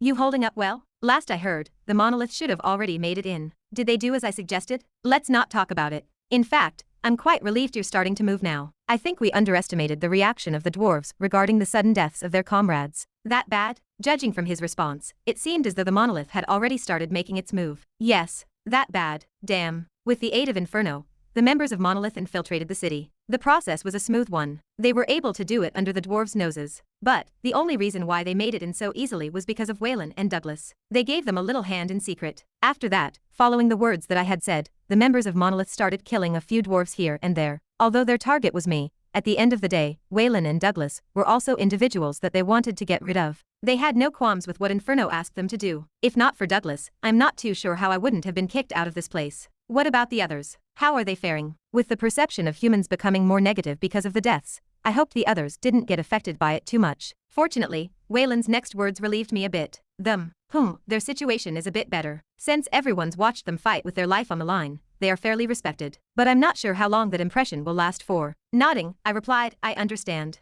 Keep an eye on the members of Monolith. As soon as they move, proceed as planned." "Wait, but are you going to be fine? The plan is proceeding way faster than anticipated. Will you be able to handle the changes?" "Yeah, don't worry. Although it will be tough, I should be able to handle it," I reassured Waylan. Although things were more annoying now, I wasn't completely helpless. "Okay, if you say so," Waylan replied, his voice sounding a little bit less concerned. I guess the confidence in my speech helped him relax a little. "Good. I'll contact you again when I'm about to make a move. Message me when the monolith is going to make a move." "Got it." Turning off the communication device, I stood up and stared at the panel intently. Then, turning to face Angelica, I muttered, "I guess it's about time we start getting serious." Chapter 340. Key clank. Exiting the room I was staying in, I calmly looked at my surroundings. It was a lot quieter than I thought. Now that I was done with the deactivation of the beacons, it was time that I properly scouted the place. Since I had to suddenly hasten my plans, I decided to get everything ready within the next day or so. The first step was to know the environment well. Although I knew the general layout of the place thanks to some of the things Waylan had sent me,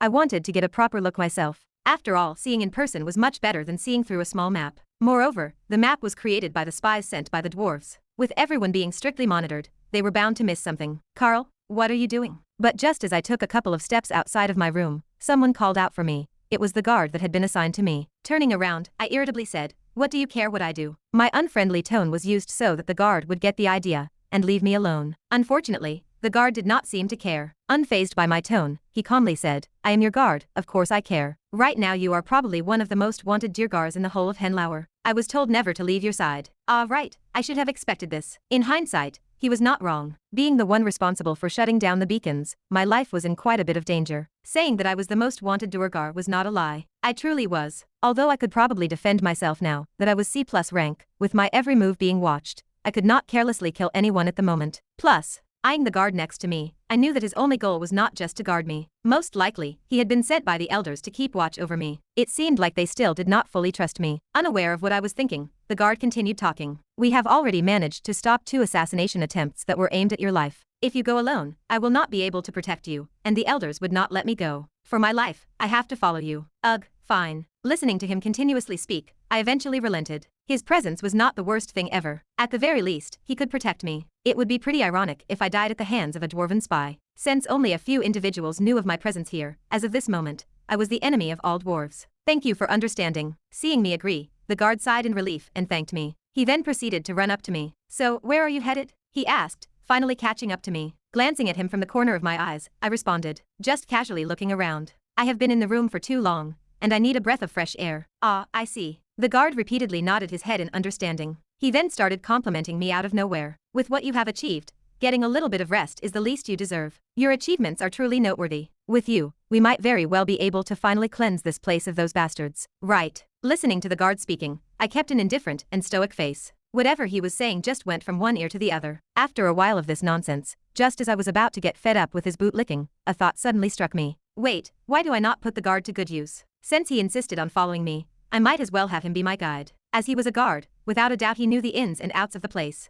Perhaps this may turn into a more fruitful opportunity than I imagined. Making my decision, I turned my attention back to the guard, opened my mouth, and ordered, "Oi, give me a tour of the place." "You what?" At my unexpected request, the guard halted his steps and looked at me with an incredulous expression. Also halting my steps, I looked back and asked in confusion, "What is wrong? A tour? Have you not seen the place already?" No, I shook my head and continued to move forward, stroking my long beard as I muttered. I spend most of my time doing research. I have never bothered to check this place out, so I have no clue about where I am going. Since you like talking so much, be useful and tell me about the place. As I was talking, I secretly glanced at the guard from the corner of my eyes, hoping that he did not notice anything strange. Although my request sounded a bit suspicious, given Carl's character, I was probably not that far off from the truth. After all, in his description, it did say that he was a research fanatic who never left his room, because he wanted to continue his research on memory extraction. In fact, he spent so much time researching that not many knew how he acted. This was why I was able to somewhat get away with the things I was doing. The fact that the guard did not seem too shocked by my request was a testament to this, much to my fortune. Ah, I see. And I was indeed correct. After the initial shock of my request and thinking things through, the guard quickly recovered before nodding his head. "I would be more than delighted by this request, if you would please." Picking up his pace, he started walking ahead of me. As he walked he said, "I will make sure to give you a detailed tour of the place. By the end of it, you will know the whole place as if it were your own house." Walking behind him, upon hearing his words, I suddenly smiled. I could not ask for anything better. Lock, Class A25. "Hey, what have you been doing this past month? You have been acting awfully suspicious." Emma poked Kevin, who was packing up beside her. Standing up and putting both hands on the table, she looked at Kevin, who was still seated. "You also seem a lot more cheerful than before. Did something good happen?" "Not particularly," Kevin replied, putting his notebook and tablet away in his dimensional space. "Then why are you acting so suspiciously? Going out of the academy repeatedly, spending more time training in your room, rather than at the training grounds, and even laughing to yourself at random times, something is not adding up." The more she spoke, the smaller her eyes became. Lifting his head and staring at Emma's beautiful face, Kevin thought for a moment before standing up. "Follow me, I have something to tell you." Wait. But before Emma could protest, grabbing onto her wrist, he dragged her out of the classroom. "Kevin, what are you doing? Let go of me." Key clank. Exiting the building, Kevin soon headed for a rather secluded area. "Kevin, let go of me." Along the way, Emma would protest, but regardless of how much she protested, Kevin did not let go. On another note, Emma's resistance was pretty weak. If she wanted to, she could have easily gotten herself free. Stopping in a rather secluded area, one devoid of any students, Kevin finally let go of Emma's wrist. What are you trying to do?" Holding on to her wrist, Emma looked at Kevin, her face dyed red in embarrassment. Her thoughts were running wild. What do I do? Is he planning on doing what I think he is doing? Is he planning on confessing to me? Holding on to the side of her face, Emma could feel her cheeks burning up. Staring at Kevin, who was in front of her, Emma continued to have wild thoughts, as she could not help but fall into her own delusions. Should I say yes or no? Although I do like Kevin, I do not know if this is the right time. We have just become third years and, unaware of what Emma was thinking, Kevin checked his surroundings to see if there was anyone present. Then, waving his hand, he formed a small barrier around them. "Good, no one is here. Are you perhaps trying to?" Emma shyly said from the side, cutting Kevin off. Tilting his head, Kevin asked, "Trying to do what?" "You know con." Before Emma could finish her sentence, Kevin cut her off and went straight to the point. Con. What?" Throwing Emma off guard, The moment she processed Kevin's words, her body froze, and her face stiffened. Turning her attention back towards Kevin, her face frosted. Gone was her previous flustered appearance. What did you just say? You better not be messing with me. I will never forgive you if you do that. Looking back into Emma's eyes, Kevin answered seriously. I am not joking, I know where your father is. How? Biting her lips, Emma's shoulders trembled slightly. The sides of her eyes reddened slightly. Raising her hand, she pointed her finger at Kevin. You better not be messing with me, Kevin. I am warning you. I am not. I know where he is. Grabbing onto Kevin's shoulders, Emma desperately said. Tell me, please, I want to know. 3 years. She had not seen her father for 3 years. Ever since his disappearance, her life had slowly become miserable. Rumors that her father had died continuously spread throughout her family, and her position slowly started to fall more and more. It had gotten to the point where she could not even step foot into that place before someone would try looking for trouble with her. She could not take it anymore. Moreover, she could not accept her father's death. How could he, one of the strongest humans in existence, die? Emma could not accept it. But as time passed, and after receiving no contact from him for the past 3 years, her belief in her father slowly started to fade away. Perhaps he truly died, Emma thought to herself multiple times in her room. Perhaps he had truly died, and the reason he could not contact her was because he could not. And the more time passed, the more she started to believe this. But just when she had given up, and was starting to come to terms with it, Kevin suddenly dropped a bombshell on her. How could she not be this shocked? Is he okay? Did something happen to him? The number of questions she wanted to ask was endless, but what she wanted to know the most was whether he was okay or not. All that mattered to her was whether her father was doing well or not. Calm down. Grabbing onto Emma's wrist, Kevin smiled. He is doing fine. Emma raised her head. Her weak and fragile figure pained Kevin's heart. He is, she weakly said, tears dripping down the side of her cheek. Wiping one of the tears from her face, Kevin smiled. He is doing well. The moment he said those words, as though all of the pain and resentment she had bottled up over the past few years had disappeared, Emma finally smiled. Is that so? I am glad. I am so glad. It was a smile filled with relief. But to Kevin, who was standing opposite her, the smile looked like the most beautiful thing he had ever seen. Kevin? It was only after Emma called out for him that he realized he had fallen into a trance. Scratching the back of his head, he tried his best to hide his embarrassment. Yes, as I was saying, your father is currently with the headmaster of the academy on a mission in the dwarven domain. And so Kevin soon started telling Emma about what he knew. He, of course, did not tell her about Ren and the fact that a war was happening, but the more he talked, the bigger her smile became, and the more entranced he became with it. At the same time, Leviathan building, lock, clank, the window of a particular room opened up, and the sound of light footsteps echoed across the empty room. Step, step, step. It was not long before the footsteps halted. As the footsteps stopped, a large shadow was cast on the wooden floor of the room, right next to a large wooden desk. Extending his hand, the shadow reached out for the bookshelf on top of the wooden desk. Soon the shadow took a small rectangular object. Upon touching the rectangular object, the shadow halted for a second. Then, putting it on the table, the shadow's long and slender fingers were revealed. Flip, flip. Soon, a sound similar to that of pages flipping sounded. The sound continued for a couple of seconds before the shadow's body started to tremble uncontrollably. What followed after was a raspy voice that chilled the whole room. Coo, I have finally found you. Chapter 341. Halting his steps in front of a large metallic door, the guard paused for a moment. Placing his small blue hand by the side of the door, the metallic structure rumbled and slowly opened up. Rumble. Once the door was halfway open, the guard started talking. This over here is the artifact testing area. As you are probably aware, this place is dedicated to testing artifacts and their power. Oh, I have heard of this place. Walking into the room, I pretended to be unamused by what I saw. In truth, I was beyond shocked. With all sorts of complex machinery around the room, duergars could be seen testing all sorts of artifacts. Bang! Covered in sophisticated equipment, the duergars tested weird-looking artifacts against some sort of odd machinery. Displayed on the machine was all sorts of data which other duergars looked at by the side, taking notes on their holographic-looking devices. Some of the artifacts were so powerful that I could sense the mana in the air converging towards it. Keeping a straight face had never been more difficult for me. I wonder if I can steal them, I thought to myself. Oddly enough, that was the first thing I thought as I looked at the artifacts. I couldn't be blamed though. Each one of the artifacts present would sell for astronomical prices back in the human domain. To be honest, the probability of me being able to steal them was low, but a man could dream, right? Actually, it is not impossible for me to steal them. A wild thought suddenly entered my mind. If everything proceeded as planned, then, perhaps, I may be able to take some of the stuff here. Unaware of the thoughts I was having, standing next to me, the guard patted the side of the walls. The walls of the facility are made of rhinestone, ensuring some solid safety. This way, our researchers can conduct experiments without restraint. Rhinestone? I raised my brow in mild surprise. From what I remember, rhinestone was an incredibly sturdy rock that could withstand heavy impacts. It was also ridiculously expensive. Tracing his finger across the wall, the guard nodded in affirmation. That is correct. This whole place is made of rhinestone. Because of it, we do not have to worry about the facility if the artifacts ever do malfunction. The walls over here can withstand the full-blown attack of an SS-ranked artifact. They would be stupid if they didn't do this much. I responded, trying my best to memorize the layout of the place. This place might turn out to be more useful than I thought. Is this place isolated from the other areas? I carefully asked. Depending on his answer, I could probably make up for the sudden time increase. Now, it was no longer a matter of greed.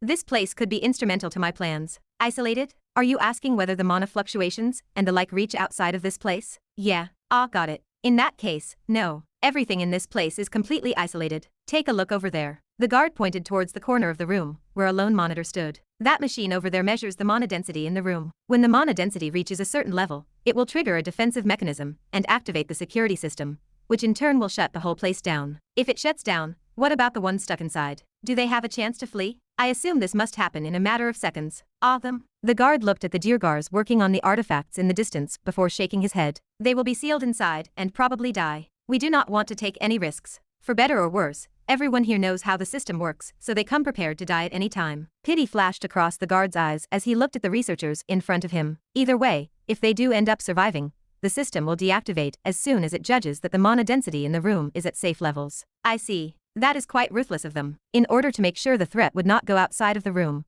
they were prepared to have anyone inside die. Though I didn't really care about what happened to the people here, I did feel that Inferno had taken some excessive measures. They were ready to sacrifice their own, after all. It would be a pity to lose so many talented researchers. Still, the information was actually quite useful to me. The plan that I had previously envisioned became much more feasible. Shall we go to the next area? The guard called out to me, moving towards the door of the facility. Taking one last glance at the facility, I nodded. Yes. Leviathan building, lock, key clank, ha. Returning to his room, Kevin let out a long, extended sigh. It took a while for him to calm her down as the news had truly shocked her, but Kevin did not regret telling the truth to Emma. Remembering her relieved smile, a small smile of his own appeared on Kevin's lips. I am glad she is feeling better. Because of what was happening with her family, Emma had been going through a lot of stress. For her to finally show a happy smile, Kevin felt warmth in his heart. I am tired. Yawning, Kevin headed towards his room. This morning, he had trained with Jin and Donna for over 6 hours. Kevin was understandably tired. Although it was only 7 in the afternoon,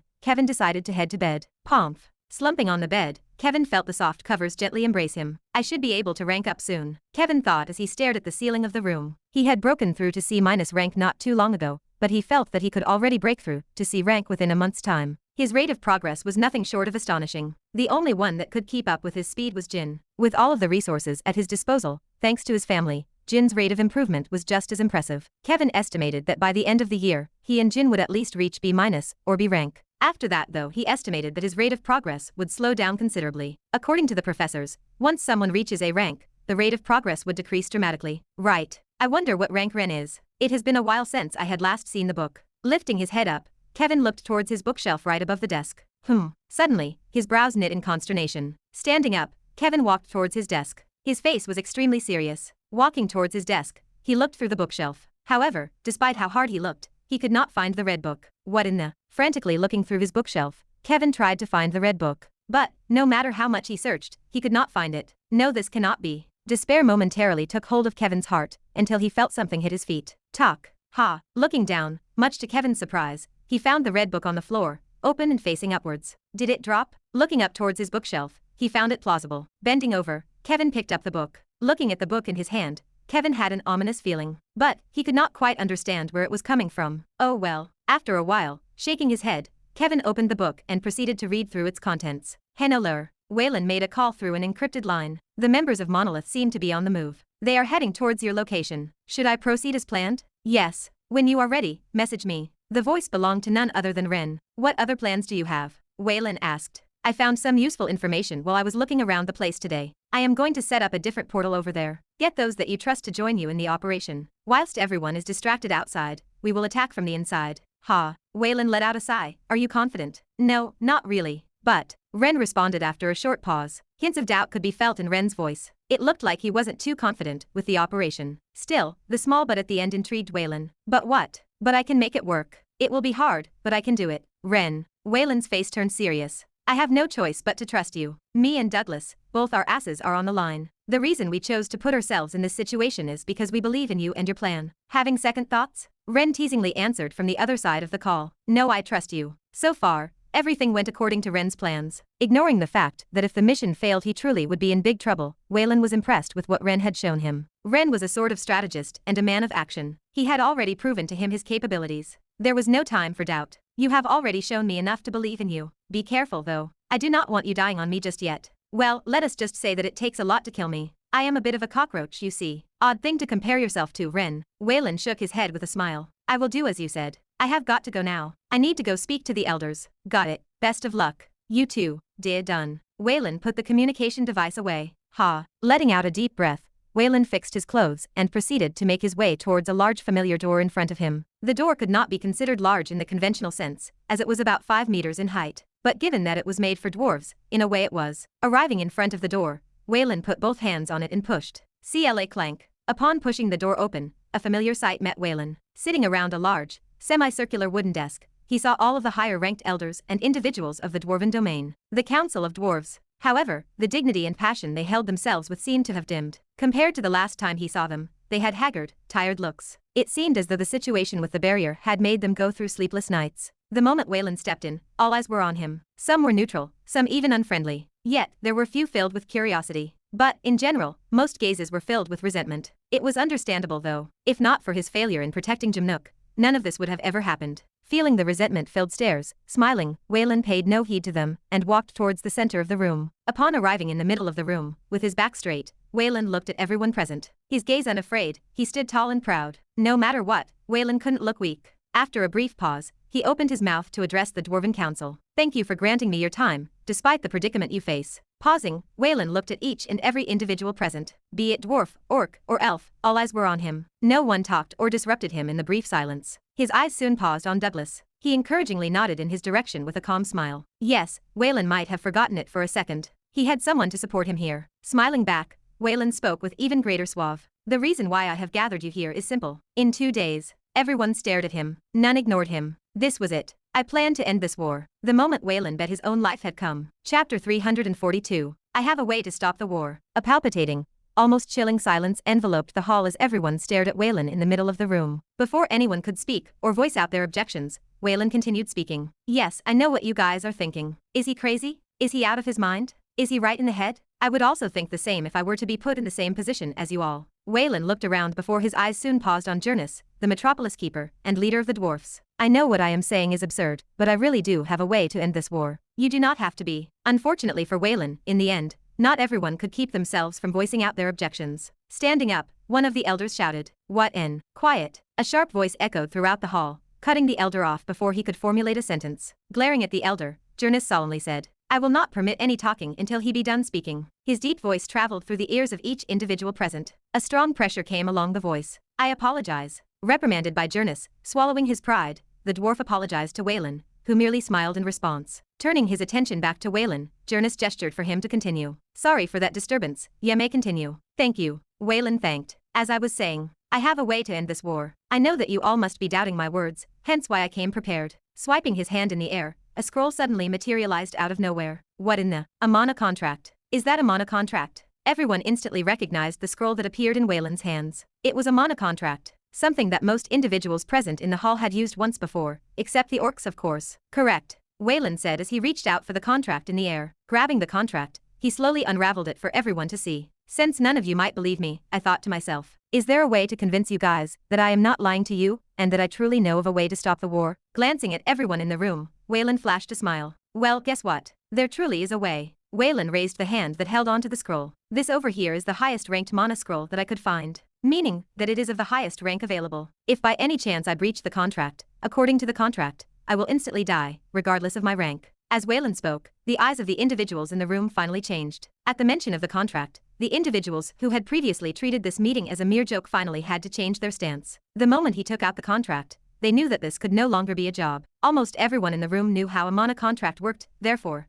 they knew the severity of Waylan's words. There were no falsehoods in his words, that was unless he did not value his life. At this moment, everyone in the room understood one thing. Waylan was putting his life on the line. He was putting his life on the line to prove to everyone present that he truly knew of a way to end the war. You are being real. The first one to speak up was Rander, the dwarf that had been giving Waylan a hard time in the previous meeting. Glancing at Rander, Waylan looked towards Jernus, who was looking back at him, his face clouded with unprecedented solemnness. After a while, opening his mouth, Jonas asked. Can I see that contract? Yeah, you can. Waylan nodded with a smile, evidently prepared to have been asked such a thing. Here you go. Walking up to Jonas, Waylan handed him the contract. As he moved, Waylan noticed everyone's eyes focus on him, or more specifically towards the contract in his hands. Let me have a look. Taking the contract from Waylan's hands, Jonas started looking through it. Let me see just how valid your words be. Staring at Jonas, who was looking through the contract to see if there were any loopholes, Waylan merely smiled. He was confident that regardless of how much Jonas looked, there would not be any loopholes. Before signing it, he had gone through it with Douglas and Wren. As they were checking,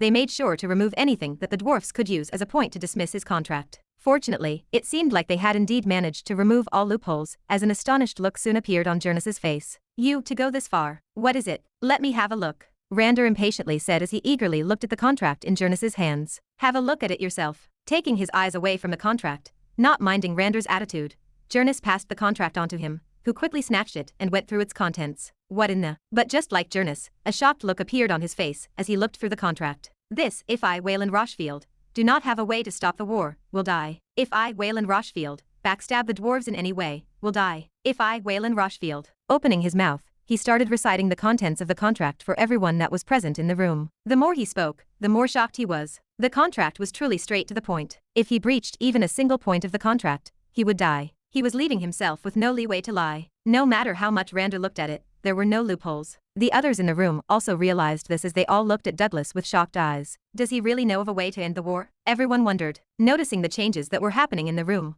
Wayland smiled in satisfaction. Everything is going just as planned. Signing a mana contract was in fact his idea. Although Wren was the one that came up with most of the plans, that did not mean that he and Douglas were useless. They also contributed to the plan by either polishing it or expressing their inputs on areas that needed to have further consideration. One of the areas they needed to cover was how to have the leaders believe their words, and it was Wayland's idea to use the mana contract to shut everyone up. Since everyone knew what it was, no explanation needed to be said when presenting it to the leaders. The move worked flawlessly. If I, Wayland Rochefield, break any one of these statements, I will die. Disrupting him out of his thoughts was Rander, who finally finished reciting the contents of the contract. A heavy silence descended in the hall as Rander's words faded. The silence did not last for long as, not long after, total chaos erupted in the hall. Is that really a mana contract? Do you really have a way to stop this war? Human, tell us immediately how we can stop this war. Is that a real mana contract? Everyone fervently looked at Wayland, who was standing in the middle of the hall. All at once, everyone in the room kept asking question after question. Under the barrage of questions,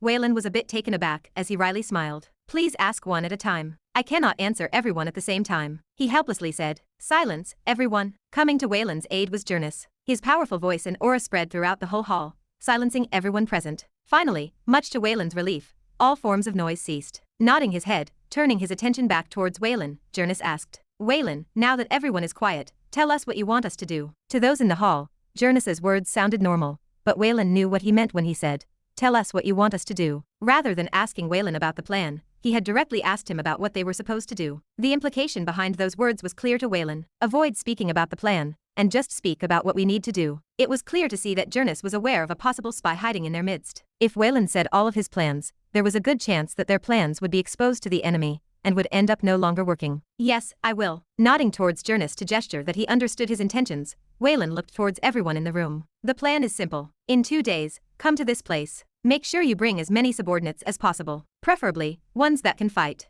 The more, the better. His words instantly created another buzz in the hall as everyone started to discuss amongst themselves. Subordinates. Ones that can fight. It wasn't long before someone asked him a question. Are you sure we should be bringing our strongest warriors? What about the barrier outside? Who is going to defend that? Expecting such a question, Wayland answered swiftly. Good question, but you do not have to worry about that. The barrier is strong and sturdy enough to last at least a couple of days of constant attacks. That was true. In fact, the barrier could probably last even a week. The plan was going to be put in motion in a couple of days. By the time they were done with the operation, they would not have to worry about the barrier not holding up anymore. How sure are you that this operation will succeed? Rander asked from the side. If something goes wrong with the operation, by the time we come back to Henlauer, the barrier is going to be weakened to the point that we will be surrounded by all the demons. It is basically a do or die type of plan, no. At Rander's words, Wayland merely smiled. You are correct, however. I am confident in our chances of winning. You do not really have to worry about the barrier. It is a gamble, but it is a gamble that will guarantee you victory. From how things are going,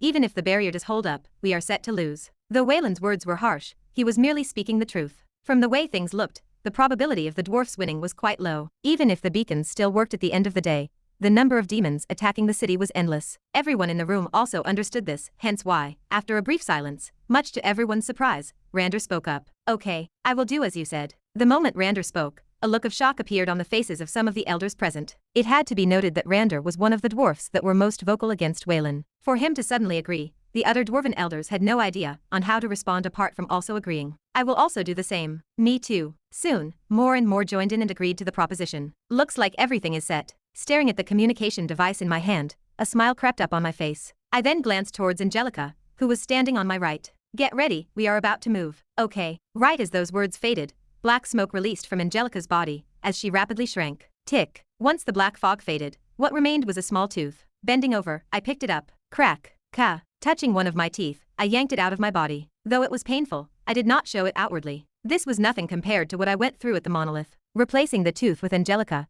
I bit my teeth a couple of times before glancing at the room behind me. A day has passed since Waylan told me that he had managed to convince the elders. Now, I had just received a report from him telling me that the monolith members seemed to be close to the Inferno headquarters. According to Douglas, the one that was following them, they seemed to be closer to their target. Closing my eyes, I numbed down my emotions. Thereafter, I activated the chip inside of my head. Instantly, my brain functions sped up and everything became much clearer to me. Clank. Extending my hand forward, I opened the door and exited the room. Time to piss off another major organization. Chapter 343. In a remote location of Henneler, 4 individuals walked through a long, narrow dark tunnel. It had been about a day since they decided to accomplish their mission, and for that long period of time, they had been stuck going through the unending dark corridors. For how long they walked, it seemed as though the number of tunnels was endless. Just when the group thought they were close, they would suddenly find themselves in front of a dead end. It was then that the group of 4 realized they had taken things too lightly. Even though 876 had entered the city and managed to get away from their sight, there was no way he would just stay in the city without finding a proper hiding spot. Dang. A dull metallic ring rang out. The signal disappeared again. One of the 4 individuals spoke up, his voice echoing through the tunnels. Odd. Another one muttered. Holding onto a small, dimly lit lamp, the features of the individuals became slightly discernible. Long, silver-colored hair, a feminine-looking face, and a fairly skinny body. If not for the Adam's apple protruding from his throat, someone could have easily mistaken the man for a woman. Squinting, the silver-haired male scanned the surroundings. The same thing happened a day ago. He suddenly disappeared for a couple of hours. Lowering his head and staring at the detector in his hand, the silver-haired male tapped the back of the device. Or could it be that this thing is broken? Ever since arriving at Henneler, the group had kept constant watch over the tracking device. Oddly enough, at times, the tracker's signal would suddenly disappear, leaving them wondering whether something had gone wrong with the device. The more plausible conclusion is that 876 entered some sort of restricted area that blocks all forms of signals. Another one of the members said. That's true. The silver-haired male replied. Moving the small lamp towards his right, the features of the individual who had just spoken were highlighted due to the light. He had a tall and muscular stature, his biceps the size of a football. With short hair fashioned into a buzz cut, a large scar traced half of his face. Added with his sharp gaze, he looked extremely intimidating. With his brows knit, the muscular man thought out loud. If he's in an area where the signal is constantly disrupted or shut off, we can assume that the place is extremely well protected. He turned to face the silver-haired individual. I suggest we wait for the signal to come back before deciding to ambush him. I agree, but we should first get an idea of where he is. Let's assess the situation after we know of the exact location he is hiding in. If we can handle it, we proceed as planned. Yes. The muscular man nodded. Ding. But it was then that the tracker rang again. The signal is back. The silver-haired male shouted. Lowering his face to get a closer look at the device, his eyes jumped up in delight. We're close. We're almost at the location where that little rat is hiding. Clenching onto the sides of the device, the silver-haired individual smirked before picking up his pace. Quickly, follow me. We should soon be able to see that little bastard that has caused us so many problems. Following his words, everyone increased their pace and headed deeper into the tunnel. At the same time, not far from the members of Monolith, materializing a couple of meters away from them was Douglas, whose face contained unprecedented solemnity. Staring at the members of the Monolith not so far from where he was, waving his hand, a transparent shield enveloped the area Douglas was in. Then, whilst still hidden from the members of Monolith, Douglas threw a small device on the floor. Tick. The device didn't look particularly eye-catching, as it seemed rather dull and unassuming. But, the moment Douglas threw the device on the ground, the mana in the air suddenly twisted wildly. If anyone was present to witness the scene, they would see several small tornadoes appear in the air, where the tip at the bottom funneled towards the device in the middle. As time passed, more and more tornadoes formed, all converging towards the device in the middle. Key. Clank. Before long, the device opened up and a small portal started to form. Because of the barrier Douglas had formed, the residual mana that lingered in the air from the portal's activation did not leak outside. Therefore, the members of Monolith were completely oblivious to what was happening. Boom. It wasn't long before a large portal appeared in front of Douglas. Turning his wrist, Douglas looked at the display of his watch. 1 hour, 32 minutes, and 53 seconds. Once he finished checking the watch, lowering his hand, he took out a communication device from his dimensional space. "You're done setting up?" Wayland's voice echoed across the expansive hall. "Correct. According to what I heard, we shouldn't be too far from the Inferno headquarters. Just in case, I double-checked with the coordinates that Ren sent me, and we shouldn't be too far." Douglas's voice echoed outside of the communication device in Wayland's hands. "That's perfect. I'll get everyone ready then. Good luck. You too." Tick, tock. Turning off the communication device, Wayland turned to face the hall. The moment he did, he was met with thousands of stares directed solely at him, each belonging to either the Dwarven elders or powerful individuals who fought at the front lines. Curiosity filled their eyes as they stared at Wayland, who was standing opposite them with a calm smile on his face. "All right, I guess it's time we start." Putting the device away, Wayland raised his hand to get everyone to stop talking. "Everyone, I would like a moment of your attention, please." The exact moment his words faded, everyone simultaneously stopped talking. "Oh wow, they are a lot more obedient than I had expected," mused Wayland as he looked at everyone in the hall. Taking out a similar device to what Douglas had taken moments before, Wayland started speaking. "As you all already know, I have mentioned a way to end the war. Most of you here are probably confused by my words. After all, how can a human they have never seen before suddenly say such an absurd thing, especially when many of you couldn't find a single way?" As Wayland spoke, no one interrupted him. There were some that did try to complain, but they were promptly stopped by one of their elders. Staring at the scene in amusement, Wayland put the device in his hand down. He then pointed in its direction. "As most of you already know, this over here is a teleportation device." Lowering his body and activating it, the mana in the air slowly started to converge towards the box. Multiple different colored tornadoes swirled around the teleportation device. Slowly, a portal started materializing in the middle of the hall. While the portal was forming, looking at all of the individuals in the hall, Wayland mysteriously smiled. "You want to know how to stop the war? If you want to know, all you have to do is step into this portal." Pausing, Wayland saw worried looks flash by the faces of some of those present. With a calm smile, he decided to assuage their fears. "If you're worried that I will send you to some unknown location to trap you, fret not. If you check the contract that I signed, one of the terms there states, if I in any way try to scheme or work against the dwarves' benefit, I will die." Patting his chest, his smile widened. "As you all can see, I am alive and well. There is no need to worry about me doing anything sketchy against you guys. Oh, the portal is ready." Mid-speech, Wayland suddenly noticed that the portal was now ready. Glancing at the watch on his wrist and taking a step to the side, Wayland pointed at the portal and said in an amused tone, "I think I've said enough. Who wants to go first?" 55 minutes and 21 seconds. They should have already started. Going out of my room, with the mask on my face and Angelica stuck in between my teeth, as much as she hated it, I walked towards the room that the guard had shown me a few days ago. "Master Carl, are you going somewhere?" But of course, the moment I took a step out of the room, the same guard came to greet me with a smile on his face. "Taking a small break, are ya, Master Carl?" "You can say so." At the guard's questions, I gave an indifferent response and continued to head towards the artifact testing zone. Already used to my dismissive attitude, the guard walked up next to me and rubbed his small blue hands together. "If I may ask, where are you going?" Staring at him from the corner of my eyes,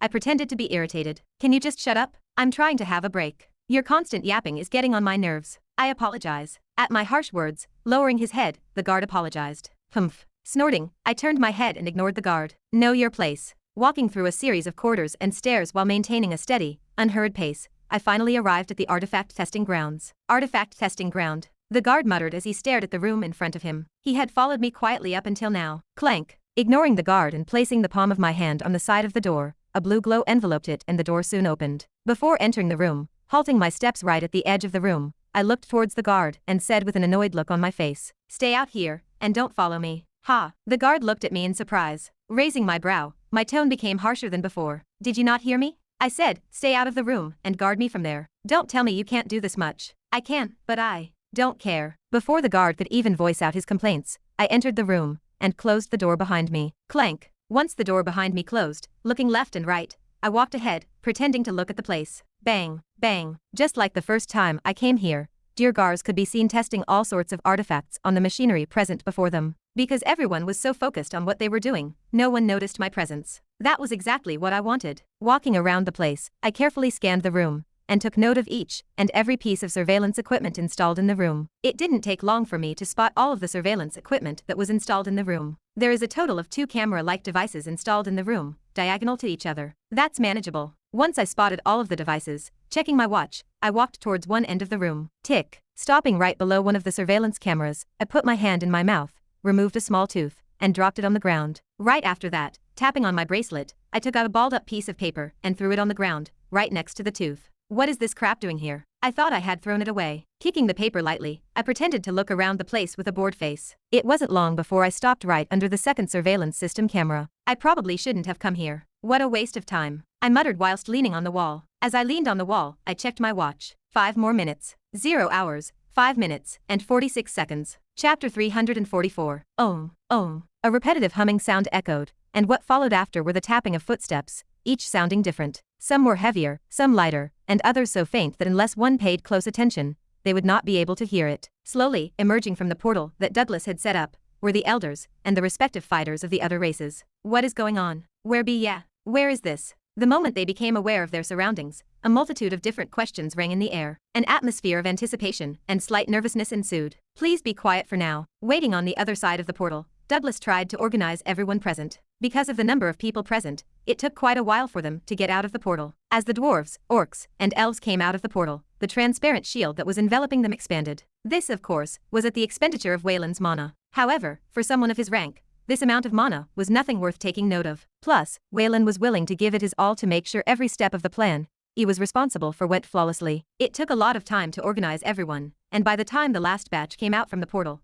only 5 minutes remained. That should be the last group left. Coming out of the portal, Wayland headed towards Douglas. Glancing at everyone and making sure that there were no problems, Wayland asked in a calm tone that belied his inner emotions. Have you organized everyone properly? There should be no problems for now. Turning to face everyone present, Douglas looked at the leaders and elders of each group, beckoning them to come towards him. Because they had always been focusing their whole attention towards them, the moment Douglas called for their attention, they immediately moved towards him. What have you gathered us here for? Rander, one of the dwarven elders, asked. With his brows tightly knit, he looked around the place. Where exactly are we? You do not have to worry about that, Wayland replied with a small smile. All you have to do is listen to us, and we can get this over with without a hitch. At Wayland's words, Rander stopped speaking. Satisfied with the outcome, Wayland looked at everyone present and asked, I am sure most of you are wondering about what you are doing here. Am I right? Without giving them a chance to answer, Wayland glanced at his watch and continued to speak. Listen up closely. We only have about 5 minutes left before we start the operation. Turning his attention towards Jernus,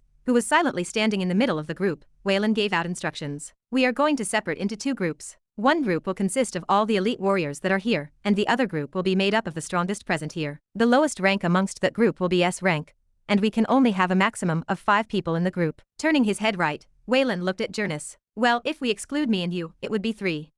So you be basically asking me who the 3 we should send with you guys should be. Right. You are the only one I trust that can do this, Jernus. I see. With his brows locked into a tight frown, Jernus looked behind him, towards the group of elites he had stuck with through thick and thin during the whole war. Although Wayland's request was odd, because of the mana contract and the fact that they were already too deep into this, Jernus decided to not question any of their decisions, and just went along with it. Staring at the members present, he did not have any trouble selecting 2 of them. Eris, Ultruk, would ye be so kind and go with them? The moment he called out the 2 names, everyone turned their heads and stared at the 2 individuals. One was an orc while the other was an elf. With long, silver blonde hair, Eris, the elf that was called out by Jernus, stepped forward without hesitation. With a cold face and long eyelashes, Eris looked incredibly stunning. As she moved forward, everyone could feel a tremendous pressure emanating from her small body. I have no problems with the arrangements, she said as she walked towards Wayland and Douglas. Me too. Following her words was a deep and powerful voice. Stepping out of the group was a large orc, Ultruk. It wasn't hard to spot him. The moment he stepped out, his towering and muscular figure pushed aside those that were next to him. Compared to Eris,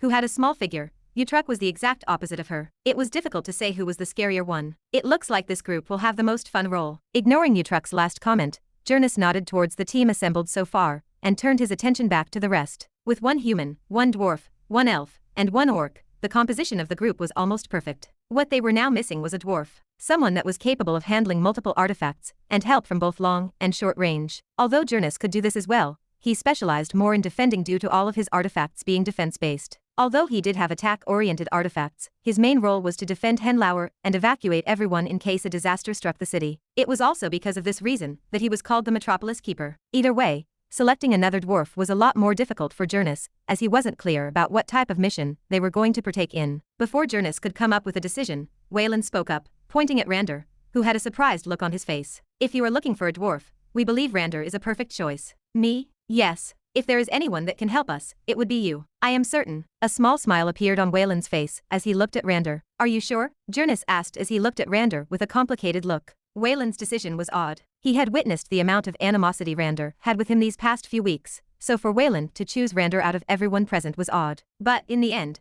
he couldn't go against Wayland's decision. After all, he must have a reason for choosing Rander out of all people. I guess that is all for this group. The rest will form the other group. Looking at Jurnus, Ultruk, Eris, and Rander, Wayland nodded in approval before turning his wrist and taking a glance at a certain watch. 00 hours, 02 minutes, 34 seconds. Turning his attention back towards Douglas, Wayland's face became incredibly solemn. The calm had been replaced by grim determination. Douglas, we don't have much time. Lead the council to a frontal assault. I will start setting up the portal now. Okay. Nodding in acknowledgement, Douglas waved his hand and removed the barrier that was enveloping everyone present. Instantly, everyone's presence was no longer masked. Their auras sprung forth, forming a deafening pressure. Raising his voice, Douglas calmly walked forward towards the end of the tunnel and opened his mouth to address the main group. Everyone, we will now start the assault. Please get ready for battle. His calm voice traveled through the ears of each individual present, and even though many had questions such as who they were going to attack, the council decided to follow his instructions and took out their weapons. No matter how the situation turned out,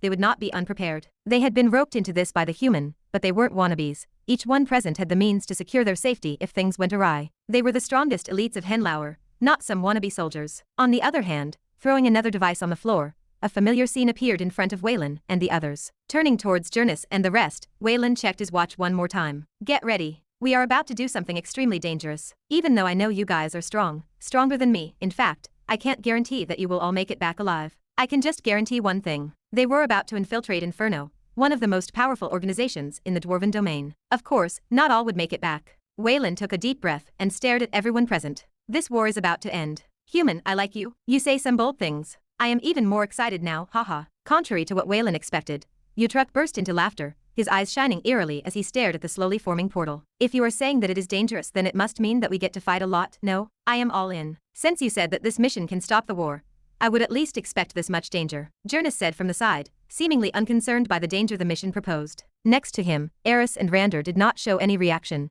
indicating that they too were ready for what was about to come next. I guess you guys aren't powerful leaders for nothing. Smiling, a huge portal formed behind Wayland. Turning his attention to the portal, Wayland checked his watch. 00 hours, 00 minutes, 02 seconds. It is time. Without wasting any more time, glancing toward the others, he took a step into the portal. I will be going in first. His figure had disappeared halfway. I will wait for you on the other side. Oh. Once Wayland's words faded, he had completely disappeared into the portal. A little bit before Wayland entered the portal, staring at the tracking device in his hands, the silver-haired male from the monolith muttered, "How long has it been since we lost the signal again?" "I would say about an hour." The muscular member replied, his brows tightly furrowed. "Compared to the previous occurrences, there has never been a time where we lost the signal for so long." "True," the silver-haired male replied, his words drawling as he suddenly felt an ominous premonition. "Even still, if we follow the previous coordinates, we should be right around here?" The silver-haired male tilted his head and checked the tracking device again. Something isn't adding up. Despite standing close to where 876 signal indicated, the only thing they saw was an endless dark tunnel. There was nothing in the vicinity. "Strange," the muscular male said as he scanned the surroundings. Taking a brief glance at the tracking device, he carefully inspected the surroundings. Yet, wherever he looked, all he saw was just one long tunnel that led to nothing.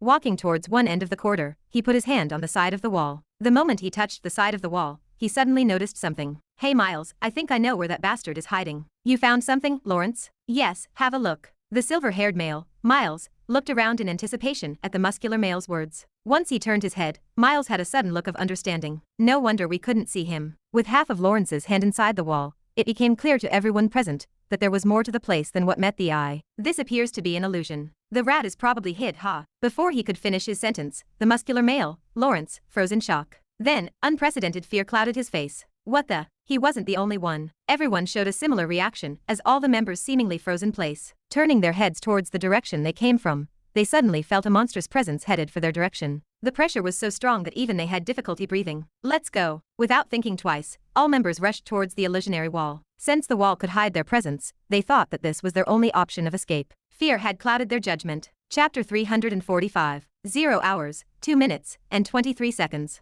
"Angelica, get ready." Taking my eyes away from the watch, I reminded Angelica inside of my mind. "I got it, no need to tell me." Angelica coldly replied inside of my head. Just making sure. I replied back, unbothered by her attitude. At this point, I was already used to her attitude. Even if she was cold to me, at the end of the day, she did whatever I asked her to do. So I had nothing to complain about. Taking a good look at the surroundings and making sure that no one was paying attention to me, I kept a close look on my watch. Almost. Very soon, total chaos would descend on this place, both internally and externally. The external threat would be from Douglas attacking the outside of the facility, with all the warriors gathered, and the internal one would be from Waylan and the others infiltrating through the portal I had set up in the room I operated in. Since the dampening system was turned off in that one specific room, setting up a portal was not a problem, which was exactly what I did. Having completely gained the trust of the duergars, after removing the second beacon, they no longer suspected me of having ulterior motives, and just let me do whatever I wanted. Unfortunately for them, this had been a setup from the very beginning. Soon, when the timer on my watch hits 0,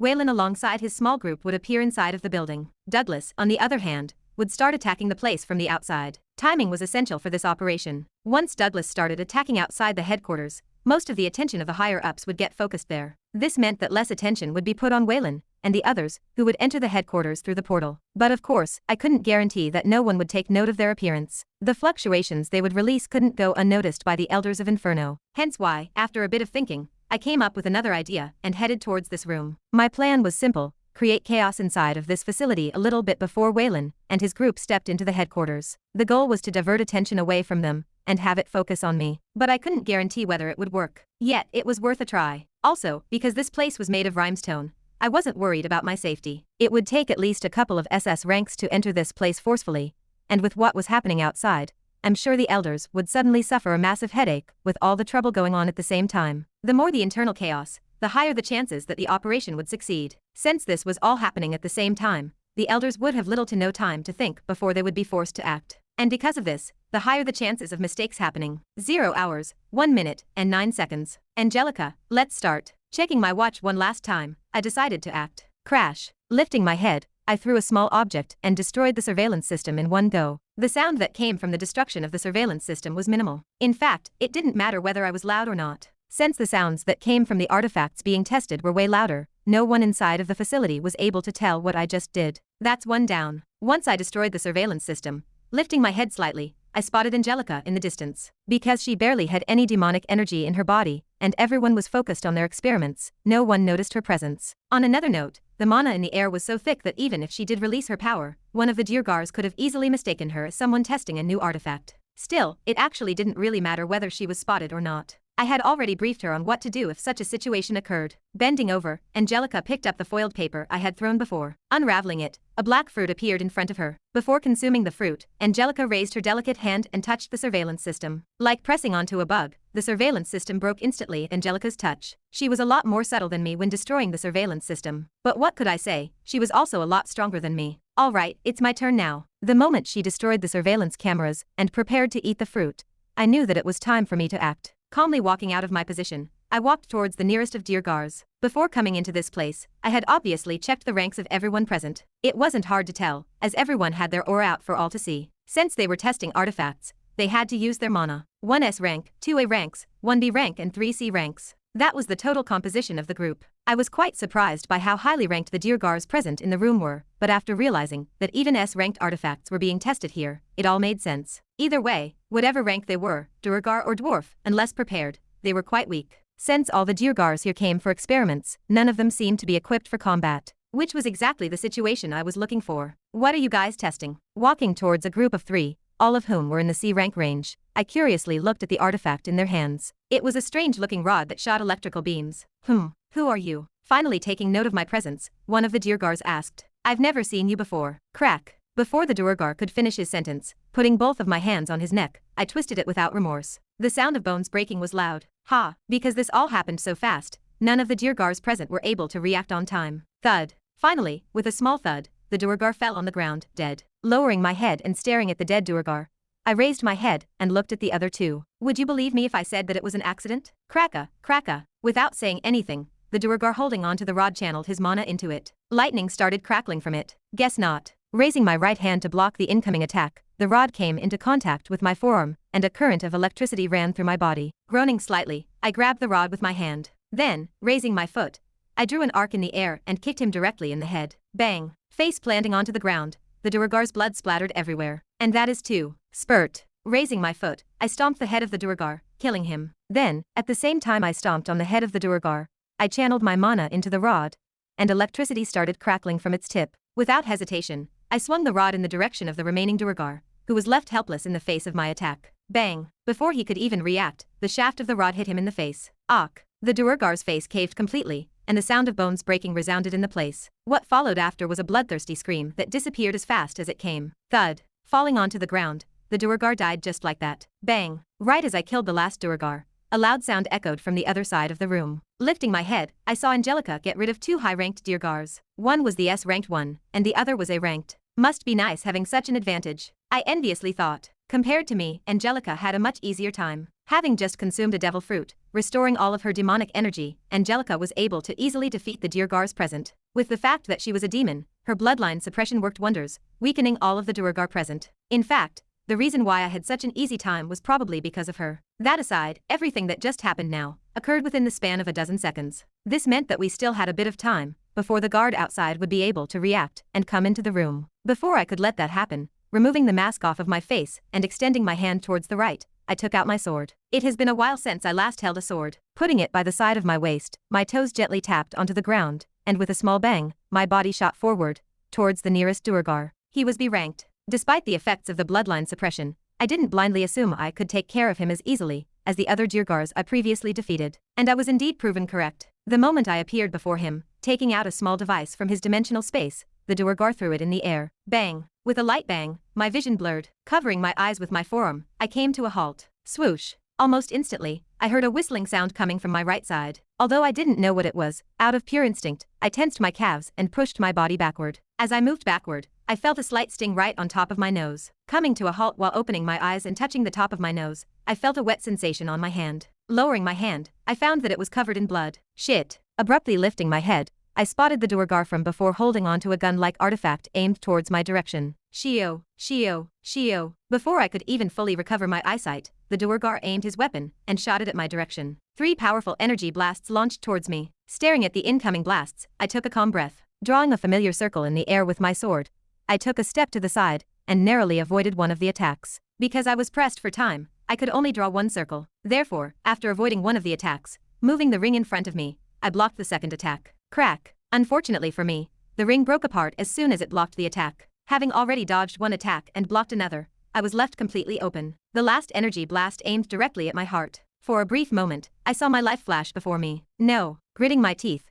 using every ounce of energy within my body, I tilted my body ever so slightly to the right, eventually moving my heart away from the energy beam's range. Even then, although I managed to avoid having my heart pierced, I was not completely left unscathed. The blast hit me on my right shoulder, my dominant one. Arg! The moment the attack hit my shoulder, I felt an intense burning sensation on my right side. I let out an agonizing scream. Clank! Losing all sense of feeling in my right hand, I dropped my sword on the ground. Unwillingly, with a look of frustration, I raised my head. The moment I did, the only thing I saw was the barrel of the gun directly aimed at my face. Staring at the barrel aimed for my head, a wry smile appeared on my face. I muttered in a desperate voice. Well fuck. Chapter 346. Well fuck. Staring at the barrel of the gun right in front of me, the world around me froze. Despite of the fact that I had a gun barrel aimed at my head, I was calm. My eyes paused on the hole of the narrow barrel where I could see a small energy blast forming at the very end of it. Upon closer look, I noticed a small bundle of spherical mana agglomerating towards the very end of the barrel, forming a small pink ball. Not taking my eyes away from the ball,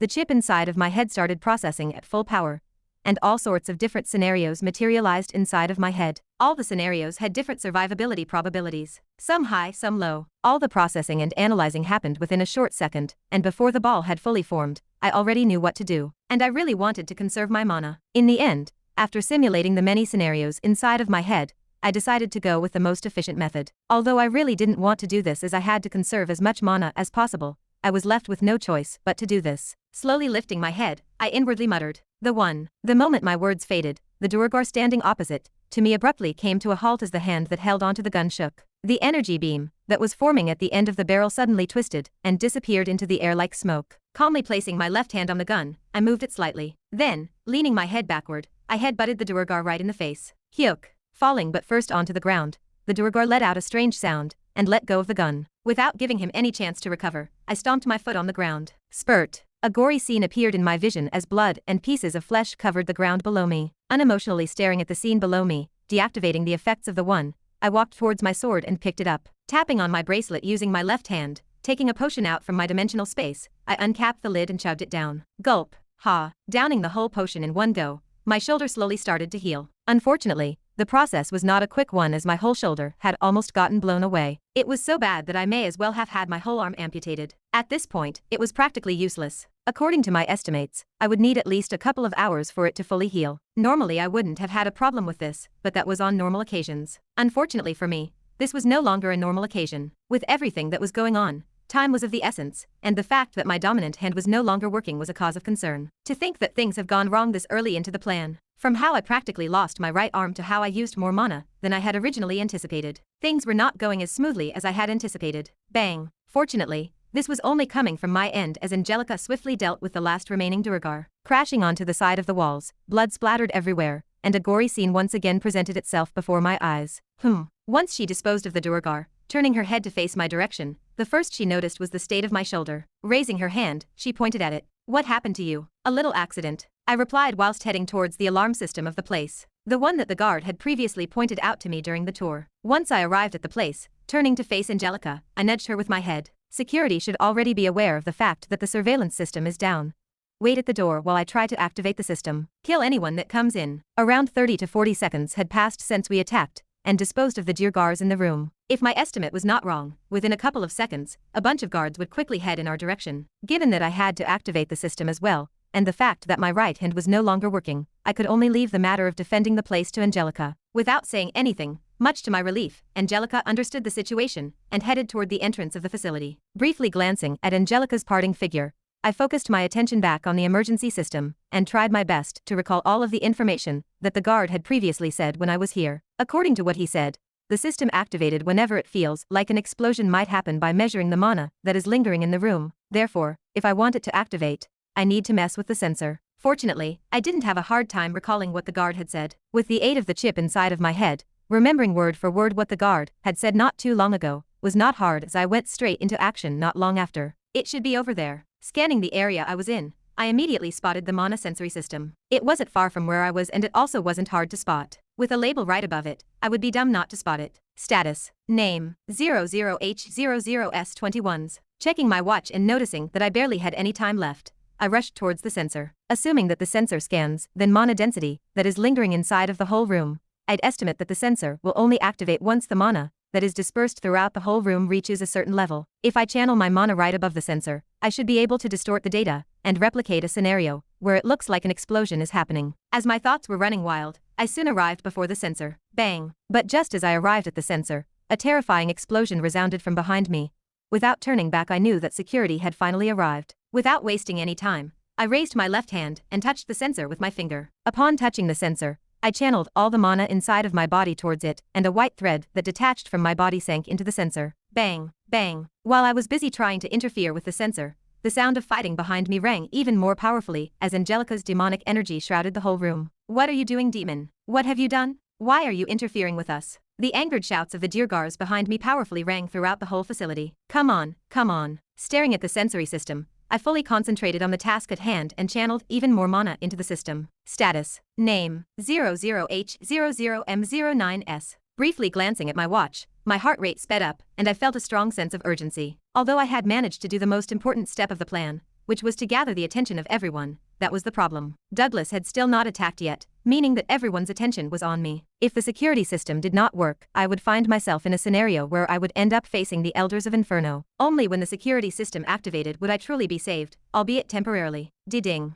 DI. Just when I thought I wouldn't have enough time to activate the system, a large chime rang out, and red lights flashed. Rumble. What followed after was a small rumbling sound as the doors of the facility started to shut down. The system activated. Hurry. The moment the doors started closing, the duergars became alarmed and attacked even more fiercely. But how could Angelica let them? Channeling all of her demonic energy, raising her hand, a small ball materialized in her hand. The ball was about the size of a baseball, but the energy that emanated from it was no joke. With threads of demonic energy encircling it, Angelica pushed the ball forward, towards the attacking duergars. Shit. Move back. Realizing the threat of the ball, all duergars moved backward and tried to avoid the attack. It had to be noted that this was a full-powered attack coming from a count-ranked demon. The energy contained within the attack was not someone that anyone could take. Clank. Before Angelica, and I could see whether the attack had any effect or not, the doors of the room shut down. With my hand still channeling mana in the sensory system, I looked at Angelica and muttered, "Did we do it?" Boom. Before Angelica could even reply, a terrifying explosion rang from outside of the facility, and the whole room shook. "Ah, I guess we did." Still touching the sensory system,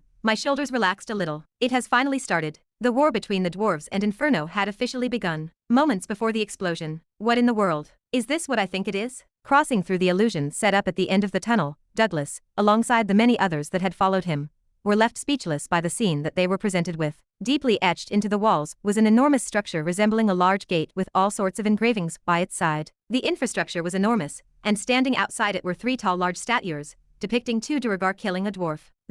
It didn't take a genius to realize where they were, and the moment they did, the faces of everyone present changed. Some of the faces of the individuals paled significantly, while the faces of others shone brightly. Still, their appearance did not go unnoticed. The moment they appeared, the gates of the enormous structure shut down. What followed after was even more alarming. The sides of the structure opened up and cannon-like devices slowly came into everyone's view. "Get ready." Staring at the cannons in the distance, Douglas's face became incredibly serious. Extending his hand forward, a terrifying pressure suddenly engulfed the entire area as the mana in the air thickened up and agglomerated towards his hand, coating it completely. A similar scene appeared in the distance as small colorful spheres made out of mana entered the barrels of the cannons, converging towards the middle, where a large colorful sphere formed. Status. Name. 00H00M01S. As both sides accumulated energy, glancing at his watch, with a grave face, Douglas pushed his palm out. A whistling sound arose, and what followed after was a boundless force. Like a tsunami, the force obliterated anything that crossed its path. In response to Douglas's attack,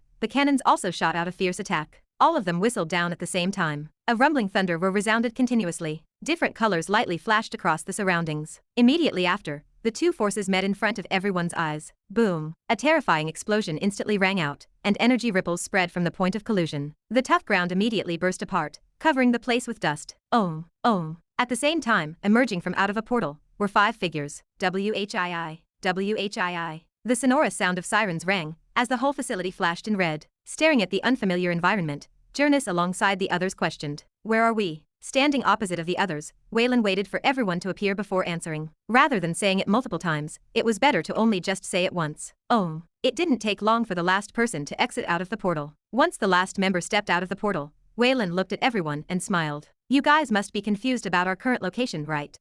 Without giving the others a chance to reply, taking notice of a small piece of paper that was resting on the table of the room, Waylan raised his brows and picked it up from the table. Opening it, he slowly read through it. After a while, scrunching the paper in his hands, he turned his attention back towards the others. "If you guys have still not figured it out, I'll make the instructions quick." Burning the paper in his hand, Waylan pointed at the door of the room. "If you haven't still figured it out, welcome to Inferno." Chapter 347. Inferno, Duergar Council. Sitting in his seat, Orion, one of the Duergar elders, looked around him and asked the rest of the elders present, "How is Carl doing?" "He is currently working on disabling the 3rd beacon." Durara answered from her seat. She sounded very pleased with Carl's work. "Do you have any idea when he will get it done?" "If we get 1 or 2 more beacons disabled, we should be able to completely destroy the barrier of the city." "That, I am not too sure myself. He has just got done with the 2nd beacon, so I reckon it would be done within the week." Durara replied with a tight frown on her face. Because Carl requested for him to not be monitored or bothered while he was working, no one actually knew how far he was in the project. Since he had proven himself by deactivating the 1st and 2nd beacons, the elders had no qualms with the fact that they couldn't monitor him. Furthermore, Carl's request wasn't strange. Many of the duergars present were engineers, and they all knew just how important keeping their blueprints and projects a secret was. It was their life's work. No one would like it for their work to be seen by others. All that mattered to them was that he deactivated the beacons. Having already inspected his strength, they weren't worried about Carl running away, as they had set up multiple guards way above his rank to monitor him. From what I heard,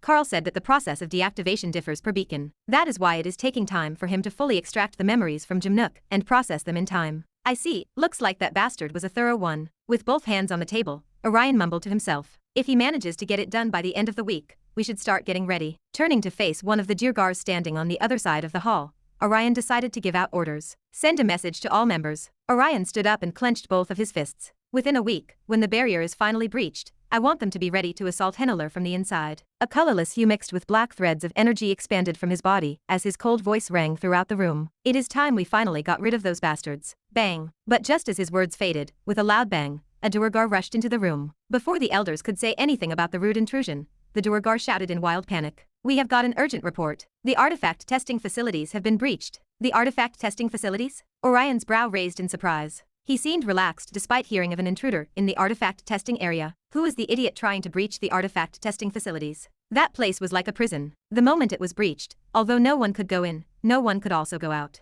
To Orion, whoever was trying to breach the place seemed to be an idiot. Thus, he was completely relaxed. It was also because of this that he started to glare at the duergar that had so rudely barged into the room. Why have you barged into this place to report such a small matter? His cold voice entered the ears of the duergar. The latter froze on the spot. His pupils instantly dilated and a sense of death washed over his body as he fumbled on his words, struggling to form a sentence. But, Carl is there, sir. Eventually, with shaking legs, using all of his willpower, the duergar managed to complete his sentence. However, as soon as his words faded, a palpitating, almost terrifying chill spread throughout the whole room as the countenances of all the elders present changed horribly. What did you just say? The first one to recover was Durara, who immediately stood up with an alarmed look. Did you just say that Carl was inside of the artifact testing facility? Speak. Yeah. Subjected to Durara's terrifying glare, the duergar could only helplessly nod his head. Oh no. Getting confirmation from the duergar, Durara turned her head and looked at the other elders present in the room. Bang. Without needing to be told what to do, one of the elders disappeared from the hall. A loud banging noise resounded as the door of the hall smacked against the side of the walls. Once the elder left, a grave and solemn atmosphere permeated the room. Shit. How did those bastards manage to get to them? Smacking his fist against the table, Orion raised his voice. Didn't we increase the security around Carl? How in the world could this have happened? Given how important of a figure Carl was, there was no way they would just let him go as he pleased without a bodyguard. Furthermore, everyone in the artifact testing facility should have been filled with loyal duergars. Given how important artifacts were, the elders weren't just going to let anyone test them. They were duergars that had been selected after a tough screening. For an incident to have happened there out of all places was odd. Did one of us betray us? It was the first thought that Orion had as he scanned the room. It was the most plausible outcome. You all, ha. But just as he was about to voice out his concerns, out of nowhere, the base's defensive system activated. Ding. What is going on? What is happening? The moment the defensive system activated, everyone grew even more alarmed. Tapping onto the table in front of him, one of the duergars swiped his hand, and a large holographic image of the outside of the facility appeared before everyone. How could this be? We are under attack. It was then that everyone instantly understood what was going on. They stood up in unison and stared at the powerful energy blast that was headed towards the direction of the facility. Everyone, get ready. Sound the defensive system and warn everyone to be ready to fight. The duergars in the room weren't leaders for nothing. Upon realizing just what kind of situation they were in, instead of panicking, they all calmly gave out orders and rushed out of the hall. The only one who remained in the hall was Orion, whose eyes remained glued on the energy blast headed for the base. Before long, the energy blast connected with the cannon blasts. Boom. A thunderous explosion sounded, and the whole place shook. With his feet steady on the ground, Orion's face sank as he darkly muttered, "How dare you? WHII. WHII. What followed after the explosion was the sound of alarms ringing. Still channeling my mana at the sensor of the room, I glanced in Angelica's direction. Indifferently walking in my direction, Angelica's footsteps halted right as she was a few meters away from me. What should we do now? We wait. I softly replied. In response, Angelica cocked her head to the side, confused by my answer. Wait. Yeah, we wait for Waylan to come to pick us up. Pausing there, my brows suddenly knit in thought as I muttered to myself. Talking about Waylan, I hope he got my message. When setting the portal in the other room, I made sure to leave behind a note on the desk. On it were a couple of instructions that Waylan had to follow. Alongside it was the location of the artifact testing facility that I was currently in. Aside from that, there was also a small map marked with a few important places like the surveillance room, where the dampening system was, and finally, the location of where the security system was. Our priority was to have all three of those facilities destroyed. Once those three systems were down, it would essentially be equal to crippling Inferno, and thus helping us ensure victory. Once Waylan comes to pick us up, the real struggle starts. So, try your best to recover as much as possible. Although you can probably fight against S-ranked duergars with your bloodline suppression, it is best if you are careful. Faintly nodding her head, without saying too much, Angelica sat on the ground and started to process the effects of the devil fruit she had just ingested. Slowly, a small black layer formed around her body, enveloping her whole. While Angelica was recovering her demonic energy, with my hand still on the sensor, I tried to move my right arm. Still nothing. Unfortunately, the moment I tried to move my arm, I felt an electric current run through my body, momentarily paralyzing my movements. It immediately became clear to me that my arm still needed time to recover. The only issue was that I had no time. To make matters worse, since I had to keep injecting mana into the sensor, I couldn't use my other arm to take out any potions. This meant that I was rapidly losing mana. Damn it. Things were not looking good for me at the moment. Standing right by the door that led to the inside of Inferno, Jernus turned towards Waylan and asked, What should we do now? We are going to split up in 2 groups. Waylan promptly replied to Jernus's question. As he spoke, the sound of sirens rang in the background, drowning his voice a bit. Split up? Fortunately, everyone in the room was an elite. With their enhanced senses, it wasn't hard for them to make out what exactly Waylan was saying. How should we split up and why do we need to split up? Jernus asked. In response, Waylan gave a brief reply. We are going to split up in 2 groups. 1 group of 2 and 1 group of 3. Turning his head toward Ultruk, the orc leader, Waylan continued to give out instructions. Regarding the first group, it will consist of Ultruk and me. Me?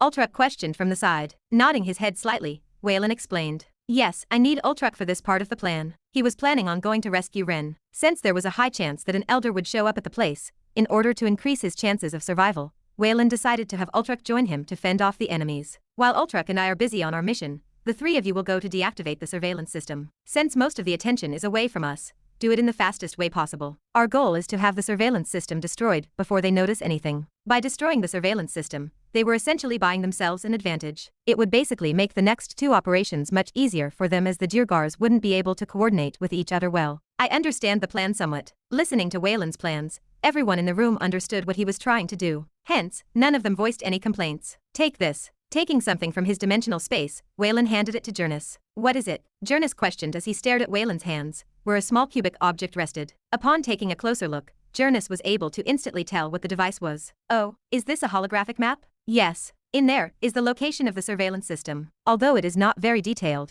you should be able to make do with that. Thanks to the information that he had gotten from Ren, he was able to pinpoint the exact location of where the important rooms were, and thus marked it on the rough map of Inferno that everyone here used. Yes, this is enough. Putting the device away, a solemn atmosphere prevailed over the room. Having finished what he wanted to say, Waylan checked his watch. Are you guys ready? He asked while moving towards the door of the room. Yes. Taking out their weapons and artifacts, everyone put a small badge by the side of their chest. The moment the artifact touched their chest, the light in the room reflected away from their body, and their figures disappeared. Let's go. Putting his hand on the side of the door, a small glow enveloped Waylan's hand as it opened shortly after. Henneler's strongest warriors were going to make a move. Clank. The door closed, and the countdown to the war began. Chapter 348. Bang, bang. A loud metallic sound rang as an energy blast shot towards a large metal door. The sound rang in the air for a brief moment before it disappeared completely. What followed after was the cacophonous sound of several alarms ringing, completely drowning out the banging sounds that ensued after repetitive attacks towards the metallic door. Step to the side. Seeing that the attacks were not working, a duergar stepped up,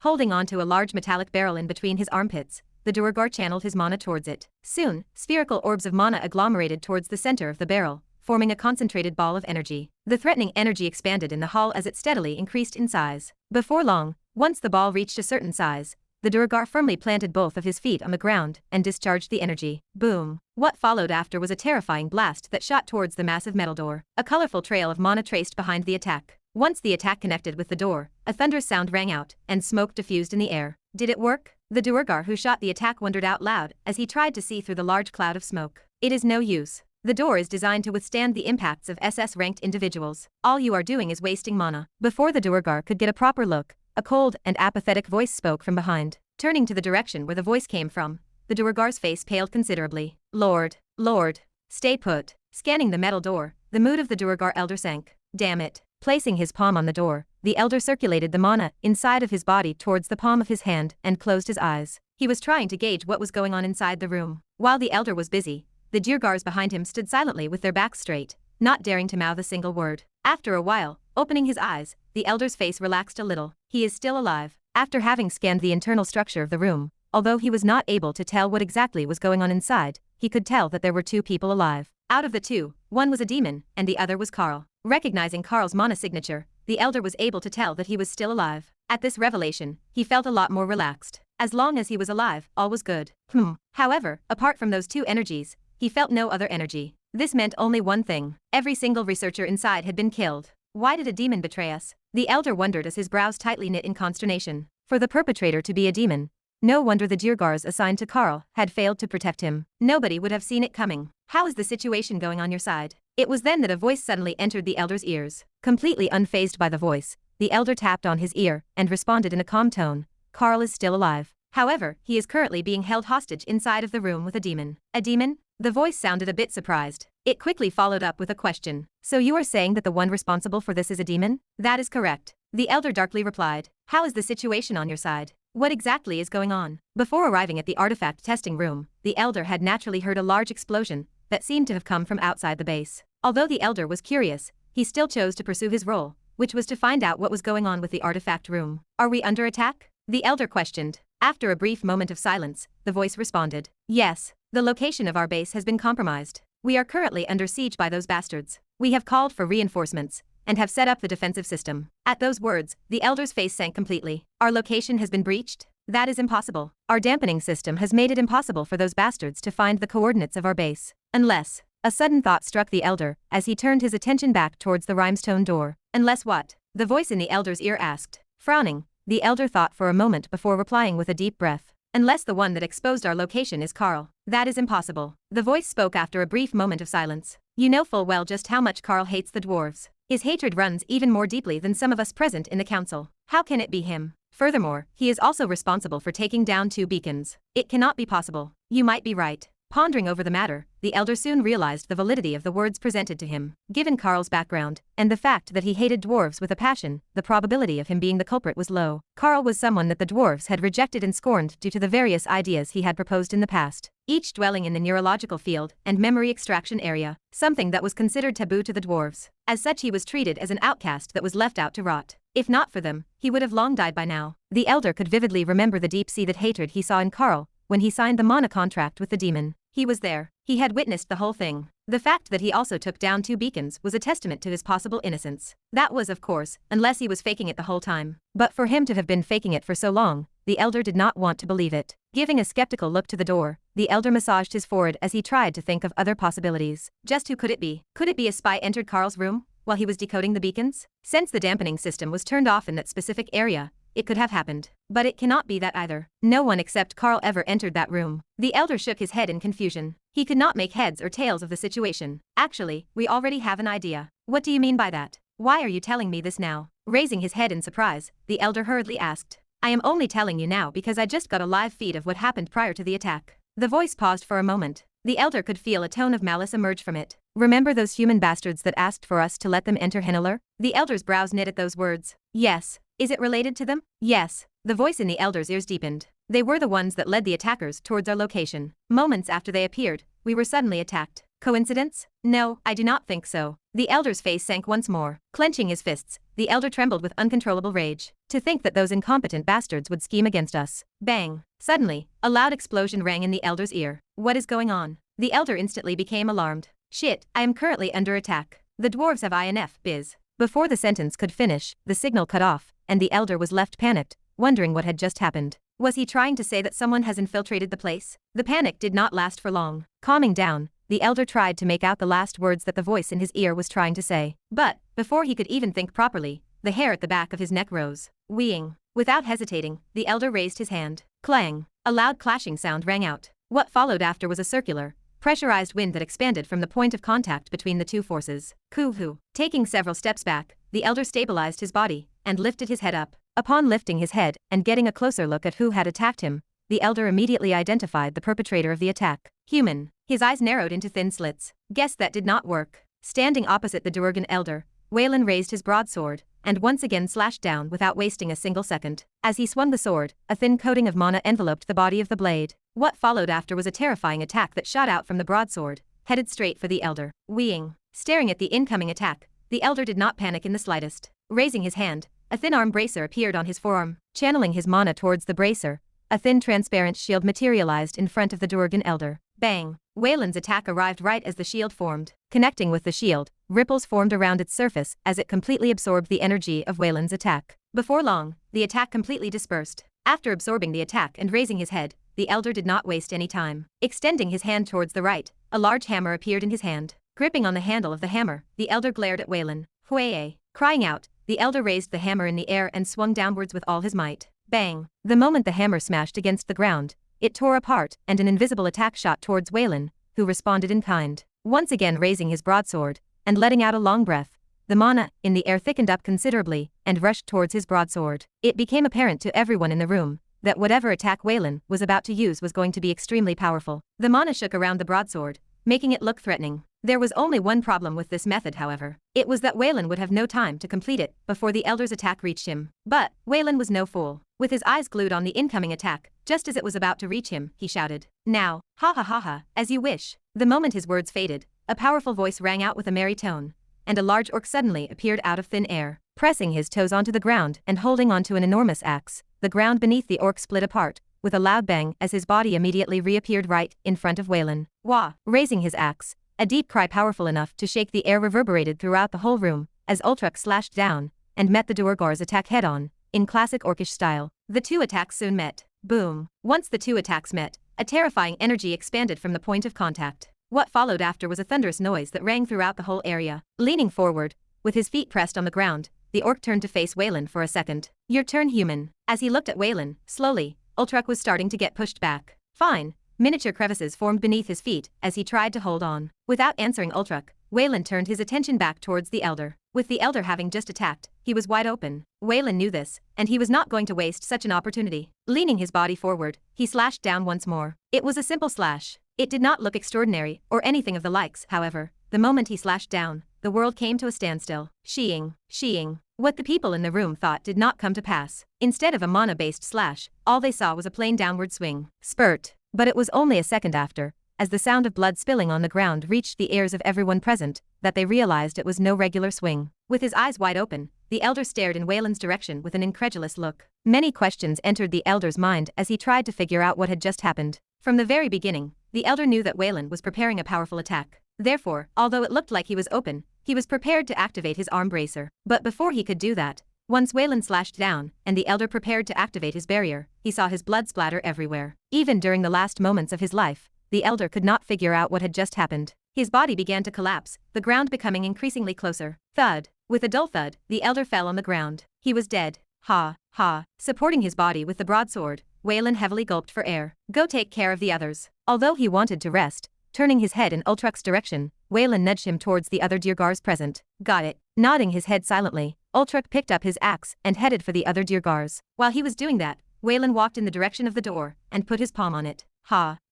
Ren, I am done. A few seconds after his words faded, the door slowly started opening up. Clank. Once the door fully opened, a pale youth slowly walked out. Staring at Waylan, who was standing opposite him, he muttered in an unheard tone. Took you long enough. Chapter 349. My brows furrowed as I took a step out of the room. Turning my head and staring towards the right, a scene of carnage appeared in my vision. Holding onto an enormous axe, an orc swung it horizontally, in wild abandon. As the axe moved, it tore the air apart and a whistling sound arose. What followed after was a fountain of blood as the axe split the bodies of several duergars in two. Is he the one you brought along with you? I asked as I turned to face Waylan again. Taking a closer look at him, my brows jumped up lightly. That aside, what in the world happened to you? Now that I had taken a closer look at Waylan, his complexion seemed to be quite pale. His breathing was rough, and with both of his hands on his knees, he looked to be having a rough time. Don't worry too much. In order to get rid of the Elder, I was forced to use my strongest move. I already drank a potion. I should be good in a bit. What about you? You do not seem to be in optimal shape as well, Waylan said as he pointed at my right arm. Lowering my head and staring at my arm, I helplessly shrugged. It happened because of my inexperience. At my words, Waylan had a sudden look of understanding. He then patted me on the shoulder. Don't worry about it. I have been through it too. If you think duergars and dwarves are easy to fight just because of their small statures, you are damn wrong. Those bastards could become one hell of a tough opponent, especially since they seem to have an endless amount of tricks up in their arsenal. I learned this the hard way, I replied with a bitter smile. Just as Waylan said, duergars were very tricky opponents. Possessing an arsenal packed with a multitude of different artifacts, their attack pattern was almost unpredictable. Unlike when fighting other opponents, I could not properly gauge what they would do next, making them that much harder to fight. Furthermore, their cunning tactics that were aimed at my weak points made things even more annoying. By the way, what is that? I have never seen you with that before. Disrupting me out of my thoughts was Waylan, who pointed at my hand. Leaning forward to get a closer look, he silently muttered, "It looks like a regular metal pole. Anything special about it?"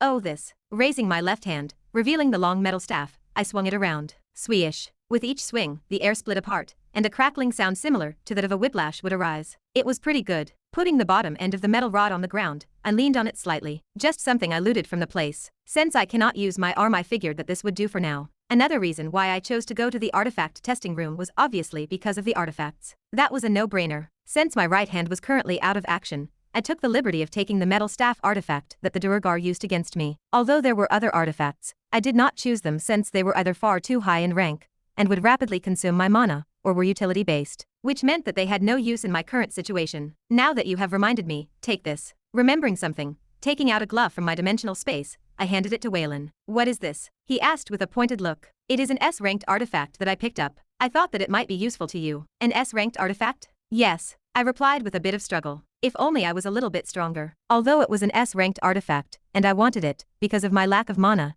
and the fact that we were currently participating in a very important mission, I decided to hand it to Waylan. Of course, I was merely just lending it to him. There was no way I would give such a nice artifact for free. Just as I was about to give Waylan the glove, my hand paused. Lifting my head, I reminded. I am just lending it to you, okay? You will have to give it back after you are done with it. Waylan's brows twitched at my words. Snatching the glove from my hand, he commented in an annoyed tone. You are a greedy one, aren't you? It is an S-ranked artifact. What do you expect? Of course, I am going to be greedy. The last time I checked, besides the fact that it increased the strength of the user, the artifact was also extremely durable, and could block heavy blows from an enemy. It was both offensive and defensive, of course. I wanted it. Studying the glove in his hand, Waylan put it on. Once he put it on, the glove magically expanded to fit his hand. Clenching his hand repeatedly, Waylan nodded his head in satisfaction. It is not bad. I am glad you like it. Trying my best to not look envious, I looked away from Waylan. Only then did I notice the corpse of the elder in the middle of the hall. My eyes instantly lit up. Turning to Waylan, I asked, are you not going to loot his body? Since he was an elder,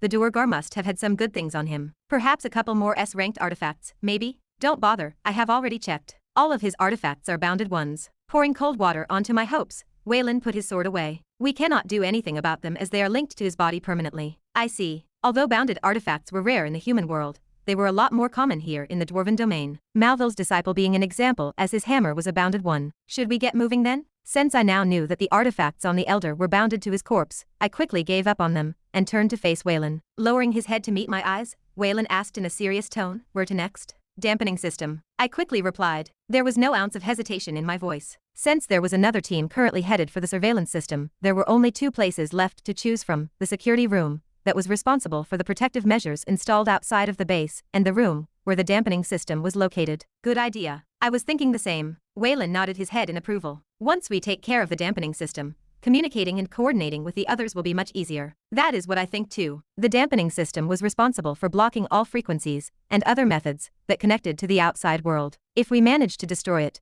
we would essentially be removing the restrictions on communications, and thus be able to communicate with Douglas, who was outside, as well as with the other group that was currently taking care of the surveillance system. Let us not waste any time and go now. Ultruk just finished as well, Waylan said as he saw that Ultruk was finally done taking care of the duergars. Touching my tooth slightly, I briefly glanced in the orc's direction to make sure that he was okay. Waylan also seemed to have the same idea as me as he waited for Ultruk to come. I am here. Good. Let us go. Once Ultruk was done and had arrived before Waylan, turning his head to face me, Waylan urged, Ren, let us hurry. Okay, give me a second. Nodding my head, I touched my face and made sure that the mask was properly sealed. Since the security system was still not down, I did not want to have my real face exposed in the open. Because I wanted to save mana, the mask I wore was just a regular skin mask. I had also removed the effects of the potion, and was now back to my regular height. It definitely felt much better to be back to normal. Ren, Waylan hissed. Coming.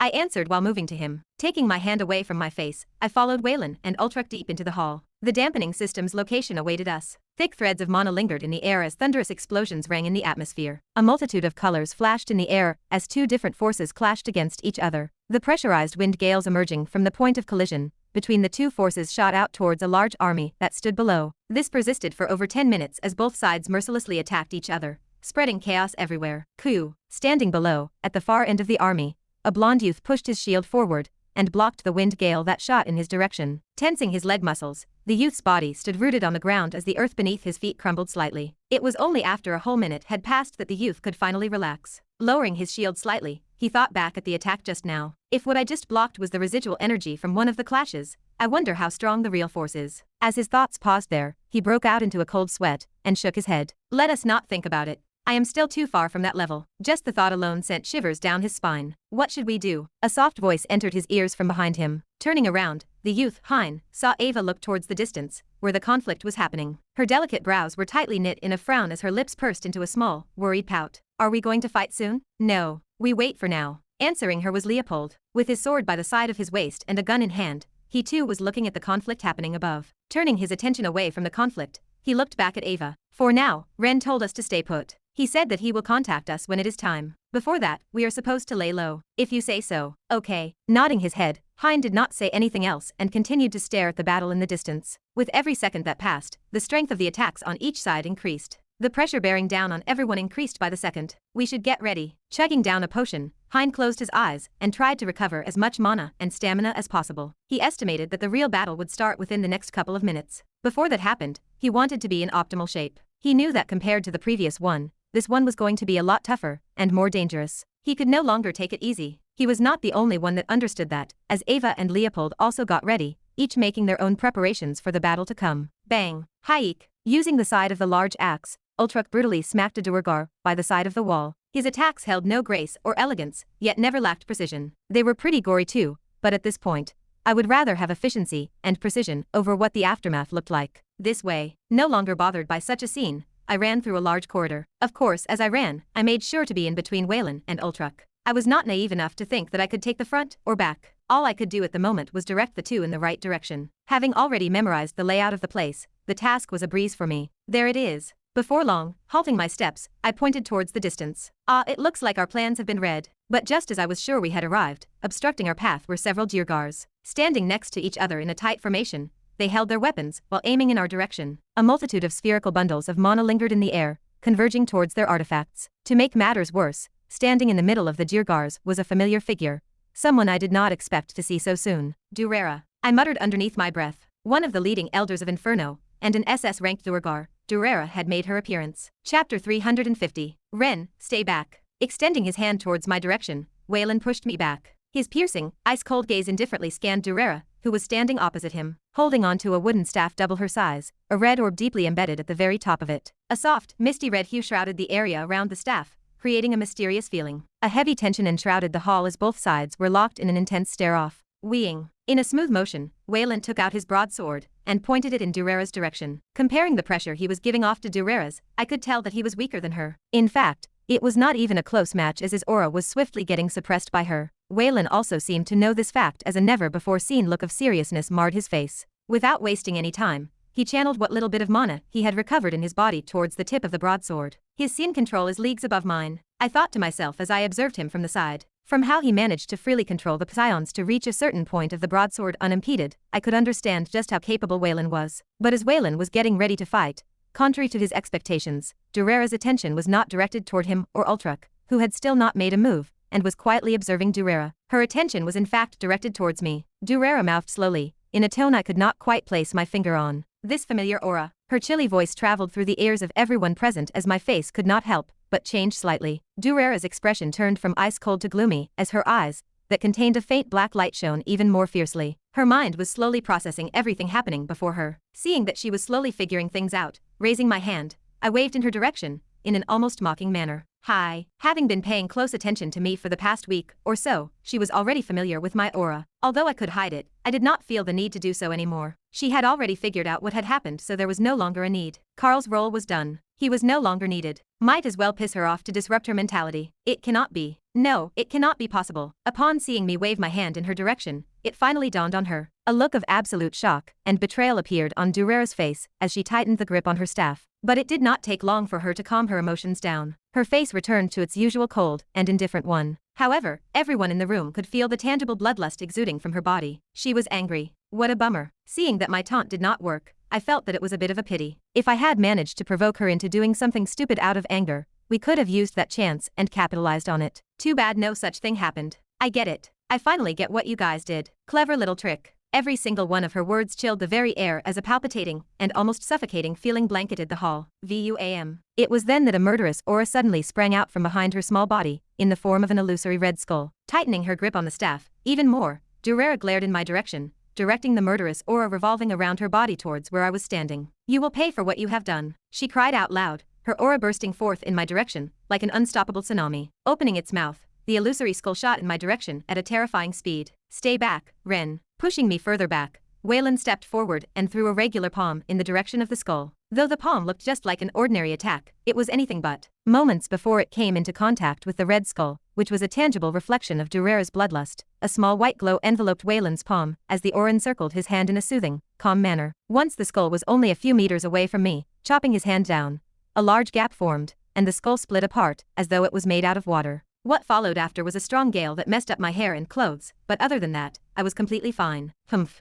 Seeing that her small attack had not worked, Durara snorted. She then proceeded to tap her staff on the ground once. Crack, crack. Suddenly, the moment her staff touched the floor, everything beneath her feet completely shattered apart, revealing the rough ground underneath it. The broken tiles of the floor slowly rose in the air around her, encircling her very body. Thin threads of mana suddenly materialized around Durara, surrounding her completely. She raised her staff in the air, releasing a blood-curdling scream. "I will kill you, traitor!" Her enraged shout reverberated throughout the whole building, as a frightening power surfaced from above the top of the staff. Within seconds, a powerful ball of energy materialized in front of Durara, as she pointed the staff in my direction. The ball then proceeded to levitate in front of her. Hayok! But she was not done. With another high-pitched scream, the mana around Durara suddenly froze. Then, in unison, it agglomerated towards the ruby placed on top of the staff. All of this happened in a matter of seconds. By the time the mana had completely converged on top of the staff, a second had passed and one more ball appeared in front of her. While this was happening, the dozen or so duergars were not standing still. Aiming their weapons in our direction, they were also getting ready to fire at the same time. Soon, both sides were ready as a threatening energy expanded from their direction. With a grave look, Waylan looked to his side. "Ultruk, can you handle her attack?" "Leave it to me," Ultruk reassured. Being an SS rank himself, Ultruk was confident in defending against Durara's attack. Although he could feel just how powerful her attack was, he was not scared. Or at least, that is how it looked to me. But as the seconds ticked by, the energy gathered at the top of her staff became more threatening and powerful. At this point, I could no longer quantify the power radiating from her attack. "Hyarg!" Responding to her, Ultruk let out a deep shout. His voice resembled the furious cry of thunder as it reverberated throughout the hall, strongly shaking the surroundings. A devastating energy rooted deep within his body sprang out, enveloping him whole, like a thin veil. Taking a step forward, the floor beneath him cracked apart as fine, miniature crevices expanded from the area around his foot. His calf muscles tensed, revealing thick veins that threatened to pop out of his skin at any second. Ultruk painted a menacing visage. Noticing what Ultruk was doing, Durara's eyes became even colder. The enormous energy lingering atop her staff halted. Without saying anything, she lowered the staff at a 45-degree angle. The two spheres of energy revolving around her merged together to form an even larger, inconceivable mass of destructive mana that quickly shot it in our direction. A wild and violent energy swept the wind apart, forcefully tearing down anything in the hall. Durara's frightening attack caused Ultruk and Wayland's gazes to harden. However, Ultruk, who was standing at the front, did not dodge. Releasing the built-up energy in his calves, his body tore through the air at an extremely terrifying speed. Holding on to the large axe with both hands, he appeared right in front of the energy blast as though he had teleported. Because Ultruk moved faster than ever before, the axe was positioned lower, its head angled right below his waist. But this was no problem for him. Intensifying his grip on the axe, Ultruk's muscles bulged, and he swung diagonally in an upwards manner. A thick red light surged from the tip of the axe, and ruthlessly smashed against Durara's attack. The space around Ultruk exploded. Bang! A great force emerged from the head-on collision, causing Ultruk to get forced backward. A bright light shot outwards, and everything close to the epicenter of the collision disintegrated. The others around Durara and Ultruk were pushed even further back as a result of the aftermath. Fortunately for me, I had Waylan for support. A thin shield enveloped the two of us. Ugh. Although we were not too close to the attack,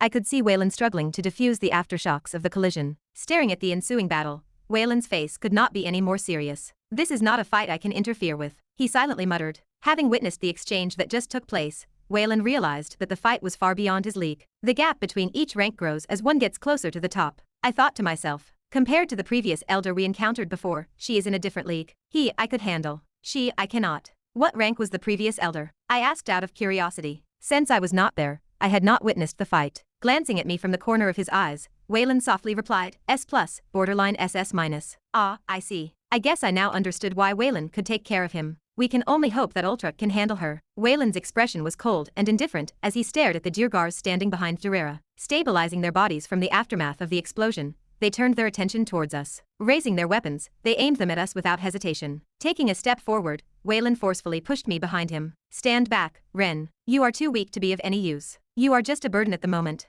"Got it." Nodding in understanding, I heeded Wayland's words. Although he was a bit harsh, Waylan was correct. I did not need to deny the truth. At my current level, I was just a burden. I had already finished my role. The rest was up to them. Bang, bang. Before I knew it, Waylan and the other duergars had started fighting, multicolored lights surging in the air. I do not like this. Even though I knew that I had already completed my role, staring at the ensuing battles, a weird feeling bubbled up from inside me. I could not quite explain what I was feeling. Annoyance? Frustration? Helplessness? Or a mix of all those? Just staring at the two of them battle, and treating me as a burden, did not sit right with me. I was long past my passive phase. I wanted to help. I wanted to ease their burdens, if even a little bit. This was obviously not because I felt compassion for them or any other emotions similar to it. I wanted to help them, because I did not want them to tire out and eventually lose later on in the operation. I also did not like the feeling of being a burden. Just how can I help them without causing them more trouble? Crossing my arms and biting the nail of my thumb, the chip inside of my head started processing at full power. The last thing I wanted to do was try to help and end up making the situation worse. If I was planning on helping them, it had to be in a way that would actually help, not hinder. I needed to take into account all the variables and factors around me. But, just what can I do? Staring at the ensuing battle, and glancing at everything that was happening around me, my brows started to knit together. It was not long before something finally struck me as my eyes opened slightly. What if? To be continued. Hope you liked today's video. Join the community by subscribing and dropping a like. I'll be back with another update as soon as possible. See you then.